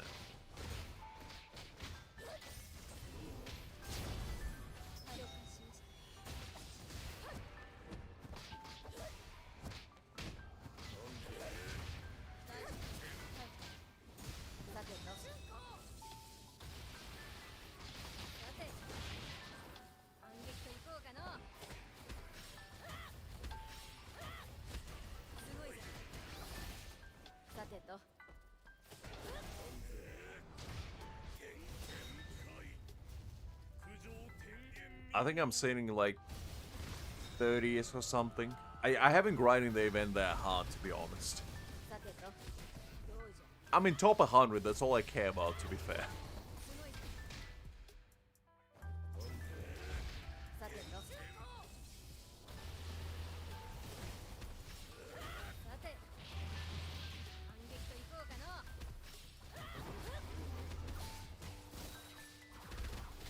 I mean, you probably could, because Hakim climbed to top 3 with just B6 Aizen. So, you know, you probably would have a good chance of doing that, Justin. But you would need to try hard way too much.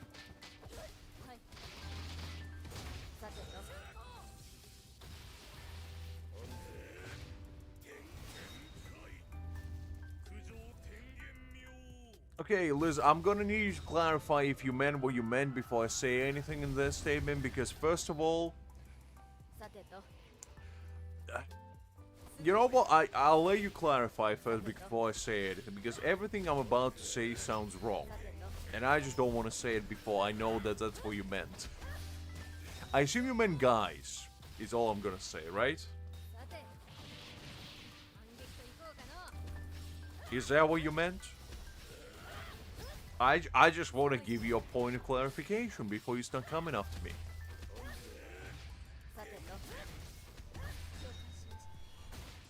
Okay, okay, that's all I wanted to clarify, Liz. That's all I wanted to clarify.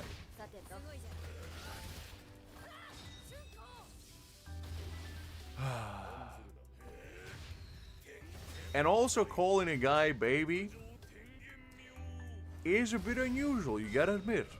You gotta admit.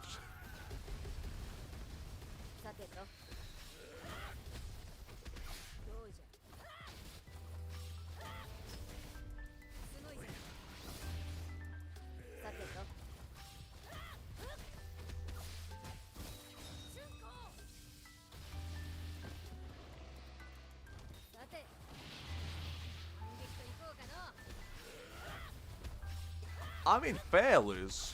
That's fair. I'm not gonna judge you for that. I'm just saying. If somebody called me a baby out of nowhere, I would be like, who are you and why do you say that to me? Who hired you? I would put them like in a full Nelson. I'd be like, who hired you? Tell me what you know. Did Liz send you? I'll be like looking over my shoulders for any quacking in the background, seeing if Wild Greg is somewhere in a corner.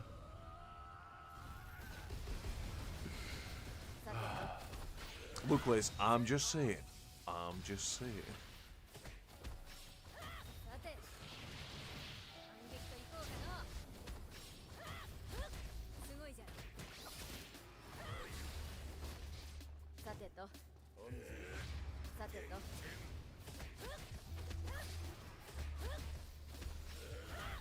$373K sounds insane.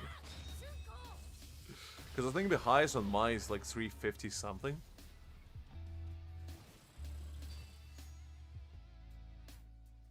Maybe Justin Server is pretty juiced up as well.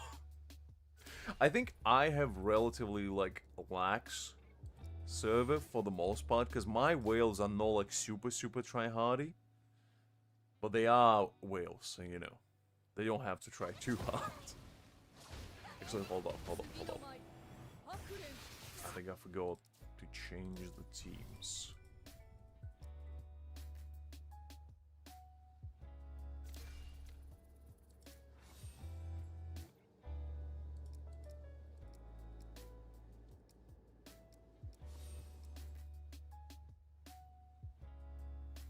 I mean, that's fair, Liz. I was just pulling your leg. I was just pulling your leg.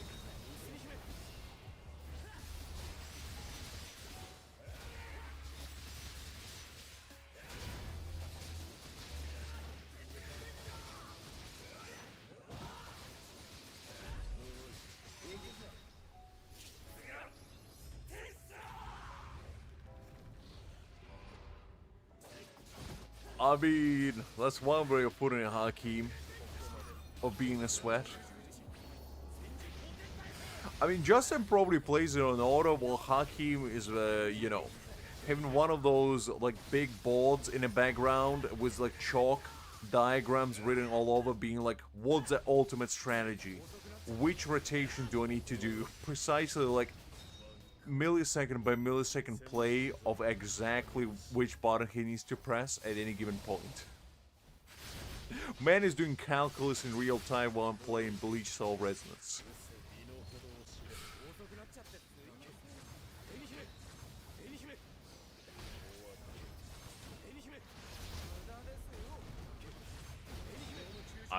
I don't know, Liz. Did you?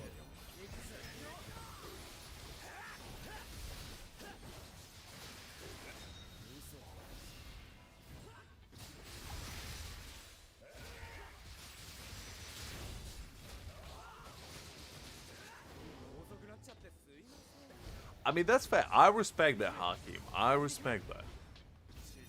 Because, you know, you're pushing your account to absolute limits.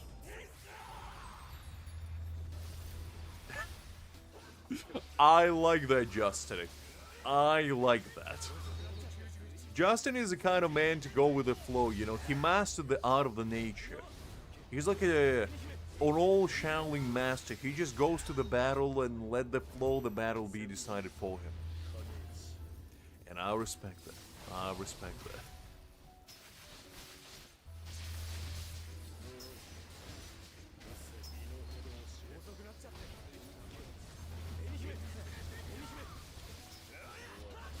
I feel like, you know, Hakim and Justin have a much more advanced version of AI. And I believe, I have a sneaky suspicion that the more you spend on this game, the better AI gets. I have no way of proving it, but I have a sneaky suspicion that Shueisha implanted a little detector in the AI machine, being like, ChatGPT, this man spent more than this lady right here, so give him better AI.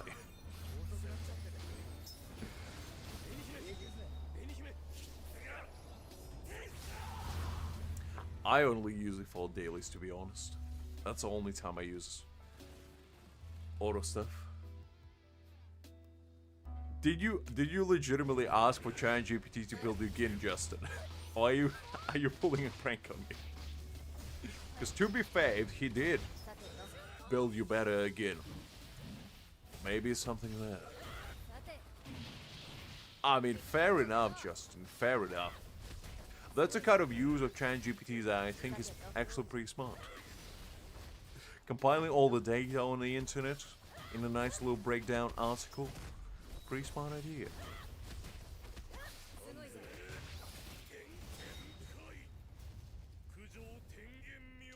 I mean, that's what I've been doing as well. Alignment is the way to go.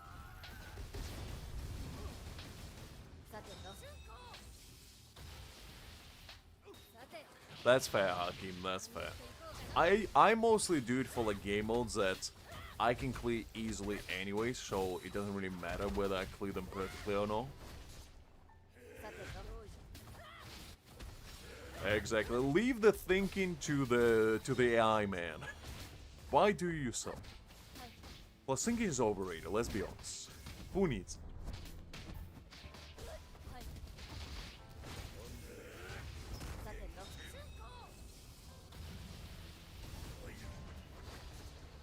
That is true as well, Justin. That is true as well. I feel like at B0, all you want from Gin is as much alignment as he humanly can stack. That's all he wants. Yes, and why did you go alignment, Liz? Why did you go alignment, huh? I wonder. I wonder. I wonder who told you to do so. $9.99? Now you're speaking my language, Greg. I don't know what you're selling, but I'm already buying because you told me the magic number $9.99. And I know that $9.99 is below 10. And as such, I have to buy no matter what it is. So take all my money and give me whatever you're selling, and I'm buying 10 of them. So $99.99 that is.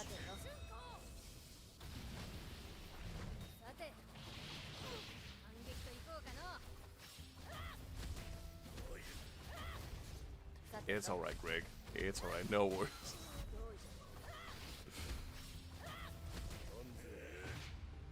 What do you mean it's over 10 with tax? Taxes? Justin, come on. What do you think all your shell companies are for? You just have to siphon all your money through a little thing called a Switzerland bank. I don't know if you heard of it.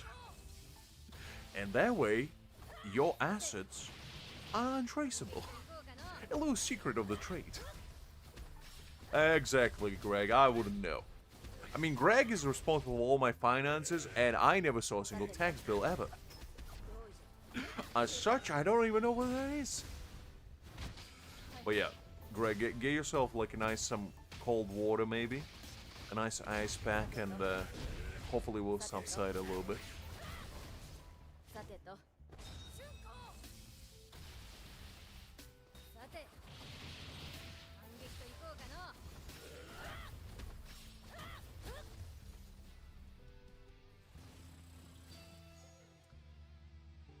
That one's sorted.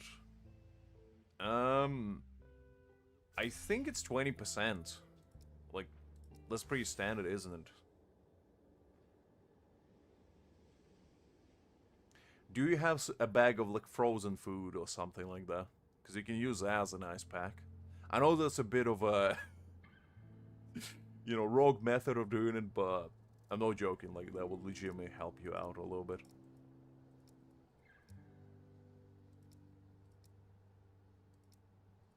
Because I remember when I was a kid, my mom used to use like a bag of frozen peas for any like bruises or anything like that. I've had a like a migraine, and it would do the trick.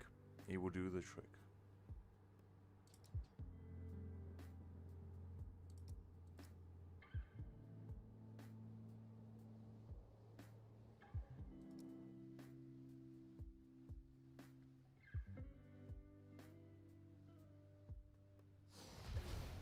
Lukewarm? Golly, Greg. That sounds like a hellscape. Exactly, Greg. Now that's Eastern European ingenuity at its best. And that's why you're my lawyer.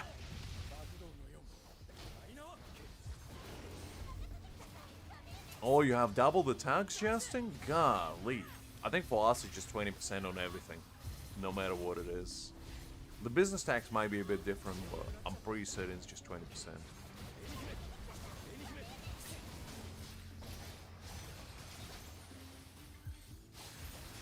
I mean, peas is just usually what we would have in the fridge, to be honest. It's like whatever you have that's frozen, basically.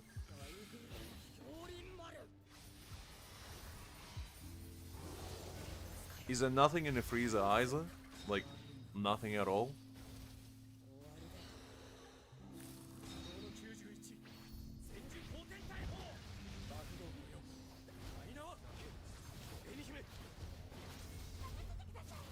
Oh, interesting.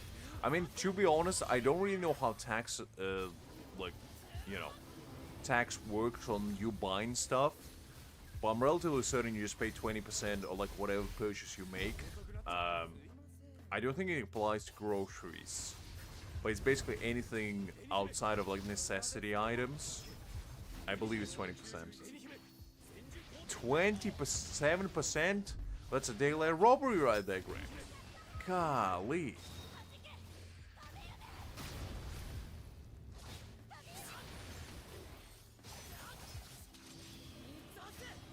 I think in Europe they have similar VAT stuff, like 20%. I believe it's for the most part.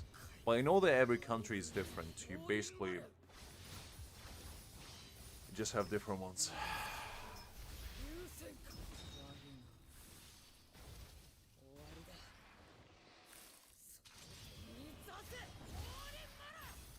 I don't know what taxes are. I'm telling you, I never did it. As I said, I just have shell companies that you set up for me, Greg, and I just trust you. You told me that I don't need to worry about the funky numbers that the councilman tells me about. And I never do. They keep sending me letters saying that I need to tell them the funky numbers that I make, and I was like, I don't know what those numbers are. Speak to my lawyer.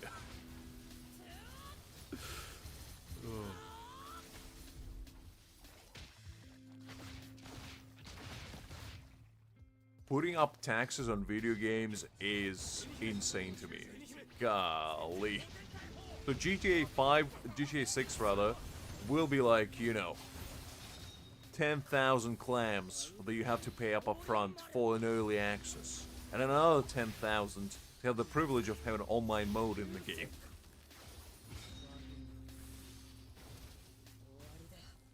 Okay, I see. We're doing the old school style, Greg. I see. We're whitewashing our money. I see. I actually remember when I was a kid, there used to be, I believe, like a furniture store right next to my grandparents' house. And as long as I can remember, I never seen a single customer in the store ever. And me and my grandparents went there once, and there was like only one employee. And whenever we went to look for, like, I think it was a new set of, I believe they wanted like chairs, one of those like lazy boy chairs that they wanted a couple for themselves. And we went in, and the store was huge, and it had all kinds of furniture, and literally no single soul inside. And it was standing there for like 10 years. And for those 10 years, they might have had like, we were the first customers. And they were always open. And like, they would have no customers, but somehow they were staying afloat. And now that I think about it, I'm pretty sure the local mafia was running it.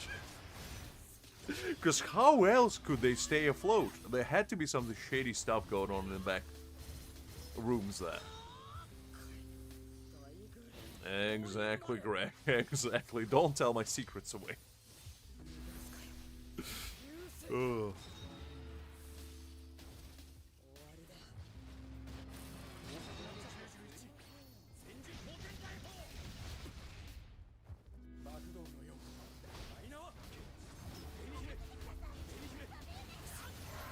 I mean, to be honest, I always heard that like violent video games make people violent, but to me personally, and I might be a rare case of this, I feel like playing violent video games makes me more calm. Because whenever I used to play God of War after like having a bad day at school, it would actually make me release the pent-up tension of, having any anger or whatsoever. Because after I would play the video games, I would just let go of all the like negative emotions I build up throughout the day, and it would make me feel much better. And I feel like that's for majority of people, because like games is an escapism, right? So it allows you to forget about your day-to-day problems and just enjoy a relaxing time. So I don't really see a correlation how it makes you more violent, to be honest, but maybe that's just me. I mean, to be fair, social media is a different thing, Greg. And I do think the kids being on social media is a double-edged sword. Because some kids, who are pretty with it and understand, like, the downfalls of it are probably good, but, like, a lot of them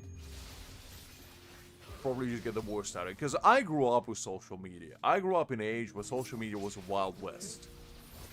And if I didn't, I feel like I would be worse off. But nowadays especially, I mean, if I was a kid on the internet, golly, I probably wouldn't make it to adulthood, I'll tell you that much.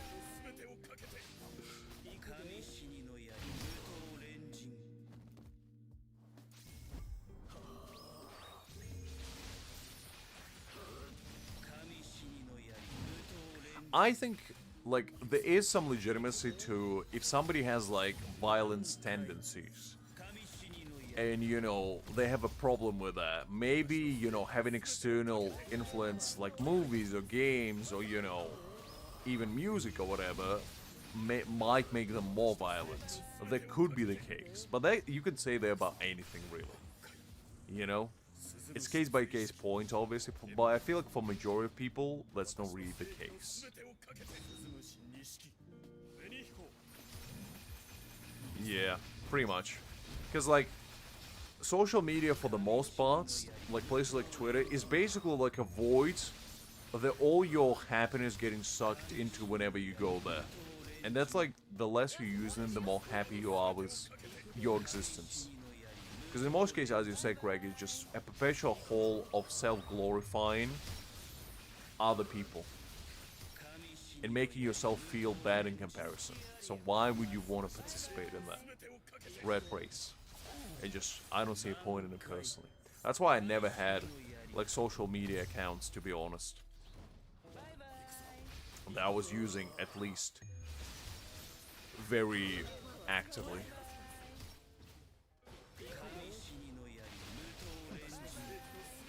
Oh, that's true. I mean, even games, you know, nowadays that are specifically oriented towards like kids, like Roblox, for example, they have a lot of mini games in there that, you know, like casinos essentially. And the fact that the kids can make money in those kinds of games as well is a double-edged sword too. So it is interesting. Like, I feel like nowadays it's much harder to grow up on the internet than it was back during my era of like early internet, because during early internet days you didn't really have to worry about much because people were still trying to figure out what they were doing themselves, and as such there wasn't any sort of like repercussion for making like choices of some kind. Because nowadays if you end up in like a weird part of the internet, you could get scarred for life. And to be fair, I did so as well, because, you know, the first time I discovered some girls with a cup, for example, that was a life-opening experience. That opened my third eye to how bad the world can be. And I'm just saying. Look, Les, let me reminisce in peace.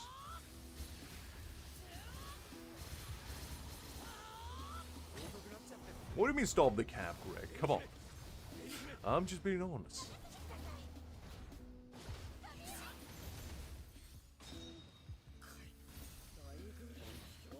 I mean, you are correct, because like when I was growing up, I still would go outside, but I would play video games on the side. And to be fair, like going outside is not all be and all. Like if you stay inside and play video games all the time, it doesn't make you any less of a person. I feel like in a lot of cases nowadays, a lot of younger people grow up on the internet essentially. And what I mean by that is they basically getting nurtured by like YouTube and the iPads that parents set in front of them, instead of actually being raised by said parents. That's where the term iPad kid comes from, because that's what raises them. And they're basically setting the kid for a very tough future in like teenage years. They just ain't gonna be just as adjusted as somebody who actually gets parented. Exactly, Greg, exactly.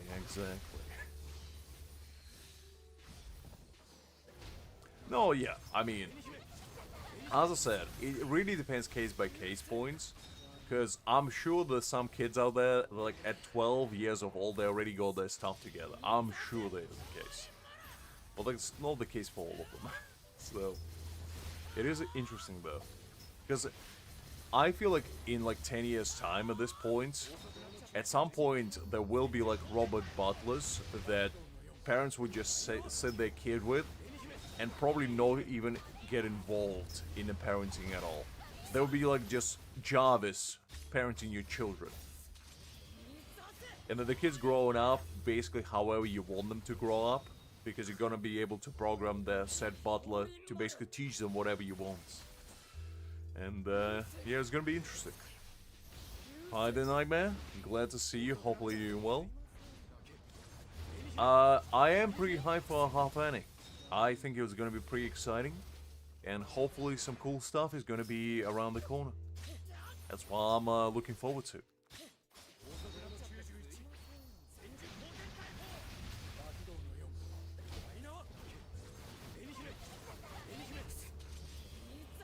Same, Justin. When I was growing up, like, I had computers since the age of 6. So, you know, I had computer basically for majority of my conscious life, essentially.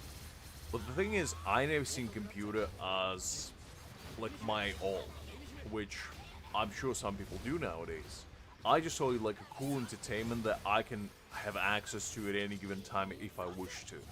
But I also had other interests, like I was doing judo, you know, I was doing basketball, I was hanging out with my friends, I was going places, you know, doing dumb things like jumping off the roofs in the piles of snow and, you know, going on fishing trips and almost getting caught by authorities, you know, good stuff. So, but that's only because I grew up in that kind of environment. So, it's all situational. And obviously, if you grew up in like a big city, you probably don't have access to those kinds of things.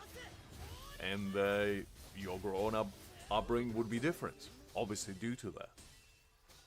But it's just interesting to see how, you know, we are getting shaped by our experiences since we are kids, and that's basically what governs how we are as adults, in a way. That is true, Greg, that is true. I mean, luckily, when I was already an adult, COVID struck, but like, I can't even imagine what it was for like kids who only like started like primary school or something, just basically skipping like 2 years of their life. Or like even middle school, to be honest, because that'll be interesting. Because I know homeschool is a thing, but I never experienced it, I can't speak for myself, but it's probably kind of rough. Because you don't have like those social interactions that shape you as a person that you are for like 2 whole years. That's rough.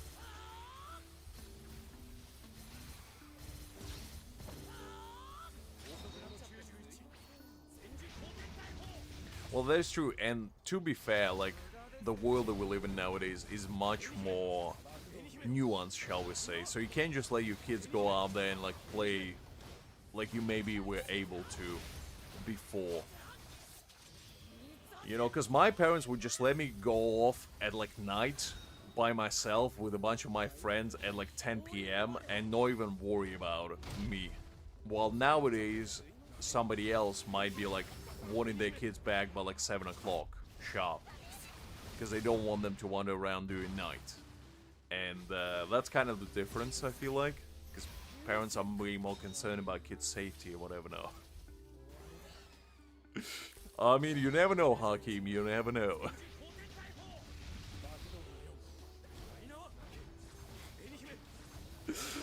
Oh man, if that's the name of the new virus, I'll be horrified.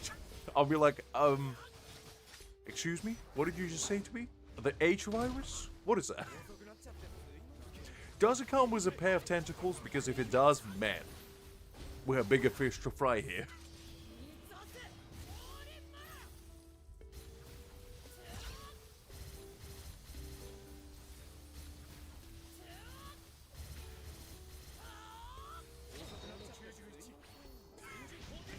I see, Greg.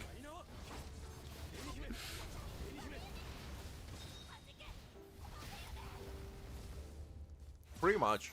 I mean, I obviously never stayed like super late, like until 3 a.m. or something, but I still would come back home at like 11, 12 when I was, you know, 11 or 12, basically.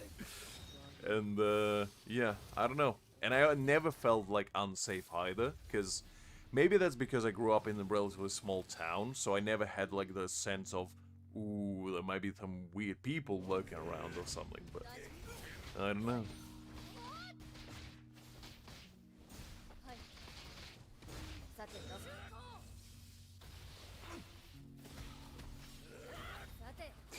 Look, Greg, I know you haven't been around much, but basically Liz Hall has an entire arc of her and autocorrect being the worst enemies alive, basically, and she's been fighting that arch enemy of hers for eons, shall we say.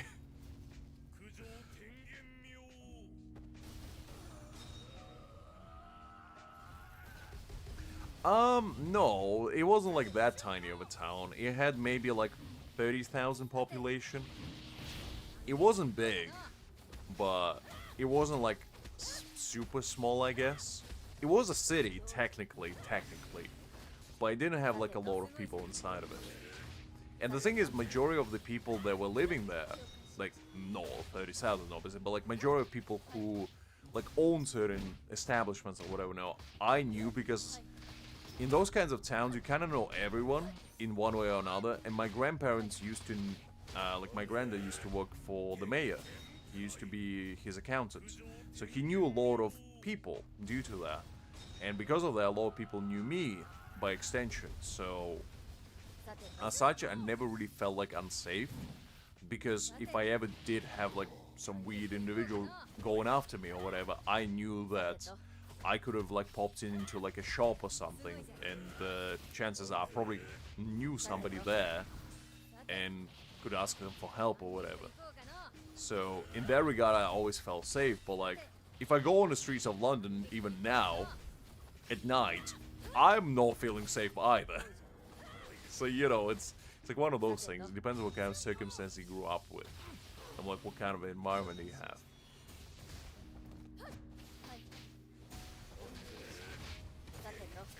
I'm just saying, Liz. I'm just saying. I needed to give Greg like a full lore breakdown so he understands what's happening, and he doesn't think you have a conniption.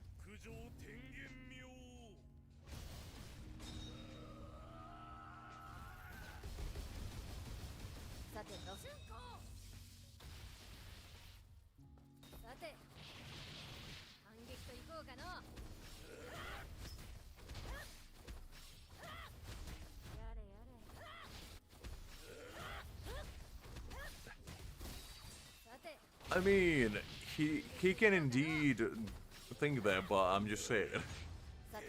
I wanted to help clear your reputation, Liz, but if you don't want to be so, that's fine. That's fine, I'm just trying to help out.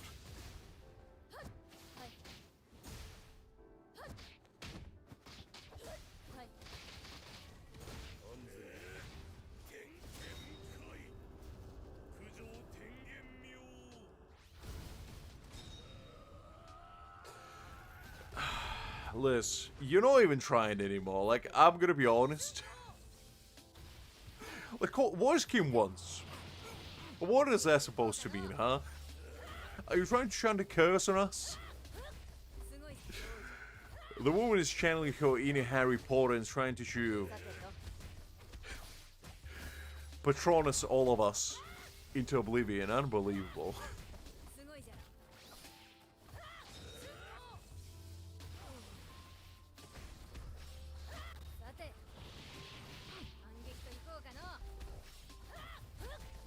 And also, it's bold of you to assume that I don't wed anyone. Oh. Since I'm not the one with the harem of extended caliber. Just saying.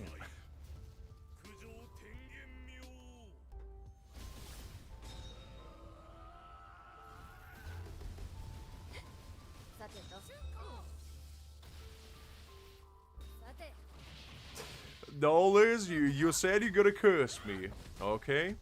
So, you gotta stay true to your word. I already cursed as is, Liz. You can't curse me anymore. Hi there, face. How you doing? Hopefully you're doing well.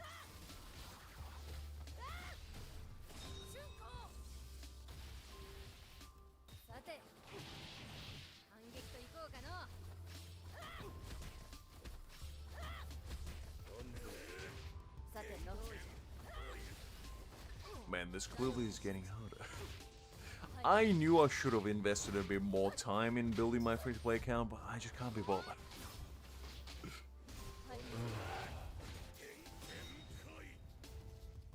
I mean, that's what majority of people are hoping. Because Grimjoy is going to be a defining factor whether people are gonna, you know, use the free one or not.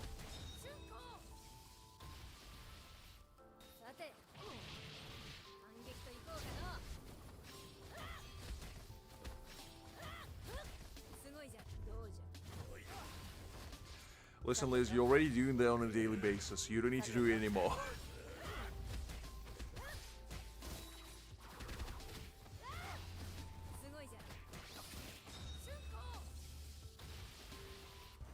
I mean, that is true, Creek. That is true.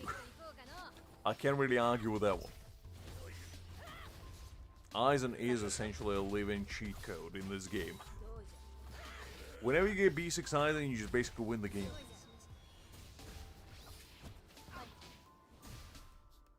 Liz, I think what you need to do is curse me for good luck.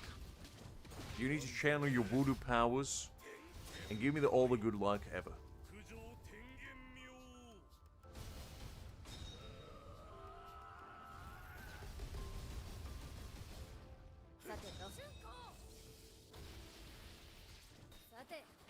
I mean, to be honest, I probably will be building the free Grimjo if I'm not that impressed with the limited one. Simply because you can build him and have him fully maxed out eventually. And I think his kit is solid enough to justify that.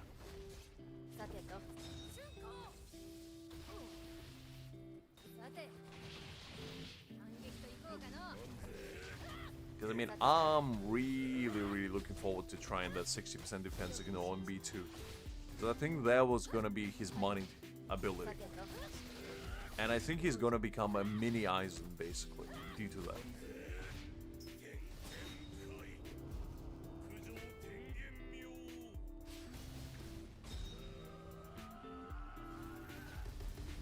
Alright, Justin, give it to me straight. Look, Liz, I'll take any sort of a opportunity I can get.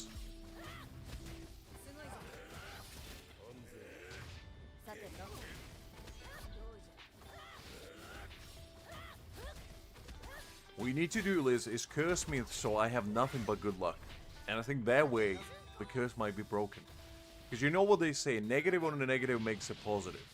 So if you curse me on all my curses I already have, we might break the chain. And so we both share the same curses. You might be freed as well, you never know. You never know. So you're gonna build 2 strike teams. Well, that's pretty bold. Because on my main I do have B1 soy phone, so I don't really know what I'm doing yet. And so the strike team doesn't really have like a solid support. I most likely will be using my Mayuri on there. So Yorichi just doesn't fit that team at all. And since base Grimjo doesn't do alignment damage, it's just gonna be a bit tricky. But it will be an interesting week to decide what I'm doing basically with my strike team.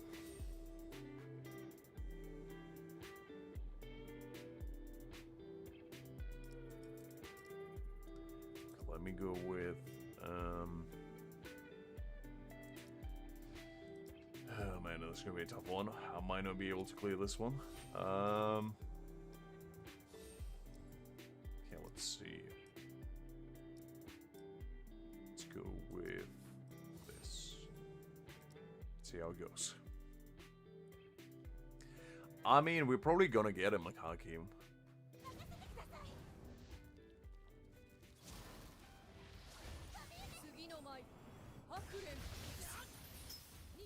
Oh, so kind of about the same, Justin. Kind of about the same. So we had a similar upbringing then.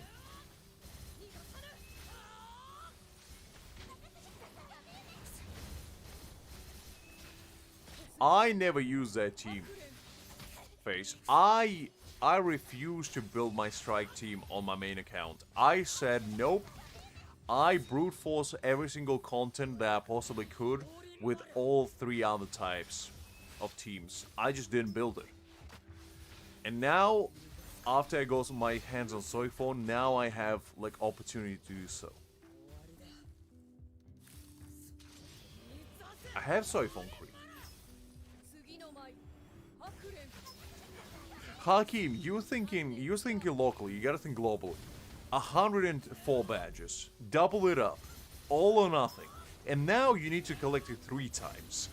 The first time you collect it for a skin, the second time you collect for a title, and the third time you collect it for the love of the game. You get nothing for it except bragging rights that you did it. That's how it's gonna work. Yeah, exactly, Justin, exactly. Because, I mean, I grew up next to Kiev, which is basically like the capital city, and Kiev had like population of a couple million or whatever, I believe. Actually, I don't know. Did it? It might have had less. I'm not sure. It's a lot. A lot more at least. Exactly, Hakim, exactly.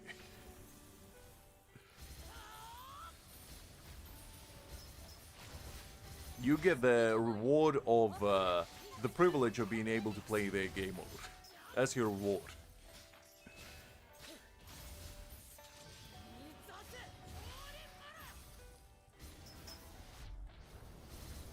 I mean, with B1, he does give like crit rate and crit damage with his shield, so I think it makes him a viable support. But yeah, he's definitely not like that usable of a character besides that. Because do you really want to go for his one dupe just to make him usable and then build him for the sake of just a shield? I don't know.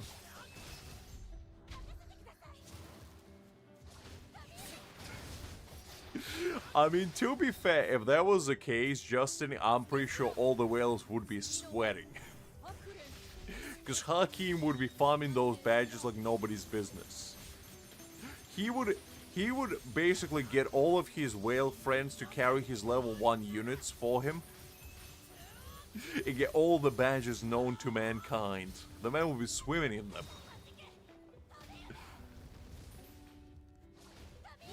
And then when he reaches like 1 billion score, we would gonna be like, Hakim, how did you do it?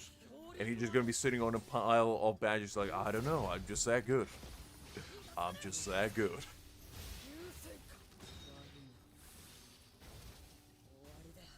$22.7 million. Ooh, that's a lot of people. Let me Google how much my capital actually has, because to be honest, I'm not sure.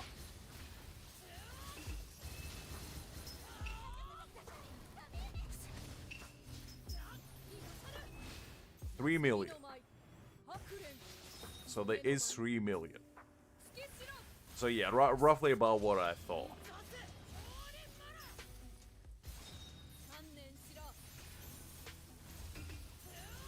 I knew it was more than 1 million, but I wasn't sure like how much more. So yeah, I basically grew up in a town of about like, well, actually let me Google how much. What was it?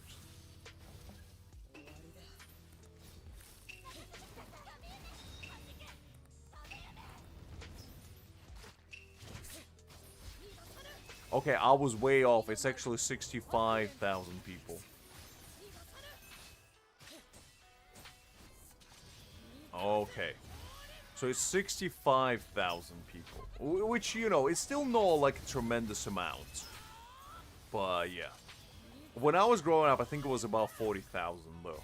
But that was like 10 years ago. Well, 15 years ago at this point.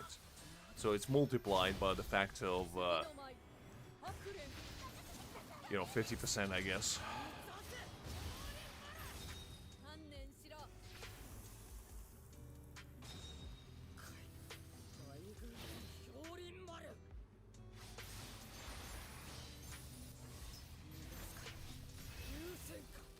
Tolson is a very good unit. I think Tolson, even in the current climate of thrust units, is still a very, very solid unit. Because I'm using him on my free-to-play account, and he's still carrying pretty nicely.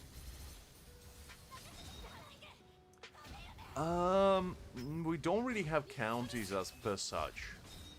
Like, we have counties in, or shires as we call them. In UK, but not in Ukraine, no. We don't really have that kind of stuff there.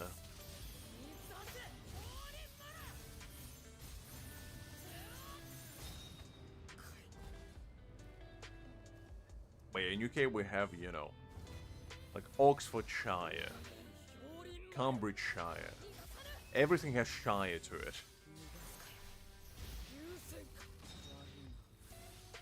Yeah, it is a pretty big city. It is a pretty big city. And I mean, you gotta grow all those, you gotta store all those tortillas somewhere, and all the corn. So you gotta have a lot of land.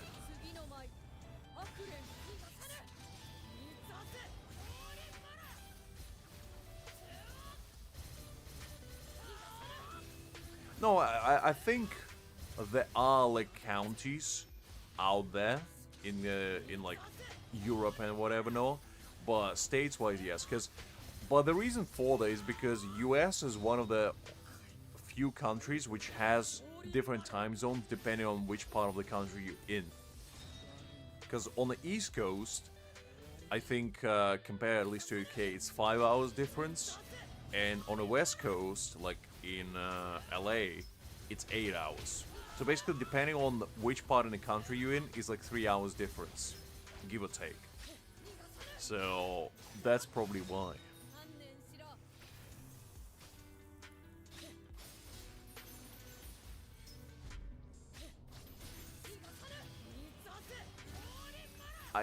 I don't know if Mexico is. I know Canada is the same because Canada roughly go the same surface area as you guys, actually bigger. But like the length of it is roughly about the same.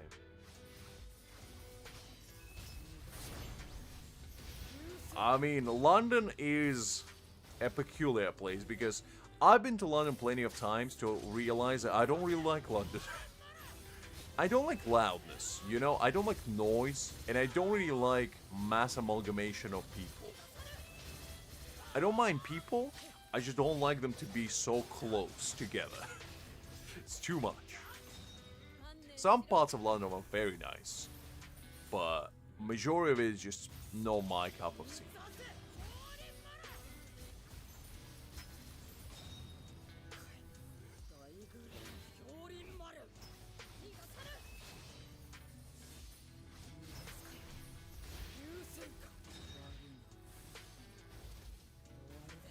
I don't know, Justin, because we're special.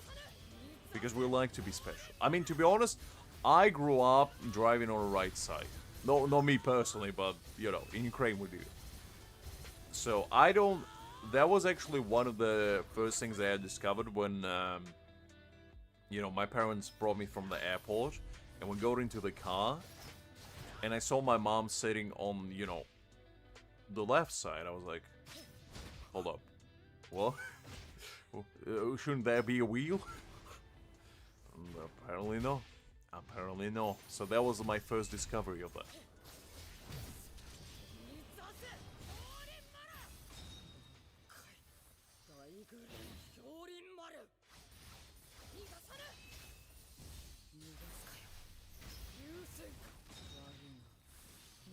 Is that how big London is? I mean, to be honest, I didn't know that. If you ask me how big London is, I wouldn't be able to tell you. I mean, that's a Latin American ingenuity, you know, fitting more people in a smaller place. Pretty much, yeah. Because in Ukraine, you know, we're using meters, kilometers, we don't have miles, we don't know what stones are. The only stones we have is the ones that we throw at people. Like, we don't have any other kinds. Like, my entire world perception flipped when I came here. What was racist about? I just said that was ingenuity. That was a praise, if anything. You guys know better, obviously, how to work with what you have. And that's a good thing. Meanwhile, the UK people are too wasteful. We clearly can fit at least half as many people there. If we try hard enough. Exactly, Justin. Exactly.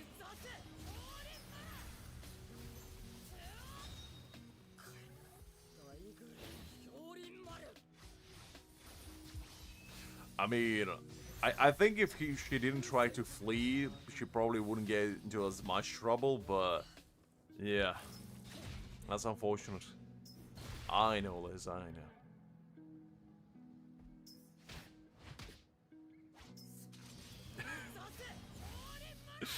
I mean, I wouldn't say for all people.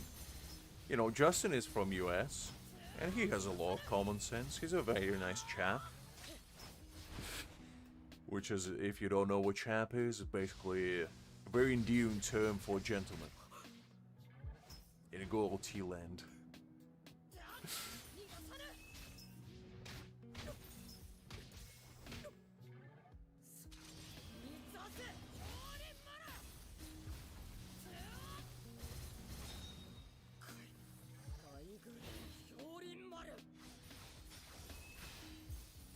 I mean, that's true. Like, the first thing I ever do is actually read up on rules. Because, like, if you go to a country, the last thing you want is just end up in like a jail. Because you didn't know that you can't carry ice cream in the back pocket. Have you actually guys ever looked up the weird, like, law systems? And I think in US, Justin, you can corroborate this. But in some states, they have, like, the weirdest rules ever. One of them, I believe, you couldn't carry ice cream in your back pocket on Sunday. Another one, you couldn't legally own a giraffe. And I was like, who, first of all, can get a giraffe? And second of all, even if you can get a giraffe, what will you do with it?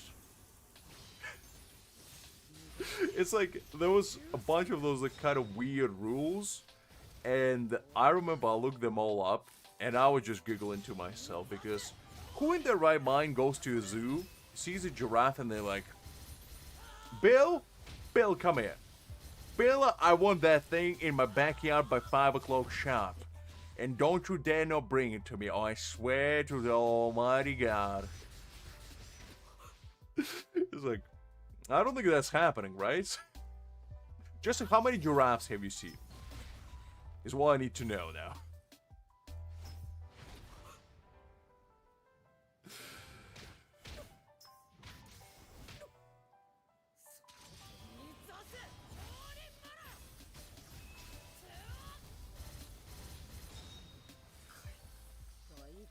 No. I think it's like all old-timey rules. Because I believe in UK, there's certain parts of the country where you're legally allowed to shoot with a crossbow a Scotsman. I think in Cumbria, in particular, since they used to, like, have a conflict, right? You're legally allowed, by law, to shoot a Scotsman with a crossbow. Legally, you're allowed to do that. And that's just because there was an old-timey rules that somebody set up, and they just never bothered to get rid of it. So... it's those kinds of weird rules that people just kind of forgot about. And, yeah. I mean, in Florida, you're allowed to fight alligators, so, you know, Florida is like a PvP zone in real life. If you ever want to experience what it's like to play Rust in real life, just go to Florida. You'll be able to find out. I still remember to this day when Greg told me about the Florida Man, you know, search, where basically if you Google your date of your birth and just put Florida Man, you'll be able to find out an article that depicts Florida Man that occurred on the day of your birthday. And mine was basically some man fought an alligator and took it by its tail and smacked it across the building and threw it on the roof of some other building. And I was like, that was the coolest story I ever read in my life. And golly, I'm so proud to be born on July 16th when that kind of man is making me celebrate my birthday in style.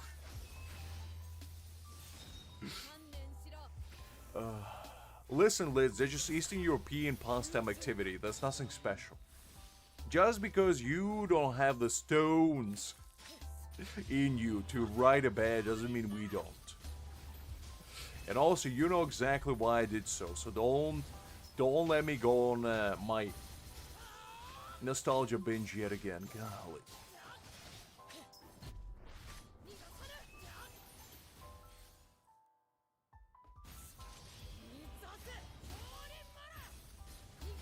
I'll take your word for it, face. Justin, that's a kind of show I would tune in every morning. I would be like, yes, please. What kind of Florida man is on news today? Let's go.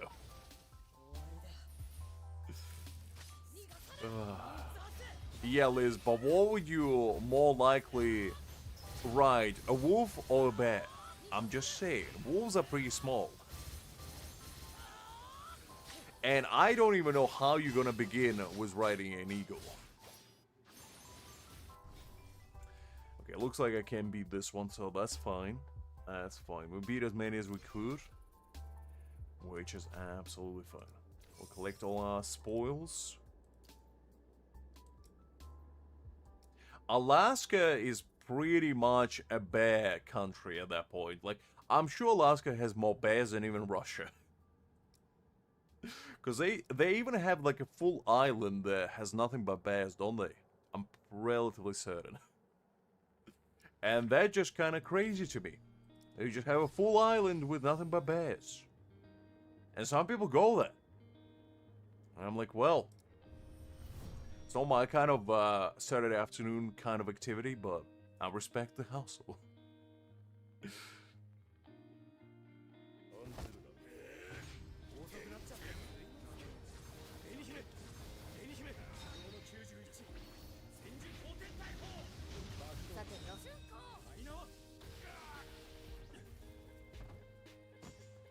I mean, I grew up with low winters back in my homeland. In UK, I haven't seen snow since like 2012. So I kind of miss it a little bit, but you know, it's nice that you don't get to essentially swim through the streets at like 2 meters of snow every time. Because as a kid, I used to literally go outside and the snow piles would be higher than myself. That's how bad it was. Nowadays, the only thing I have to worry about is water getting a bit too high.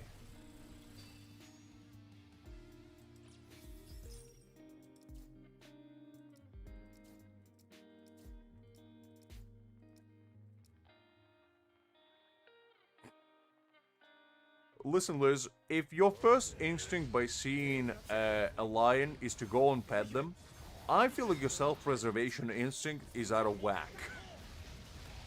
But I do respect it. I do respect it, though. Well, that is true, Justin. That is true. But I still prefer coldness over, like, heat. Because I'll take snow over, like, plus 40 weather any day of the week. Because at least with the snow, you can dress up. If it's boiling hot outside, you can't do anything about that. There's only so much clothes you can not wear before it becomes illegal.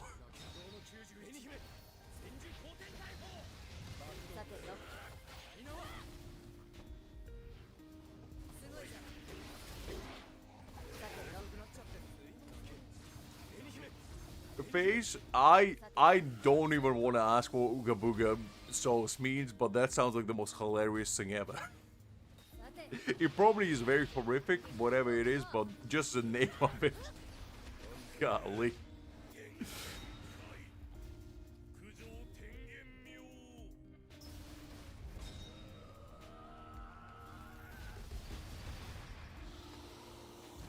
I mean, I think that's kind of illegal, Justin.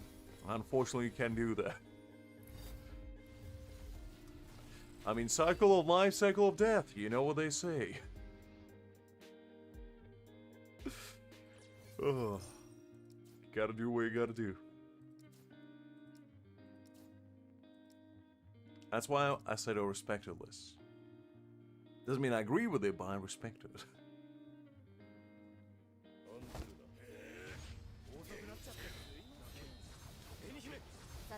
That is true, Justin. That is true. I mean, even in my own place, I never usually walk naked. Because, like, I don't know, just something about it. Unless it's, like, boiling hot, which is never here. But even then, you know? Because what if a wild, you know, challenger appears out of nowhere? What if Liz decides to show up and challenge me to a duel opponent? I always gotta be prepared. I always have to at least have my undergarments to my name at any given point in time.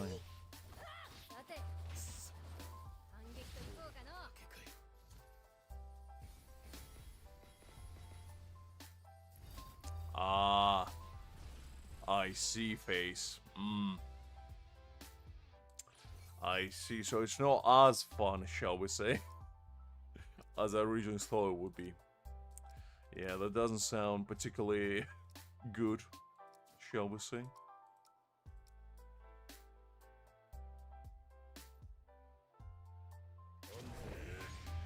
I mean, probably is, Justin. Probably is.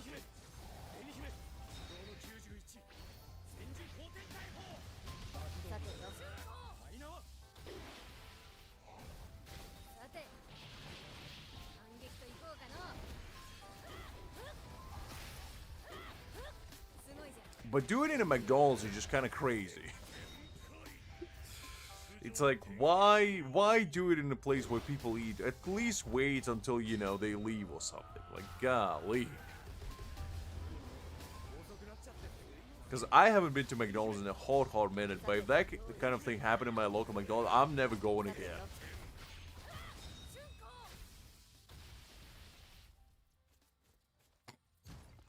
You know what? You gotta balance the good with the bad, Justin. You can't have it all.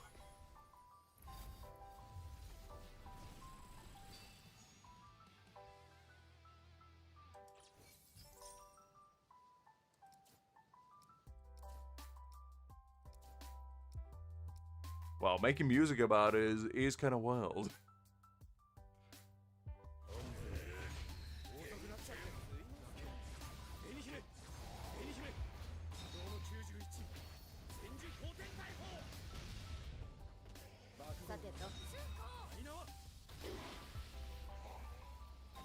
Hold up. What? Okay. So, some guy took a tiger out of a taco restaurant. How did he get with the tiger to begin with? Because if I was an owner of a restaurant and somebody rolls up with a tiger, I'm gonna ask him politely to leave. I'm just gonna be like, sir, I don't think we're gonna accommodate your tiger here. I don't know, it just... I mean, it's a nice big cat, but I think... You see that sign over there? Which says no tigers allowed? Unfortunately, you can't dine here.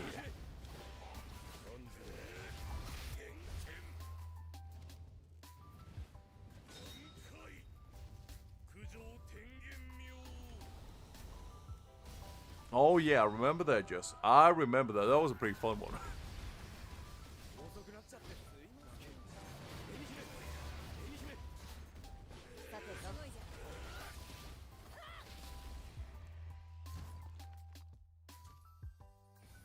Oh, that's kind of cool, Face. That's kind of cool. It's a nice story to tell.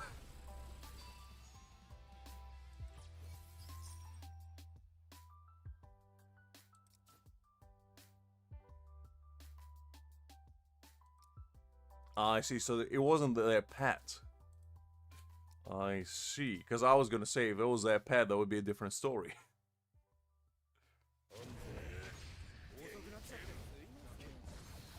But how do you even get a tiger in Mexico? They are no native species. You had to go to a zoo to get them, right? So was it just like a wild tiger that showed up? I remember that. I remember watching Moist Critical coverage, and man, was it hilarious. He made a bunch of songs about the police officers that broke into his house as well, and it was absolutely glorious. It's so funny.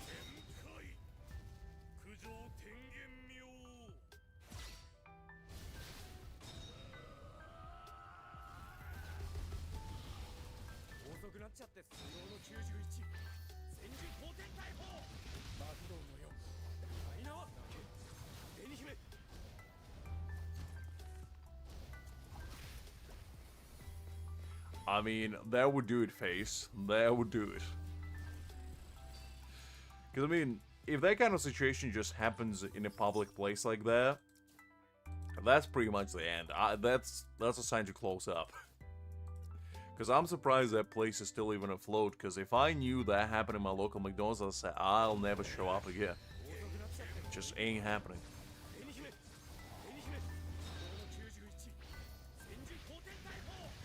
Oh, well, I was gonna ask, was it, you know, Mike Tyson in his prime showing up? Was his pet tiger? Because I know he's the only person that I know of that owned the tiger legally. So, unless he showed up, I think there was a little bit of a foul play at stake, shall we say.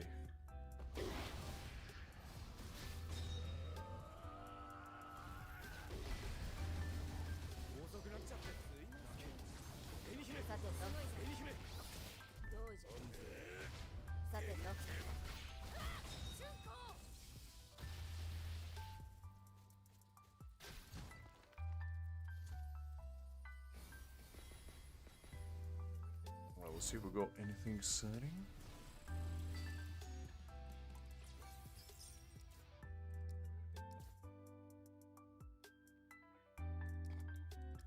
I mean, I would assume so, Liz. I would assume so. I don't think you can legally own tiger at all, because aren't they like endangered species? So I'm relatively certain you'll get hot waters if you own one.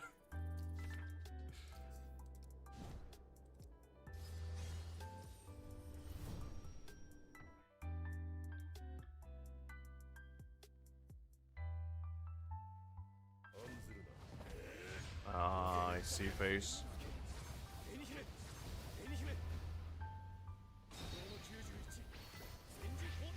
That is kind of insane, to be honest.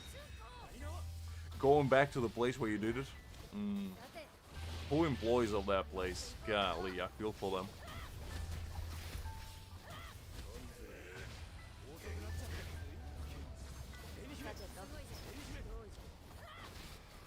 Pretty much, Justin. Pretty much. Well, by me, a passerby's in a river of life.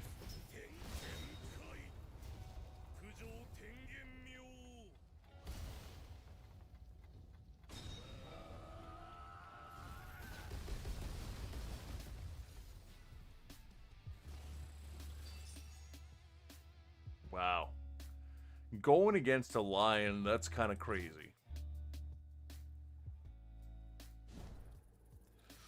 Oof. I have respect for those guys' job, because I would never be brave enough to tussle against a lion. Even if you gave me like a full, you know, Doom Guy suit and just told me to go and wrestle it, I would be like, you know what, not today. I like my face the way it is, and I wouldn't like it rearranged.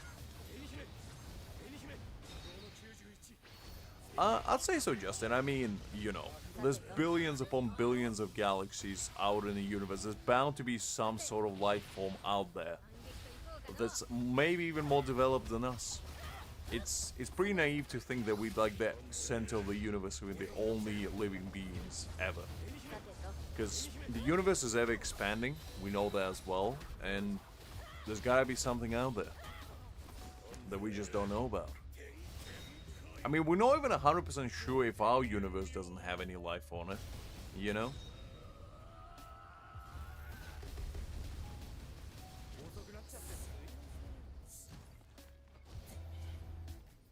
Well, that's fair face. I mean, Bleach is my personal favorite anime, so I'm glued to it, but I do think more games should, or at least more IP games should take example of this game and kind of try to do similar good stuff.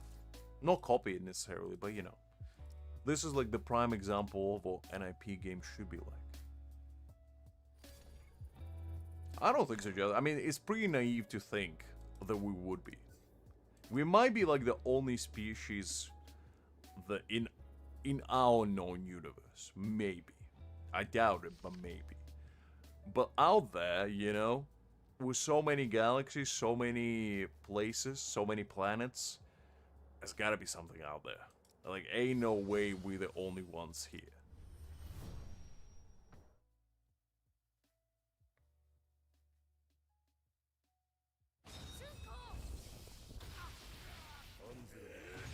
I mean, that's a pretty solid logic phase, because, like, I don't think the aliens would be actual, like, little gray creatures that you see from, like, Independence Day or something. But there might be just, like, a different kind of life forms, because different kinds of planets obviously develop different life, most likely, and some of them might be, like, animals. Some of them could be, you know, just like a gas entities. Maybe some of them are even ethereal, you never know. And it's all about whether we will have, at some point, like, technology to go out there and explore and maybe find something. Because, you know, interstellar traveling is, like, the coveted goal of humanity, basically. Where we will be able to, or will we be able to, go out there and basically see what's up. And if we are, that would be kind of cool. Obviously, we'll be way, way past our lifetime. Well, most likely, we'll be past our lifetimes. With the way technology progresses, you never know, but for now, you know, we not even traveled outside our own planet that far, human-wise. Obviously, we've been to, like, Mars with, like, rovers and all that kind of stuff, but not in person.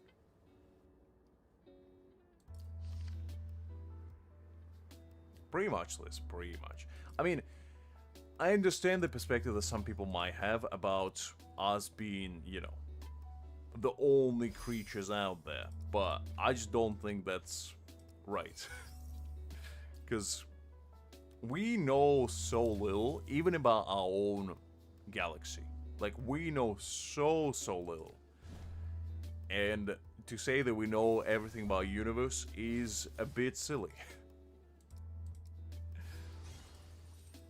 Because, like, our perception of everything that we know is only based on what we can see, what we can understand, and what we can perceive, right? However, out there could be planets that completely defy our laws of physics. They completely defy even common sense, you know, and we wouldn't be able to explain it with the understanding that we have right now. Meanwhile, for other people, or like, you know, life forms that live on that planet, that's a norm, and they wouldn't understand ours instead, you know. So it's all about how you perceive what you have, what you understand from it, and what you can learn.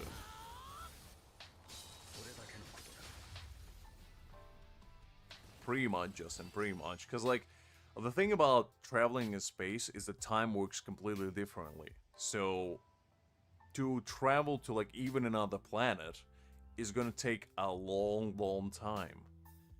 And as such, unless we invent, like, the way to safely travel in, like, short bursts of time, I don't think we would be able to, you know, settle down in a meaningful way, or even transport life out there where, you know, maybe they can colonize another planet or something. It just won't happen until we figure out what we do. Because I don't know if light travel would be possible with, like, our understanding of technology, but if it is, that would be like the ticket to, like, go to places, you know?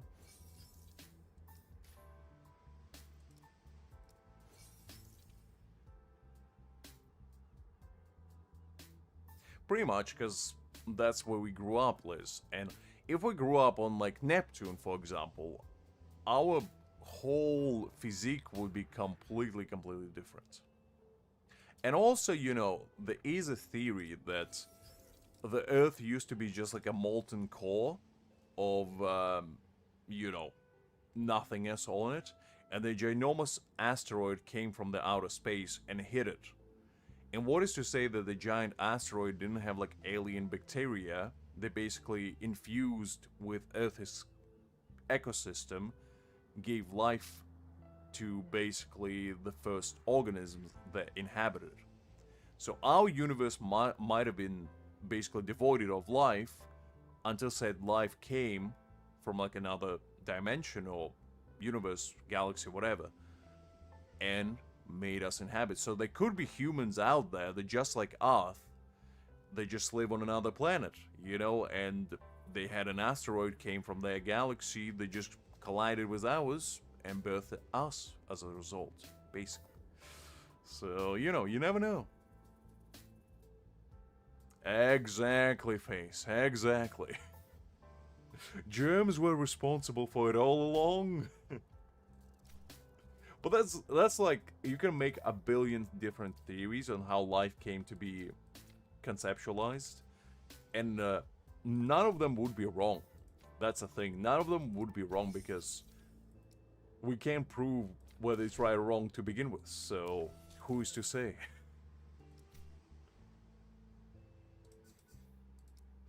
I wouldn't be surprised, Liz. You probably were the progenitor of them all. That's how you came to this planet.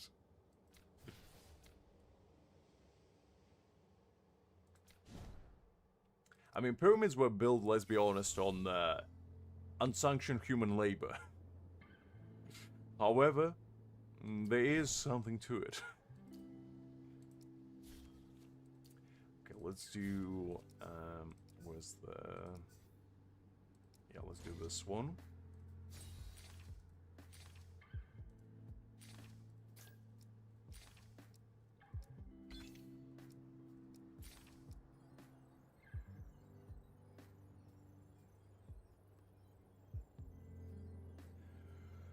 But to be honest, it is like, because when you think about pyramids were like the first architectural structure that took like so many people, so much effort to erect those ginormous obelisks, essentially. And back in the day, they didn't have machinery to do so. Because like nowadays, if somebody wanted to build pyramids of Giza, they can do it. You know, it will take a lot of money and a lot of effort, but they can do it. However, back in the day, you didn't have that. It's kind of the same with like Mayans. Because when you look back at all the like structure the Mayans had, at like Mayan temple and all that, their technology was nowhere near what we have now. However, they managed to engineer such like very precise frescoes, very precise buildings, very precise like both agricultural and ecosystems that kind of defied the technology level at that time. And how they do it, nobody knows. But it's just impressive to see what they managed to achieve with the little what they have. It's like the same with like Stonehenge. Nobody knows how Stonehenge came about. Because to erect those ginormous pillars of stone would have taken tremendous amounts of effort, which they didn't have at the time. They didn't have the ability to do so, yet it is there. It's like, you know, all those cool things that we have throughout history, majority of them we don't know how came about, it just did. And that's kind of cool.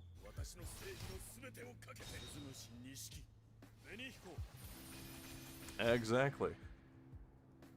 Exactly, face. I mean, they were trading barter, you know, bartering was like the main currency. You basically give somebody a sack of potatoes and they give you like a fur coat in return. It's how it worked. So everybody was kind of on the same caste in the society. Not really, but like that was the main way you would acquire resources.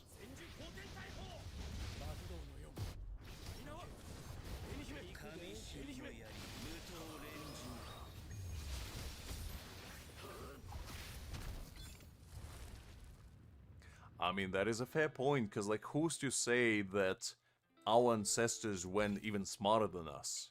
They just didn't have, obviously, the technology to realize the smartness. Because, like, I wonder what would have happened if, you know, ancient Greeks or ancient Romans had computers. Because, like, you gotta think about it. Ancient Greek and ancient Roman, like, architecture, warfare, you know, cultural heritage that they had was very, very impressive. And if they had computers on their side, right now we might be traveling in space, you know? And that's just how it is. It's all relative. So, yeah, it's interesting stuff.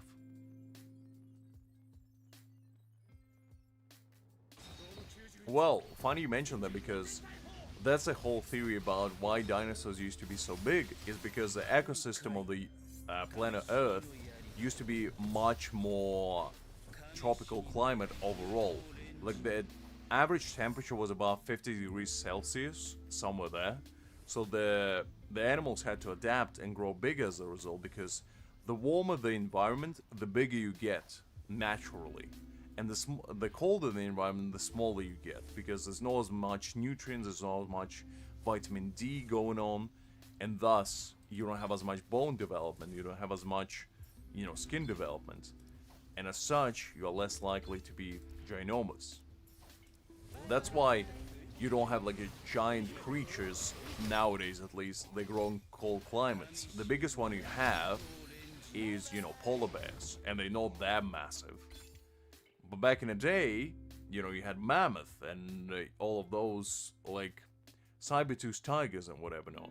And the reason why they came about is because they grew up from the era of prosperity, if you will, with like a extremely hot climate, and their predecessors, you know, were absolute ginormous beings. Like, you think of all those Triceratops, T-Rexes, you know, the Brachiosauruses, like they were absolute behemoths. Yet the colder nature came about, and the animals slowly but surely start shrinking more and more and more, until we go where we have today.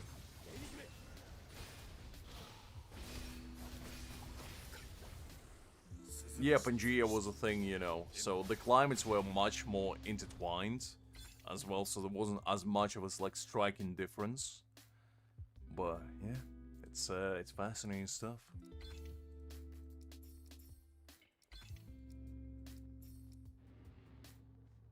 Oh yeah, absolutely. I mean, you go against a centipede back in the day, you're gone. You're gone. You had to fight it like you were fighting a Dark Souls boss. The boss music starts playing as soon as you walk outside, basically. Because you gotta think about it, like, how did the caveman survive in the environment full of all those, like, ginormous creatures? Like, our ancestors used to go against mammoth. Do you know how big a mammoth is? If you think the elephant is big, think like 10 times the size. That's how big they were. And our ancestors would just go in with them with a spear. They basically just took a sharp rock, tied it on a wooden stick, and just went to town. And it's like, man. Imagine us, like, who in their right mind would even challenge an elephant? Like, because I know some people challenge, you know, alligators in Florida specifically, but like, you trying to go against an elephant, you ain't winning that fight. It ain't happening. And our ancestors were like, you know what? You gotta do what you gotta do. You gotta eat. And that's just impressive. They were built like absolute units. And they created fire, yeah? That was another thing. Well, yeah. You know, we were growing up in, you know, little tribes, if you will. That's how people survived. That's why we know solitary creatures.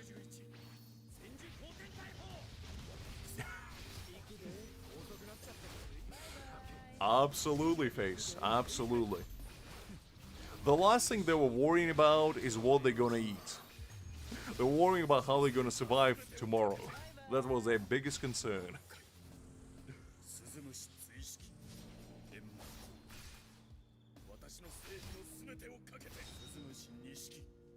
I'm personally not against anyone, Liz.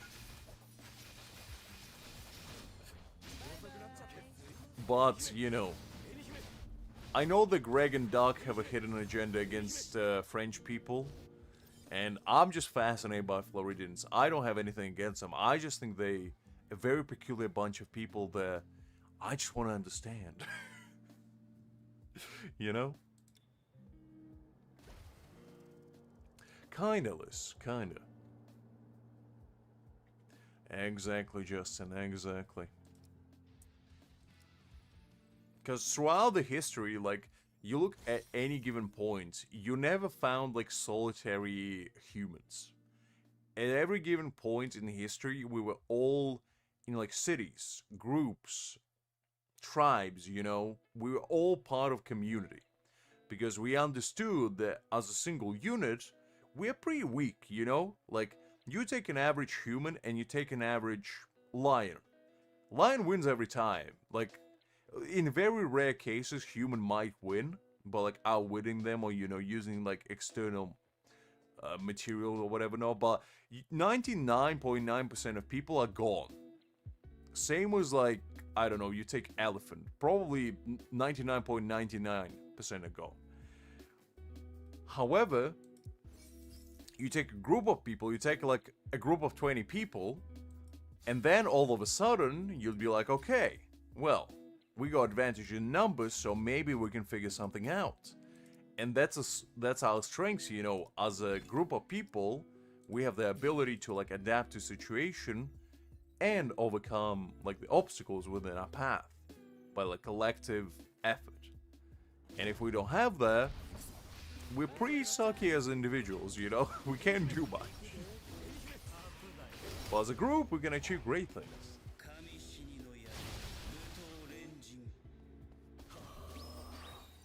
Oh, absolutely, FaZe. You kidding me? The ancient insects and like parasites, that would devour us. We wouldn't stand a chance. Pretty much. I mean, wolves are like one of the better examples of a pack, which would have been what we would have been like back in the day, you know, in like caveman era. We would be like wolves, you know, we would just go in packs, we would use whatever tools we had at our disposal and maybe some strategy and be like, okay, you go there, you distract that guy, and I'll try to ambush them from behind and, you know, catch them off guard or whatever. That's kind of what wolves do as well, you know, they circling around you, you know, they're assessing the territory, they're ensuring that, you know, they cut off your path of escape or whatever, and they corner you and, you know, get their prey going.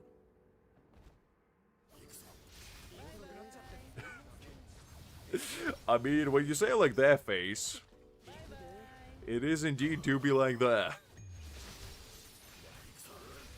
And I mean, ants can lift like up to 100 times their own weight, so you gotta realize that you're not just fighting ants, you're fighting literally Goliath of ants.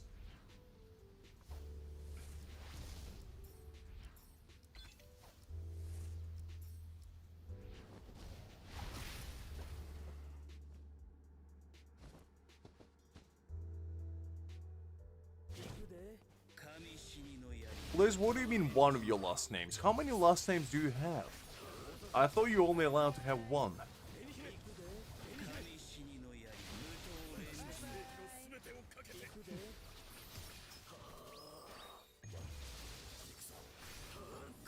Exactly my point, Justin. I mean, when I came to UK, that was the first time I realized that some people have two, like a middle name.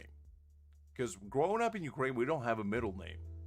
What we do have is the name of our father at the end of, like, prefix. So basically, if somebody addresses you, they would say your first name and your father's name, like, or just your surname. So, for example, let's say, Nikolai Anatolievich. And basically what that would be is your first name is Nikolai, and your father's name is like Anatoly. And you basically would go with, you add the prefix ich at the end. And that's how a lot of people address you. And sometimes when you have like multiple names, they're like the same. Like let's say your father and you have the same name, it would be something like Ivan Ivanovich, you know? So we don't really use like last names as such. Which I guess is a different way of doing it.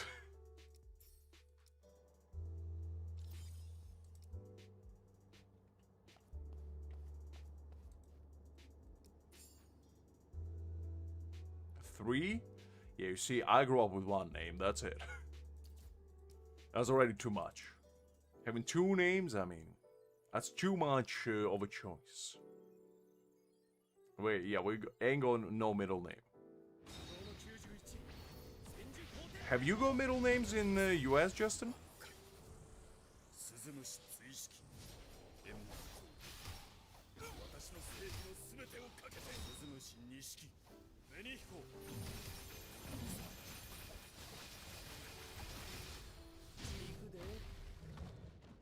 Oh, I see. I didn't know that. No, that's fair. I just, as I said, I grew up with a heavy one, so I thought maybe that was like the norm. But I guess maybe we just special. That's fair. That's fair. You learn something new every day.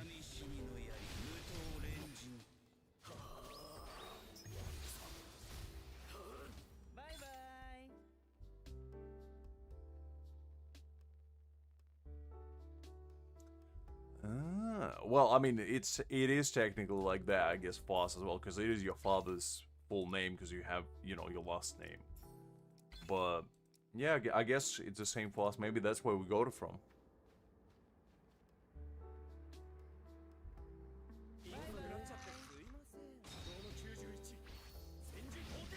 It's an option, it's not mandatory. I see, I see. I mean, pretty much. I mean, you can legally change your name after you get of age, but yeah. Because unless your parents want to play a practical joke on you, you would hope that they would select you a good name.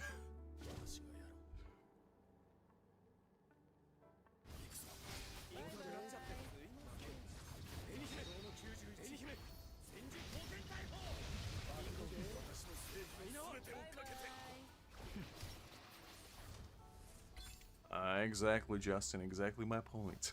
Which, I mean, majority of the people, you know, growing up, they probably have a decent name because their parents looked at them and they were like, you know what, I don't want my child to be bullied.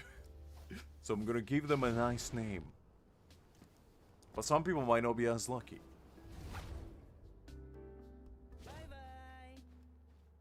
Exactly. Exactly. That's a main thing you always gotta consider. How can somebody bully my child with a name they have? Because kids don't need a reason to bully you nowadays. They need a pretense. And having a, you know, a unique name is usually a very easy target. That's why you always gotta be careful. You can't be going around naming your kids like Constantinople, you know? Bigginsworth or something, because that's just asking for trouble.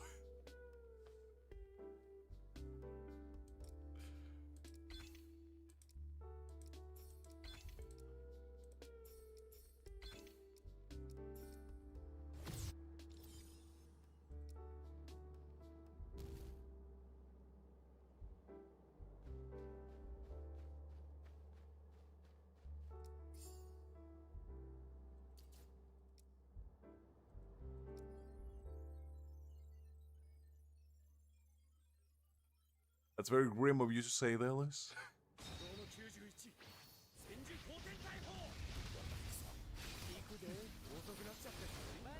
Oh, that's kind of sweet, Liz.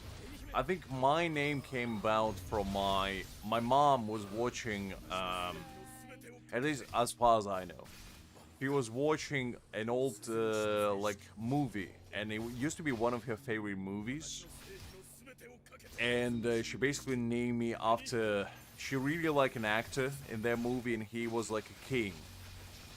And she basically was this individual. That's who you name by because he was like my favorite fictional character when I was growing up, and just was really infatuated with him.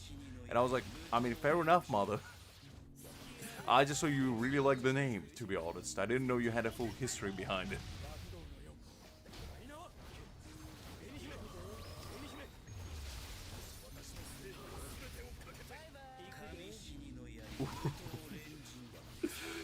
Yeah, you know what? If ChatGPT is gonna be the one naming your baby, I feel like as a humanity we already lost. As a humanity, that's pretty much a wrap. That's a wrap. That's basically we just call it a day, we call it quits, and we just had a good run, and we done. Cause at least have the courtesy of naming your own child. Don't you be? I hope there's no single individual out there that, you know, they just born a baby and the mother turns to dad and the dad's like, hold up, honey. Google Gemini, what's like the best name for newborn baby right now? And you go like through like the list and be like, okay, we got Jeremiah, we got Kevin, we got Geribaldo the second, the conqueror of the universe. I think that's a good one. It's like, just don't do that. And I hope nobody does that for just the sake of humanity as a whole. Oh, man.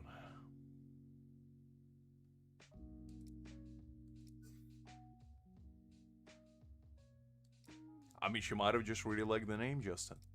It's one of those things, like, I don't think you need to have, like, a story behind it. It's just, if your parents like the name, they probably name you that. I don't think it's that deep most times.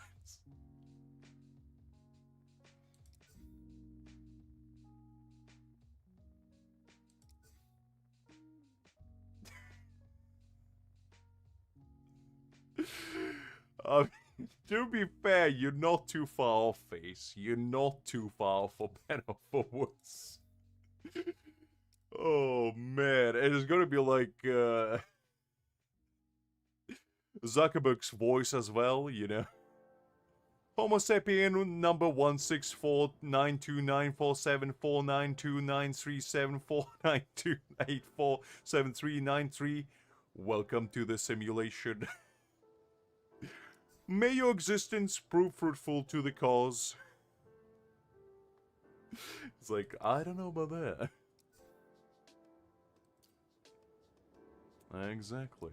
Exactly.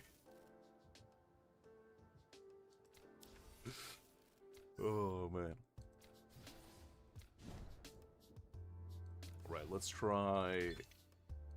Let's try this one, I guess. Might as well do it.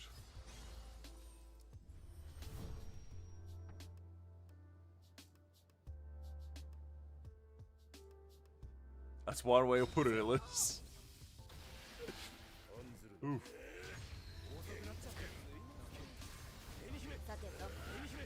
I mean, now that you mention your social security number is kind of like your tag. You know? It is kind of like your barcode in real life. Maybe that's gonna be the new strategy, you know, you get your name and you get your social security code imprinted on your forehead, you know, so people know it at any given point. Like, just tattooed exactly right in the middle, smack dab in the middle. Kind of like your identification code. Man, the future is looking bright, let me tell you.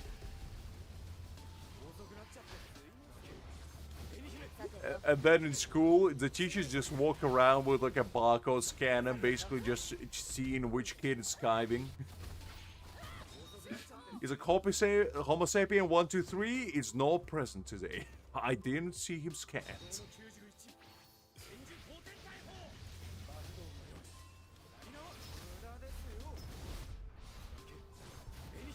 Pretty much, face, pretty much. But who's buying? That's a real question. Who's the one that has all the souls?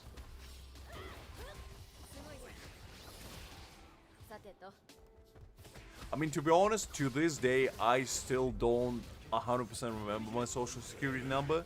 I remember like the first and the last digits, but sometimes I mess up the ones in the middle. And the only reason why I remember it is because in my workplace, they basically implemented a system where in order to access your payslip, you had to type your social security number. So every single time the payday comes around, I basically look up, what is my social security number? That's the only reason why I know it. If I didn't have to do it, I probably would have forgot it. But it's a good little system of being like, okay, I understand the assignments.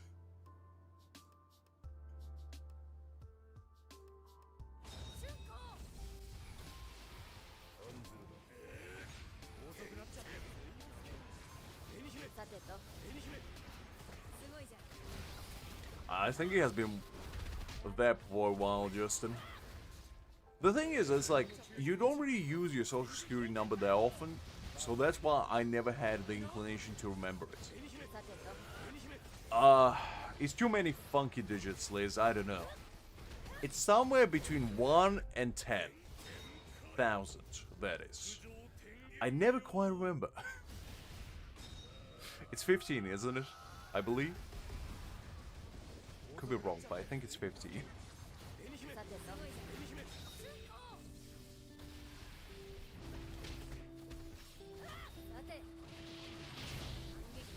Maybe it's 18, you know what? I don't know. I'm gonna be honest, I just spewed out a number. And I hope for the best.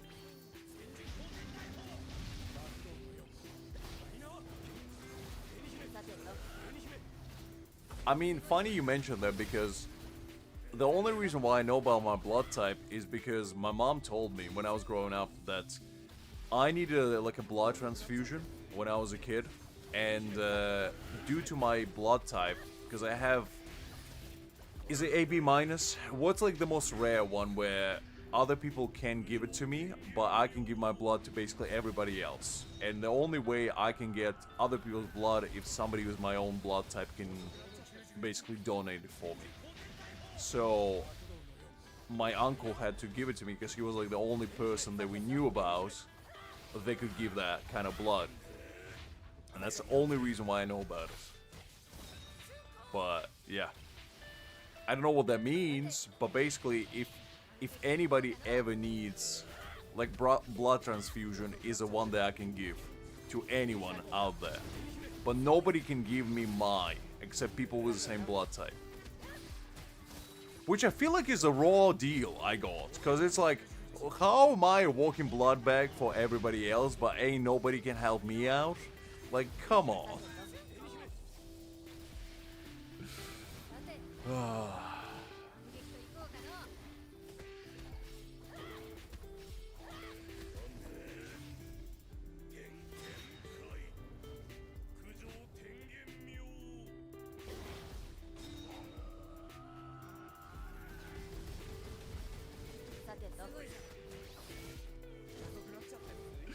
Fair enough, face. Fair enough.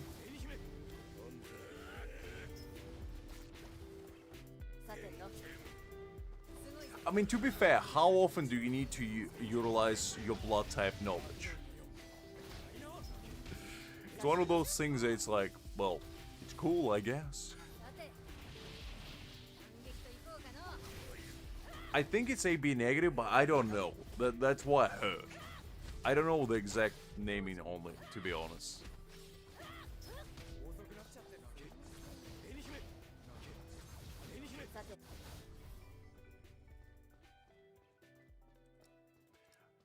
Okay, hold up. I actually need to change up the team for this one. Instead of using this, let's use my Rust team. And let's put Tosan in there.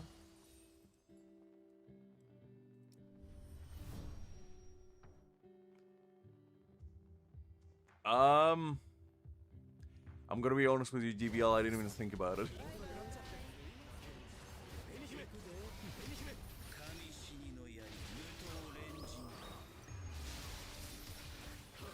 Yeah, because I think the reason why they are rare is because you can give them to more types of blood. So I believe the way it works is like the positive ones are really common because a lot of people have them, right? And they basically can accept like different types of blood. But the negatives, they can only accept negatives themselves, but however they can also give it to the positives, kinda. I think that's the general gist of it all. No, this is my account, DBL. This is my account.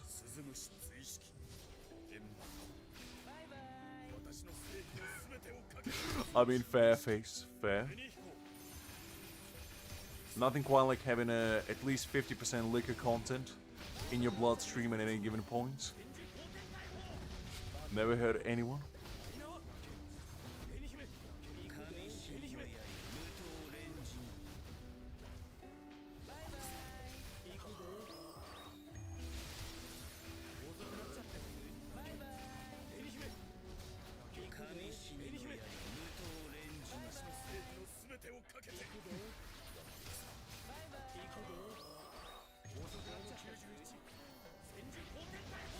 I think that's mine, to be honest. I don't know.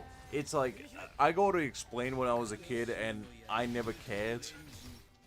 But I believe that's what mine is. It's one of those things. So I'm part of 1% basically, guys.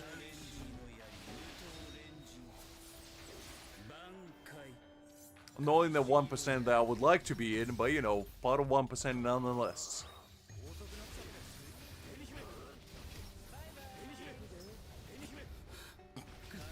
You know what? At least it has its own user space.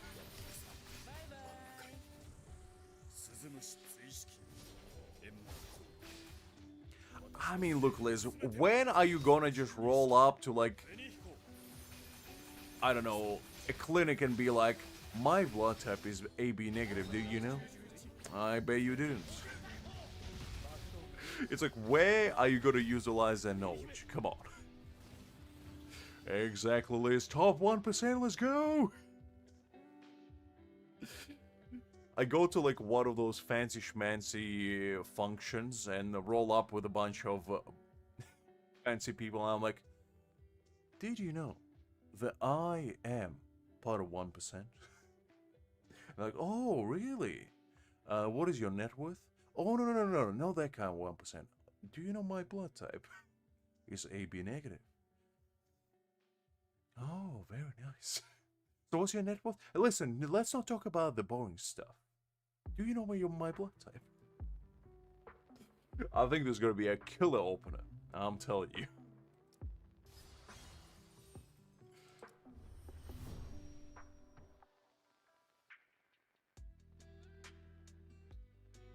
I guess so, Liz, I guess so. But it's usually written in your medical records anyway, so... If you are in a hospital, they probably know about it.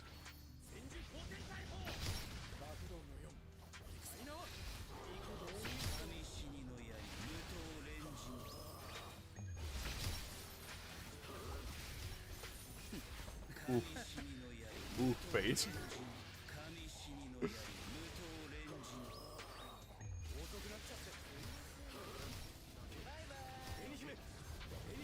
He is indeed DBL. He is ranked here very high as well.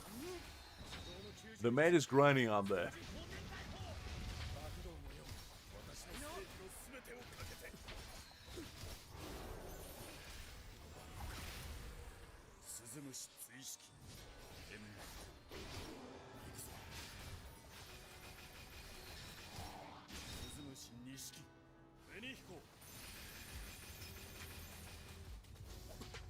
Look, Liz, it's not my fault that I don't live in the GTA 5 world.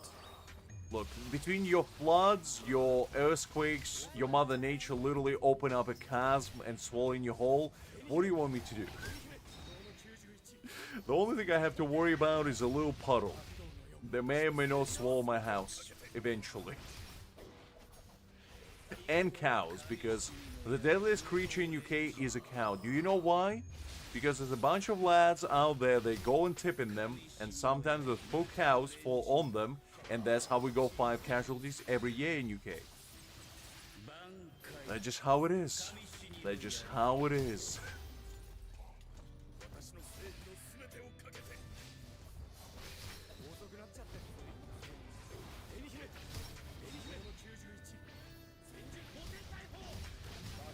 They do indeed DBL, but unfortunately the cheaters are prevailing at the moment. Not much we can do about it.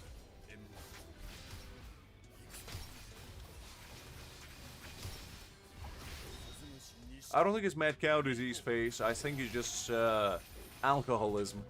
That's a disease they afflicted with.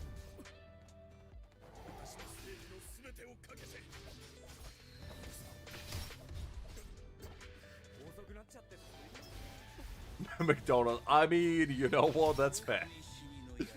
That's fair. I mean, those burger patties gotta come some way, you know?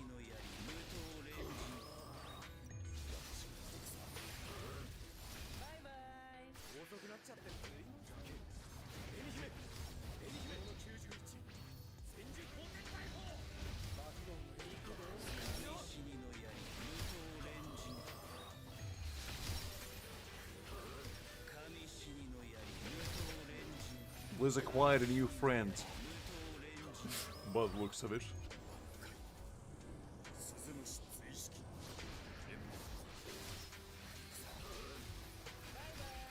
I think facing justice slowly but surely changing Liz's perspective on the Freedom Land dwellers, shall we say. You guys making Liz believe in humanity yet again.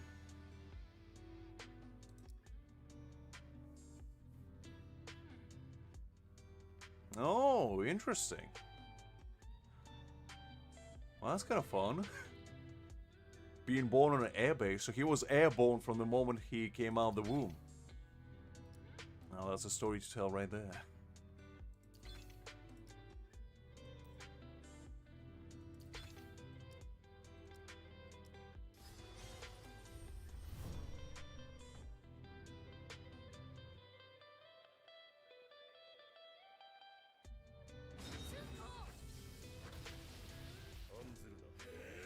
Appreciate that, thanks. Appreciate that.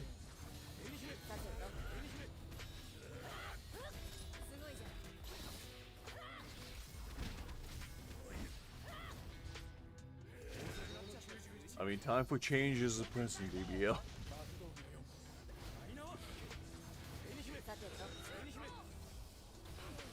DBL is on the crusade against the cheaters in this game. The man is gonna go to war with them. Because we have a gentleman on our server in North America that basically ranks first in every single event by being level 66 and using tactics inside this world, including everything in like sub 10 seconds. We're using the wackiest strategies we'll ever seen, also known as Cheese Engine. The greatest strat of them all.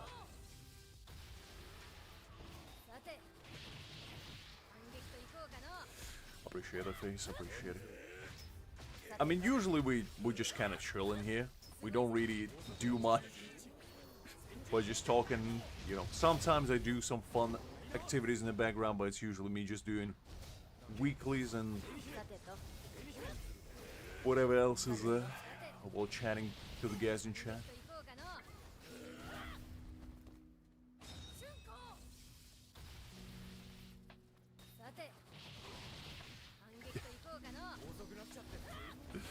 I mean, I don't think Liz ever had faith in humanity to begin with. I think he's just slowly but surely increasing.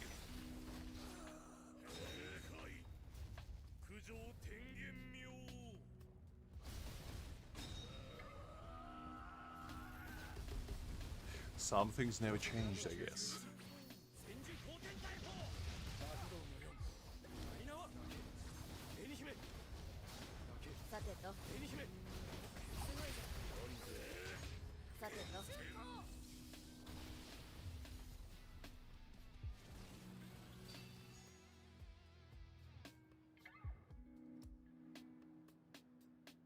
Hungarian ancestry. You might be related to Greg then, because Greg is coming from the Paprika land. So he might be your long-lost cousin or something. You never know, you might need to converse with him to find out. Okay, let's use... Actually, I probably should be using the trial characters, to be honest, for this. Is there actually a reason not to use them?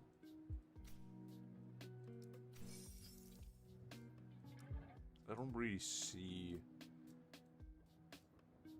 Yeah, there's not really a reason not to use a trial character, so let's actually try to do that, because by the looks of it, they actually build way better than my own.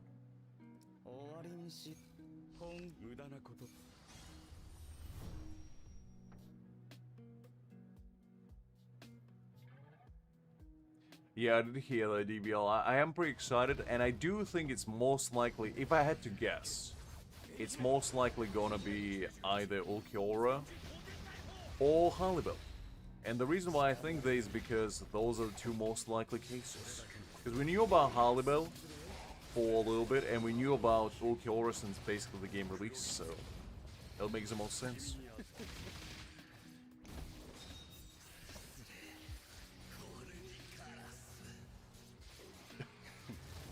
I mean, we always live in a society, face. Always will, always have. Just how it is.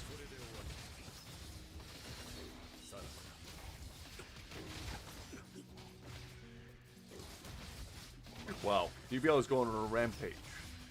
Man is on a mission.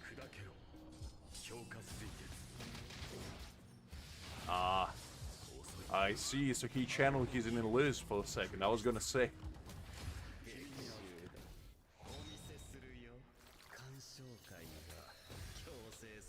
We always have it. Always have it.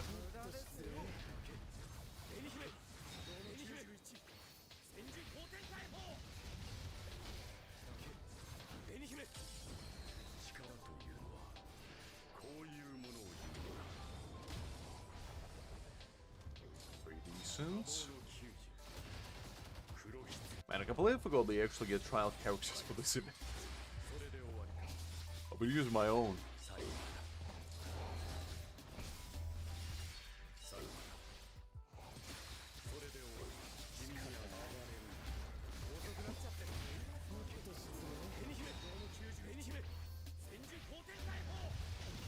A little bit better.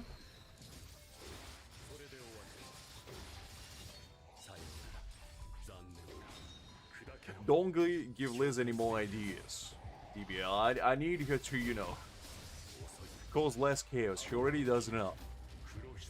The world can only contain so much.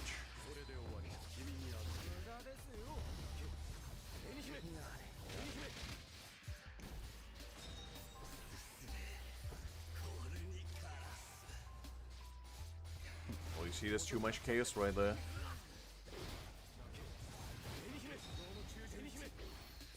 Buff quickly.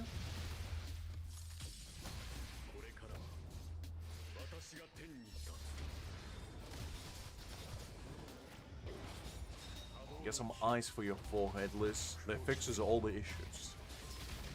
That's an Eastern European trick.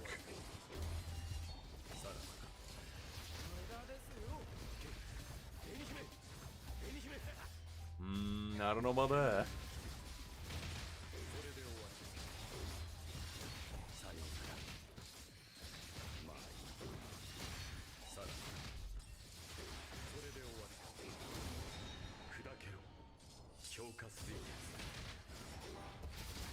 Oh yeah, because that's why your guys' fruit like tastes so much better. Is because you actually put a lot of good stuff in there, and what I mean by good stuff is stuff that tastes good, but like absolutely awful for your arteries. And that's why whenever you get food from like the US, like the sugar contents and the salt contents are off the charts, and it tastes great. But like the price you pay for the enjoyment is, whew. And I remember the first time I learned about a place called Heart Attack Grill. I'm not sure if you're aware, Face or Justin, but in Las Vegas, you guys have a place called Heart Attack Grill. And the entire premise of that place is basically to have the most unhealthy food known to mankind. They literally have a burger called Quadruple Bypass Burger. And it has like 10,000 calories. And basically, if you're over a certain weight, you can dine in there for free. However, if you don't finish your food, you get put on the stage, you get spanked. And every single customer has to wear like a hospital gown, and every single waiter is basically dressed in a nurse uniform. And the funnest part about it all is a guy that owns the place is an actual doctor. So keep that in mind. And yeah, only in America. Only in America. Fun stuff though. Little fun fact for you, I guess. Don't know how fun it is, but it is a fact. It is a fact. I'll take your word for it, Justin. I'll take your word for it.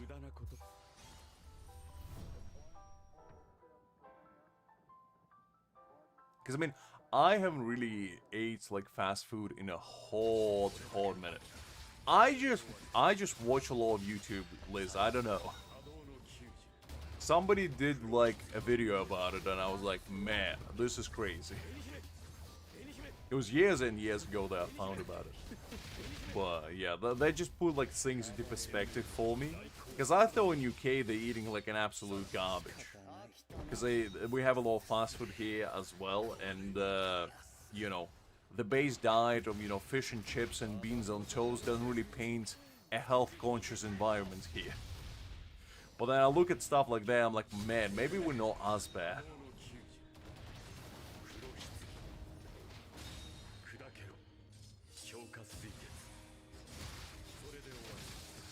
Kind of face. I mean, he's brutally honest about it, which I respect. Because he literally did an interview, I believe, back in the day, where, like, NBC or whatever, like, news station was interviewing him. And they were asking him about, like, all the food and whatever, no. And he just came out of the woodworks, out of nowhere, and was like, do I enjoy when people come in here and eat themselves to death? Absolutely yes. Do I feel bad about it? Absolutely not. And then basically out of nowhere, he reaches under the table and busts out like a bag, a grey bag, plops it on the table, it looks interviewer dead in the eyes, and says, I dare you to go to any other fast food establishment out there and ask them to put on a table a bag of ashes that I have right here, right now, because these are the ashes of the spokesperson that spoke for my restaurant for the past 10 years. He was a friend and a valued customer, and I have his ashes right here. And this is the effect that my food has on people. And he was that serious about it. I was like, man, That's the craziest thing I ever seen anybody say or do, but you gotta respect it, because it's like, who else has the balls to do that?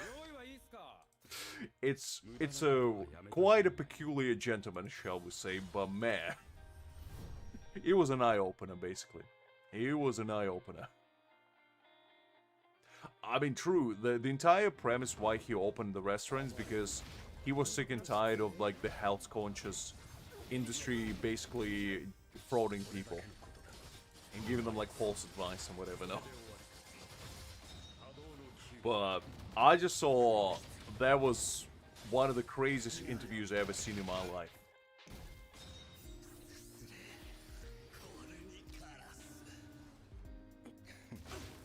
I mean, perhaps, Liz. Perhaps.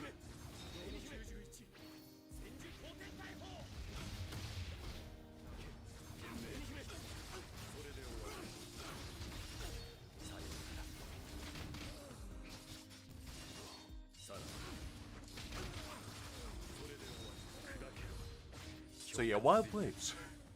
So Vegas not only known for his gambling addiction, also, I guess, food addiction.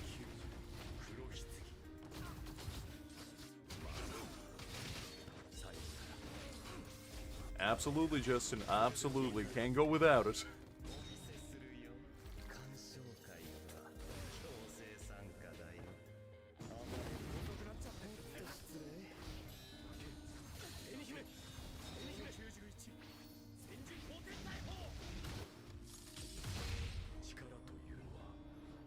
I mean, the thing is, like, for me personally, food is, like, very important, because when I grew up, I grew appreciation for, like, good food, because one of my most fondest experiences is, like, going to a kitchen and having either my mom or, like, my grandma cook, like, a delicious meal, and, you know, maybe helping them, like, chop the vegetables or, like, check the broth or whatever.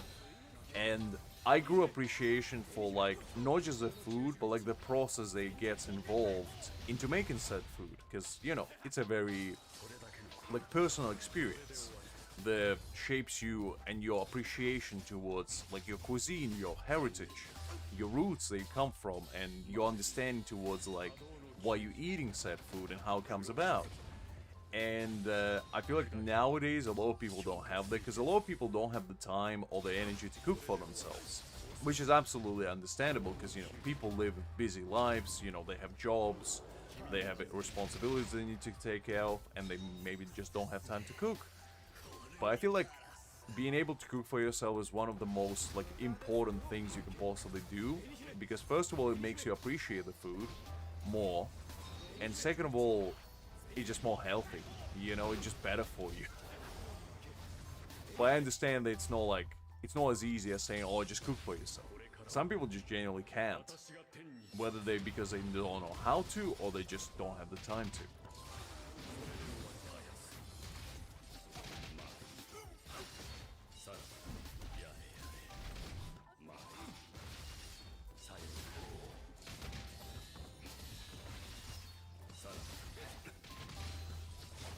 I mean, if somebody's gonna teach you about appreciation of food, it's definitely gonna be your grandparents, let's be honest, Liz.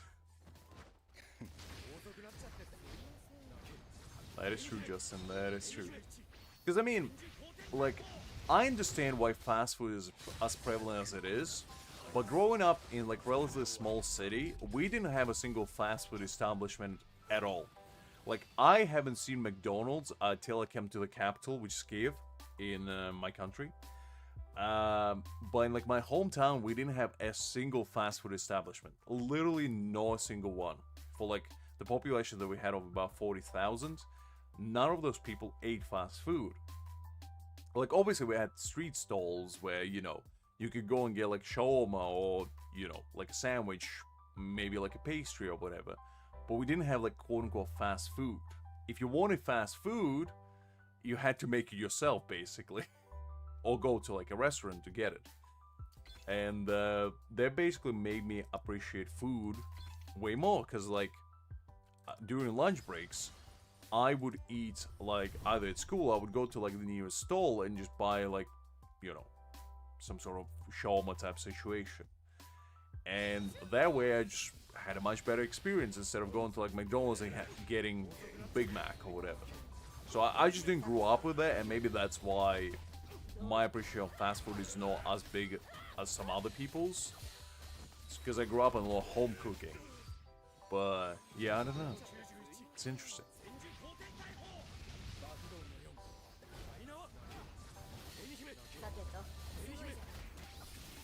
I mean, I can see it, Liz, because as I said, convenience is a big factor that I feel like a lot of people prioritize. And also, if you work 9 to 5 and you have like, let's say, a relatively stressful job, the last thing you want is probably slaving away in the kitchen. Like, let's be honest. Because that's not the kind of experience majority of people want. And if that's not the kind of experience you want, what you're looking for is something like fulfilling, but also that doesn't require you to stay in the kitchen for like an hour after a hard day of work. I personally try my best to cook for myself as much as I can, even if I feel like absolute garbage after a day of work. I still try to cook for myself, because to me personally, a nice home-cooked meal makes my day that much better after like work. And if I don't get that, I just feel like something is missing, you know?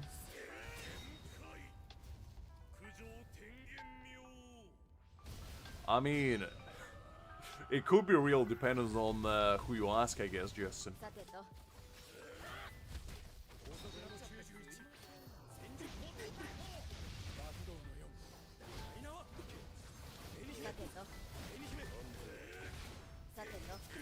I guess so, Liz, because, as I said, I grew up with a lot of, like, ladies in my family being, like, working and also just cooking, because, you know, they enjoyed it.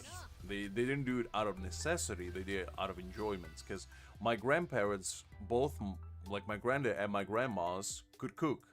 Like, if I was by myself, right, and I was staying with, like, my granddad, it didn't mean that we were eating like at McDonald's or whatever. He would be cooking the meal if my grandma wasn't available. So in Ukraine, in a lot of cases, both people know how to cook in a marriage. It's not like just like female thing or like just a man's thing. You both know how to cook, and it's like, it depending on who's available, that's the person that's cooking. And, you know, I feel like that's the way to go about it, because I think cooking as a skill should be a necessity for majority of people. Because if you can't prepare yourself a good meal, it's a problem, you know? And let's be honest, cooking is not like rocket science. At the end of the day, all it takes is a little bit of practice, and cooking yourself like a simple meal of, I don't know, like some scrambled eggs and I don't know, like some stir-fried rice on the side or something is not that hard to do. You know, like simple meals don't require a lot of effort. They just need, you know, a little bit of time and care, and you go on from there. And also, there's so many tutorials online, like you can literally go on YouTube and find anything and everything you ever wanted to cook in one place. Like, it's genuinely that simple. You can find whatever recipe you dreamed of, and you'll find somebody making it for you to learn from.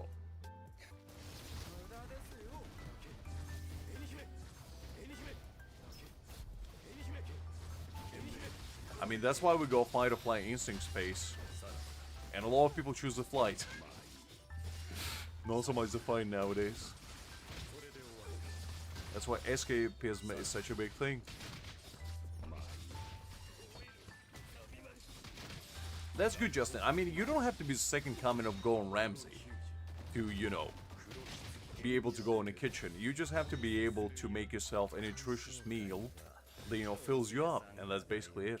Because you never know, you might be by yourself, you know, let's say zombie apocalypse hits, and like you have nobody to rely on, and you have to cook your own meals. I know it's an extreme example, but just go with it. You have to rely on yourself in that case, so like the more skills you have, the better. You also have to know how to start a fire as well, maybe, and you know, where to find the food, but that's besides the point.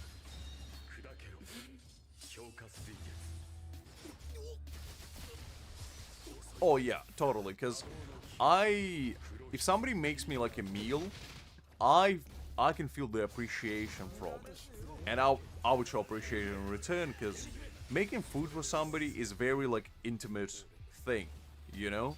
Cause you show that you care for the person that you're making food for by making it for them, and you usually show like care, attention, perhaps even, you know, romantic intentions. Because one of the like best gifts that I can possibly think of, if I was like in a relationship with somebody, is somebody cooking me like a very nice homemade meal just as a gift, and I would be like, super stoked about it. Probably because I like food, but you know, still.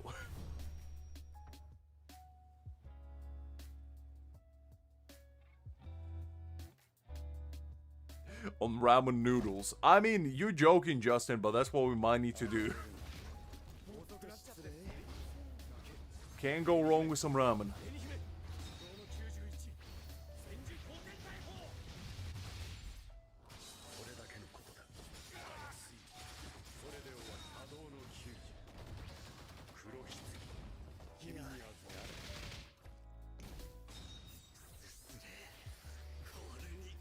I mean, same, to be honest. I just like good food, and I enjoy making good food as well.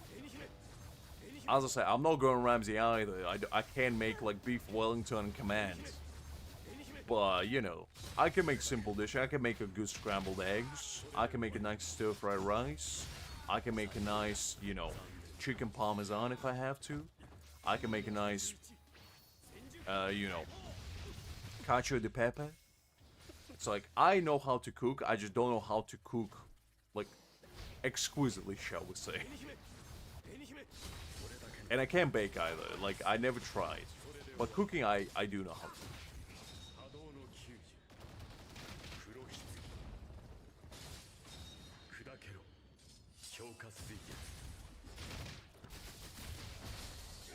I mean, what sucks, I'm pretty sure there's a general consensus for a lot of people, Justin, to be honest, because, nobody likes war, because all it is basically people in power just doing a very elaborate penile measuring contest. Like, let's be honest, that's all it is. And the regular people have to pay the price for it. And it just sucks.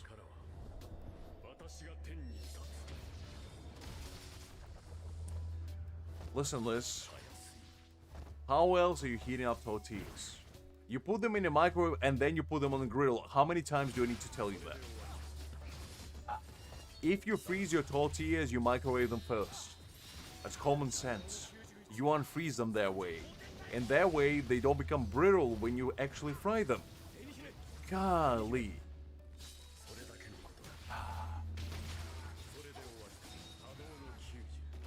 It's only 30 seconds, Liz. I'm not microwaving them for like 5 minutes.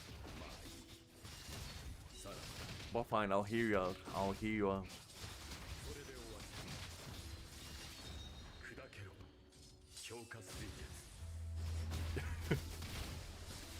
Fair enough, base. Fair enough. I mean, I'm kind of the same day to day, to be honest. I'm only channeling my inner chef on like weekends when I have some time. But day to day, I am kind of the same, you know?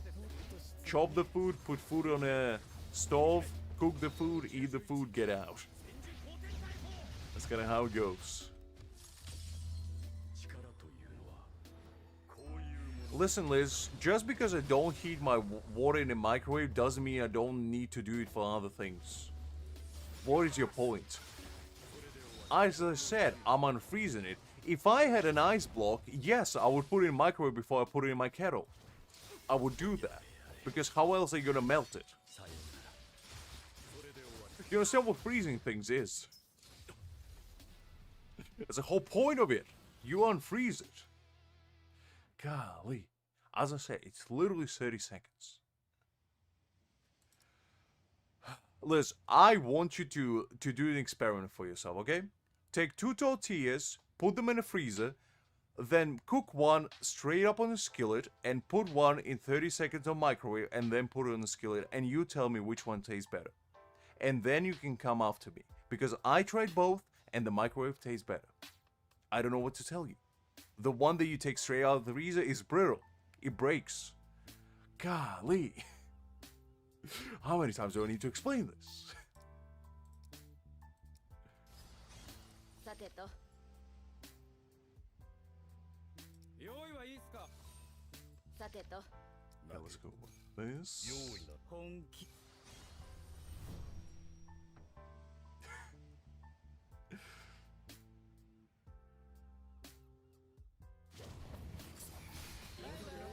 I never actually had peanut butter and jelly sandwich. I know there's an exquisite cuisine of, you know, Freedom Land, but I don't think I ever even tried peanut butter, to be honest. And that's weird because I love peanuts.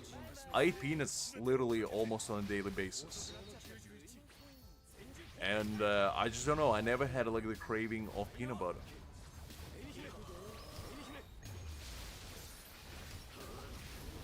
No worries, Liz. Take your time. Take your time. Ramen noodles with cheese? Now that's Korean style if I ever heard of one.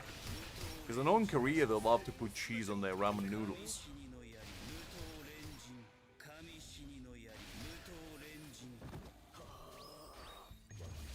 I think Liz is just gonna do my test experiment over there. She's gonna take 2 tortillas out of the freezer and then realize I was right. I was right. Oh man. Whenever it comes to food, Liz just gets unbelievably competitive about it. Something about it. Especially, God forbid, I talk about Mexican food. She gets her corn out and comes up to me.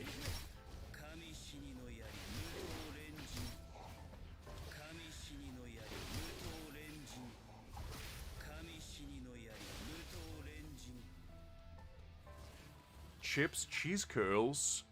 I'm gonna be honest, face, I don't know what that is, so I assume no. I had like cheesy, you know, fries before. I had that, if that's what you're talking, like animal style situation. I had that. But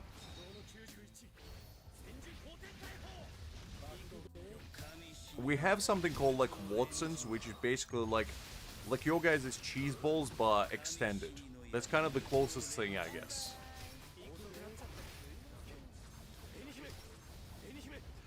The thing is, we just don't have that much peanut butter like in stores or anything, but I seen it before, I just never was like inclined on taking it. But I'll be honest with you, if I had to look for peanut butter, I don't know where to start, because I don't think every store has it, because peanut butter is just not that big of a thing over here. I think it's yours guys' invention for the most part. We have jelly, obviously. We like our marmalades and whatever, no? But yeah, I just never... Because I'm not like a super big sweets guy, so I don't really go for a lot of sweet things.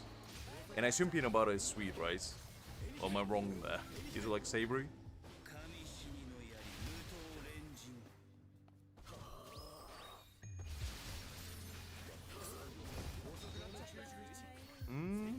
That doesn't sound bad, to be honest. I mean, I don't really eat pack of ramen because it messes up my stomach tremendously, but I had my time when I was a kid especially. I remember my snack of choice used to be we would buy packs of ramen, open them up, pour like the seasoning packets in them, crush them up, and basically like shake them around and basically have like a bag of chips in ramen form, and we would just eat that raw. That was like the snack of choice of like the poor kind, shall we say. Because packs of ramen used to cost like 5 cents or whatever. And they was extremely cheap, extremely affordable. And that's what I would do basically. Okay, so it's more savory. Fair enough, fair enough. I would think so, but I just wasn't sure like what would be the taste profile. Because I know peanuts obviously are savory, but since you were adding with jelly, I would assume maybe it's more like sweetified, shall we say. I mean, if you want, Justin. If you would like to. I don't know how the customs gonna treat that, to be honest, because I don't know what the rules nowadays are. But I'll accept it. Because to be honest, I never... Well, that's a lie. I've been to America a couple times. I've been to LA once, and I've been to Florida once. And the food I had there was actually pretty good. Because I think your guys' food is good. The only problem is, I don't think you care that much about the thing called calories. And you just go all out. You just pull all the stops. And I feel like that's why your good food is so good. Because you don't really care about the funky numbers on the packaging. You know where it says nutritional factors? I don't think you pay attention to that. And that's a good thing. Because it makes food taste better. But man, you just know how to party a bit too much.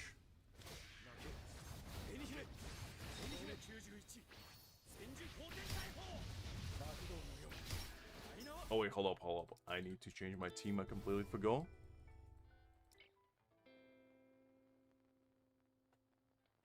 I mean, I'll take your word for it, but I assume school lunches are probably kinda in the same territory everywhere, where they barely classified as food. They're just kinda like food products, shall we say. You can't legally call them food. Nah, I'm not. I used to, because like back in the day when I used to like go to the gym all the time and exercise a lot, I used to, you know, try to watch my weight and whatever. Nowadays, I kind of do whatever. I don't really, because I realize that life is too short to like worry about calories and all that kind of stuff. As long as you eat relatively well and don't try to, you know. Ah, I see, face. So that makes more sense. As long as you don't try to go like too overboard and like have, you know, a cake every meal, I think you'll be fine. And to be honest, I don't really eat that many carbs to begin with. Like, I don't really go hard on pasta or anything. I mostly eat like rice and whatever now. And I eat quite a bit of vegetables, fruit, you know. I try to be healthy as much as I can. And the keyword is try. But I'm not like a super big sweets guy. I like a good dessert, like I like a good cheesecake or maybe a bowl of ice cream occasionally. But I don't go too hard on it. My usual dessert of choice is like a bowl of Greek yogurt with some crushed nuts, a little bit of honey, and maybe like chopped banana or something. That's usually what I go for, because it's like, it's not necessarily like the healthiest thing in the world, but it's filling and, you know, it makes you feel not bad about yourself if you ingest it. Unlike if you eat like a slice of pie.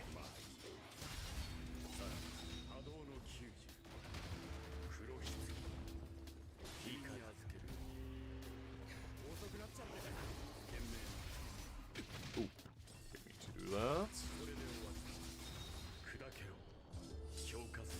Okay, I get chicken patties. What is a walking taco? You gotta elaborate on that one, Justin. Is your food able to walk by itself? Because that ain't right. I don't want my food to be walking anywhere, except my mouth. That's the only place it should be in.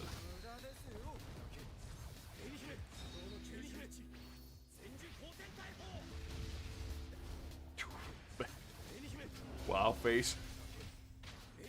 I'll take your word for it, but man.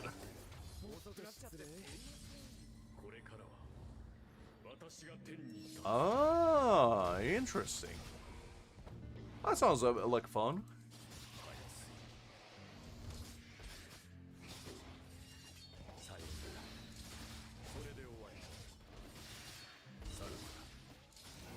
That's a very existential dread kind of description phase, but I'll take your word for it because I never been to school in America, so you're my point of reference.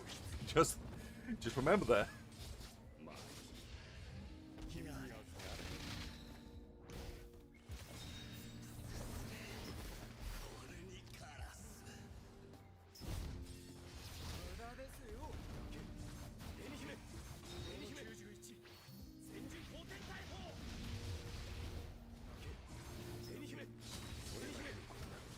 We did actually pretty well. I gotta stop paying attention to gameplay a long time ago. Because now I started thinking of walking tacos.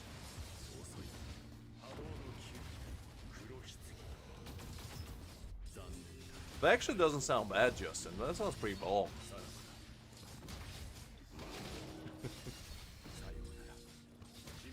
I mean, if Wakamundo had a McDonald's over here, I would be horrified at what kind of meat they're using.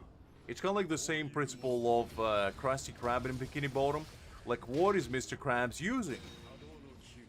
Because if it's crab meat, I think we have a problem.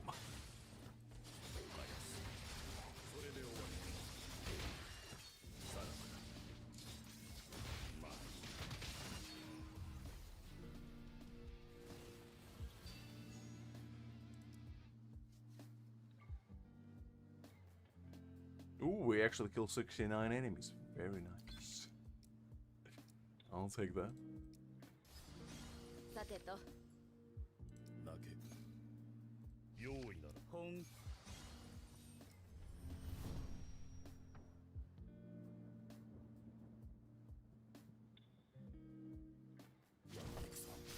I never had a taco salad, but I know that it's kind of they get one of those tortilla shell like balls thingies and basically do kind of what you said. Which I feel like if Liz knew about it, she probably would be horrified. That her culture is getting desecrated in that regard.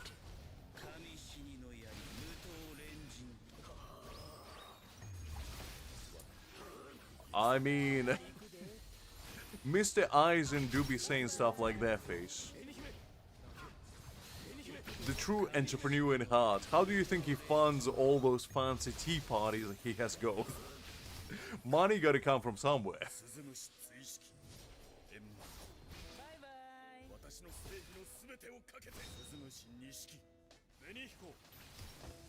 I think that sounds pretty good, because, like, I grew up on very peculiar choice of salads myself, so I don't have any place to talk, but basically, in Eastern Europe, we like our salads with a lot of mayo, for better or for worse. And depending on how much you like mayo, you'll probably find it as the greatest thing ever or the worst thing ever. And we have something called Olivier, which is basically a bunch of, like, hard-boiled vegetables. You chop up like potatoes, carrots, you would add dill in there, usually pickles or like cucumber depending on what you want. And you would add like deli meats, sometimes chicken, depending on like which one you prefer. And some garden peas, usually a bit of dill. And basically as much mayo as you humanly can stomach. And then put that in the fridge to settle and basically eat that. And there was another one which you basically add, you know those fake crab sticks?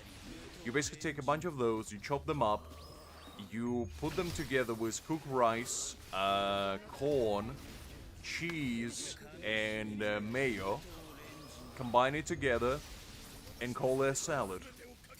And another one was, you basically take a bunch of canned tuna, you get a bunch of hard-boiled eggs, you chop up the whites, you put that layer on top, you add hard-boiled, like, egg yolks, you crush them up, and you add them on top with a bunch of mayo. And you call that salad as well, and I think you add onions as well. So, I think the bottom layer is tuna, then you got onions, then you add hard-boiled egg whites, then you add, and every single layer is mayo. Obviously. Then you add, I think it has also some grated potatoes in there. So you add grated potatoes, and then on top, you add another layer of mayo, and then egg crushed yolks.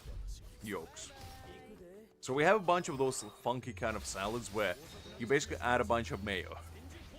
And as somebody that grew up with a bunch of those, I started to treat mayo a bit differently, because nowadays I don't eat mayo at all.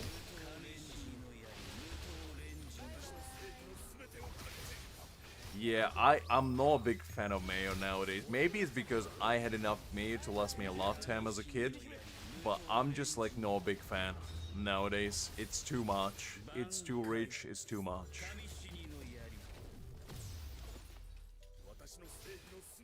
I never tried Miracle Whip, but I know what that is, kinda. It's kinda like sour cream, but denser, right? In a way.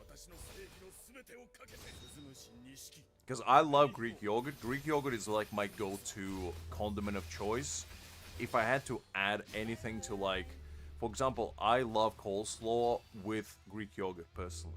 A rainbow coleslaw with Greek yogurt just goes hard. Because as I say, I'm not like the biggest fan of mayo nowadays, but with Greek yogurt, I love me some cabbage. And it goes really well. You add some nice black pepper on there as well, it goes a long way. Alright, let's see what we got here.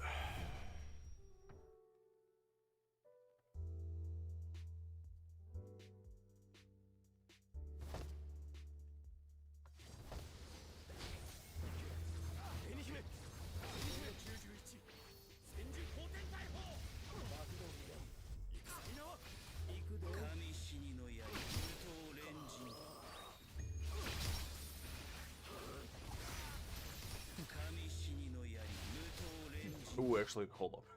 I keep forgetting to change my team to Aizen's one. Oh, man.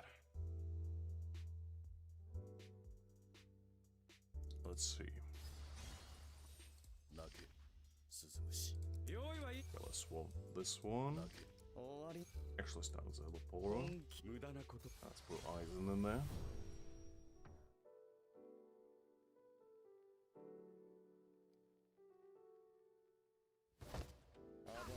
Alright, let's go with this.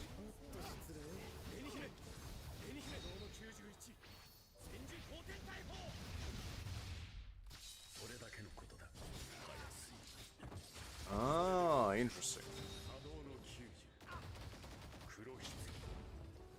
I mean, that sounds better than mayo, to be honest. Because more spices equals more flavor. I just find mayo way too rich nowadays, and I'm just never in the mood for it. And to be fair, I don't really add condiments to my food anyway, unless it's like fries or something, you know? Because that's the only circumstance where I would add like ketchup or whatever. But more times than not, like soy sauce is as hard as I go. Just because I like the food the way it's supposed to be tasting. If you need to add extra condiments to the food, it's usually because it's not prepared that well. As I said, sides are like the only exceptions, because, you know, if you get a nice side of fries, you're gonna need some condiments on them.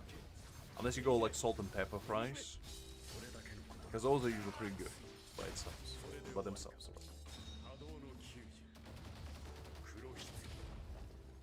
Ah, I see. Interesting.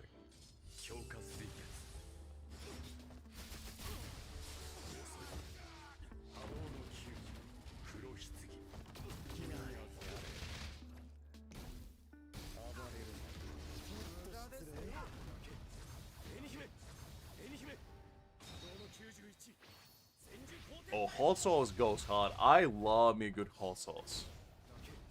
Because that's probably my condiment of choice as well. Like, any hot sauce out there, I'm a big fan. Because I like my food spicy too. The only thing is, like, my stomach is not...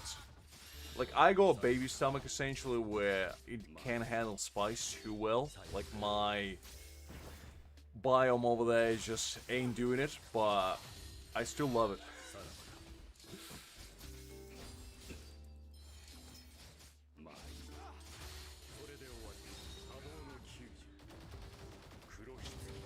Oh, like, burgers need a little bit of... Well, actually, like, kind of depends what kind of burger. But I don't mind, you know, a nice sauce on a burger. It could go a long way. It could elevate the meal altogether.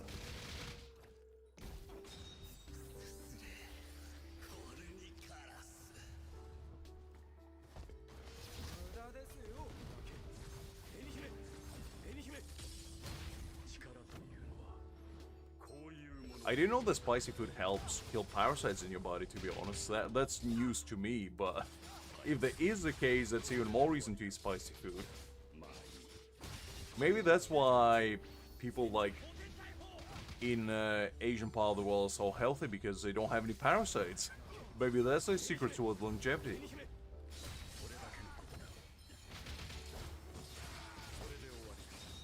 I mean, I'll take your word for your face. To be honest, the only burgers I had was like the ones that I prepared either myself or somebody else prepared for me. I don't usually get them from like any food places, to be honest, because if I do eat out, I usually try to go for things that I either can make myself or stuff that I would be less likely to make myself. Because, you know, eating out for me personally at least is kind of like a treat, and as such I want to make it a little bit more like enjoyable of an experience.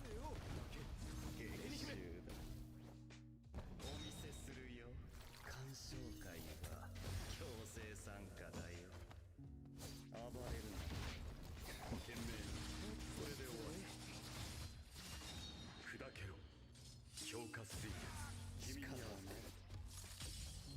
これからは I mean, that is true, Justin. That is kind of true, because you're giving yourself chemical baths anyway. With all the food you eat. They probably kill all, well, majority of parasites at least. But maybe capsaicin does something, I don't know. I don't know. No scientist, clearly. So we'll be able to tell.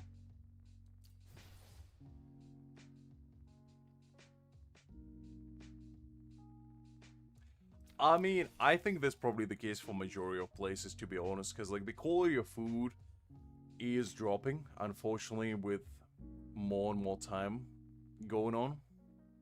And nowadays, like if you go and read like the back packaging of anything you're buying, you're gonna be horrified with how much stuff they're putting in there. That's like you can't even pronounce. That's how bad it is. And that's why I feel like, you know, it just ain't it. Because it's one thing, you know, eating like things that you know are bad for you, you know, stuff like fast food or, you know, candy, soft drinks, you know, stuff that's obviously bad for you. But there's another thing if you're trying to make like a healthy choice and, you know, maybe go for like, I don't know, a salad or whatever in a shop. And you read the ingredients and you're like, this salad is probably just as bad as drinking a can of soda. It's like, what's the difference? You know? Because it has just as much sugar and salt in there, probably. And that's kind of where the problem arises, where a lot of quote-unquote healthy food nowadays is not so healthy anymore. Because of the stuff they do to it. And one of the like biggest examples of that is if you ever go to a store and you are looking for like health conscious options, quote unquote, and you go for maybe like low fat, and you're thinking, oh, okay, so this has less fat, so it's got to be healthier, right? And that would be the general consensus for 99.9% of people. However, what a lot of people don't realize is instead of fat, they put in more sugar in there. And sugar is arguably just as bad, if not worse, for you as fat. So it's like you trading off potentially one bad thing for another. So it's not really healthy, it's just a different thing you ingest in your body. And that's kind of the case for majority of food nowadays. There's nothing really there anymore that's like healthy unless you cook it yourself. The healthy thing is the stuff that you're preparing yourself. That's as healthy as you can get. And usually if you can't pronounce an ingredient on the packaging, さてと that means the ingredient is probably pretty bad. You know, and if there's like 2, 3, 5 ingredients usually, that more times than not means that the food is actually normal, quote unquote. As normal as it can get, at least. Pretty much, I mean, there's nothing there nowadays that's like 100% healthy. You can't really avoid unhealthy stuff. It's all about just being vigilant and try to cook yourself as much as possible. That's why I don't really go for like ready-made meals, because those are usually like the worst for you. Because the amount of like preservative and stuff they put in there is enough to basically render whatever nutrition it has absolutely useless. You might as well just not eat at that point. And that's why I do believe in like at least trying your best to be, you know, good to yourself and try to feed yourself in a good way.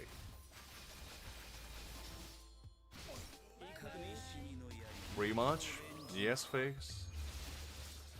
I know. I mean, I personally don't drink soda because I don't really like the gas in the soda doesn't agree with my stomach. But even if I did drink soda, I wouldn't want it to clean rust, you know? That's not what I want from my product that I'm ingesting. No, that is absolutely fair, and that's like the trade-off you give. It's basically the longer the shelf life, the less healthy the product that you're getting is. No, not always, because like stuff like honey is an exception, obviously, because it just naturally, you know, since it has no water in it whatsoever, it basically can live eternally. But for the most stuff that's like processed, the longer shelf life usually means the more preservatives they put in there. Even if said preservatives are like not necessarily harmful to you, they're probably not good for you either. And that's why you gotta be kind of vigilant and make sure that, you know, you're paying attention to those things, you don't buy stuff that's like obviously terrible for you, and just try your best to, you know, eat healthy. As much as you can, at least.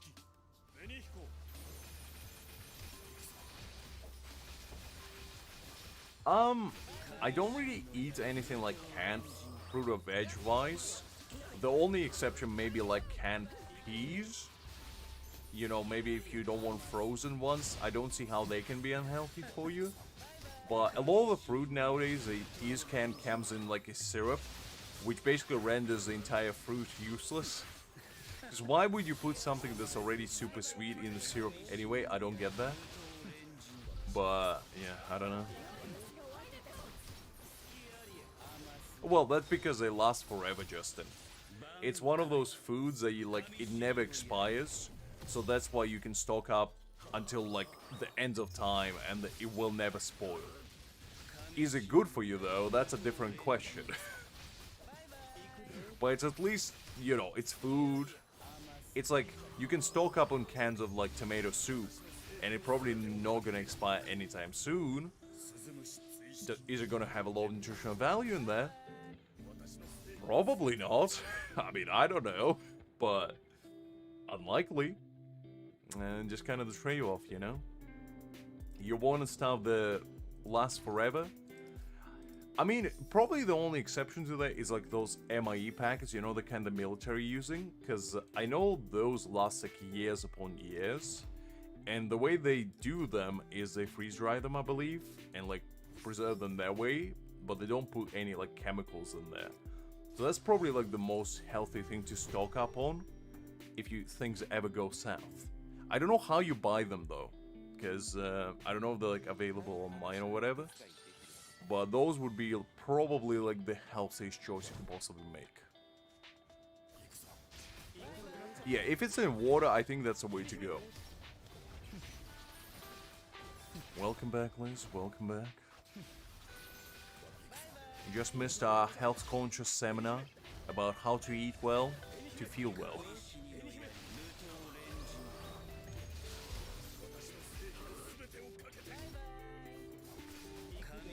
Ooh man, it's already 1:30. Golly. Every single time I come on these streams, I kind of forget about the time, and it just flies by my radar how long I'm staying. Because I'm having so much fun. Which is not a bad thing, by the way, it's great. But, man. Gotta be more aware of these things. I probably should be rounding it up soon, because I need to go to work tomorrow. And I already basically need to wake up in like 7 hours or so. Golly, Liz, you eating cake in this health-conscious domain? Ah. Look, Liz, it's already too late. I ran out of time. Look, I was gonna do it, and at this point, it's already almost 2 a.m. for me. So I can't in good consciousness do that, unfortunately. I'll do next week. I promise you I'll do next week. But unfortunately, this week is already a bit late. I might do like a Bleach stream, because usually those are on longer. Probably on Saturday next week. And then do the Neverness to Everness on Sunday. Because these usually take about 11 to 12 hours, and the other one I can end a bit sooner. And since I don't know yet if I'm pulling for Grimjaw, but if I am, you know, it's gonna be more excitement to be had. You never know. You never know. Nah, I think, considering I have a 100% crit rate on him right now, I probably will be saving for the anniversary unit. Because I think it would be fun, because the thing that I'm gonna do is I'm gonna do a double feature, where I'm gonna pull my free-to-play account for B6 anniversary unit, and I'm gonna pull on my pay-to-win for B6. Because it's gonna be a very exciting, like, both video and stream, I feel like. Because we're gonna basically get B12 unit in the same vein, and I'm gonna get it as a filthy pay-to-win, and as a pure free-to-play at the same time. And I feel like this is gonna be exciting, no? Unless the anniversary unit is gonna be bad, and in that case I'm gonna be saving for Butterfly Aizen, you know, like a good boy. But we'll wait and see, we'll wait and see. Because like on this account, I already have 65,000 Jades. So I'm already halfway there, basically. And, yeah. Well, the thing is, tomorrow I'm probably not going to have enough time to edit it, so that's actually a good question, because I was going to mention it. So, Szayelaporro video is still in the making. I still have about half of it to edit, so if I can, I'll finish it tomorrow. If not, definitely on Tuesday for upload on Wednesday. If not, well, actually, that will be the latest you will get it. So either Tuesday or Wednesday, basically. That's when you should expect it. I'll give you a heads up in Discord. I'll give you a shout basically when I want to do it. But yeah, that's gonna be the plan essentially. And then, as I said, I think on Saturday we're probably gonna do Bleach again. And if we're pulling for Grimjo, we're gonna pull for Grimjo. If we're not pulling for Grimjo, I'm gonna do a Grimjo nonetheless. And I'm gonna build this guy. I'm gonna build this guy on my account if I'm not pulling for limited one. So it's still gonna be Grimjo Day, it just depends which Grimjo you're gonna get. I'll make it fun either way. And then on Sunday, we're gonna go to Neverness to Everness and pull for the new unit there as well. Whatever you feel like, Justin, whatever you feel like. Alright guys, I think I'll probably be calling it a day. Because at this point, it's already almost 2 AM for me, and I need to go to work at 8 AM. So, I lost a bit track of time, but I hope everybody had fun today. I had an absolute blast. It was amazing. You know, we got some cool moments. We go into top 500 on my main account on 2 of the rankings for... What was it again? This Mighty Opponent rematch. We got top 500 on both Zanpakuto and Mayuri, which was more than I could ever ask for. I didn't even think we would be able to get in there with our B6 Aizen, but we somehow managed to squeeze our way in. Hopefully we can retain that spot and not get dethroned too quickly at least. And you know, we did a bunch of other things which weren't as exciting, but that was like the highlight. But yeah, basically I'm gonna see you all guys on Saturday. Until then, I will get the Szayelaporro video uploaded at some point next week. Tuesday either or Wednesday. Probably gonna be about 6 PM UK time, either way. So that's gonna keep you occupied until weekends. And then on weekends we're gonna do a bunch of gacha pulls. Whether it's in Bleach or Neverness to Everness, we'll decide. But until then, I hope you have a nice beginning to your week today. Because for majority of you it's probably Monday. Have an easy week going, and I'll catch you all next time. Until then, take care everyone, and have a good night. And bye-bye.